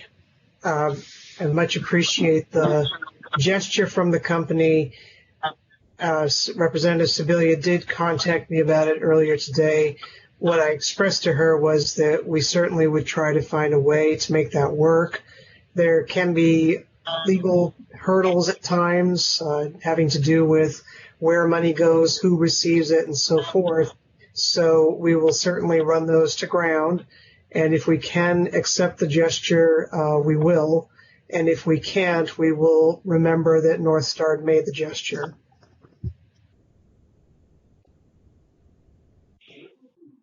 All right, very good. Representative Coffey, do you have anything to add to this one? Sure. Thank you, Josh. I just want to add to the appreciation that I have for North Star for stepping forward and giving this commitment and in the first place, and in light of the COVID-19 situation in the legislature, I really appreciate Scott, you coming forward and making this commitment. So thank you, and I'm optimistic that the Commissioner Tierney will figure out a way to accept the money. Thank you. Very good. So I'm watching kind of the IM conversations that are going on, and Dr. Irwin and Chuck Schuer have a good suggestion to kind of help me through this meeting. If you have a question, which we are going to hold all the questions until after each presentation. So North Star's presentation is up next. If you have a question on that presentation, please wait until they're done and send a little note in the comment or in the IM so I can do it by, so I know who all has a comment to make and I can call on you appropriately. That way we're not trying to talk over each other. So if you all understand where the IM feature is, it's in the lower left-hand corner of your screen. Looks like a little cartoon talk box. Click on that, type a message, and say, I have a question. I will call on you, and we will be able to get through our questioning a little bit easier after each presentation. So if that makes sense to everybody, we will proceed with the North Star update on the decommissioning.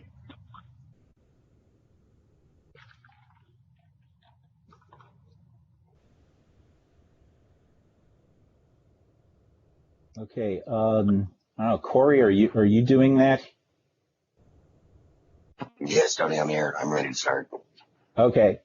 Okay, can everyone see the North Star initial slide right now? Yes. Yes. Okay, terrific. All right, good evening, everyone.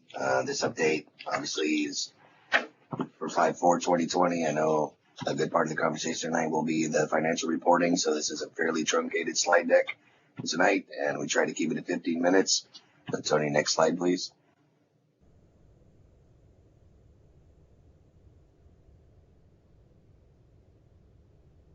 It is up on my end. There may be a lag on your end.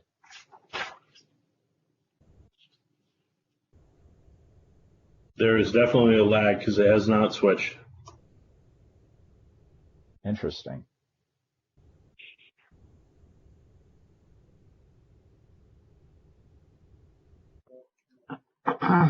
Is it possible for Corey to give Corey control? Does Corey have the presentation?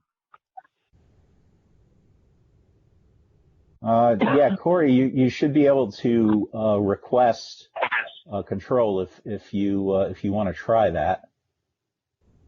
There should be a request since you're a presenter at this point. There should be a request. A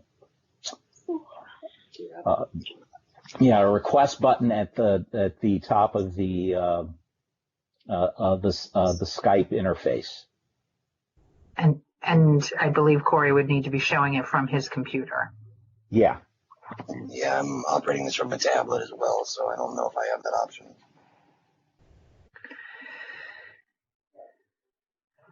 Yeah, I'm sorry, folks. I am out of it's showing on my end here as the presentation. I'm not sure why it's not coming up. Wait. I'm seeing the present. This is Chris. I'm seeing the presentation. Okay. Yeah. Okay. This may be a function of individual internet connections, is what we're running into. Chris, what exactly are you seeing? Are you seeing the diorama of the plant? I am. Yeah, that is slide 1, if I'm correct, right, Tony? Yeah, and I had scrolled down to slide 2. I'm seeing slide 2. Yep. Okay. Me too. Simple priorities is slide 2, correct? Yes. Okay, it just moved on. Just moved for me too. Okay, I don't know why it didn't move the first dozen times. Tony, it's Chris.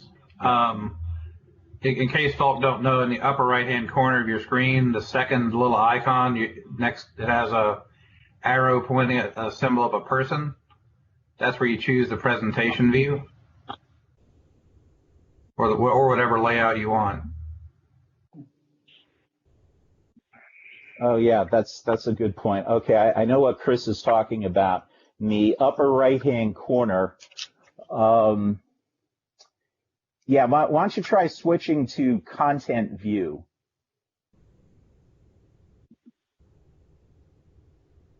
And that should give you the slide.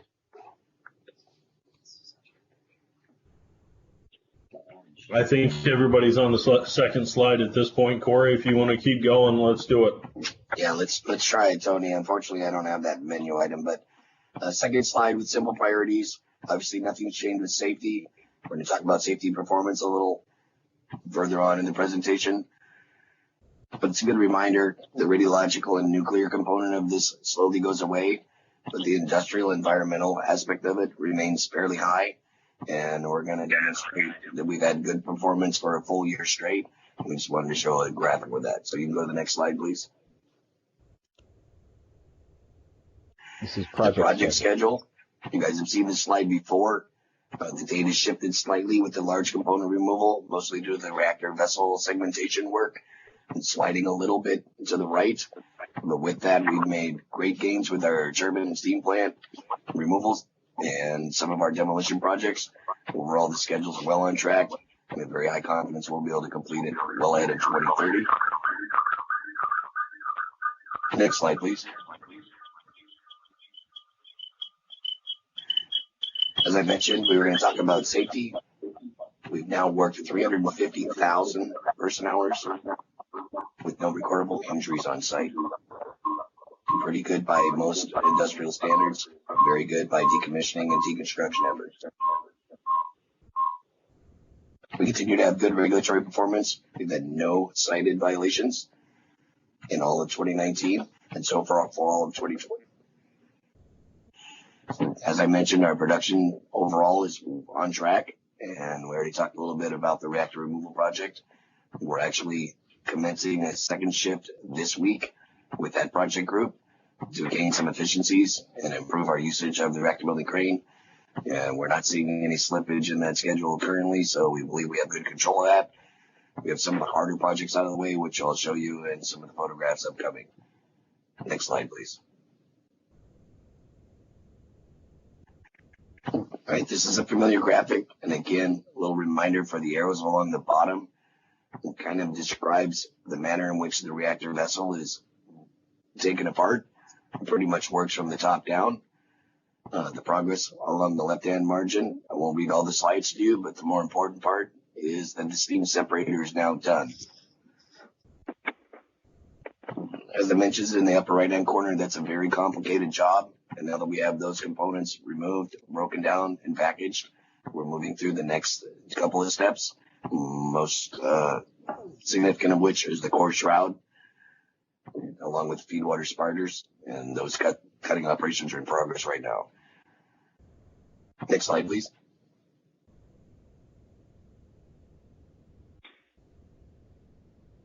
So one more photo of the top half of the steam separator after it was cut up and pulled out of the reactor and slid over before we could segment it. Next slide.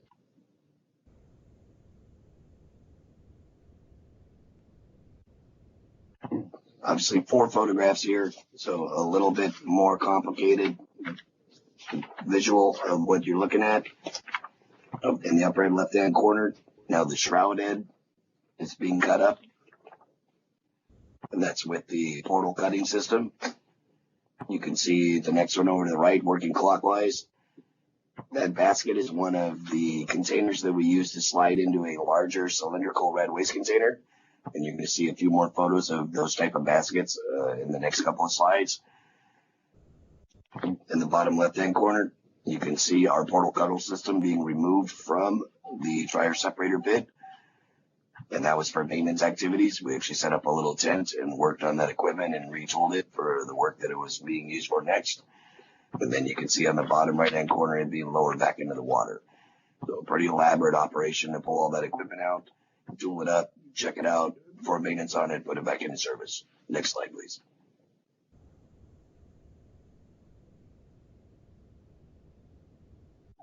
So back to the steam separator. These are some of the photos that show the final segmentation efforts for the steam separator. In the photo that I showed you first of the steam separator in its entirety, you can see all the cyclones sticking up.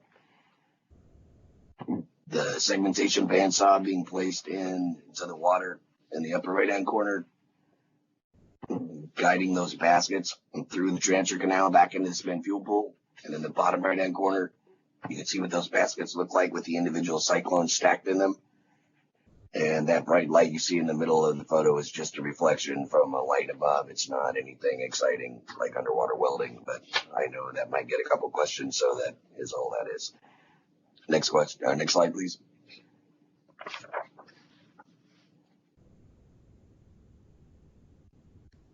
So those are the big items happening on the refuel floor with the vessel segmentation. The other activities of significance are happening in the turbine building. Now that the turbine is gone and we're working our way down through the steam lines, you get a little bit of context for the level of effort into the cutting operations. A lot of physical hands-on work. We're moving small pipes to get to big pipes, slowly lowering those into place until we can get them staged and prepped for transportation. Next slide.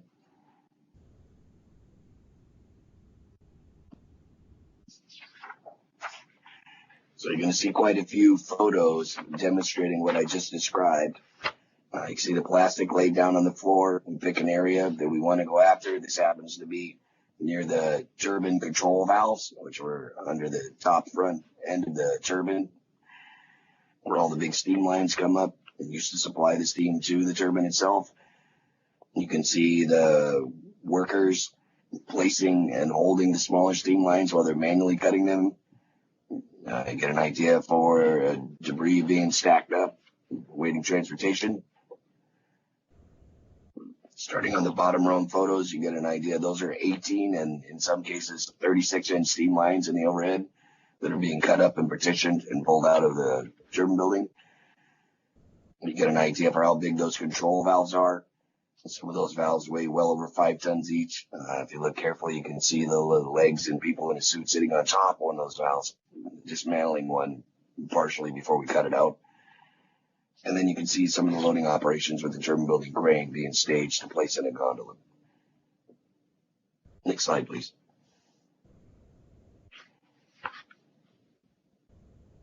So we have several small teams working in concert but independently. Part of the way we've managed some of the COVID controls was to redistribute the work with smaller dedicated teams. You see a couple of folks going after the feed water system, a large supply pipe and valve, prepping that for removal. And behind them, you can see one of the feed water heaters, which is close up on the right-hand side after we used a diamond wire saw to segment that in half. Those feed water heaters are too large to place in a single rail car. So we cut those up, rigged them out, and stacked them into the rail cars individually. So the inside of that heat exchanger, about 10,000 tubes inside of that, gives you an idea of how much material is inside of one of those. Next slide, please.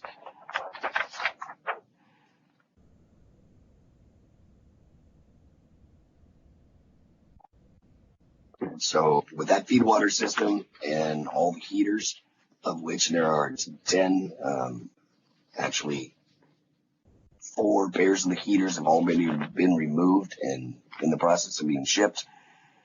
The 2 remaining heaters are built into the sides of the main condenser, which we're maintaining as a storage volume. So that'll be one of the later things that gets removed. but all the other feed water heaters have been cut out. You get an idea for what we consider a manageable size piece, usually on the order of 5 to 10 tons. And you can get an idea for just how thick the piping is around some of those turbine valves and the feed water lines. The bottom row, you can see the steam lines being worked from the top down, and you can see the segmented components of the feed water heaters being lifted and loaded into gondola rail cars. Pretty significant material handling operations, which again, I'd like to remind folks we've had near perfect safety performance and no host recordable accidents with all those activities. These are unconventional rigging actions. We're being extremely diligent with our engineering controls. We have a dedicated on-site PE engineer to make sure that we are performing those activities correctly and safely. And we have an experienced team of riggers who know the equipment here on site, making sure all that equipment comes out of there safely. Next slide.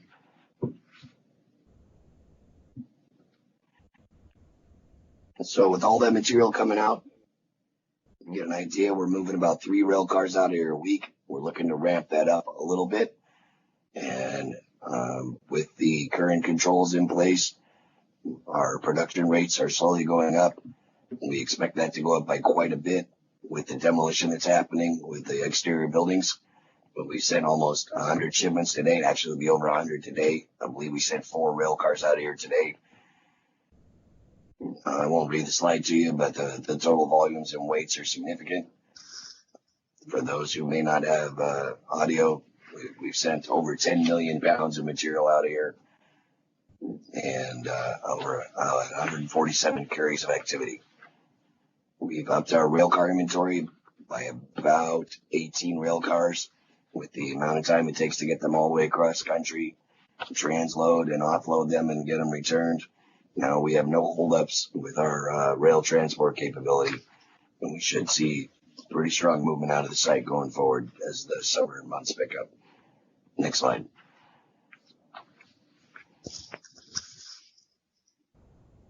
So that's kind of what's happening inside the buildings for radiological decommissioning. Now onto the non-rad side, the characterization remediation efforts. A lot of progress has been made with the help from our friends in the state. We've got the review complete of the site investigation report. We received their comments and input. We've got revisions and changes in process.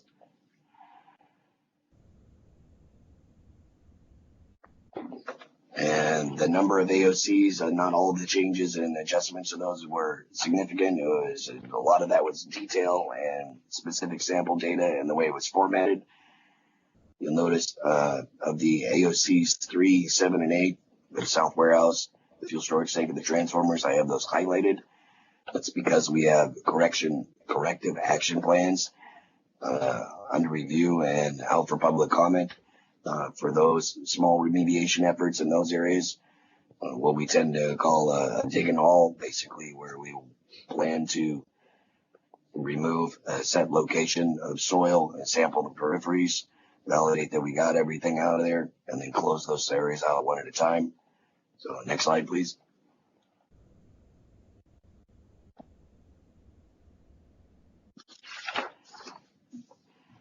As mentioned, so we have the 3 remediation plans so far designated and submitted, or designed and submitted to A&R. That went out on the 13th of April. They've been working through all the comments and issues on those and got a great turnaround considering all the constraints on them from the pandemic impacts. We've completed our 4th round of quarterly groundwater sampling. We've got no new source terms or anything significant identified that we didn't know about. We have more groundwater sampling planned for this month. We'll coordinate with A&R and ATC representatives to make that happen. We've also drilled a couple of additional wells with input from the state on where that would make sense so we can get good sample data going forward. And the annual report is being finalized right now, and it should be ready for submission any day. I think it's just awaiting final signatures. Next slide.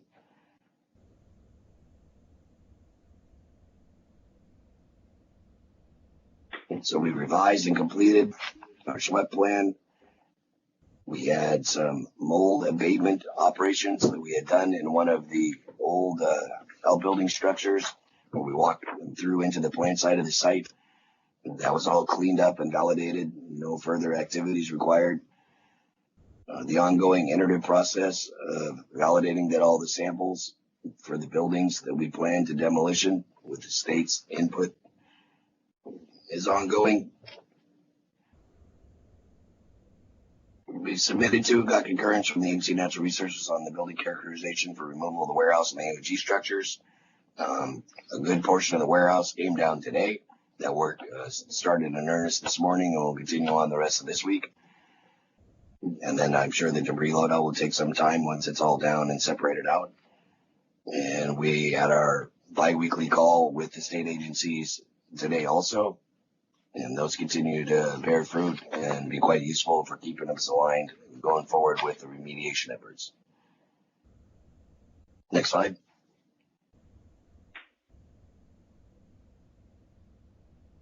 So you saw this slide before at a previous handicap. It's just a reminder.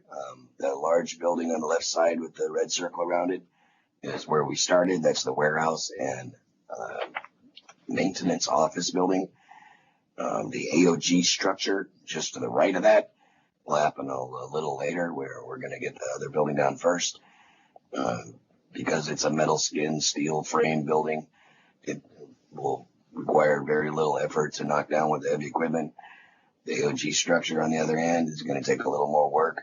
The concrete walls at the base of that structure, about 7 feet thick, was designed to contain a hydrogen explosion, and it's a pretty robust structure.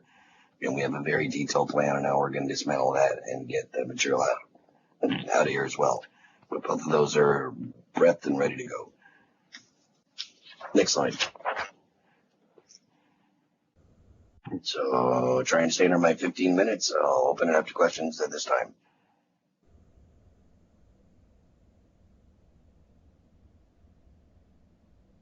Okay, so going through my list, Emily Davis, you have the first question for Corey, please. Great. Thanks, everyone. And thank you, Corey, for that. I have a question on the corrective action plans. Did paw through on the environmental notice bulletin and looked at those plans. And under what Haley and Aldrich had filed under Section 4, the corrective action plans, there's a couple of sentences that I'm hoping you can elaborate on, and I don't know if this is a question for you or your consultants or A&R, but it says, because of the expedited schedule, North Star understands that for smaller areas of contamination, it is more efficient to proceed with remediation without completing a feasibility study to compare remedial options. In these cases, Vermont A&R will be notified in advance for approval.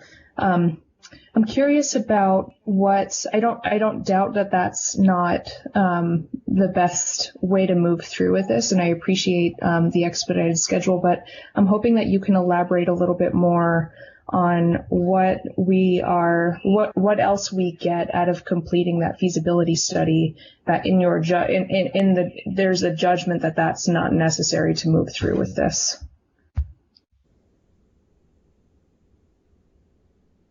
Does that question make sense? Yeah, Emily, I understand your question. More than likely, one of the state representatives will be able to answer this more completely. But for some of these very small corrective action plans, the high rule is adjusted to effectively allow this interim performance of doing something like a dig and haul to remediate a small section where we clean it up and validate the perimeters and make sure that it's taken care of. But that is only one small part of the non-radiological decommissioning. It doesn't mean you're done forever with that. You still have to verify that if it extends in any direction, that it's completely taken care of. But as far as the feasibility study component of it, I think that's probably better left to either the experts with Haley and Aldrich or someone from the state to help fill in the gaps on that, because I'm probably going to give you a bogus answer. Thank you. Is there anyone from the state that might be able to shed light on that? This is Gerald Noyes from the Agency of Natural Resources. I had reviewed the corrective action plans and then filed them up on the environmental notice board. Mm-hmm.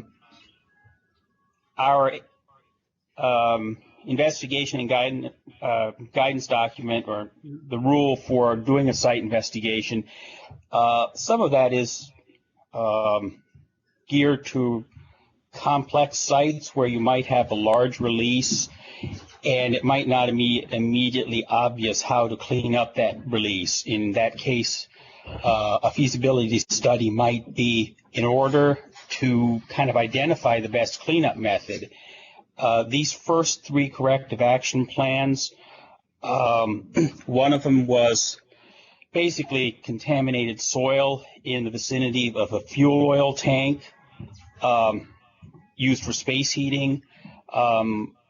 One of them, and I forget, I'll have to review it for the other two, but basically those were pretty clear small operations, and it was clearly the easiest way to do it is just to dig up this contaminated soil and ship it off site, since North Star has the disposal options in Texas and the heavy equipment for the digging, and there really wasn't any need to do a feasibility study to decide what is the best method to get rid of the contamination that was observed.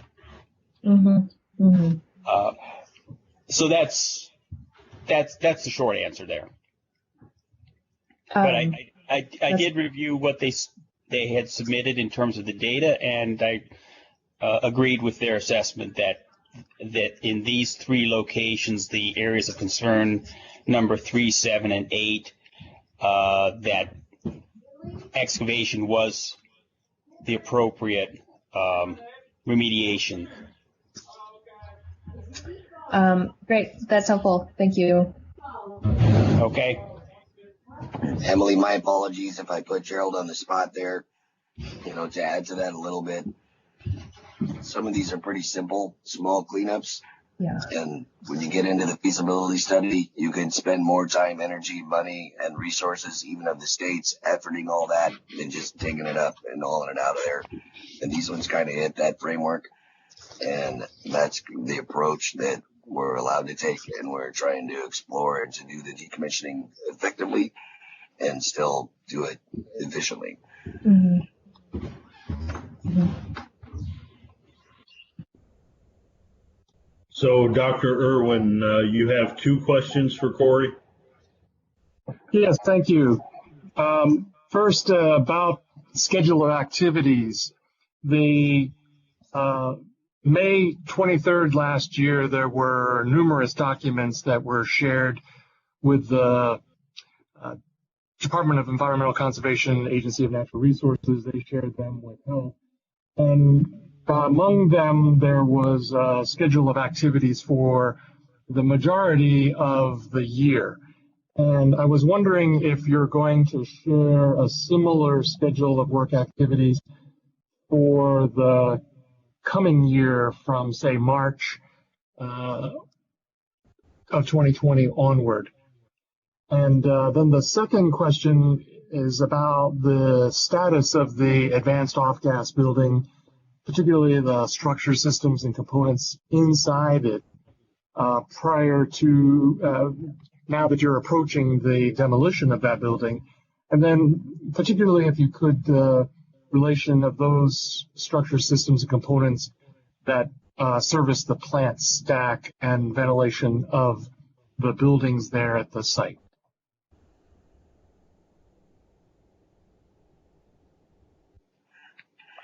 Thanks, Dr. Irwin, for the question. For the first one, if I understood it correctly, you were looking for the more detailed yearly schedule that we put out previously. We are efforting that. We've obviously made some adjustments due to the impacts that have happened here in the last couple of months. but we plan on having that out in the next month, and we'll definitely get it out for the next handicap meeting. Overall, the macro schedule is generally more effective for explaining the level of detail that's usually useful at this handicap meeting, but we'll put something together with more detail for one of the following meetings. So I'm going to take a push on that. We'll definitely get that out in one of the next meetings. As far as the AOG, most of the components in AOG are skid mount. Most of those skid mounts have been pulled, and that equipment has already been removed. The ventilation system, with respect to the rest of the plant, will be separated out from AOG. The way that's designed, the AOG is no longer in service. None of the ventilation components are required from AOG to maintain ventilation in the reactor building and to the stack.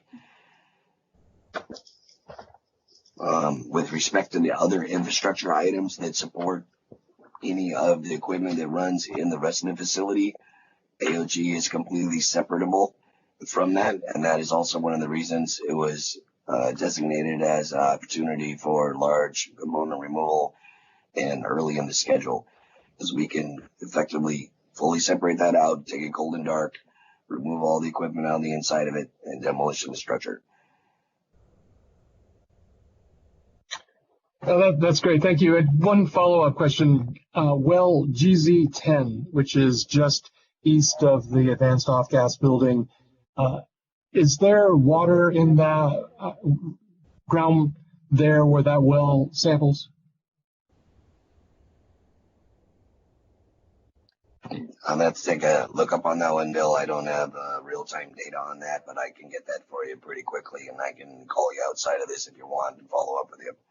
Great, yeah, and if you've got any samples from GZ10, it would be great to see those, because that was where the condensate leak from the AOG tunnel occurred, and obviously it's one of our areas of concern relative to water being dammed up from the east side towards the river by the large concrete foundation of the advanced off-gas building.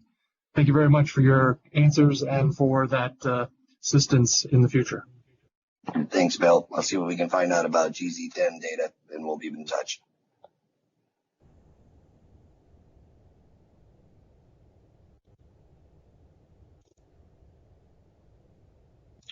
Lissa, did you have a question?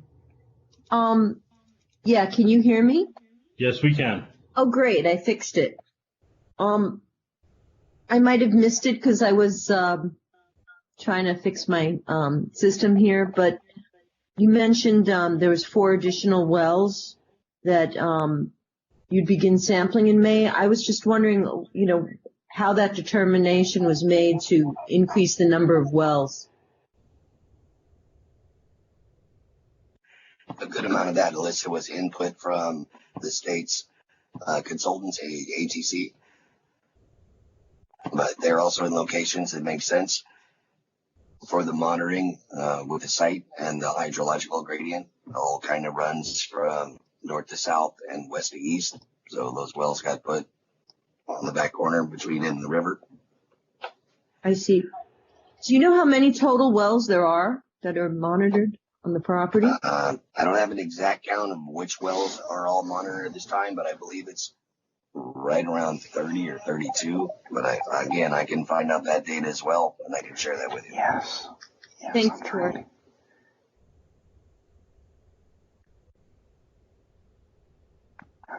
Off.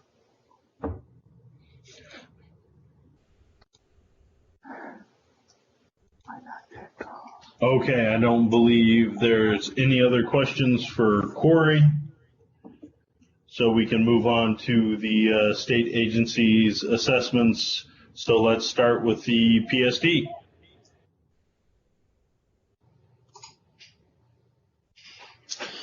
Hi, can everyone hear me? Yes. Okay. Thank you, Chair. My name is Eric Guzman. I'm a staff attorney with the Department of Public Service. Yes, I know. Hey, Tony, Anthony, we can hear you. Fucking meow.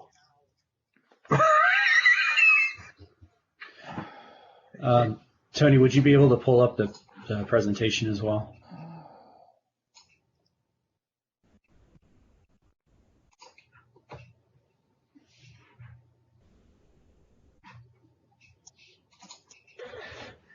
Eric, this is your boss, June Tierney. You're doing a great job so far.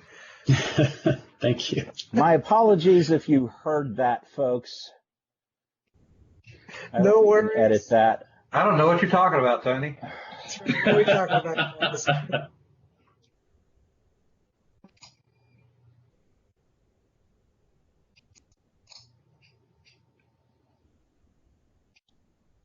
Go ahead, Eric. Yeah, I was just waiting for the presentation to show up. I'm not seeing it, at least on my end. I can go ahead and start. No, we're not seeing it here either, Eric. Okay.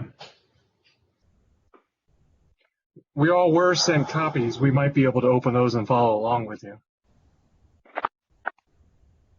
Yeah, it's on the Endicap site. Yeah, I'll go ahead and start just in the interest of time while Tony gets the presentation up. Like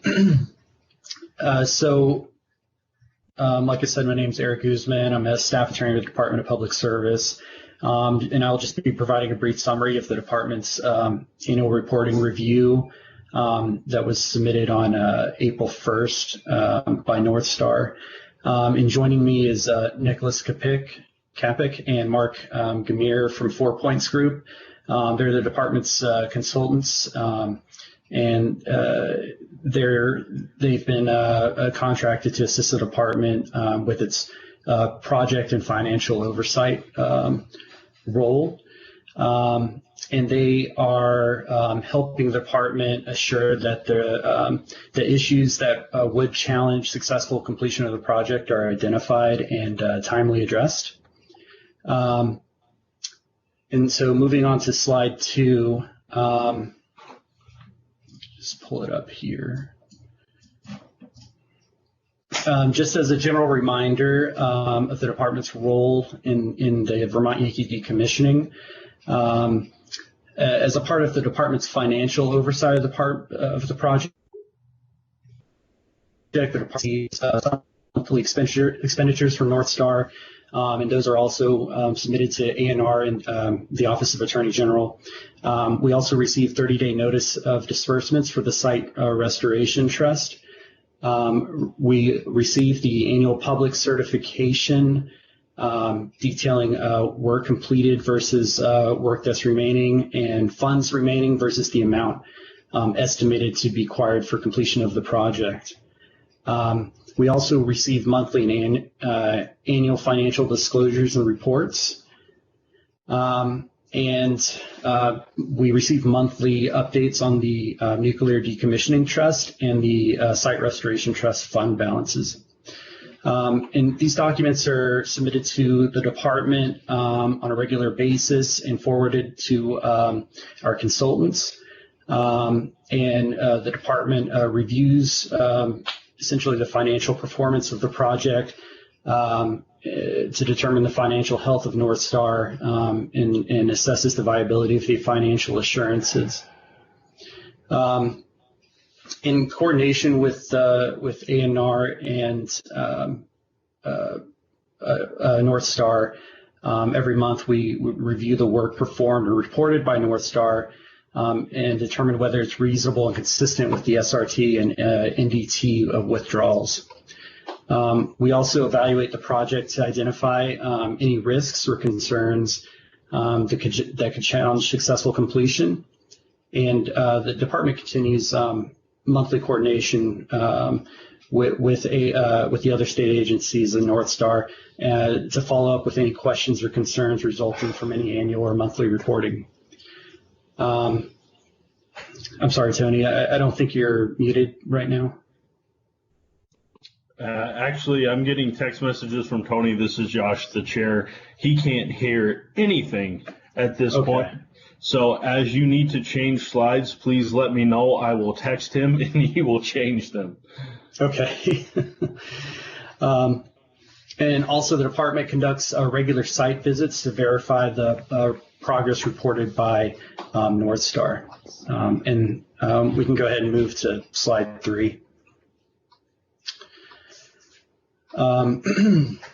So as I mentioned, the memorandum of understanding signed by the parties in the Vermont Yankee sale docket 8880 requires North Star to provide 2 groups of submissions to the department on an annual basis. Those are the annual public certification documents and the financial disclosures. The public certification is required under the MOU under 2H, and that's submitted to the department, ANR, Department of Health, and the Office of Attorney General.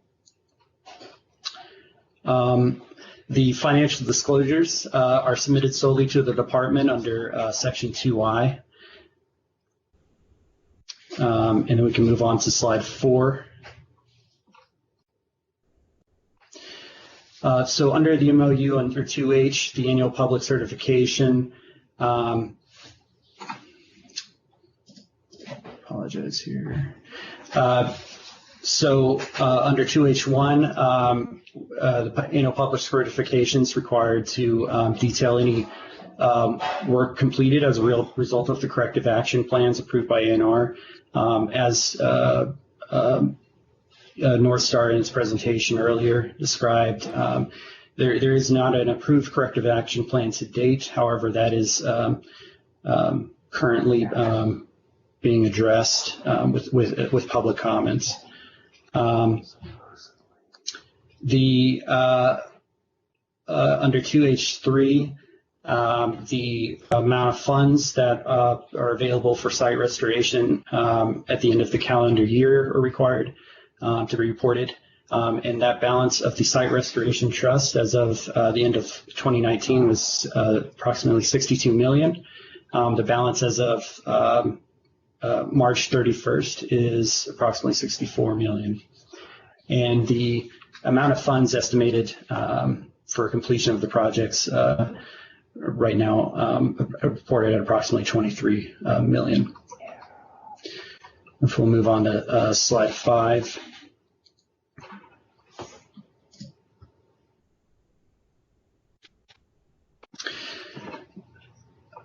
So under the MOU 2I, as I mentioned earlier, there's financial disclosure reports that are provided only to the Department of Public Service.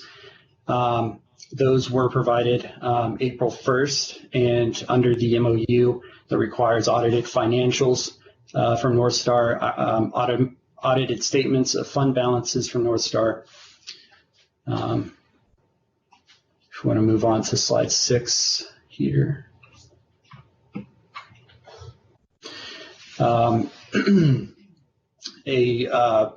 current deal model, the completion of partial release and site restoration, as well as a variance analysis are required for submission, and those were submitted to the department, and our consultants at 4 Point received those and reviewed those within the last month.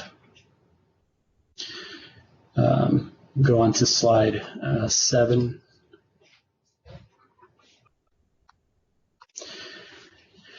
So slide 7 is just a list of the disbursements that were made under the NDT and SRT since the last IndyCap meeting in May.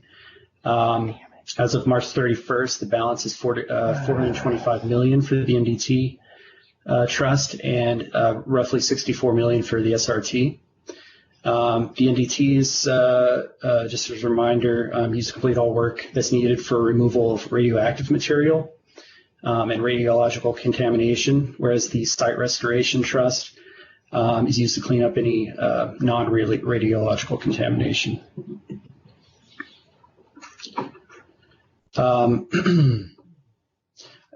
Disbursements from those funds are disbursements from the SRT are for work already completed.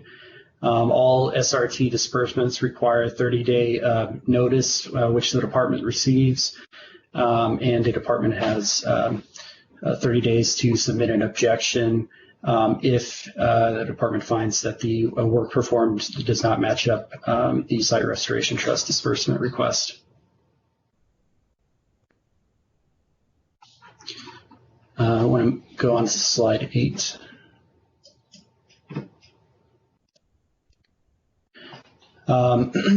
So in addition to the annual report, we received the annual radiological effluent release report, as well as the radiological environmental operating report. Based on the department and its consultants' review, there have been no identified concerns related to project safety, work control, radioactive waste management. In addition to the current pandemic, there has been no identified concerns in that area. And as far as progress goes, the department finds that the estimated work completed to be reasonable based on the monthly submissions as well as the annual reporting. And it is the conclusion of the department that North Star is on course to complete the project with the current available funding. And North Star has completed 15 months with approximately 15.5% of the project, and has calculated her value of completion of the project at about 17.3%. And so, based on the reports provided, the department finds that North Star is on course to complete the decommissioning. And so I can go ahead and end it here and open up to any questions. 4 Points is available on the call to answer any questions regarding their review as well.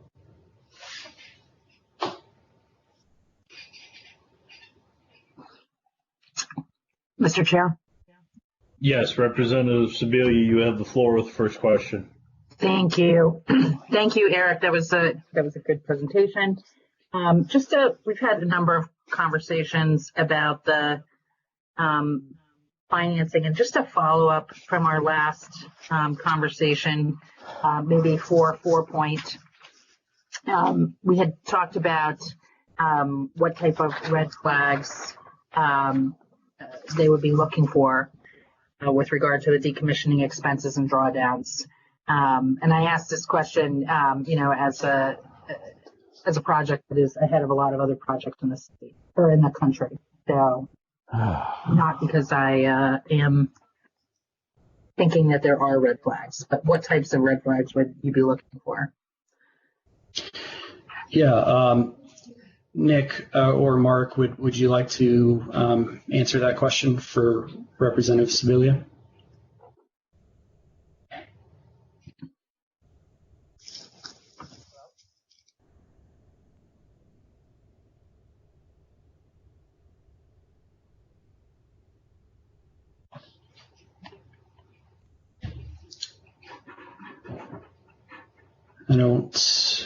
I don't know if they are able to connect right now. I know that they were on the call, so it might be an issue with sound. They have chatted into the chat box that they are muted right now, and if they wanted to respond, they'll have to be unmuted. Tony, are you able to unmute them?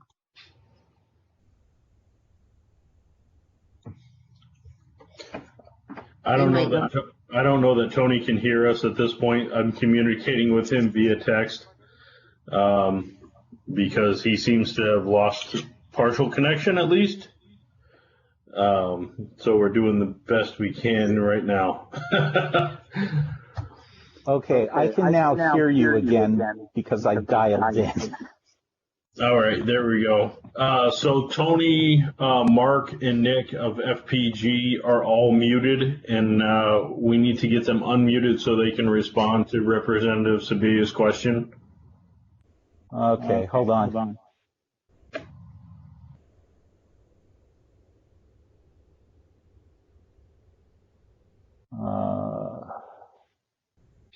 Wait, I'm sorry. Who do you need unmuted again?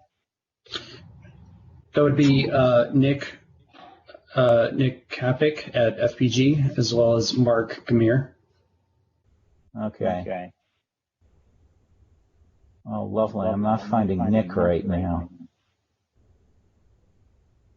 It looks like Nick has been unmuted on my end. Okay, I've just unmuted everyone.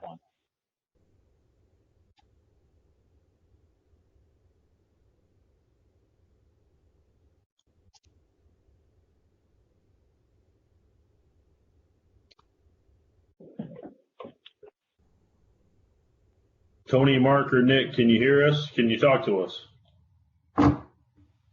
I can hear you, but I did not hear the question. This is Mark Amir. I can hear you. This is Nick. We're on now too. So the question was, what are the red flags that we'd be looking for? I think there are three primary red flags. The first one is a change in scope for the project that would significantly increase cost. A good example of that is finding unexpected contamination, particularly soil or concrete. The second is a substantial change in schedule that would also increase costs. And then the third would be some kind of financial change that would make North Star unable to satisfy the financial assurances that have been made. Mr.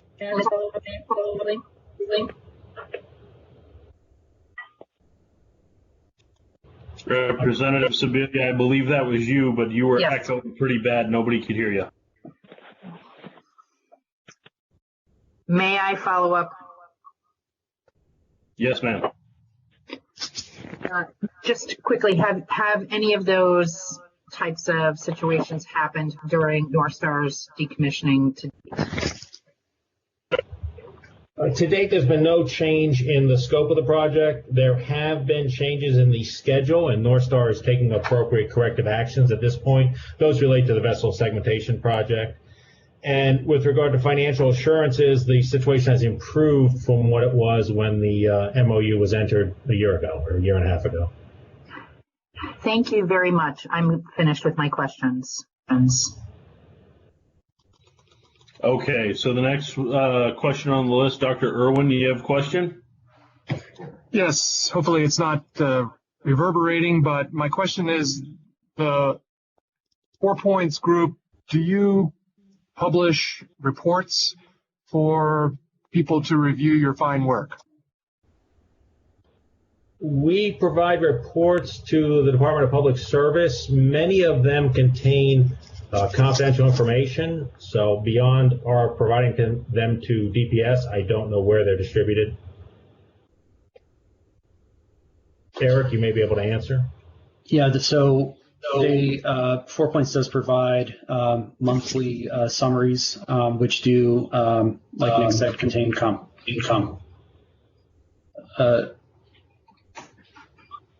which do contain confidential information. So those are limited to the department's review.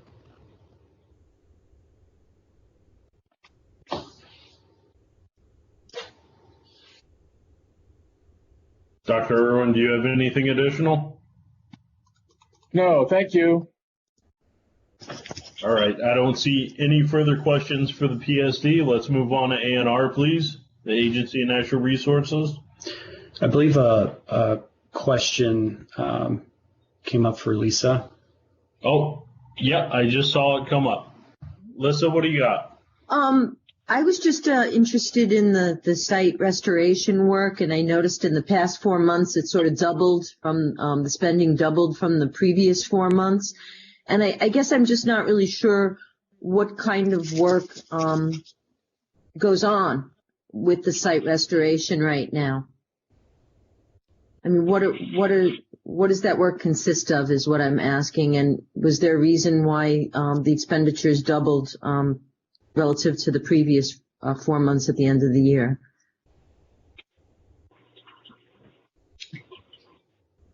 Nick, this is Nick. I can certainly answer, although do you want North Star to respond to this, or do you want us to respond?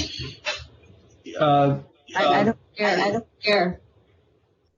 So most of the site work, there really are three site pieces. One is characterization, a second is preparation of buildings for demolition, and then a third is soil removal. So most of the characterization, or virtually all of the characterization of accessible areas, have been performed. And that's what a lot of those costs have been. The second part relates to non-radiological remediation like asbestos.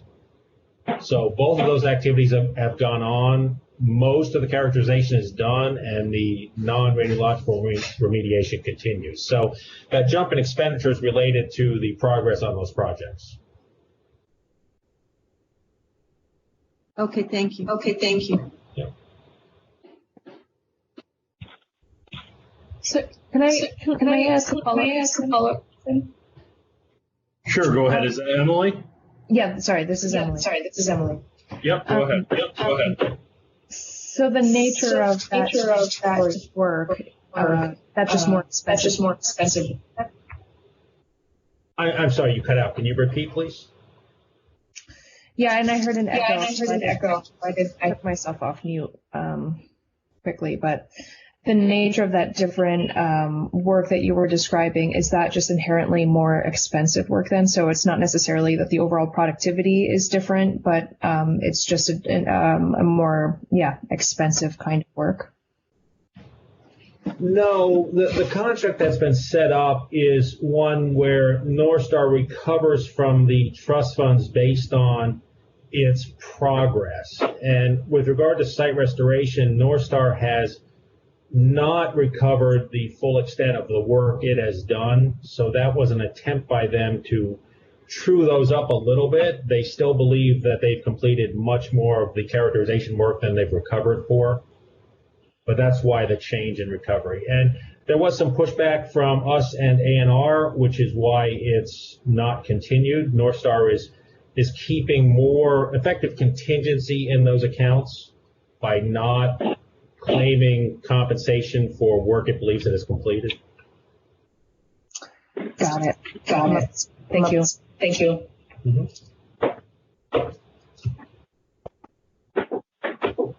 Okay, I believe that ends our questions. If you are not talking, please mute yourself. That should help take care of our echo that we're having. A&R, if you are ready, please begin. Okay. This is Gerald Noyes from the Waste Management Division. You can, I guess, go on to the second slide. That's the first, get away from the titles. As Corey said earlier, Haley and Aldrich had submitted their supplemental site investigation on behalf of North Star. This investigation was basically to follow up on the initial investigation that was submitted in July of 2019. It further explored some of the areas of contamination that were identified. The state received that report end of January, and it basically updated the initial site investigation results, took some additional samples of the areas of contamination that were identified. Much of this was soil sampling for polyaromatic hydrocarbons, for semi-volatile compounds, volatile organic compounds, and total petroleum hydrocarbons. These are things associated with petroleum fuel storage areas, vehicle maintenance, heating fuel storage like fuel oil, diesel. Also, then there are transformers which have oil coolant in them. Next slide. That'd be number 3. The supplemental site investigation did not really find anything significantly new or unexpected from what was previously identified in the initial site investigation. It did, however, refine some of the degree and extent of contamination has been previously identified. And this information gets used to develop corrective action plans for the areas of contamination. Next slide.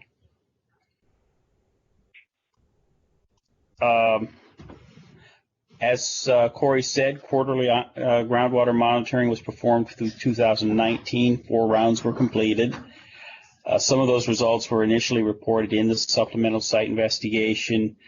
3 of those 4 rounds had some split samples with the state technical consultant, ATC Group Services.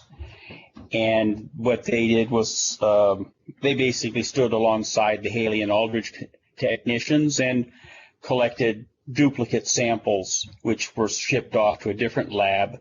And the purpose of this was for quality control. Basically, was Haley and Aldridge doing the work as they said they would in their work plans and according to their standard operating procedures, and were the results comparable between the 2 labs? And there is going to be a groundwater sampling report issued soon. I've spoken with Haley and Aldridge. They had initially said end of April, but I've been told that it will be coming quite soon. The first quarter for 2020 has been planned for May 2020, and that will also include split samples with ATC. Next slide.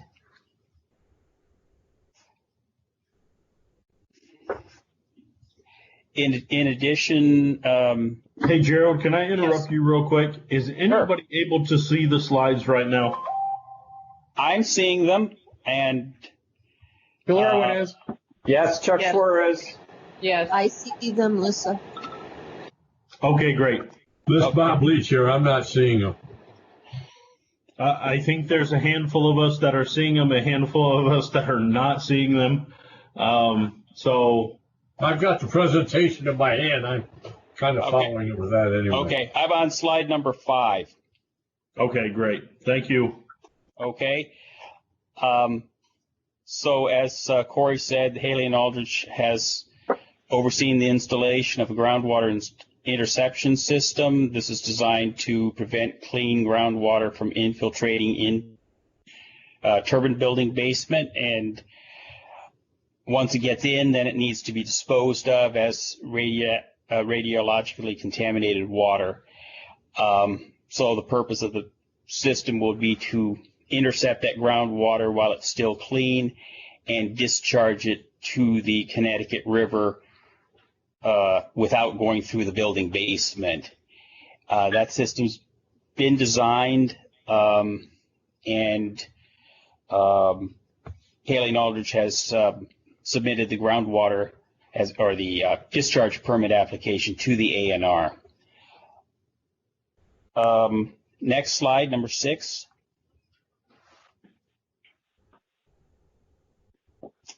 So that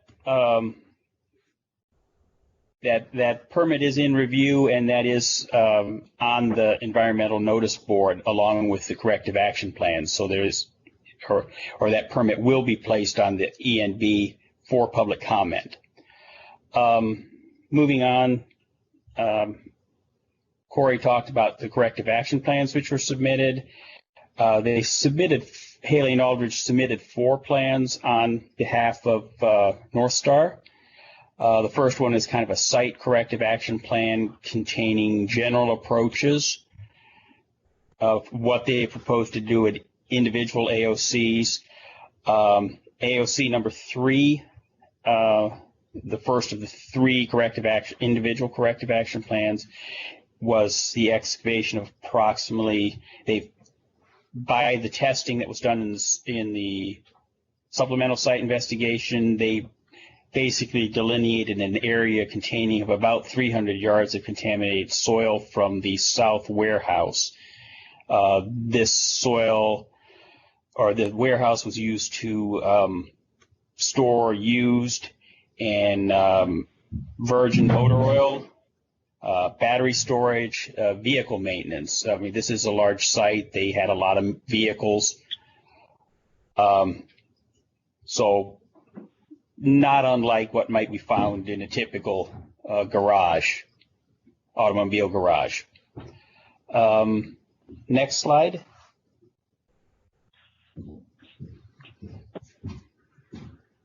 Okay, and the next AOC was they identified a fuel oil, above ground fuel oil storage tank at the shipping and receiving building that had an area of stained soil under it from just ongoing use. Again, and nothing huge, and they're proposing an excavation of approximately eight yards of soil, and that soil would be shipped off site to Texas WCS. And then the third corrective action plan was for AOC number 8, and this was again stained soil from a transformer pad that was located at the former East Cooling Tower.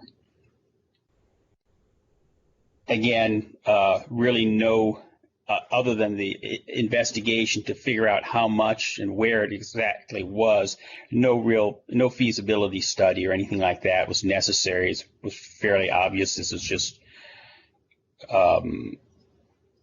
spilled oil or cooling oil for the transformer. They'll dig it up, ship it off site, and then do confirmatory samples in the empty hole to prove that they've got it all. Our next slide is number 8.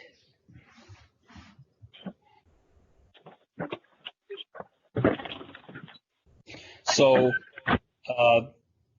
the ANR DEC is doing, we're doing reviews of the work that's being submitted, the supplemental site investigation.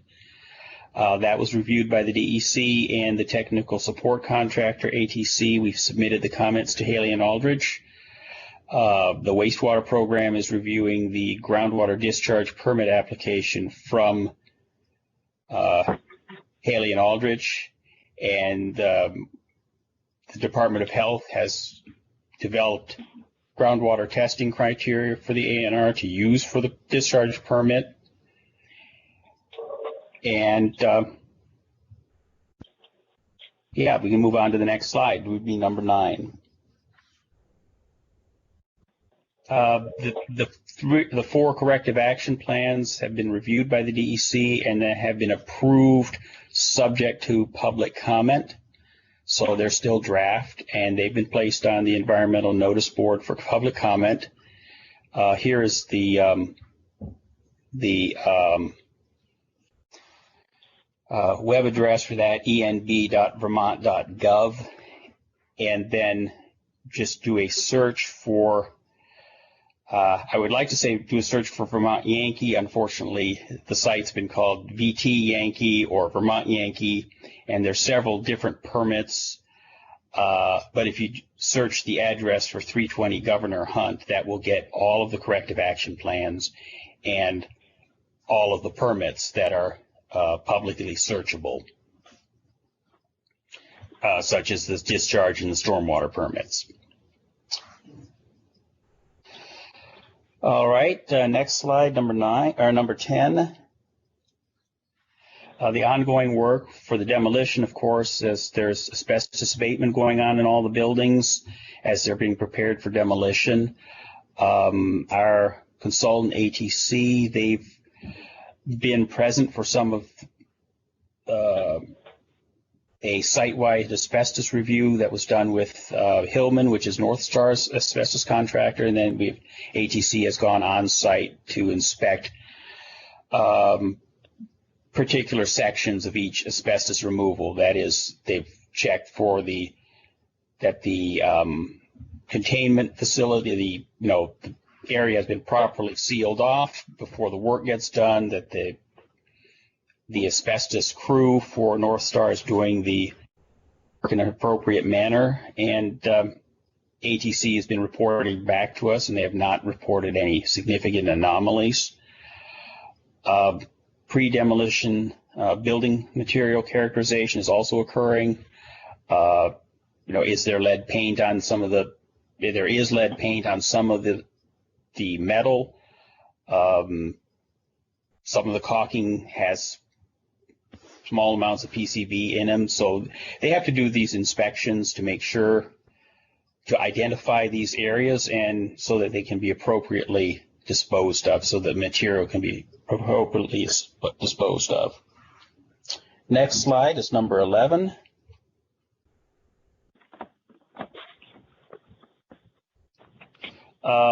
Additional ongoing work will be more of this groundwater sampling. We're doing split sampling of that. The sample results basically are showing some areas of low-level groundwater contamination, like what might be found at a gas station or where there's been some fuel spillage. The comparison between the labs has shown acceptable precision on sampling. And initially, there were some minor procedural deviations between what was the Haley and Aldridge technicians were doing and their quality assurance plan. They were noted by ATC. ATC reported back to us and let H&A know about that, and they were corrected. So, but they're still going out. ATC is still going out there as kind of a second set of eyes. If we move on to the next slide, number 12.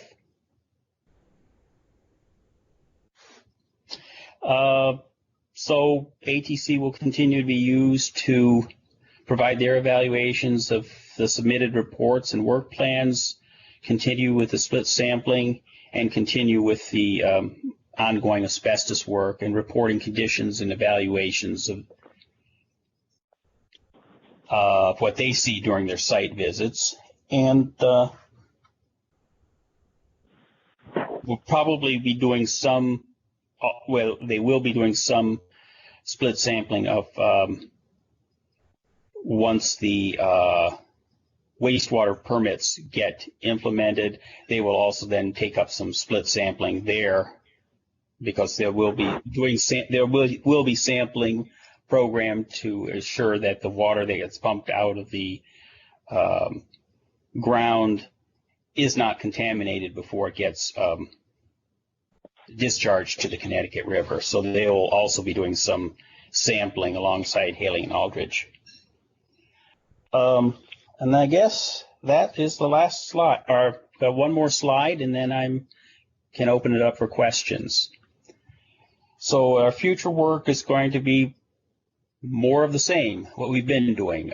Continue to review the work plans, the environmental permits, disposal documents, sampling results, corrective action plans, site remediation, pretty much anything that North Star submits or Haley and Aldridge submits on behalf of North Star. We'll continue to use our technical support contractor for abatement observations, split samplings. They also have been reviewing some of the submittals and the work plans. So anyway, that is what the DEC has been doing, and I can open it up to any questions.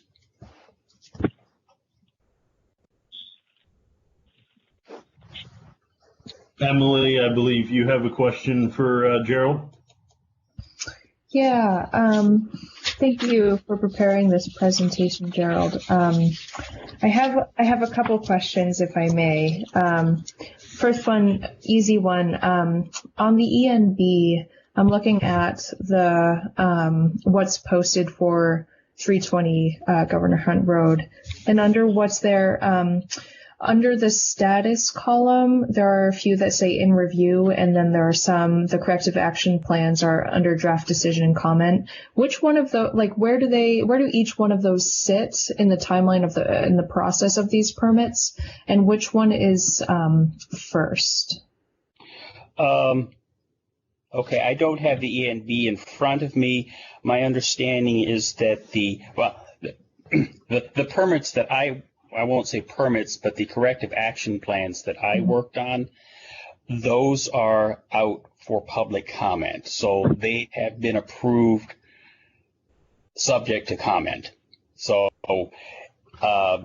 if there is no public comment on them, they will be approved. They'll be sent. I'll just write a letter back to Haley and Aldridge and North Star saying, do what you said you were going to do. If there is public comment, I'll review the comments, talk with Haley and Aldridge, and we'll see what those comments, what if anything needs to be changed because of the comment. The other permits, they're not programs that I work with closely. My understanding is that the stormwater and that the discharge permits, they are being developed. I've sat in on a couple of meetings on that. Bill Irwin sat in on the last one.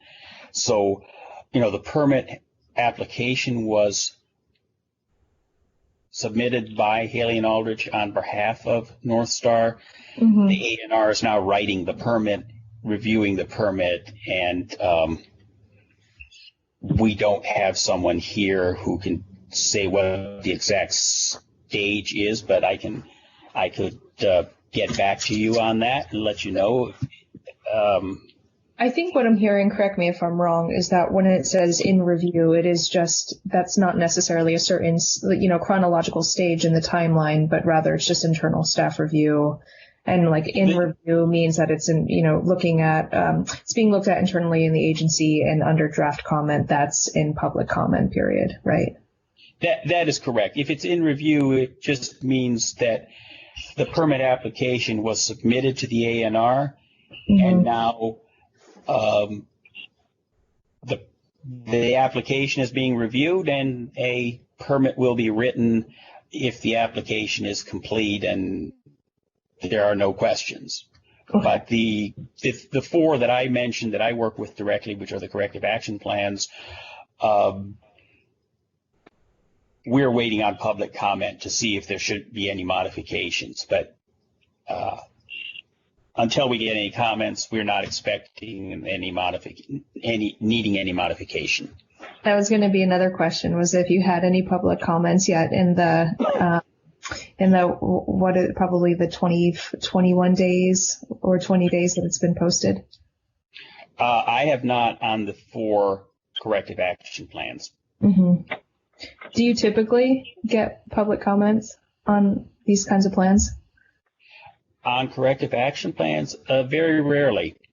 I mean, most of my corrective action plans have been things like gas stations and after this investigation is done, the consultant then comes up with a plan of how to clean up, and very rarely get any corrective action, any comments. Would you remind the panel and myself, mostly myself, what's the process that the public becomes aware of what's posted on the environmental notice bulletin? And I'm wondering also, as just a broader process question, if there's any other way that these corrective action plans have been posted so that folks can see them. Well, they get posted on the environmental notice board, and then the A&R sends out a letter to individual landowners of abutting properties. Okay. And basically that individual notice is a reference to that, yes, there's corrective action going on. Please check the environmental notice board for details, and gives my email and name as the project manager. as a contact for the ANR. Okay. I do have one more question, but I'm tempted to, it's a little bit technical, and I'm not sure that it'll necessarily serve the purposes of this panel. It's just an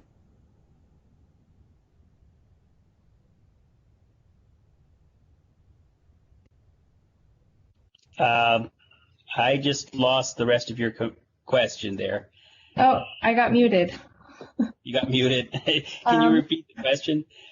I said it so nicely the first time. I was just saying, I think I do have another question, but it's a little bit technical. I'm not sure that it really serves the purpose of the panel and the work that we're doing this evening. So I might just pause and see if there are other questions, and let the conversation move on. But thank you. Okay. So there are no other additional questions that I see in the conversation area of the Skype meeting here, unless somebody has something that they have not presented yet.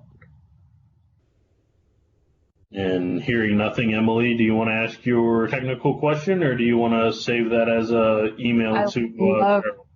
I would love to. It's a technical question about documents, which is really exciting. Gerald, I might just be missing something, but when I look on the ENB and again search for 320 Governor Hunt Road, I see 4 documents that are those in review permits, which sound like those are outside of your purview, but within the agency. And then I see 4 other documents that are the corrective action plans that are in draft decision and comment. And those all have different ENB IDs, but the same permit number of the corrective action plans. So when I click on each one of those, I can see the 2 plans for AOC 3 and AOC 7, and those make sense to me. And then for the other 2, the final 2, I'm looking at this document from Haley and Aldrich, which from February 2019. And I think that this is what you were referring to. Correct me if I'm wrong, but my understanding is that this is what you were referring to with this this general approach to these these 4 AOCs. But the idea is that for each one, and they're discrete and simple enough that you don't necessarily have to have a full-blown plan for each. This is more of your general approach. So my question is that right? Is that how you're going about this? And I guess maybe I'm asking if you could help me understand what I'm looking at here and if there's going to be corrective action plans for those 2 other AOCs. Well, there's the AOC 3 and 7. The last one was number 8, and I think that was the transformer ones. Now, did that not? Pardon? There wasn't a 4th. I could be. Well, there were 3 individual AOCs, and then there is one kind of a corrective action plans for the 3 individual AOCs, and then there was one general one for. That's going to be kind of a site-wide, so that will apply to,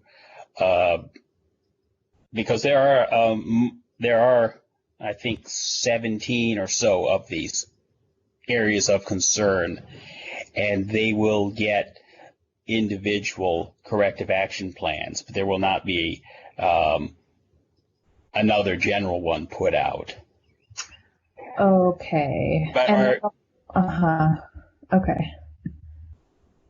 And that all falls under this same permit number that you have here, whether it be an individual corrective action plan or the general site restoration plan. Correct. The way the ENB works, there are some small glitches in it. I mean, I was attempting to use the general one as kind of the master corrective action plan and have the other 3, the AOC 3, 7, and 8 as corrective action plan amendments. And when I was working on my computer to get that to get into the ENB that way, it wasn't happening. Okay. So as long as you can read the documents, you can get the documents, that's the important thing. I can read the documents. The connective tissue between them was my question. I think I might let the rest of the panel move forward. Thank you, everybody, for humoring that discussion of documents. And thank you, Gerald. That's helpful. You're welcome. Mm-hmm. And feel free to email me if you have any specific questions. Okay. Okay, I don't see any additional questions for A&R. I don't believe we have any additional state agencies on that are ready to present anything. Do we have any additional panel questions for North Star or for the state reports? Hearing none, as long as everyone is okay with it, I believe we will skip our break because we are all sitting in the luxury of our homes anyway. So we'll move on to public questions for North Star or on any of the state reports.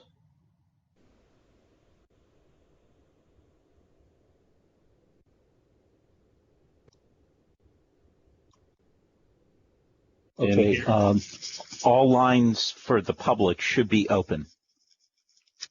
Okay. Please remember to unmute yourself.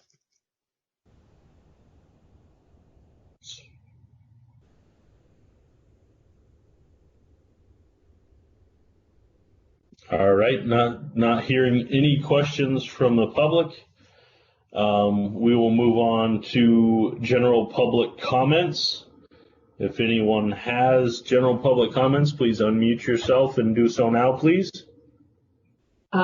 This is Ann Darling. Can you hear me? Yes, we can. I actually did type in a question, and I have two questions.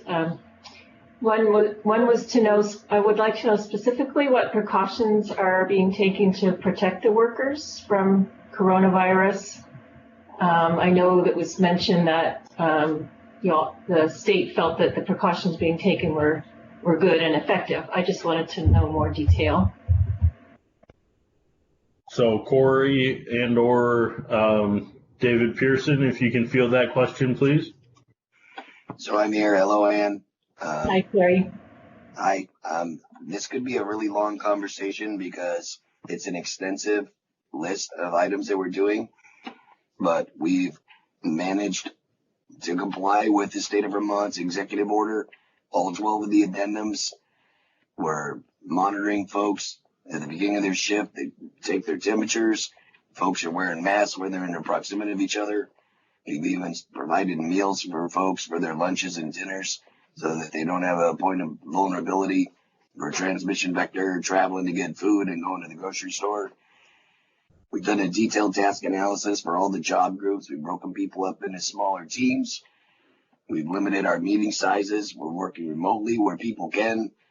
And we're employing all the precautions that are known from the CDC and WHO that are reasonably employable. Hand washing, sanitization, wiping down systems. We even have extra cleaning people coming in, looking at all the common areas. And we're monitoring it carefully to make sure that folks are thinking about it every day too. So that the task analysis is an iterative process where we ask our people to watch each other and tell us how they can do their job more safely. We made process changes wherever it makes sense to do so. If you have anything more specific, please let me know, but hopefully that's answering the question you're asking. And so how has that impacted your ability to move the work forward? I know you said you had to kind of rearrange a few things. So that's a good question. And fortunately, the teams that are doing the vessel segmentation, the type of PPE and the equipment they're wearing already lends itself to meet all those requirements, as does the demolition activities for the folks cutting out the steam lines and the equipment out of the turbine building. Now, when we get into the demolition of the exterior structures, that requires a little more active participation on our part to manage the work groups, to keep them small and the way they interface with each other. So it does have an appreciable effect, but it is manageable. And so far, we've been able to continue successfully. And, you know, knock on wood, we haven't yet to have a case here at the site. Our goal is to keep it that way, and we ask everybody to treat that as a team sport because we're all counting on each other, and our families are counting on all of us to make sure we do everything right and safe. Okay, thank you. You're welcome. The other thing I wanted to say was Tony mentioned earlier that the representative Mark from Massachusetts is not present, and as I've said before, as a resident of Massachusetts, I've spoken with him. He is not a member of the panel, and I've asked that you try and find someone from Massachusetts to represent the interests of folks here on the panel.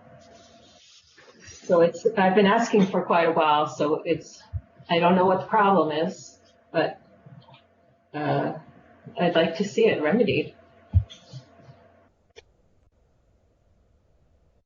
Hi, Anne. This is Tony Lashinsky. The way the panel is set up and the way the appointee for Massachusetts and New Hampshire, for that matter, are appointed is the governor's offices from the individual states must make the appointment. Right. We can try to reach out to the governor's offices again. I know in the past week, New Hampshire has contacted me about, well, what needs to be done. So I relayed information back to Bob Gustafson's department so they know what's going on. But I would say what we need to do is perhaps have the Vermont governor's office contact the Massachusetts governor's office again to get a new appointee.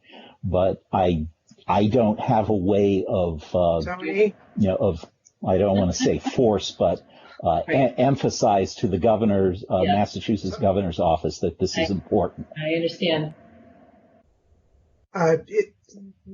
Mr. Chair, June Tierney would like to speak. Go ahead, June.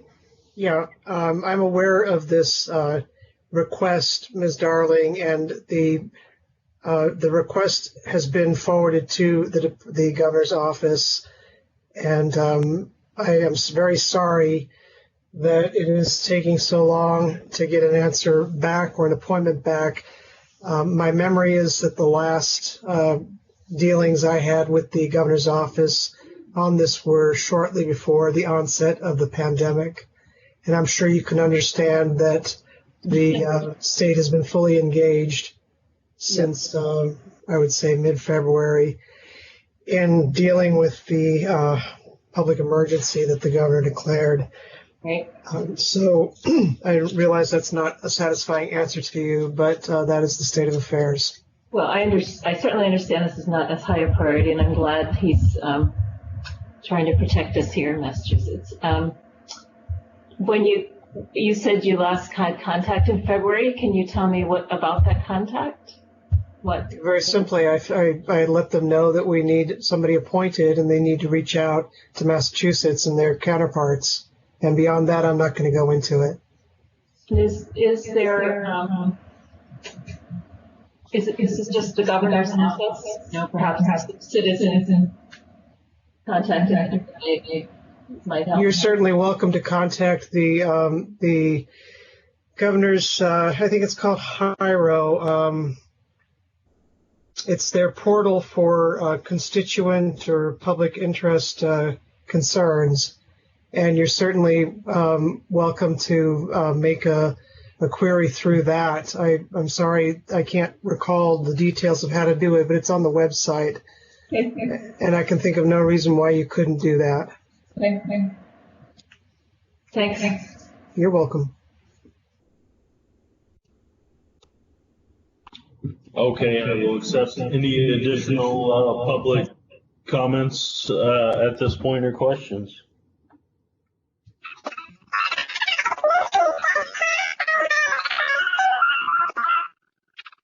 Wow.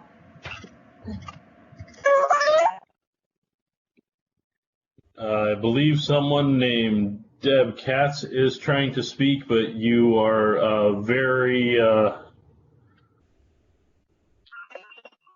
far out. Yeah, something like that. I can't even put a word to it. All I can think of is Alvin and the Chipmunks. Yeah.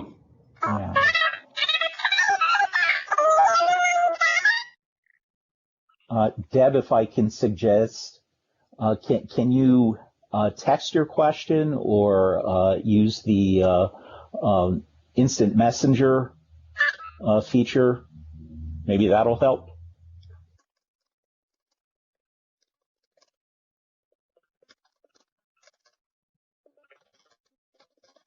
So we'll hold just a second and see if we get a question come through IM from Deb. And Deb, IM is in your lower left-hand corner of your screen. In the meantime, do any other public have questions or comments?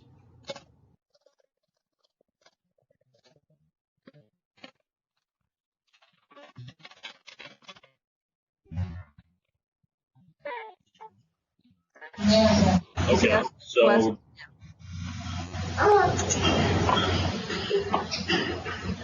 I did get a question from Deb come through IM. This is for North Star regarding COVID protocols for workers. New workers coming in, what procedures do you follow for new workers coming in the COVID era?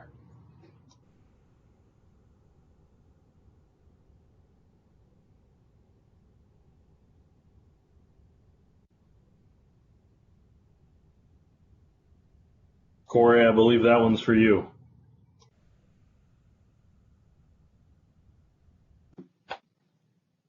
Protocols for workers. So the protocols for new workers coming on site, we require, if they're coming from out of state, that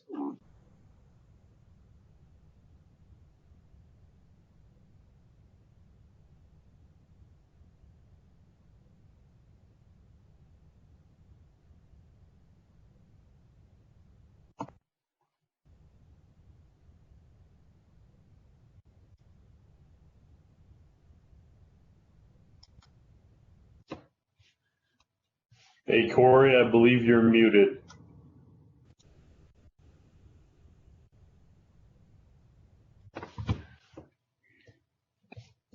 Is that better? Yep, you're back now. So we didn't catch anything. We heard the very beginning sentence. Yep. So new workers that come onto the site are required to self-monitor and ensure that they have not been exposed to anyone who has tested positive for the virus or suspected have had the virus. And then they're also required to follow all the social distancing rules, wear masks, and continue to self-police, including taking their temperatures at the beginning of their shifts, and follow the protocols that are still in alignment with Governor Scott's executive orders. And I believe it's addendum 7 through 12 as they changed. And the last executive order 12 has some additional information as we're starting to bring the businesses back online. But effectively, they have to self-monitor and follow all the rules and prove that they do not have it and continue to not have the virus. Does that answer the question?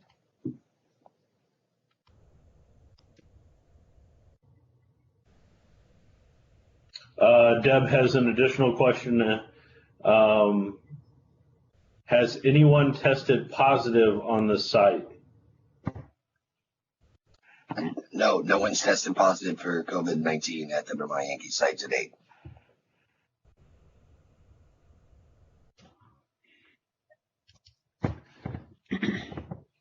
Okay, I believe that is the end of Deb's question. Do we have any additional public questions or comments, please?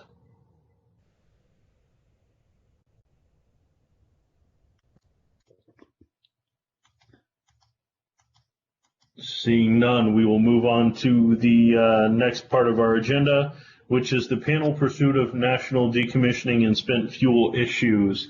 And for this particular section, I will hand it over to Lissa, as this is something that she asked to be added to the agenda. So the floor is yours, Lissa. Thank you, Josh. In reviewing the legislation regarding NDCAP's duties, I was struck by some of the language about our duty to advise on issues related to decommissioning, and it seems to me that we haven't really taken a position and advised much on issues as a panel. And I think the big issue for me is always the redevelopment of the site and the future, those 26 years after completion of decommissioning, where we're still going to have the spent fuel likely maybe even longer on site. And I just think that the panel should potentially take a look at this issue and consider having an advisory opinion on some of the legislative efforts that are out there. There was a number of pieces of legislation that were presented in this last Congress, and of course now due to the pandemic, a lot of the stuff gets put on the back burner. But then again, a lot of stuff tries to get pushed through at the final hour too.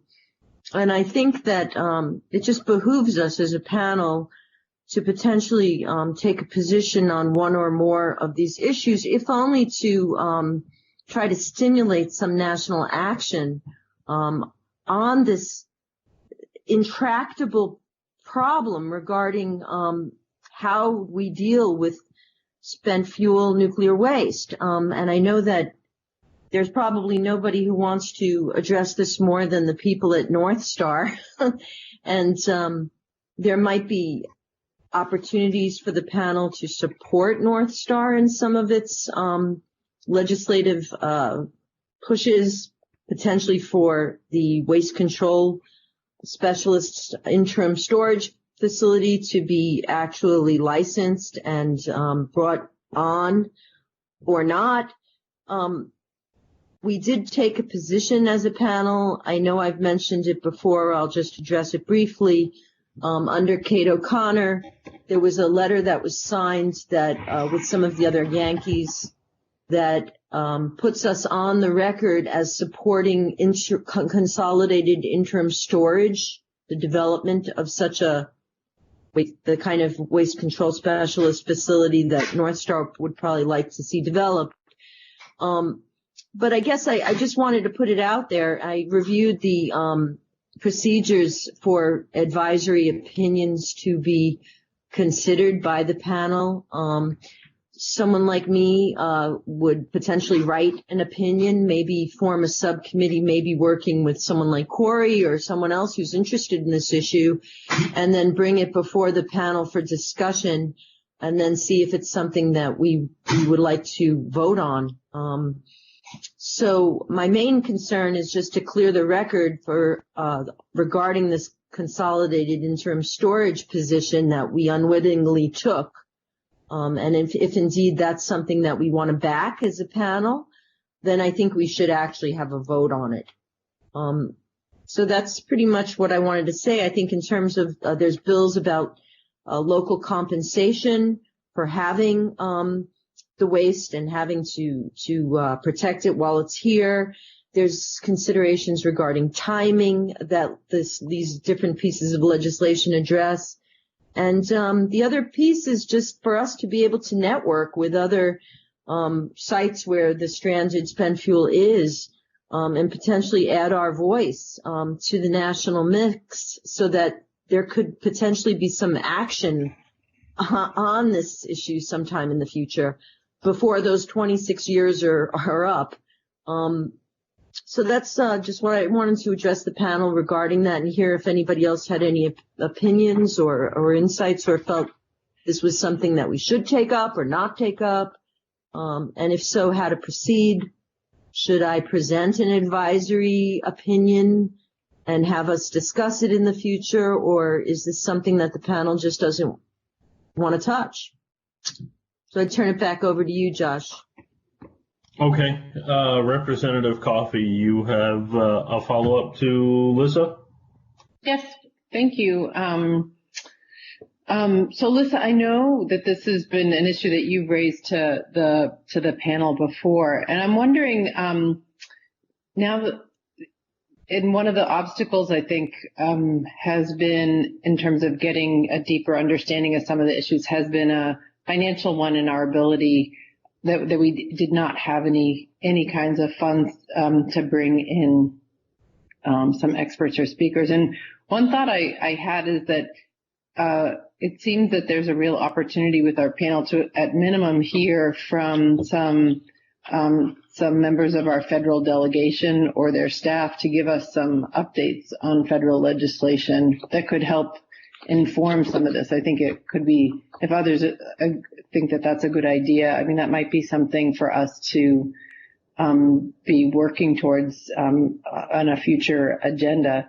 I'm not opposed at all about having an opinion, but I know that I guess I'm not the newest member of this panel anymore by a long shot, and it might be worth educating this batch of panelists a little bit more on some of the issues. So, and with North Star's generous, or this offer that we have some funding to do that, that's now possible where that wasn't possible before. So those are just my 2 cents, and I'm looking forward to hearing other people's thoughts, because I think this could be an important role of the panel, and I think there might be a number of topics that we might want to consider.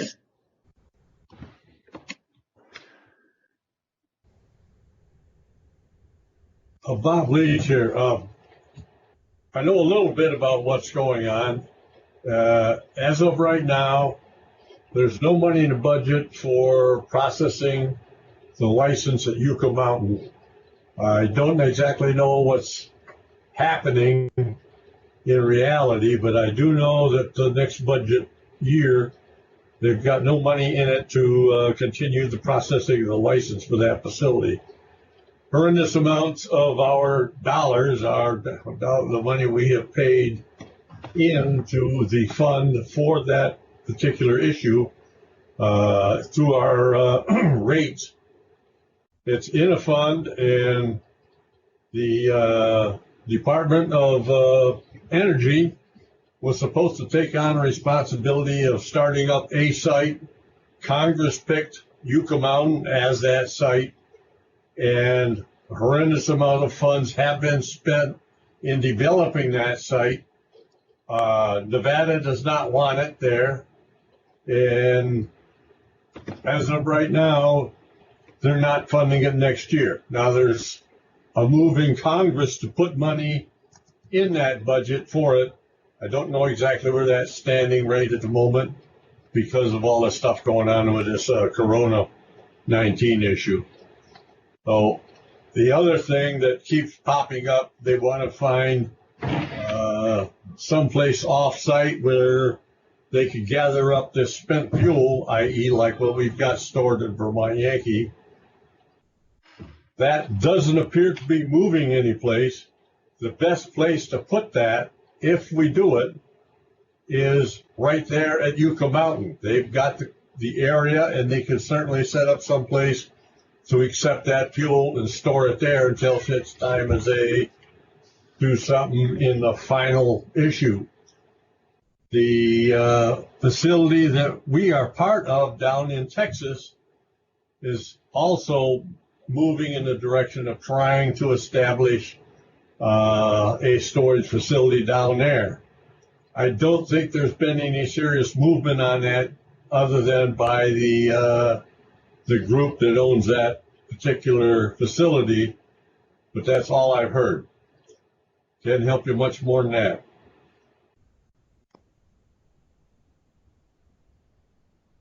Thank you, Bob.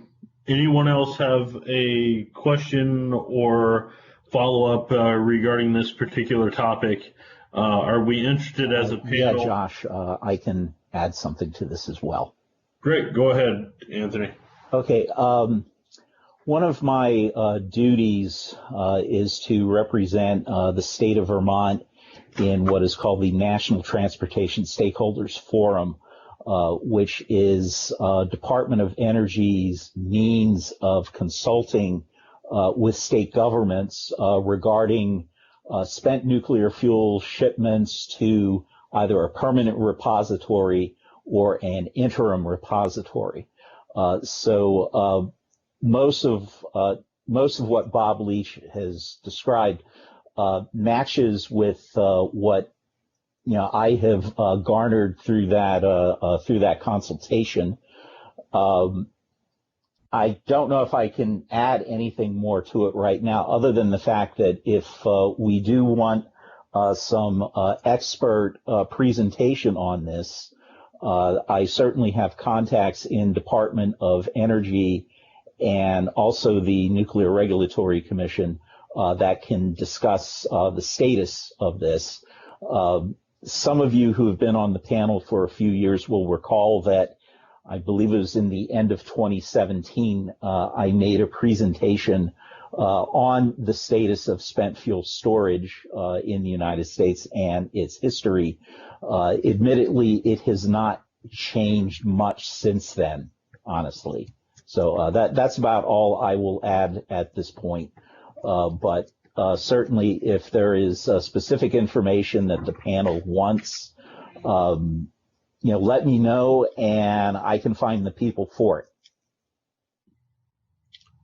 Haley from Senator Sanders' office, can you send me a little IM? What can you add to this discussion, please?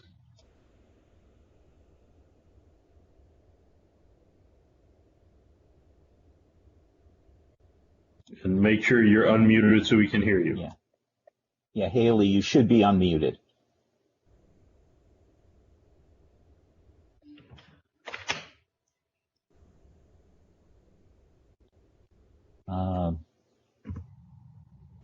On my end, she looks to be unmuted. No, we're not hearing you right now.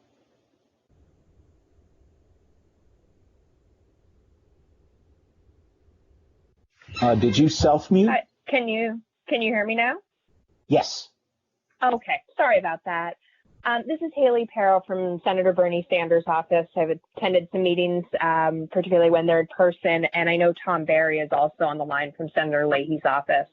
And as our offices have done in the past, I just want to reiterate we're happy to give, kind of a general federal update. Typically, that's going to look like a summary of any legislative action, any new bills on nuclear issues, decommissioning, and budget issues, particularly with Senator Leahy's role on appropriations. So we're happy to do that. I'm not sure it's to the level of detail that you may be looking for to take an advisory opinion.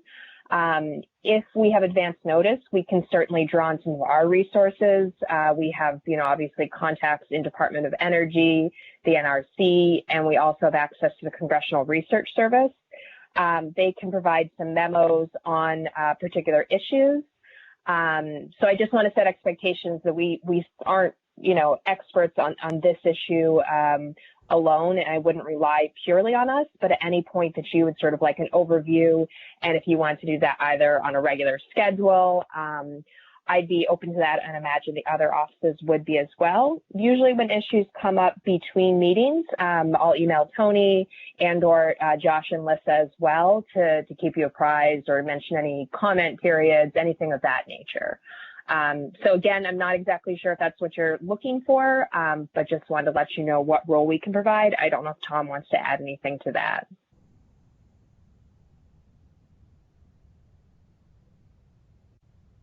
Tom, do you have anything for us? Nope. Looks like he's all set. Any additional comments regarding this topic or an idea of how we would like to pursue this or not pursue this particular issue? Josh, Bob Leach here again. One thing that I've kind of mulled over in my mind is this whole issue. We've got one representative and two senators, and it might be worth our time and effort to draft a letter off to all three of those individuals supporting Yucca Mountain so that they could kind of get that darn thing rolling. It's close to being ready to accepting fuel. It just mostly just needs the money in the budget that is already there. It's money that the ratepayers have put in there in a fund to go ahead with the licensing and open that thing up. It was our Congress that picked that spot out of all of us, all the different sites in this country that were looked at. And if they're the ones that set it up, then let them finish it. And let us put together a letter telling our representatives to support that activity. It's just an idea. We could put it on the next time these, the committee for our issues to discuss by the panel. We could look into it a little bit and set it up for the next meeting if the panel is interested.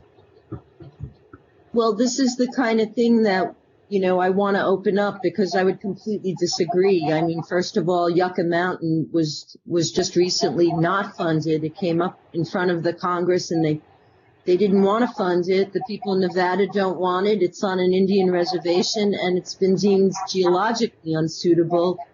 Further, it would already be full. I mean, we're creating nuclear waste every day and we have no place to put it. Even if we could use Yucca Mountain, it would already be to its capacity, according to what I've read. So it really is an important issue nationally, and I do feel that the panel should at least educate ourselves about it a bit because it does affect us greatly in many different potential ways, having that spent fuel there for the foreseeable future, maybe forever. What does that mean? Their government is creating a new nuclear waste administration agency. From what I understand, it will no longer be under the auspices of DOE. At least that was the recommendation of the Blue Ribbon Commission that Obama set up. It seems to be something that the Trump administration is following in the footsteps of them. So these are important issues, and I think, we as a community that has waste should really weigh in at whether you like nuclear power or you don't like nuclear power. We can't keep creating nuclear waste if there's no plan for dealing with it. It hurts everyone. So I do think it's something that we should take up. How we do so is the question I'm putting in front of you guys. We talked about having Jim Hamilton come in. He's with the National Spent Fuel Collaborative. I don't know if it's still called that. But we need more advocacy on this issue. So I would suggest, since we're already about 2.5 hours into our meeting, that we obviously have varying opinions on this particular issue within the committee, and it's really hard to do a whole heck of a lot through a Skype meeting like this and work through an extensive issue like this through this particular avenue. I suggest that we move this on to the next meeting, which I'm assuming will probably be in person. Chris Campany did send me a message that he has a comment to make. So, Chris, I'll give you the floor before we close up this topic and move it to a next meeting. I'm good, thanks. Okay. All right. So, Josh, this is Bob Bates again. Just let me add one little tidbit to this wet waste transportation. Way back when they were originally looking at sites for where they were going to put this waste, Vermont was one of the sites that was being considered. Congress elected to put it in Nevada. They elected to put it there because the federal government owns most of that state, and there's not a lot of people there. Well, Vermont, the federal government doesn't own a lot of Vermont, but it is a state that doesn't have very many people and doesn't have a lot of representation. So before we shoot down Yucca Mountain, we may pick a new site, and it might be Vermont. Just a tidbit. Go ahead. I appreciate that, Bob. As I mentioned, we will move this on to the next meeting. Representative Sibilia, you have something for us real quick? Just a comment, listening to this, I'm not sure that advocacy so much as public facilitation and education is our role. And I've heard advocacy on this issue being discussed. So I just want to flag that will be a concerning word for me in future discussions. Well, we're already advocating for consolidated interim storage because we're already on the record as supporting that without a vote. What I'd like to see is a discussion, and if we are in favor of supporting federal efforts to create an interim consolidated storage facility, then we should talk about it. We should vote on it, because right now that's what people think. That's what the advocates are using the letter that we signed to do. So you talk about advocacy, it's already being used as a tool of advocacy by others, our position taken without a vote on this very important matter. So, I'd like to move that we create a subcommittee to draft an advisory opinion on this matter. I'd volunteer to be on that subcommittee. If anybody wants to join me, I'd like to actually put something in writing to present at the next meeting rather than just kicking this can down the road, which is in fact what happens nationally and what's been happening for the past 50 years. So yeah, I mean, it's not something people are always eager to get into, but for those who'd like to produce more nuclear reactors and for those who are concerned about the buildup of waste at sites throughout the United States, it matters. So I think it matters for this panel to keep moving. And if anybody would like to join, maybe I'd make a motion that the issues committee create a little subcommittee that can sit together or Zoom together and create a document that might start drafting an advisory opinion on the matter. That's what I'd like to put a motion for. Does anybody second that?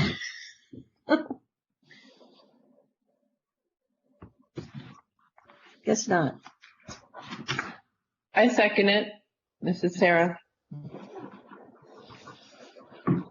So moved and seconded to establish a subcommittee to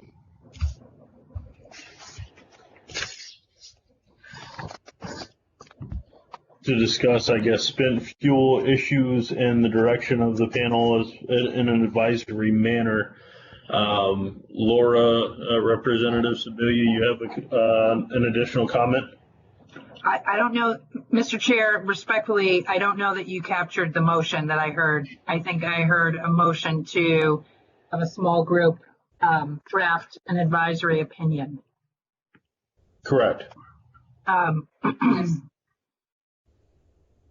So if that were to go forward, I would want to understand how. I would want to make sure that there was plenty of time for public participation in that.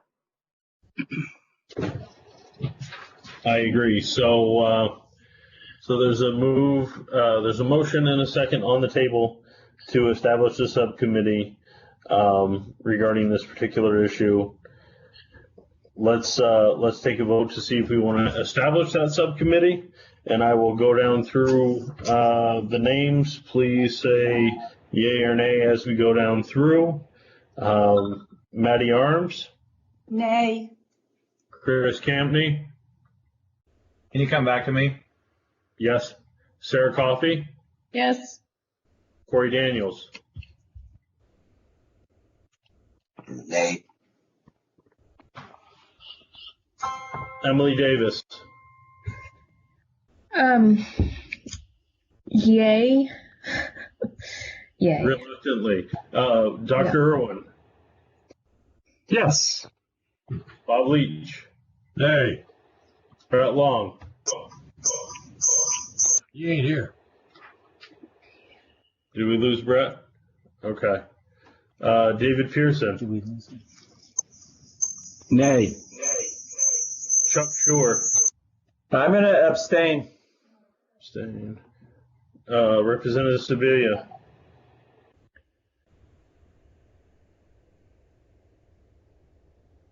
Please unmute yourself so we can hear you.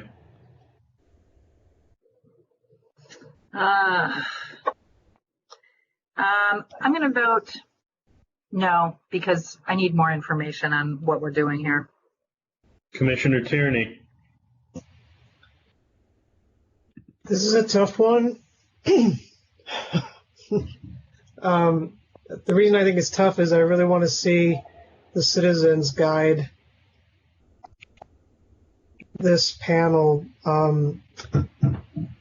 but my view is no.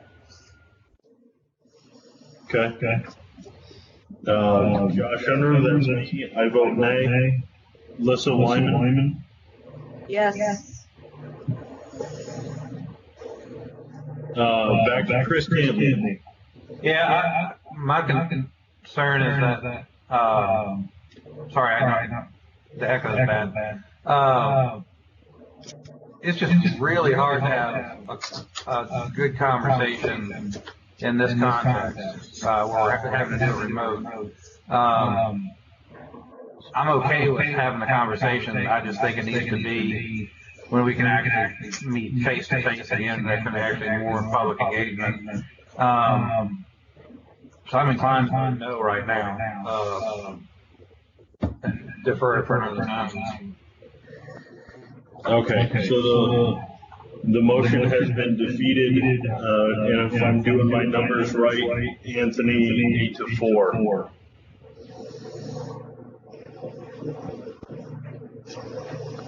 Yeah, that's what I'm getting here as well. Okay. Well, now we can see why nothing happens on a national level. All right, so we'll move on to the next agenda item, schedule reading 20.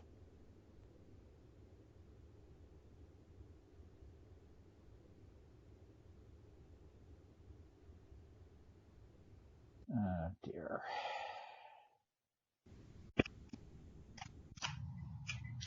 I'm still here, Tony.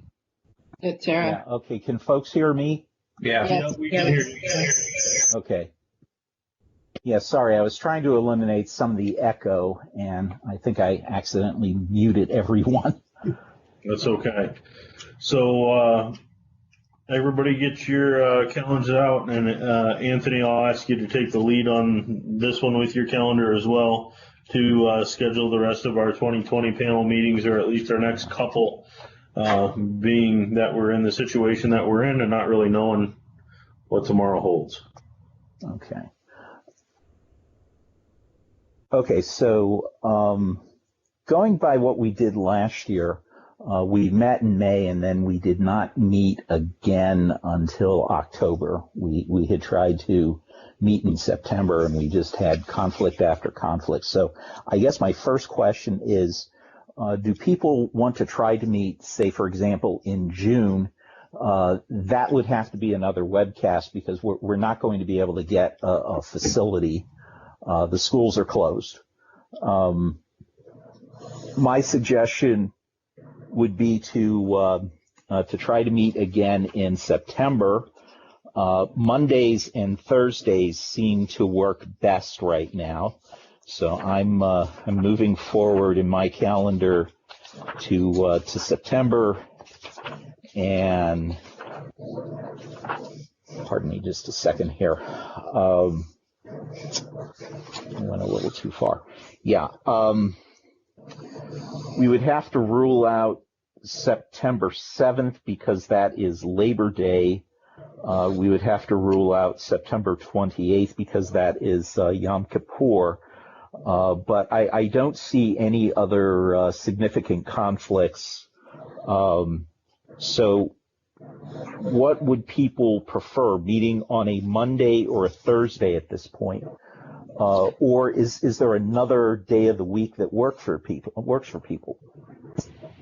Mr. Chair, June Tierney here. Go ahead. I am agnostic on whether it's a Monday or a Thursday.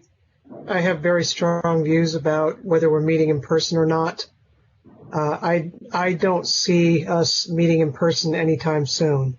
So we need to get used to this format, if you ask me, and that should open a few dates up if the panel wants to use it, because it's much easier for me to participate when we're participating in this manner, as opposed to having a 2-hour drive down and back to get to the handicap meeting. That's just my 2 cents.